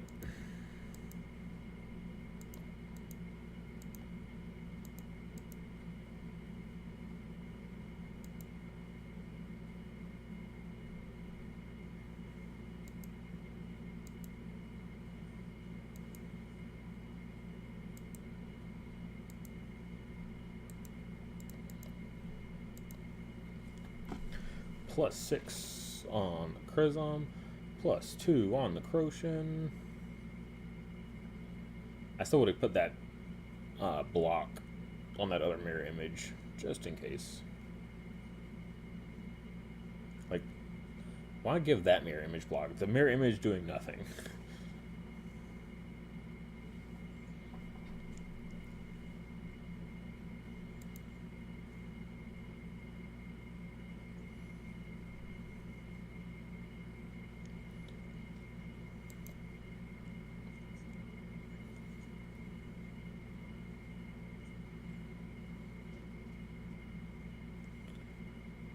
Let's keep setting that Shaper Magic on top. That's weird.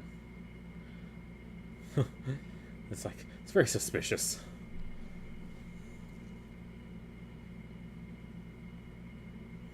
Go Illusion, grab Shaper Magic back, move Trossum to Inlet. And I guess for kicks, you go, what, Hat into the Shaper Magic you just came back?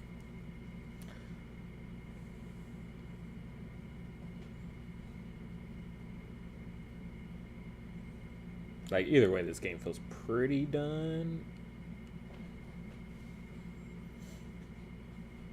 But maybe there's a big surprise that Jimmy has up the sleeve.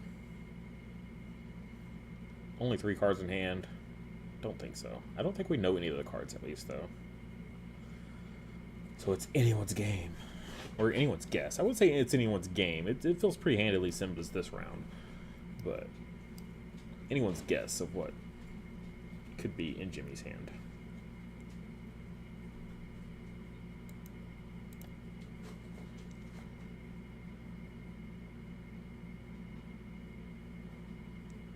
Whoa, live chat jumped big time. We're up to 9 views. Crazy.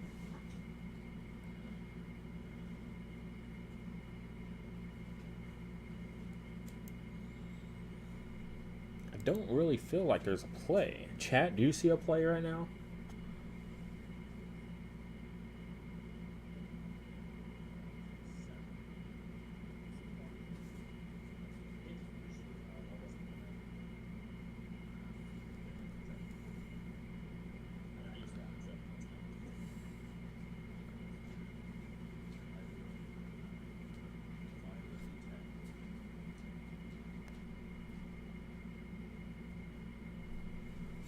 Yeah, that's what I thought.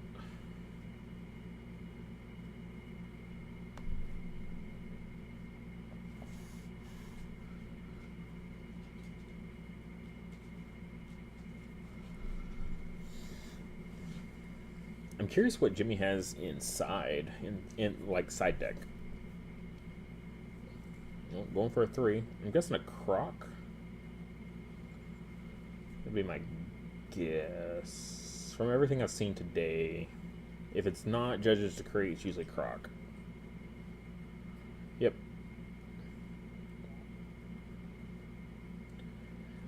Why in the field you're already crushing it in?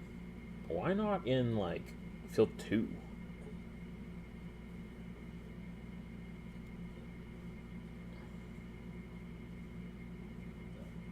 Is it tame? Or is he going to use, like, the Alistair's Guide to move it over?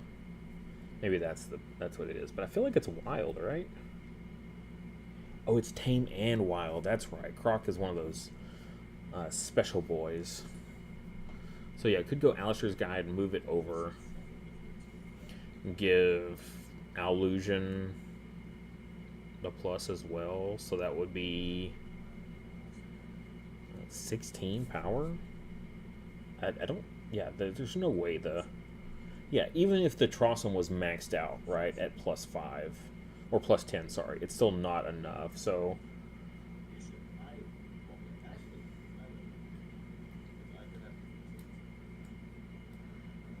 like Croc in field 2 would have, I don't know, that field's inactive, I guess, but yeah, you had to have played it at field 1. Like, you could have played it field 2 and moved it over, I guess.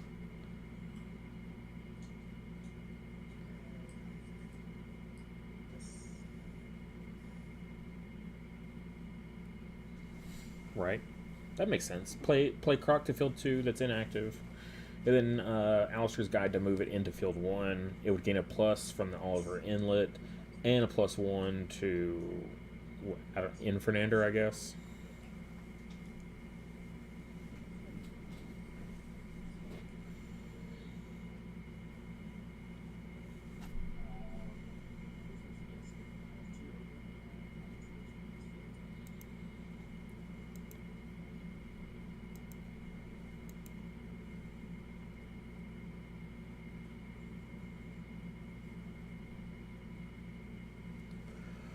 Oh, gosh.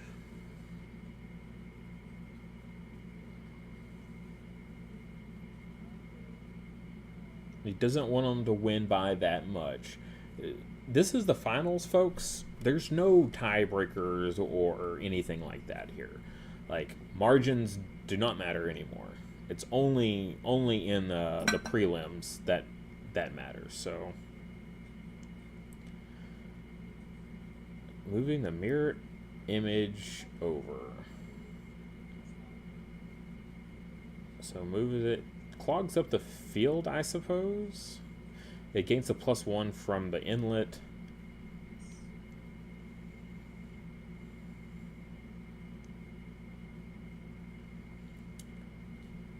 I have no idea.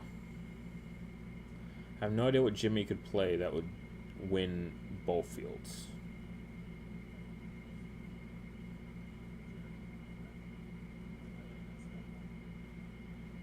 Yes, nice quick turn. There's the drill attack. Return the Croc to hand. And move Trossum to the ranch.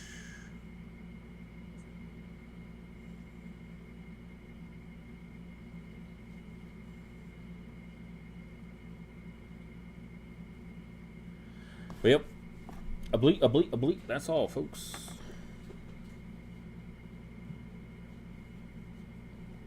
Scoop it up. Game 2. Maybe that's too... Is that too mean? You know, I found out recently, somewhat recently, that telling a player to scoop is, like, derogatory and mean. Like, just the term. Like, not even telling them to scoop, but it's like, oh, are you scooping? Like, asking them, like, are you giving up? Is that what's happening? Like, when they say, like, oh, no, this game's over, I'm done. And then they, like, start to lay down their cards. But it's not necessarily them saying they give up and, like, forfeiting, right? I swear it's like a ploy. Where they do some, like, crazy, like, and then you go to, like, okay, I got this game. So they go to scoop up their cards, and they're like, whoa, I wasn't saying I was actually done. Well, now the game state's ruined. I'm calling a judge. And I'm like, you just said the game was over, and you were done, and you threw down your cards. What do you mean? So, it is good to clarify. Just so you know. I know it's super shady, but there's tournaments out there where people act like that. I've experienced a lot of shady stuff where it's like, that's a weird thing to do. It's like, I feel like they're deliberately baiting me to do something to, like, call a judge on me.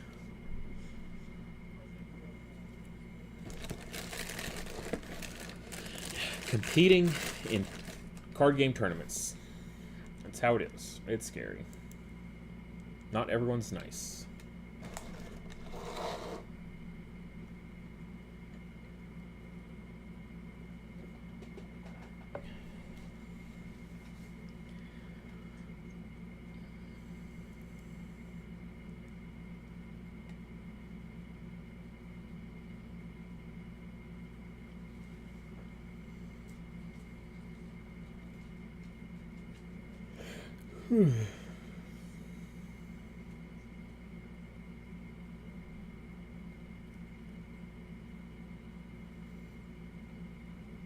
Sorry if I'm not commentating what's happening anymore. Like, there's nothing.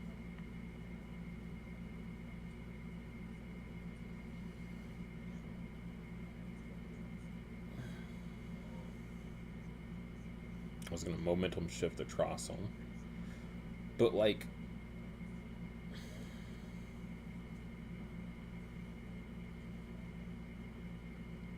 yeah.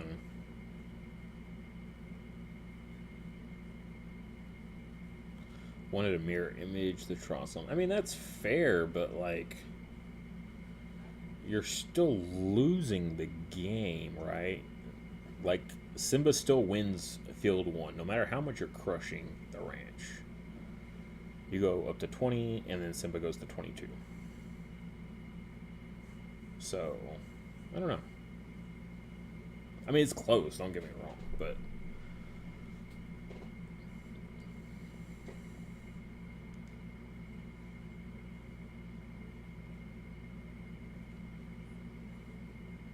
Yeah.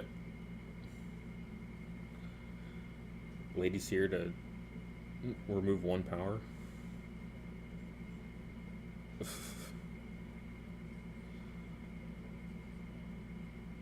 What a crock. I know I make that joke all the time. I'm sorry, guys. It's the only crock joke I have.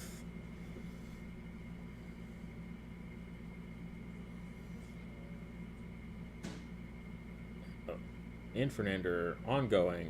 Remove block off of the 0 power mirror image.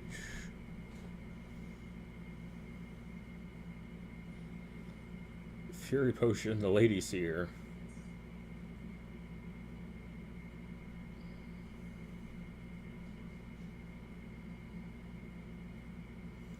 Infernander is huge.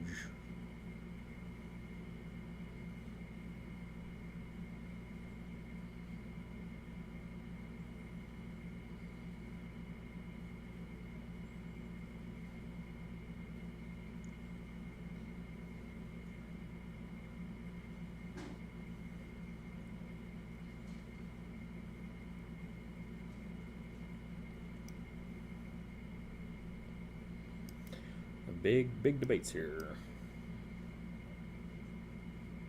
Yep, hands empty. That's game. Like, that's just game.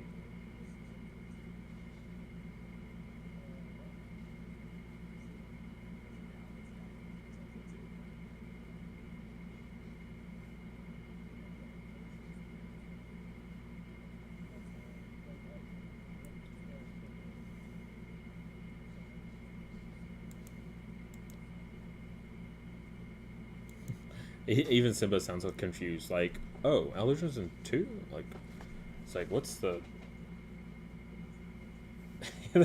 Oh, finally. Oh, gosh. That was insult to injury, Simba. Yeah. Finally, the drill attack on the Lunos, though. I've been waiting all game. Literally, that was like the first play I said to do. It just took forever.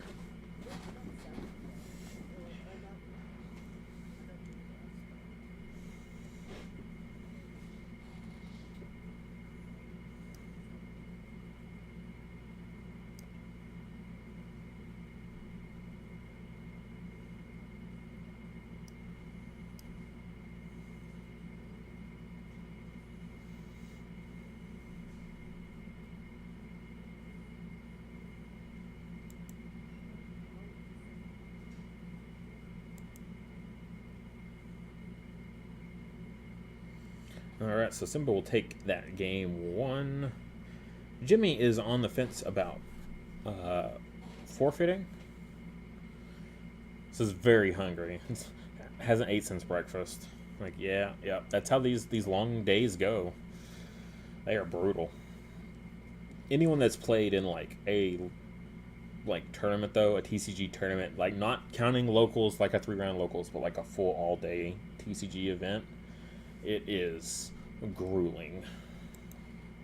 You wouldn't think so. Like, you're sitting at a table, like, playing cards.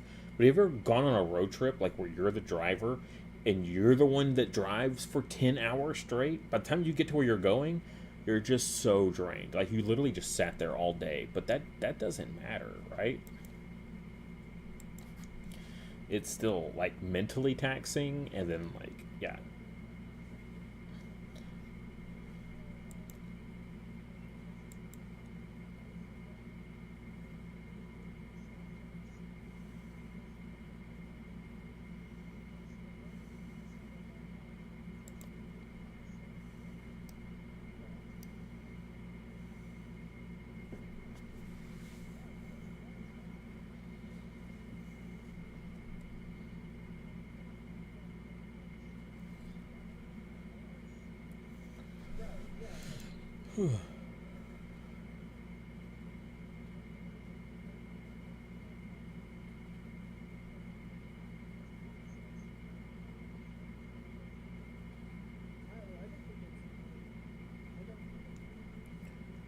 Alright, so game 2.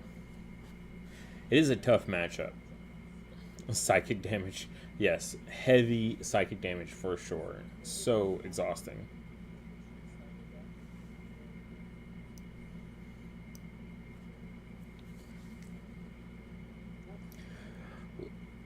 I still feel like that big play was that Croshen. That Croshen KO, self KO with the Fury Potion was so odd to me. And granted, it took Simba forever to capitalize on it, but it eventually did come, right? And that Croshen was 3 power. He like KO'd a 3 power Croshen to give 2 power to a familiar that was already, I'm pretty sure, winning a field.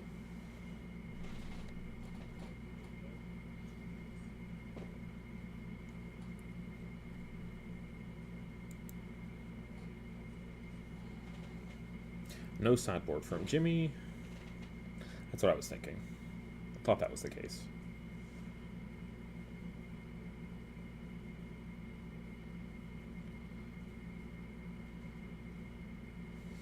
Alright, so I didn't see if there was any sideboarding. I see the Lunos, but that wasn't played right, so I feel like Simba's deck is still the same. So he's not sideboarding either.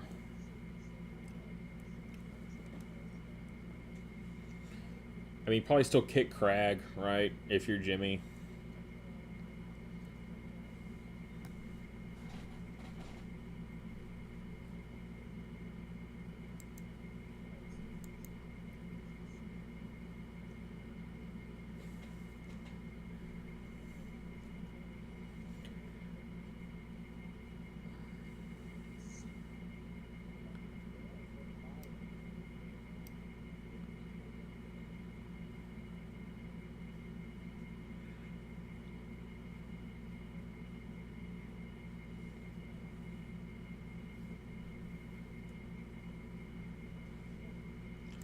All right, let's get this game going.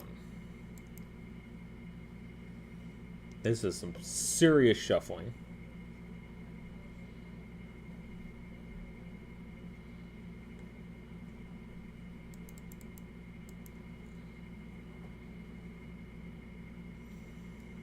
Man, Judge just dropped. There's a zebra in the game. No one's even seen the zebra.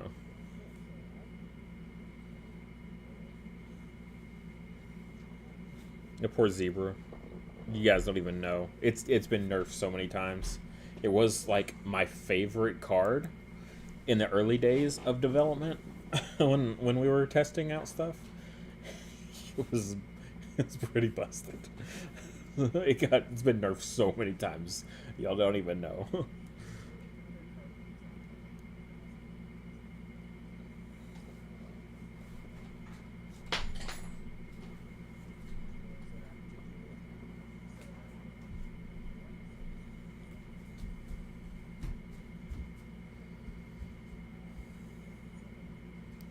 Yeah, Jimmy's normally a judge, so doesn't normally like actively compete and play games, like in the tournament, right? Usually judging the tournament, not playing in the tournament, participating. Like still actively is a TCG player, plays competitively in smaller events, but then judges big events. So, like literally gets flown all over the country almost every week to judge. So. But it's different. Walking around, being a judge versus actively playing. It's exhausting on the brain. The old noggin.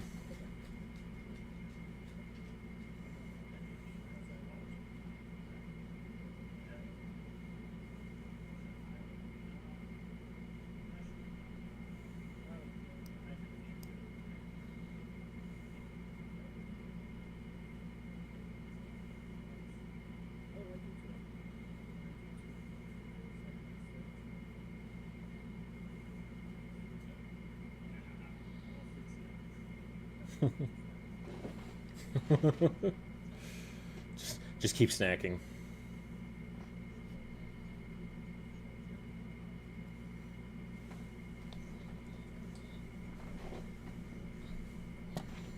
They're talking about food right now. It's like this is very hungry.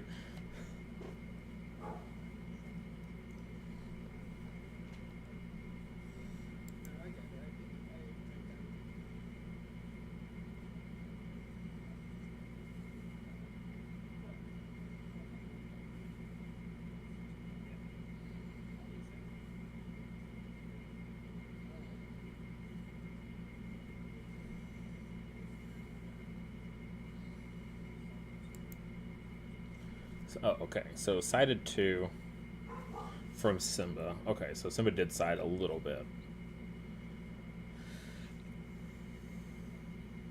Curious of what it was.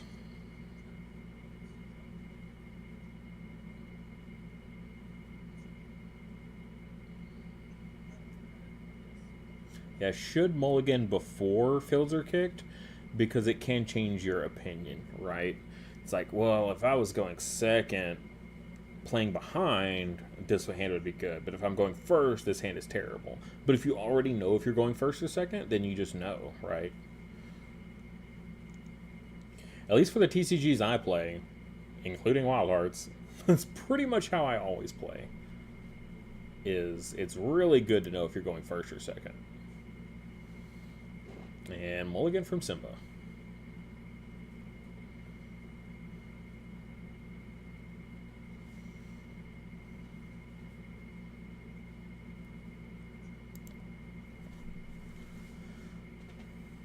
Okay, looks like Jimmy is keeping.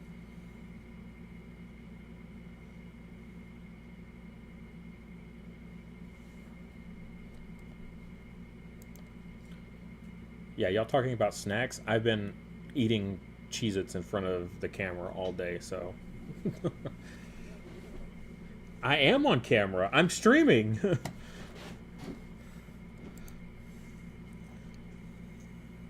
It's like, you're not on camera. You can eat. I'm like, no, I'm literally streaming. Everyone's been looking at my face all day for some reason.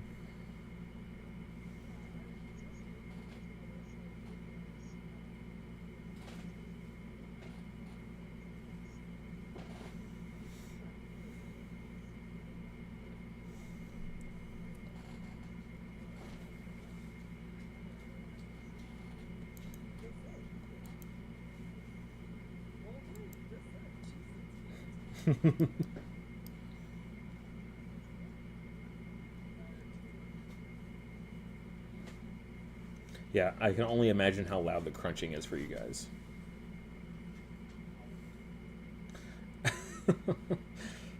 CJ Peach. Right now, I hope Samuel Graham does TCGs, wins it all. Totes. He's got this. Oh, wait. You know why? You know why, Sam, you didn't make it to the finals? I know why. You were missing a couple max rarity cards. That's what it was. It's either an all or nothing, right? In my experience, the more, if you put in alt arts, you always see those alt arts, right? But if your deck is like 80-90% max rarity, you do terrible. You only will do well if you have a few alt arts or all alt arts. It's just math. It's literally the math. I've run the numbers. It's how it works every time.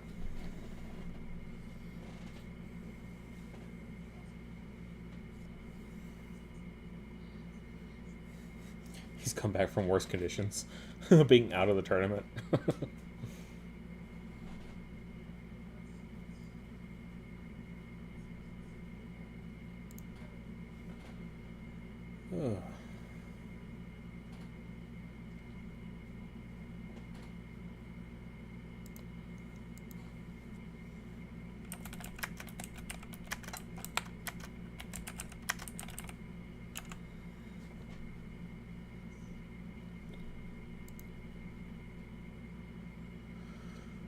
Oh, gosh.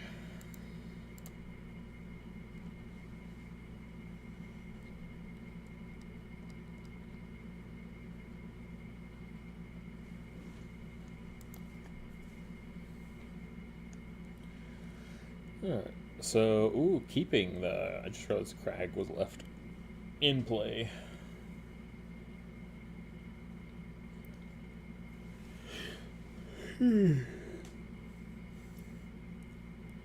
Excuse me.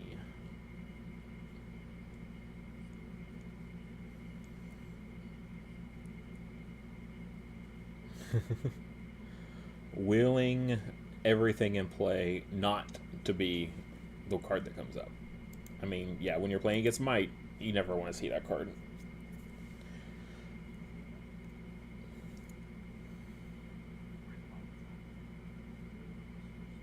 Ooh, player for initiative chooses...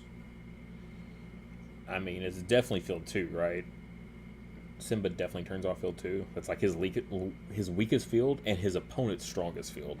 So, I don't feel like there's a world where you leave field 2 open.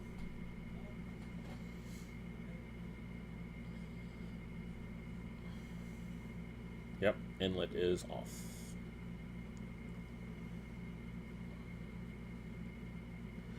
Alright, Simba, take us away. I cannot stop yawning. I'm so sorry.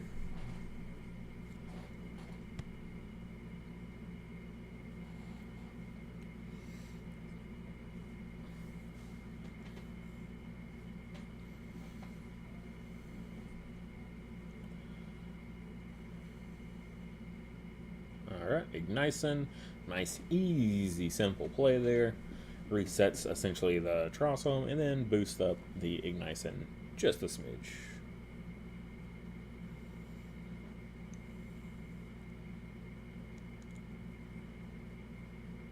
Could be really scary.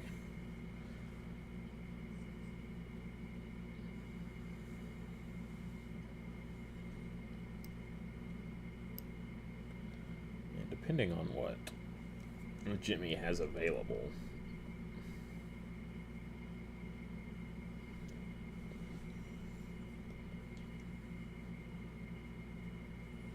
There's a momentum shift, not super great.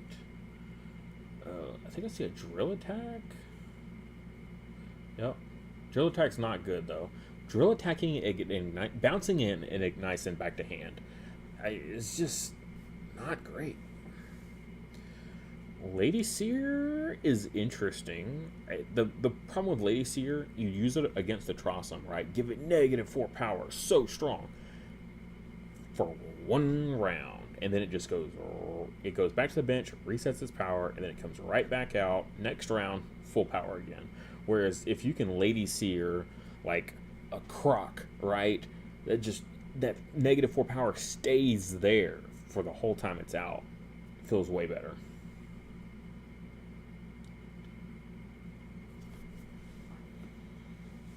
That's why I really don't like using Lady Seer on familiars where they're going to go like lower than -1, right? Now, if you're using it on like a Chrism that's got like +4 power, yeah, fantastic, no worries. Assuming, of course, that the Chrism has removed its block off. Croshen here is odd.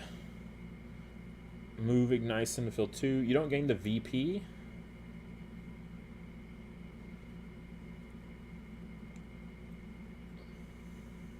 Gives +1 because of the inlet. Now you are tied at least, so that is something, I suppose.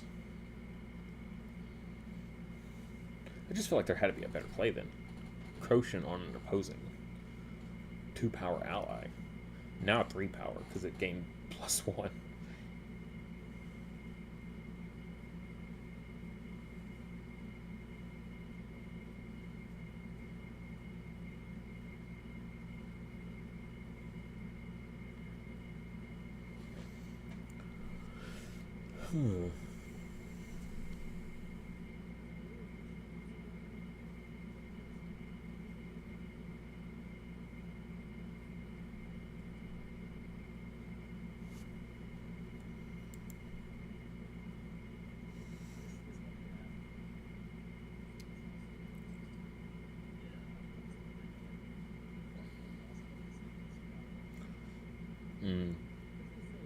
Confused. Yeah, there was a printing error with it says Tamer at the top, but it's supposed to be an ally.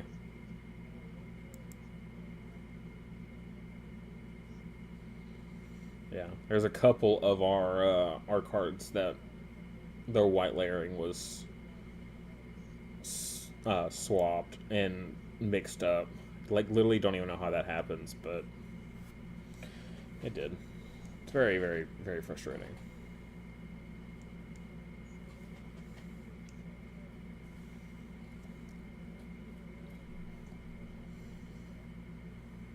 Alright, Simba, what do you got for us? Exhaust 1. Croshen of his own. Moves the Ignition right back. Gains VP for it, though. And is now winning a field.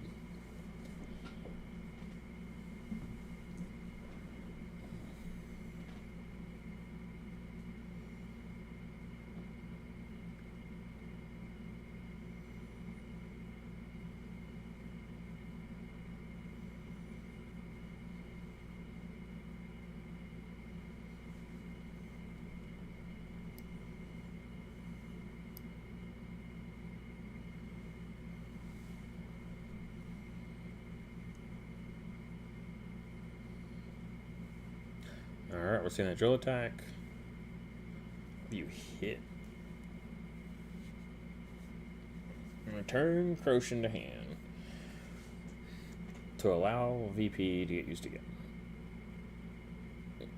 Infernator move over. So, gonna be splitting fields. Oof.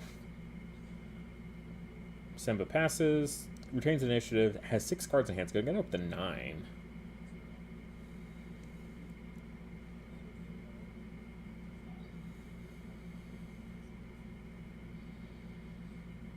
Yep, and then the Crochet from earlier. So 5 to 4.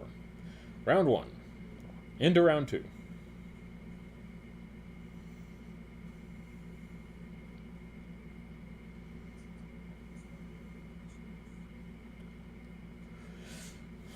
All right.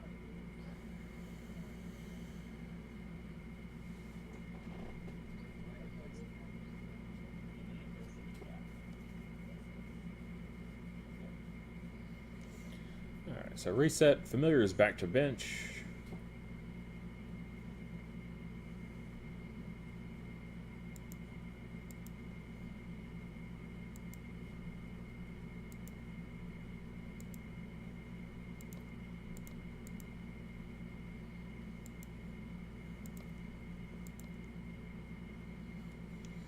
$6.30.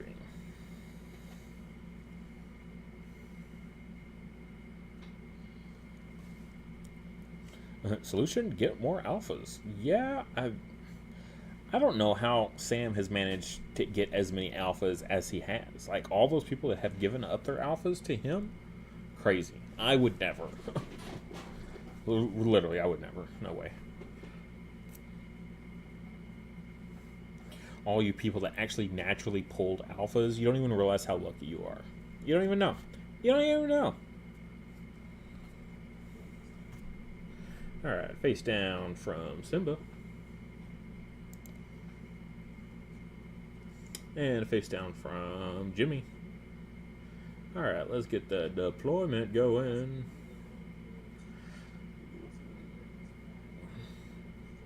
Draw some decrep.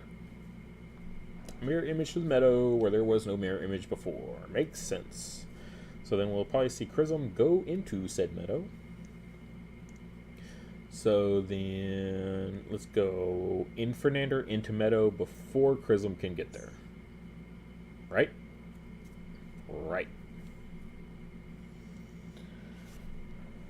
So you know that's exactly what Simba's not going to do. Because he never listens to me.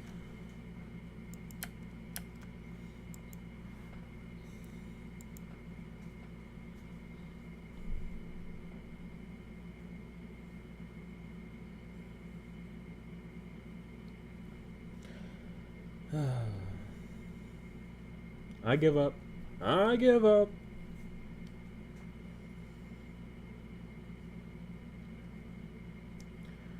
Yeah, move the Crochet, gives it +1.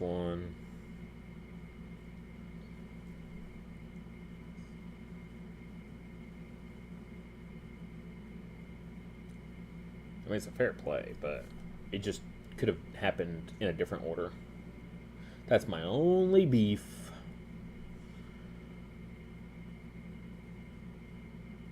But, you know, Simba's not going to do the play I suggested anyway, so it's what it is. It is what it is. Nobody likes me, everybody hates me. Gonna eat some worms.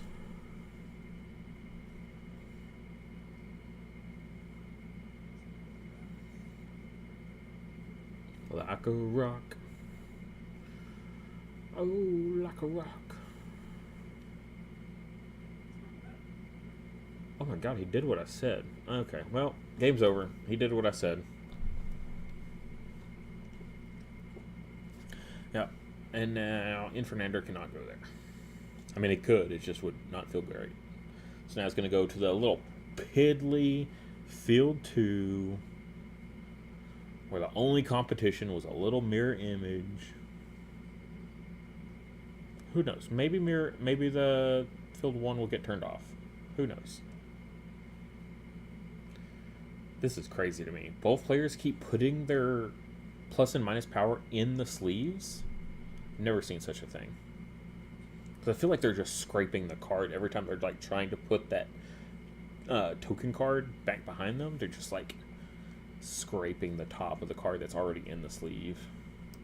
Like, I'm not a person to like get cards graded or anything like that, but I do like to keep my cards very pristine. Actually, low-key hate cards getting graded. Not even low-key, it's pretty high-key. Mainly because it just takes them out of rotation, right? Especially in card games where like those cards are very limited in supplies, and then you're like, I'm gonna grade it, and then it can never be played again, kind of situation. And I'm like, that's one less that, you know, we'll ever have. And then when tons of people all grade cards, then it's a ton of cards that are getting pulled out of circulation.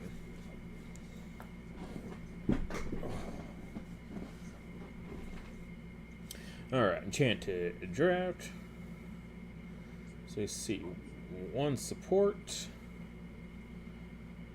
Only one support. Not a great hit. One VP. No power. I mean, I've had worse hits off my Enchanted Drafts where I've literally gotten nothing, but it's still not great. Getting rid of the Ballast Whistle is pretty good, though.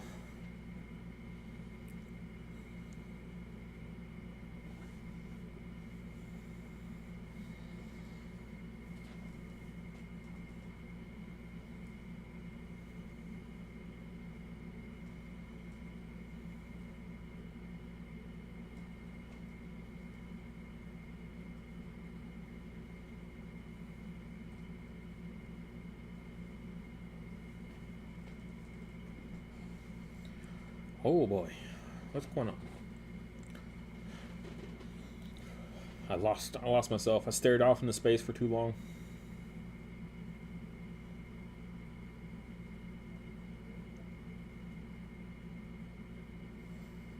Oh, I see. Field 2 was turned off.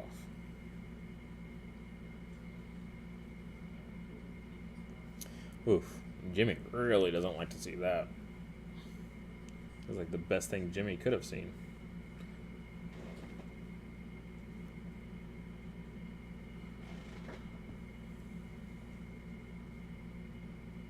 I don't know who I said. It was the best thing Simba could have seen. And then, yeah, Jimmy really doesn't like that. I have no idea what I said anymore and what I have and haven't. Where am I?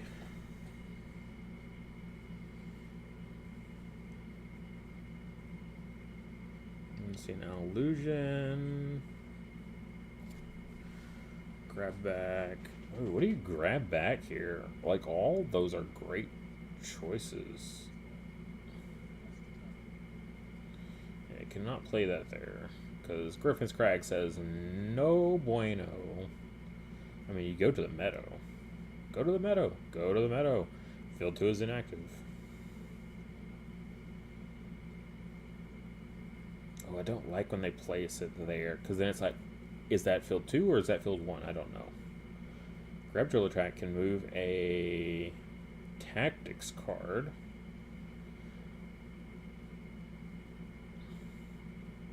Crochet over. Interesting. Crochet into the Crag. It's a long game play. It could work. Depends on what Simba does. Alright, Simba. Slam us down a card. Do the thing you do, where you don't think about the play. You just play the cards.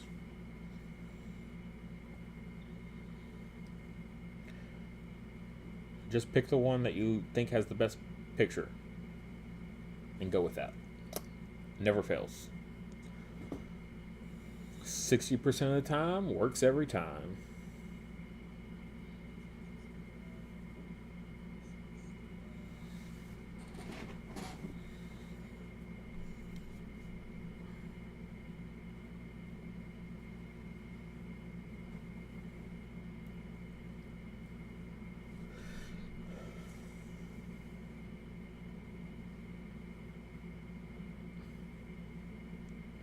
I don't know what Simba plays here. I mean, I feel like a Lucky Hat and then play like a 3-coster to the Crag would be a pretty good play.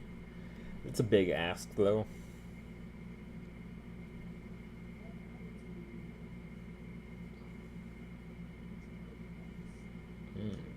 Unity Tactics. Face down. Ah. Gains a VP, moves the Ignition over into that Crag.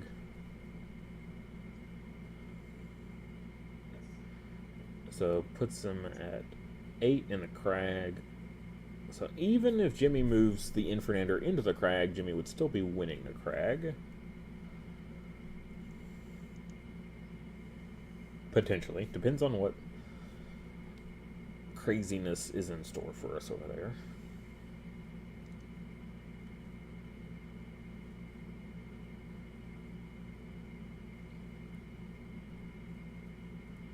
And Chrism is just such a monster over there. Just not, like, has no threats. So, last resource from Jimmy.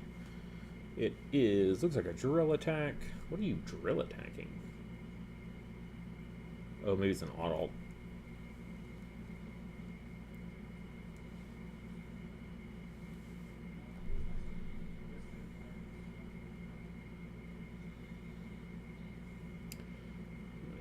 Asking about when Ignition was played. I mean, it is also, it's not even wild, so auditing at 3 power Ignition, and your opponent's going to get it right back to hand. Oh no. Okay, drill attack. I wonder why I was asking when it was played.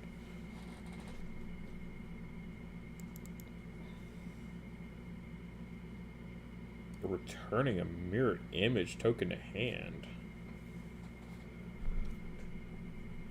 Just, I guess, just to get the Infernander.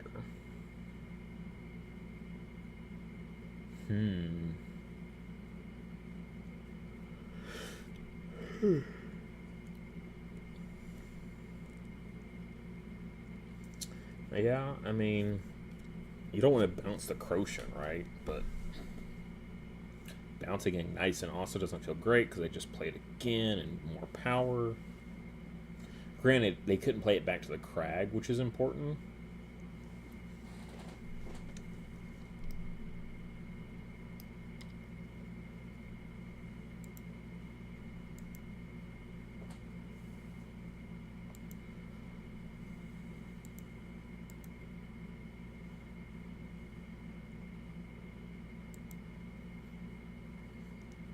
Alright, Simba, what you got for us? 1, 4, and drill attack.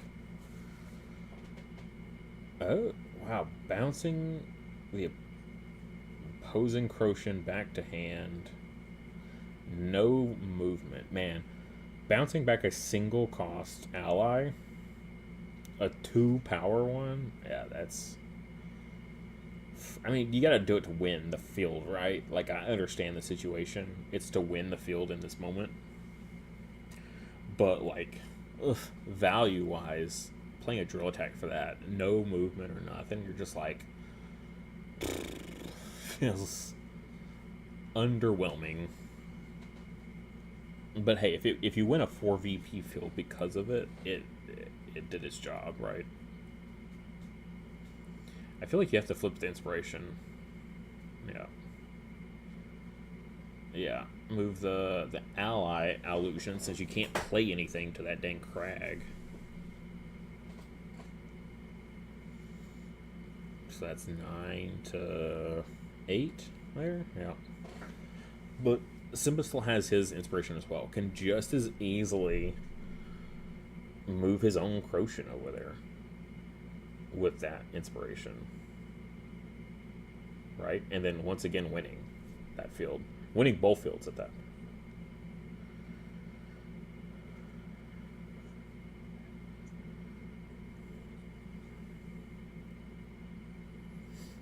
Yeah, just use that inspiration, move that Crochet again. Move using these cards for like 2 power is so crazy.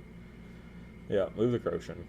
Again, it puts it into a field that's it can't normally be played in. Like, there is a little bit of extra benefit you might not consider there, in addition to, hey, I'm going to win a 2 power field, or sorry, a 4 VP field.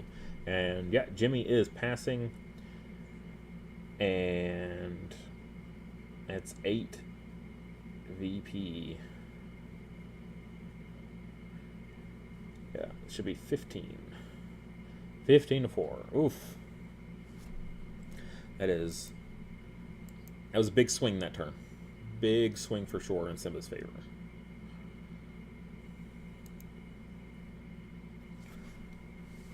Let's see, a Speralt added to hand. Earlier we saw a Unity Tactics face down from Simba, which honestly in this game is probably best because he cannot keep allies on field to save his life. So Unity Tactics definitely not doing too great. Also, Simba does have a 0 cost mirror image in hand, by the way. So like when you talk about those cards that like just eat up actions and you just waiting for your opponent to like commit to something so you can counterplay it, having a 0 cost mirror image token in hand is definitely one of those moments.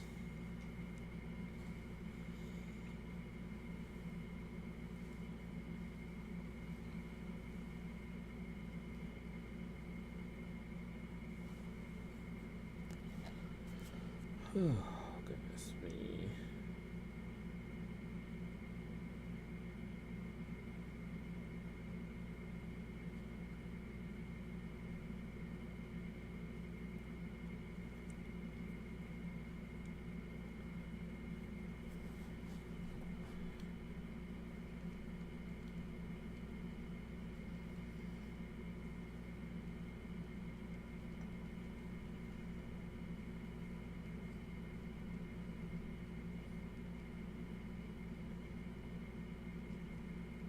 Shaper Magic face up. Crazy. What kind of interesting things we see with that? I guess there's nothing to really play the Shaper Magic on. What, to reset the Infernander? Like, meh. I guess swapping fields around could be interesting. But they haven't really needed to swap fields this game.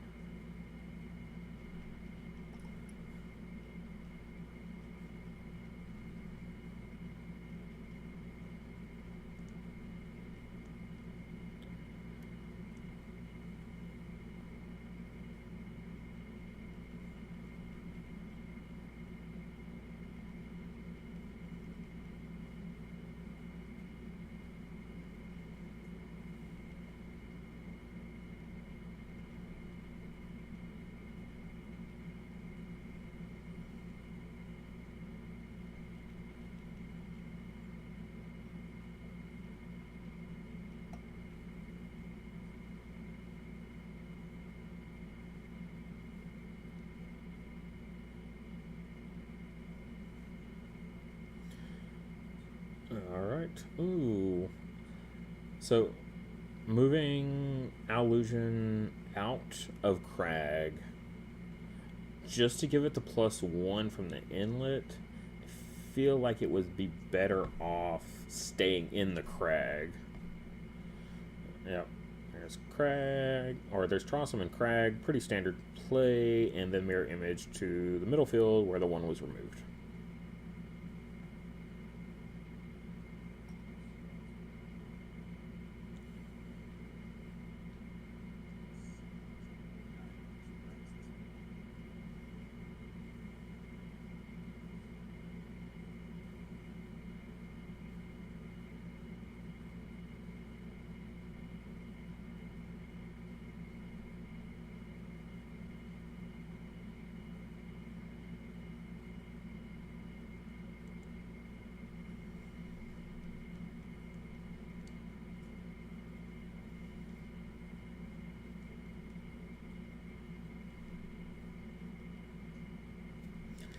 Infernander to fill 2.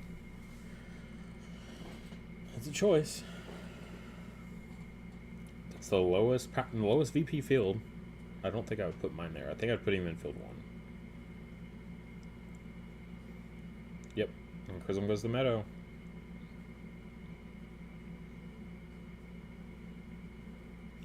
Alright, let's see that Judge's card.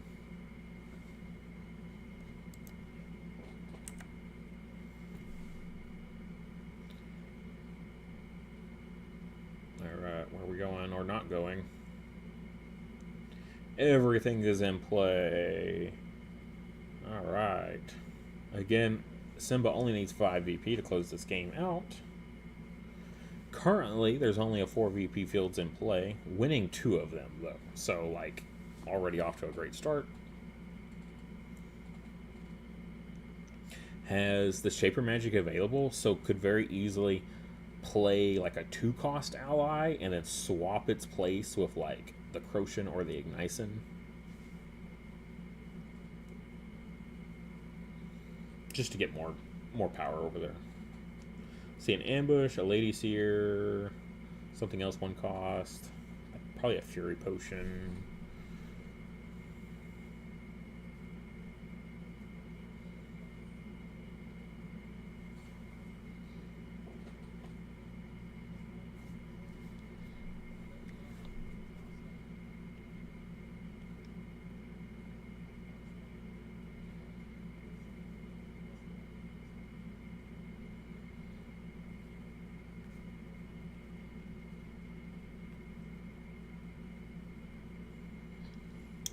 Turn the chat off.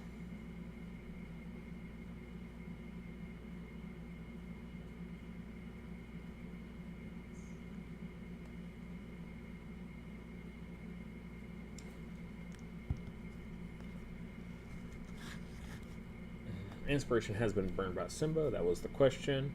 Jimmy has also used their inspiration. Finally see an Alistair's Guide in some form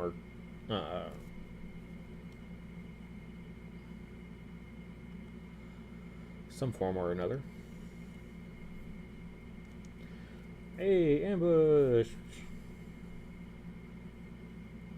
Here we go. Illusion is in play, so if there is a duplicate, it's okay. There's a Lady Seer and a Crochin. At least the Crochin was revealed second, if that matters, but Lady Seer has no value because there's nothing to give negative power to. Crochin can move something, I suppose, but this is a real low value ambush.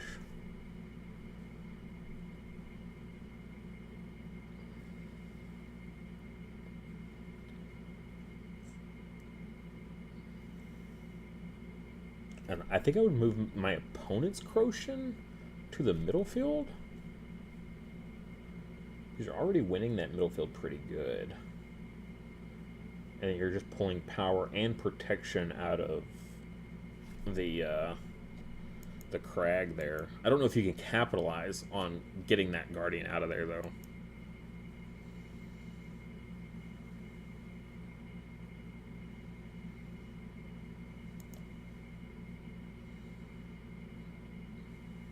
I mean, you could put your own Lady Seer over there so you get the VP and an extra 2 power. Okay, so moving Mirror Image to field 2.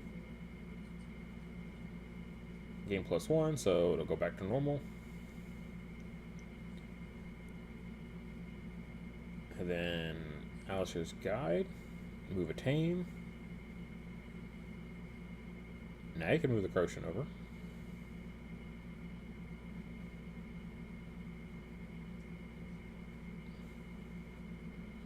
Yep, there it is. Okay. Yeah, and then give your Illusion +1 power. You're still behind, but it's close.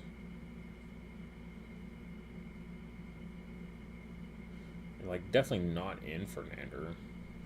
Unless you're going to be moving the Infernander somehow. Yeah, giving it to Illusion. Makes sense.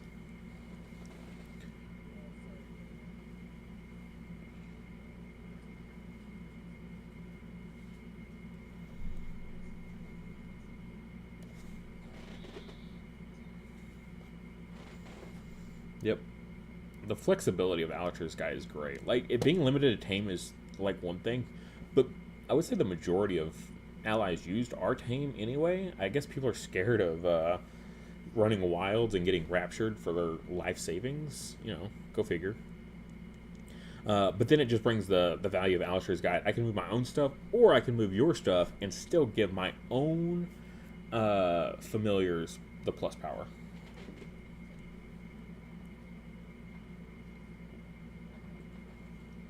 Ooh.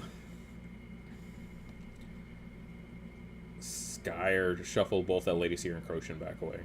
Technically Crochin first and then Lady Seer.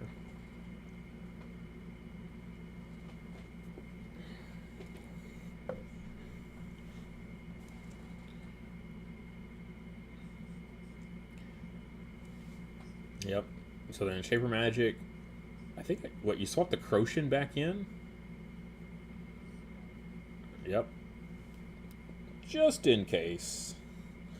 Because Jimmy was putting in a lot of effort to get those getting the Guardian out of field 1, so.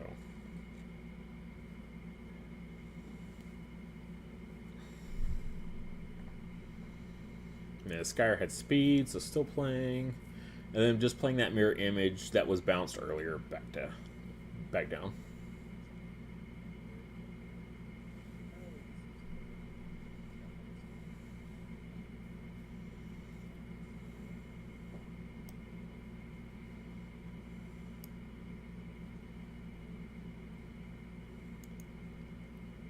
Yeah. Token rules change depending on the game.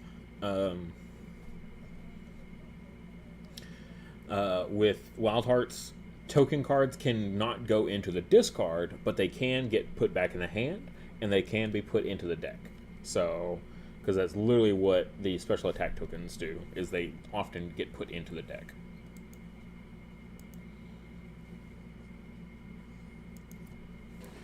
So yeah, when the token was bounced earlier, it just went to hand. So now it was just became a 0-cost actionable play card. So.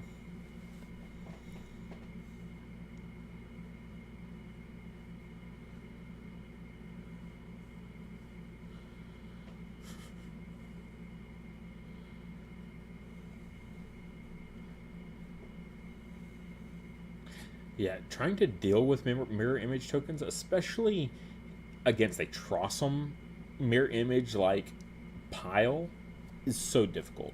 And it's tactics, so you know they're probably running Crochin as well, because Crochin's a really like solid like 1-drop ally. It gains you VP, it controls the battlefield, it protects your big guys, like it does a whole lot.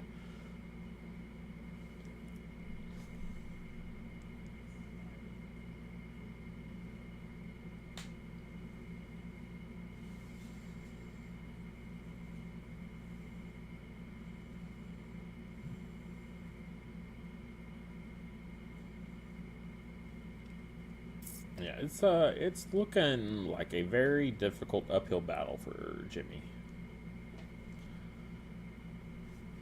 I mean, kudos making it to the finals with a like 90% starter deck.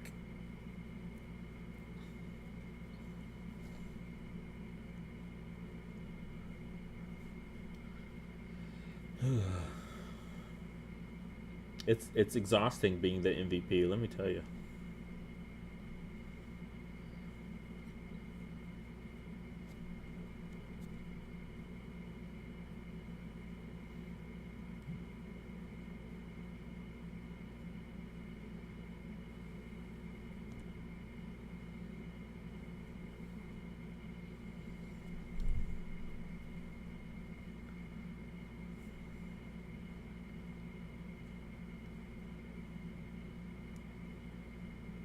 Big things. Big things happening here. I mean, being down 11 points, though, and your opponent being, like, having real big control, like, it basically giving it your all here in this last moment.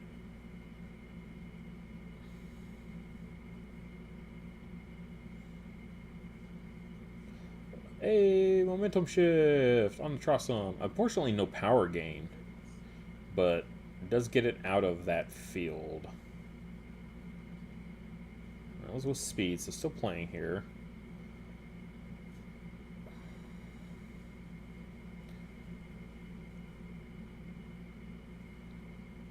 I mean, it's pretty... I mean, that's not bad, right? It's going to be 19 to 11. I mean, it is a closing the gap, right? Preventing losing outright.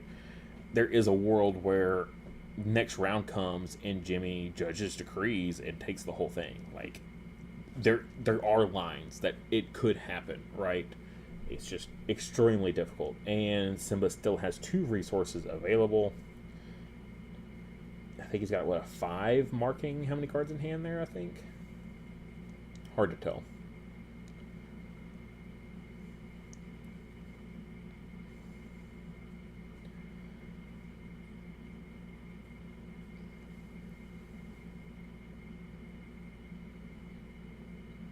Alright, so, yeah, you got... What do you do here?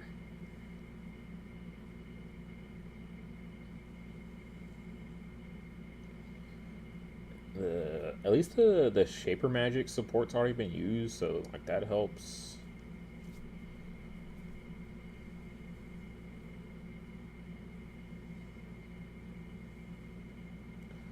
Looks like I see a ceiling.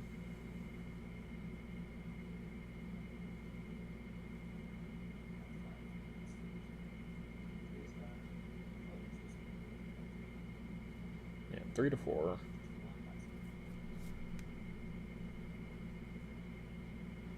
Maybe debating a drill attack, but I don't think you drill attack in this situation.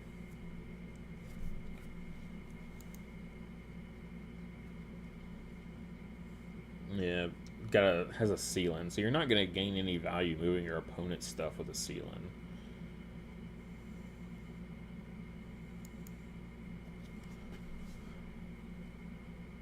Like, it's almost worth it sealing your own illusion over into the crag.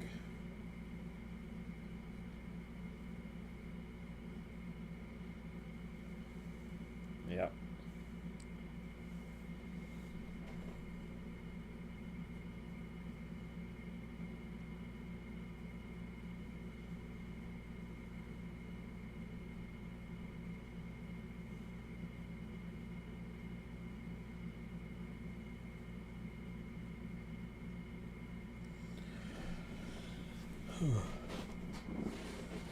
Can't play it in the crag. But why play it to a field you're getting absolutely crushed in? That's what I don't understand.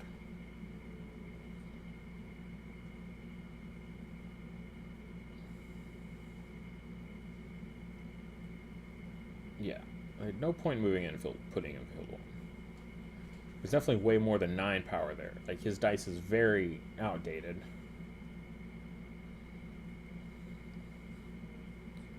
Yep, field 2. Could move the Ignice in there and just clog up the ever-loving crap out of that field. Yep. Yep. Yep. Yeah.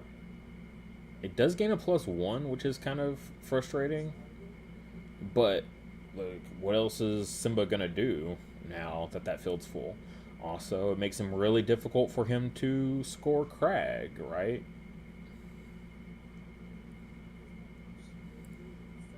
Could drill attack, which is scary. Just redeploy out the Trossum.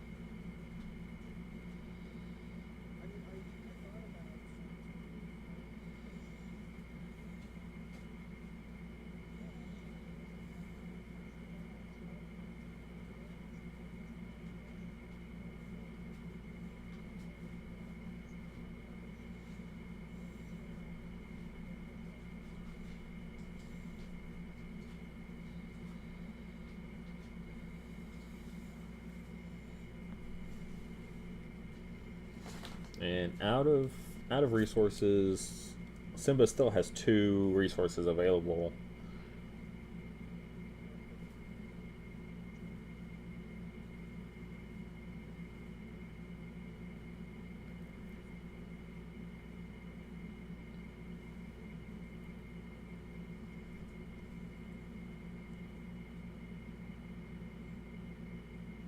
Simba's doing a big think now himself.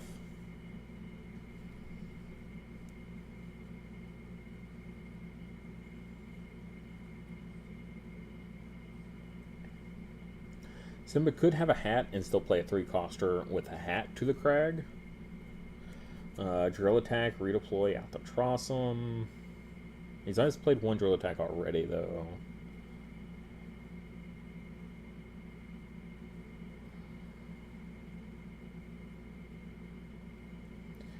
Yeah, that inlet being completely full, it definitely is difficult for Simba. Only has basically one open slot left to play an ally in field 1, which he's absolutely annihilating anyways, so...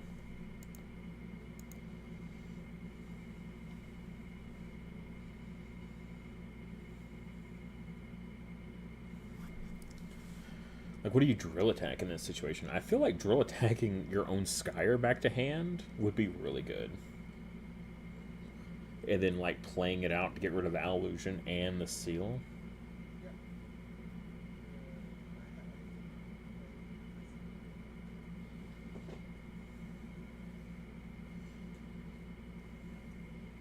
Pass. Wow.